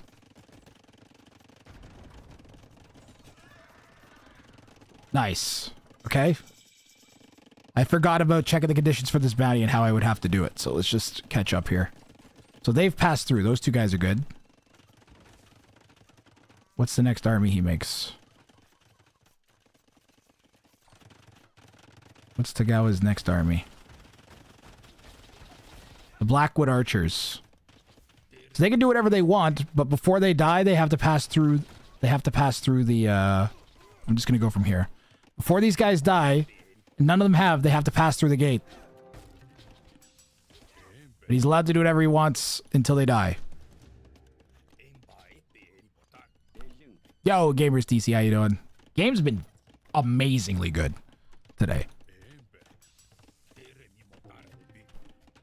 Quality of the games we're getting quality games out of sets we have no business getting quality games out of, with huge elo splits. The handicapping of giving the higher elo only hard bounties and the lower elo free choice is just, it's perfect.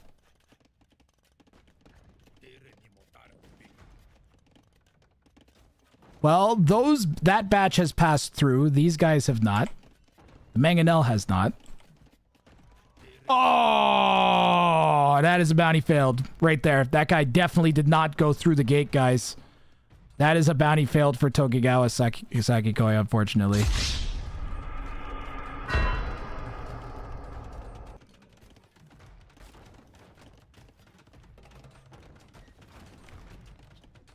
He may have realized it, I'm not sure.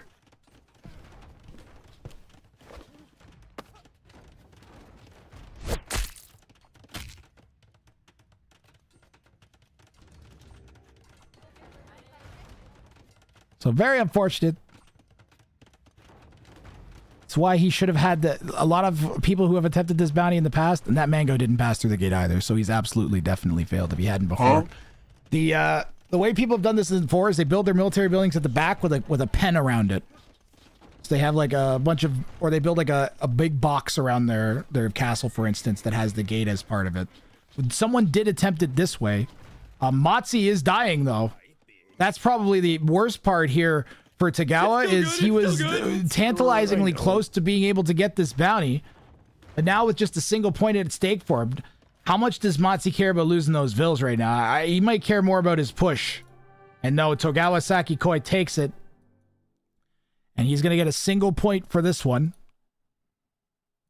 And he was very close to getting this bounty. We will double check this to make sure that neither that Mangonel nor the Blackwood Archer that died. So did the Mango ever leave? I'm watching the Mango first, because that would be definitive. Nope. So we have a definitive fail here for Tagawa Sakikoi. He gets 1 point on the game only. There we go. And yeah, Matzi's all in didn't work. Togawa managed to stand up and hold fast. And that's all she wrote for game 1.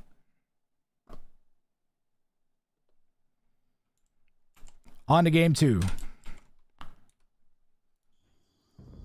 And let's see here. Togawa and Matzi have both used their one of their 2 refreshes. And Matzi is going for centers of attention, win with 20 TCs alive or more at time of victory. Togawa is going for stop hitting yourself to kill at least 50 of your own units and win.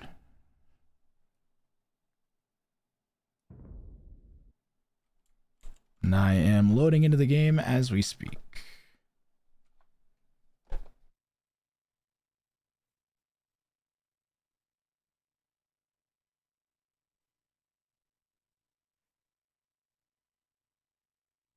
Yellow capture age.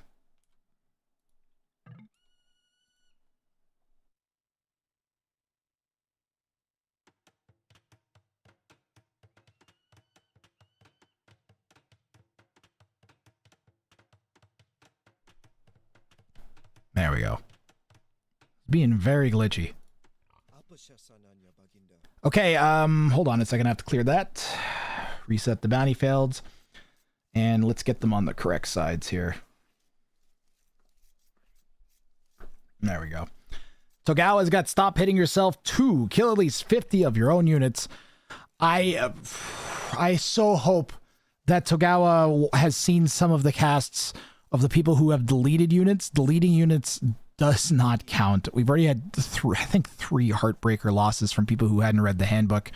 Deleting doesn't count. You have to inflict damage until it dies. If you use petards or if you just delete your units, you're not actually inflicting damage. And that is in the handbook. No bounties claimed game 1. Blizzard? Oh, Blizzard?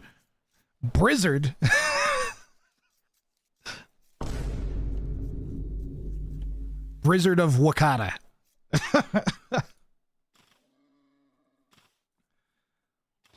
I'm rooting for Matzi a little bit, except he's playing my favorite new player, which is Togawa. And we didn't see it last game, but I swear to God, the last 2 sets that we've watched of Togawa Saki Koi, he made like 7 town centers and just boomed like insane. I accidentally reversed the first letters of your 2 names. Thought on rewording bounties for playoffs. I think I have a couple that I wanted to change, but I don't really want to. If I do, then it would be before playoffs still, Werdo. For the villagers thing in Feudal Age bounty, Grat, does converting villagers count? No, you can convert vills. Because you're not producing them.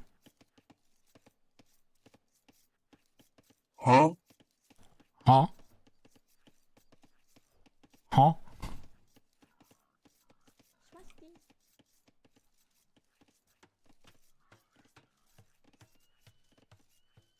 Chad, how many people do you think have turned the stream? I asked my friends this yesterday. How many people do you think have turned the stream off because I'm a mangonel? My one friend says, well, those people you don't want watching the stream anyways because there's like explosions and shit. And they're not going to like that. So the mangonel prepares them. You think 0? Gamba Wheeler Bucks, that I can do. One moment.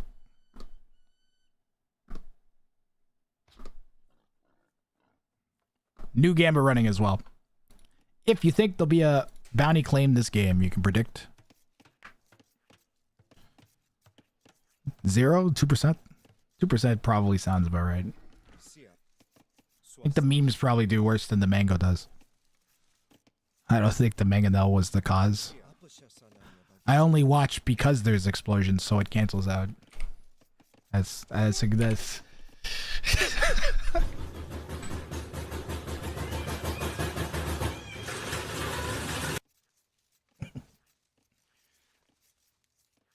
Angry Monkey, still one of my favorites.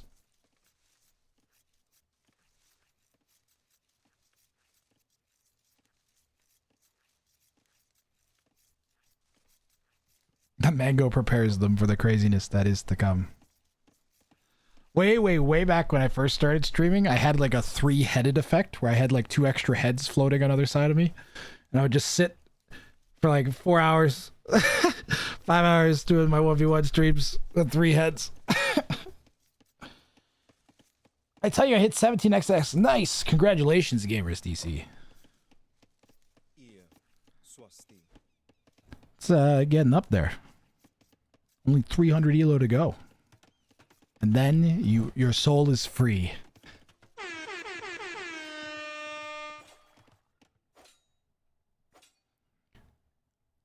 Well, Matzi's strategy for this one, I think, is pretty clear. He's picked Malians. He's going for centers of attention, which is win with 20 TCs alive or more. Malians get a unique tech called Tigui, where town centers fire arrows without garrison. And you can actually go and see, there's a YouTube video of Chopsticks doing this bounty on my YouTube, where he, I think, made 70 plus town centers. And even though he didn't have to only make town centers and win, that's what he did. Particularly fantastic. I watched because I really like vanilla. I asked the plainest, most laid back AoE2 channel there is. Isn't that what one calls flexing? I believe so, yes. Yes.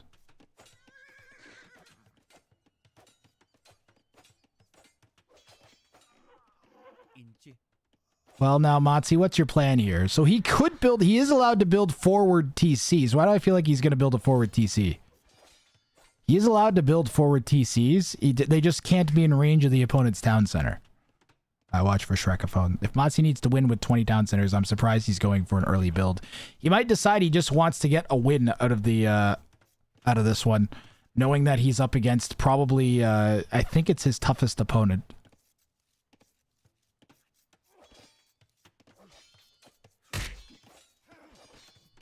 I watch for potatoes. Are you might say that you have that you might say that your life is potato. I have potato blood in my veins. My life, it's potato. We got ourselves the tower off. Get your bongos out.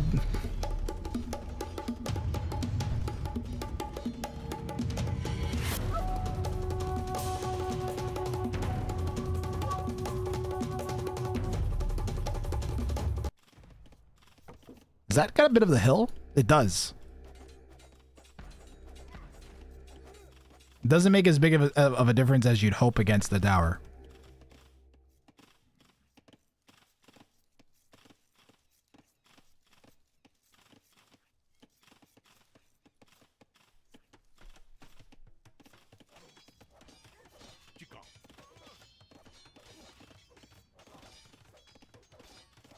Bally, this build is...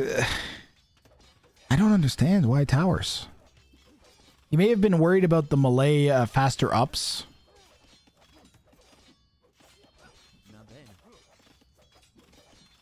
Is there a bounty that he would have to be worried about Tagawa doing here? That's maybe he felt like he had to be aggressive?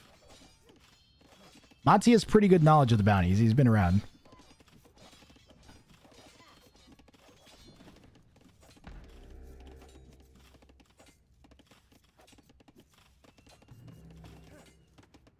Forward range for Matsu. Jason the Skirm is back to the TC. Got to be careful not to throw them away. Ooh, that stings. All three of them. Oh, God. That's gotta hurt. Yo, Cole AoE. Thank you very much for the raid. I think you can hear my robot welcoming you to the stream, but welcome to the stream and thank you very much for the raid. We are casting Tagawa Sakikoi versus Matsu here in the Showdown Cup group stage. This is Tagawa Sakikoi's third set, by the way, so we'll know exactly where he stands in terms of the leaderboard and how difficult the other players that have remaining sets have cut out for them, at least how much work they're going to have cut out for them. And right now, Tagawa is chasing down the forward here from Matsu. He had 5 vills go forwards and build a tower. And Tagawa's done a good job of turning that back. And wow, Matsu just calls GG. So Tagawa getting 2 points here. Matsu might be aware of the standings. The standings are public. And, you know, it's hard for me to blame Matsu. He put himself into such a unwinnable position. I don't know what the deal was here. I think he just didn't expect the tower rush to go as sideways as it did, and he just wanted to make sure that he wasn't going to get hit with super early melee aggression. And it didn't work it just worked so poorly that it kind of cost himself the game.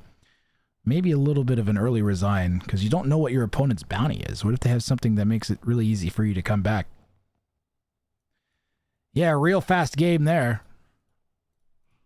It's about as fast as it gets. At least Tagawa, oh man. Tagawa is on point there. Keeping things moving. We're keeping things moving. He can do the challenge every game or only once. Whoops, wrong page. So Hidden One, they get this pool of bounties that you can see behind me. They can't see the other person's bounty pool or what they're going to select. They only get one chance to do each bounty. So you get one game, one chance to complete the challenge. Games 1 and 2, Tagawa was not able to do the bounty. He only got the win. They get additional points if they manage to get the bounty completed. And you can see in the top right corner, there's a little Roman numeral that tells you how much each bounty is worth. So we're going into game 3. And we can see that Tagawa Sakikoi refreshed his pool. So we got a new pool of 6 bounties. They get 2 refreshes for the set. And Tagawa has selected Lubov's Discount Day 3, produce at least 75 militia in Dark Age and win. Matsu for his Game 3 is going for Non-Agrarian Society. Don't make any farm until Imp and win. I think Matsu might have been the one that got this. The last person that I saw complete this bounty went, oh no, it was Kongan. Kongan went Fast Imp Fatoria and managed to pull this off. It was actually incredibly strong, like way stronger than you would have thought. So, as for the background, if you're wondering why the bounty is called Lubov's Discount Day, that's because it's named after one of our main sponsors, Lubov's Baseball Bat Emporium. Are you tired of low-quality baseball baits giving you splinters, staining too easily, or breaking at the most critical moments? Well, come on down to Lubov's slightly used baseball bait emporium, where we stock only the most reliable of baseball baits. What do you mean by reliable, Lubov? Don't ask questions. Okay. Our baseball baits are portable, rugged, and proven to withstand whatever abuse you can throw at it, or whatever you can throw at it to abuse. Do they come with a warranty, Lubov? Don't ask questions. Plus, now, our baseball baits incorporate all new technology, researched from the top scientists of baseball bait. Come this week only and buy 3 baseball baits for the price of 1 kneecap. Lubov's lightly used baseball bait emporium. You might not be able to walk, but you will be able to smile. Oh, but Lubov, where are you located? Don't ask questions.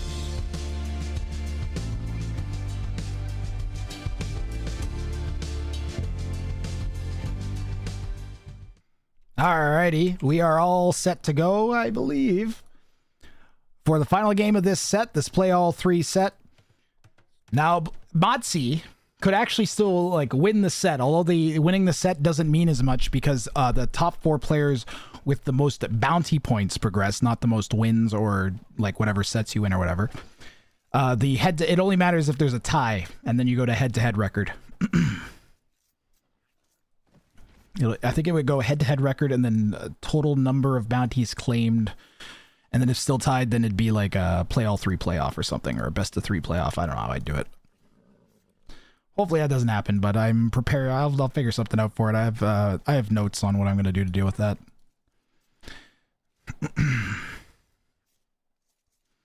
So Motzi, non-agrarian society, he can't make any farms. An early lame here from Togawa is going to sting even more. He manages to prevent it. And Togawa going for Gots, which is a kind of a natural selection if you're going to go for a bounty where you have to make 75 militia, that you pick the civilization that gets cheaper militia, whereas inventory costs less. Other solid options could like potentially be maybe Incas. They get cheap militia as well. Oh, a nice lame. Togawa manages to steal the boar, got the foundation on the boar, which negates its aggression, and is going to try to steal this boar from Motzi. And that's going to get shut down. Togawa still has a scout with which to try to force the lame here. Gonna come out and try to help take out Motzi's scout. Motzi tanking some hits on the scout in order to buy some time to lure in the boar. And that is a sick little back and forth that we just got to watch.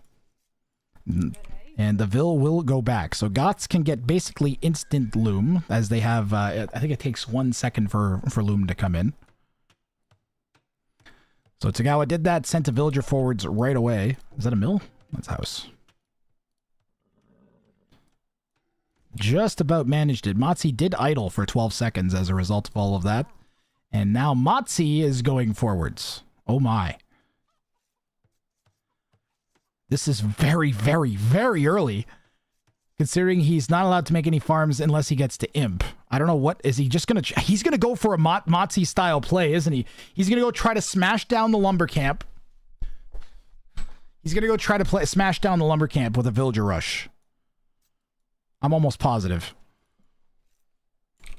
And he's going to stumble into the weak Vil, happenstancedly.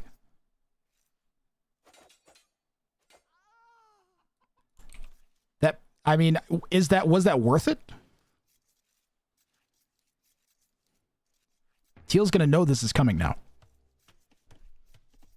All right, this is the kind of game I needed to push me through here.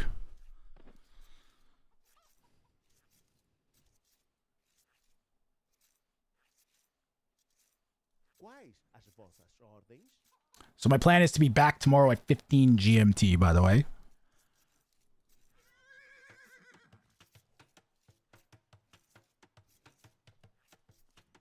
So that is roughly 12 hours from now.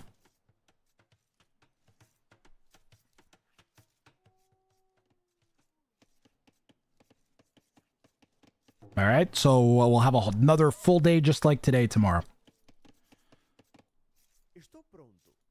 Tons of sets to get through still. Including another set from Motzi. Well, I think we might start the day off with another Motzi set tomorrow, and then I think I have his third set as well. Tagawa's got Militia coming out to hit Motzi early. This is a bad bounty pairing for Motzi, I gotta say. He did not get luck with the draw. It's not great for Tagawa either, because it's gonna be really tough for him to get to the 75 Militia, and these guys just kind of bouncing off each other a little bit. Between their play styles and their bounty selections, it's been rough going, especially for Motzi, and I'm going to say for Tagawa too. Like you want the bounty points, and this is borderline GG. I don't know what to say. Honestly, like the big old flop of a set. I'll be straight up. This was one of the worst sets of the tournament so far in terms of back and forth with the bounties. We did get a little bit of heated action here in early Dark Age, but geez, it's just Motzi's smart enough to know he doesn't want to give up a ton of points to Tagawa without. But man, oh man, Tagawa's gonna get 3 points. You know, it's not nothing. It'll add to his point, and we'll update the score accordingly. I'm sorry about the quality of the games. This one, at least at the end. It's kind of how it goes sometimes. Just how it is. It's been a solid day, though. So we're going to update the rankings and schedule here.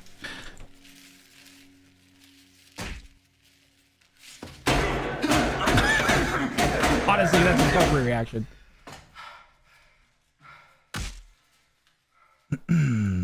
Let's look at the schedule for tomorrow. How about we start with that one?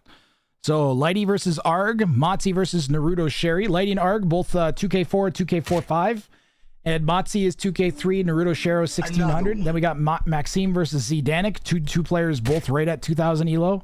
Then Rodrix and Duduju. That might not have been played yet. I think I have 2 games from that.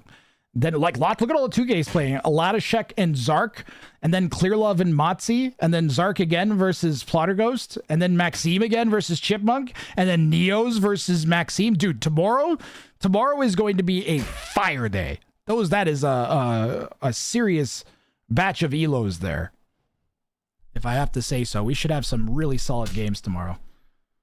I'm going to update our score here. So, Togawa Sakikoi getting 17 points and an 8-1 record.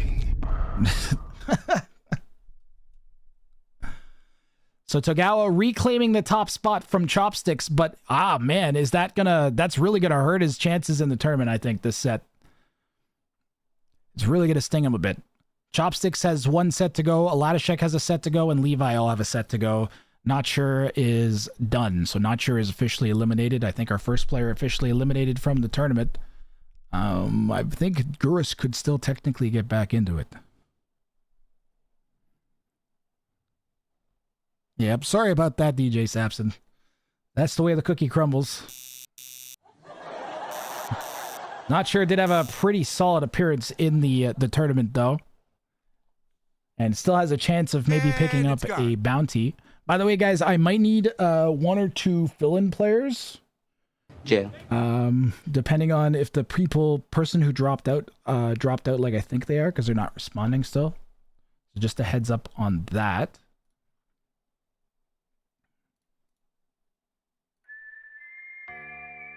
And I'm just gonna update this.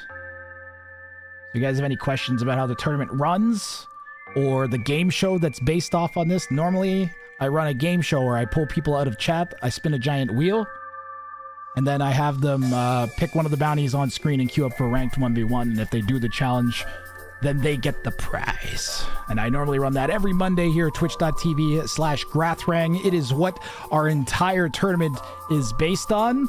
I've been thinking and planning about this for years. And it's finally come together in an awesome way. I think we couldn't ask for much more. I only wish that I'd done it sooner.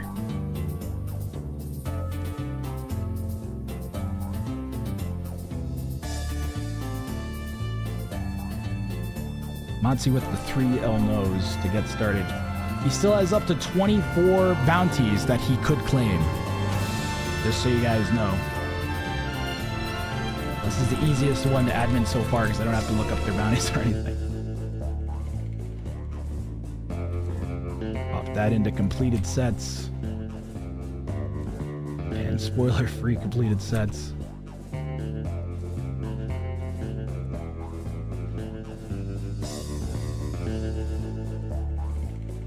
And I am going to delete that.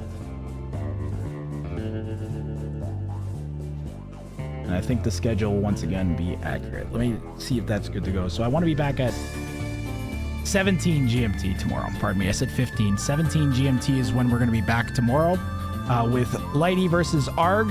And then after that, we'll do Motzi versus All the rest of the schedules, all the rest of this timing is kind of like guesses. March 29, this should be probably like a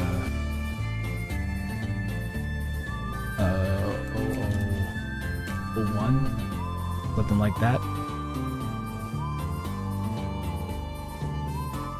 There are so many games left. Maybe I can scroll down and show you guys just how many games are left on the bounty trail. I can show you right on here somewhere. Where is it? There we go. Interact.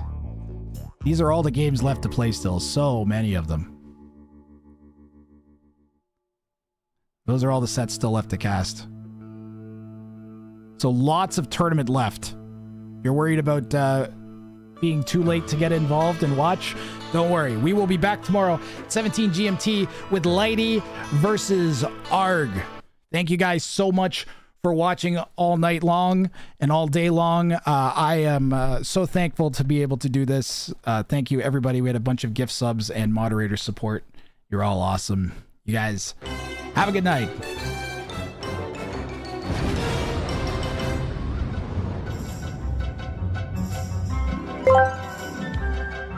Shrink your phone, please.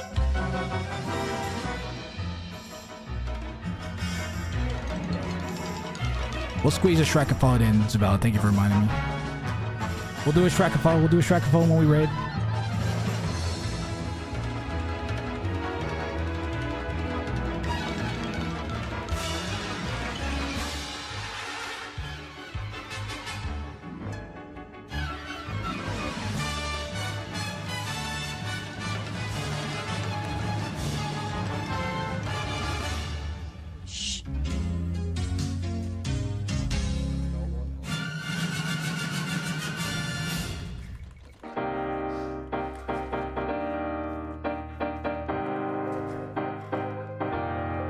Okay, good night, YouTube.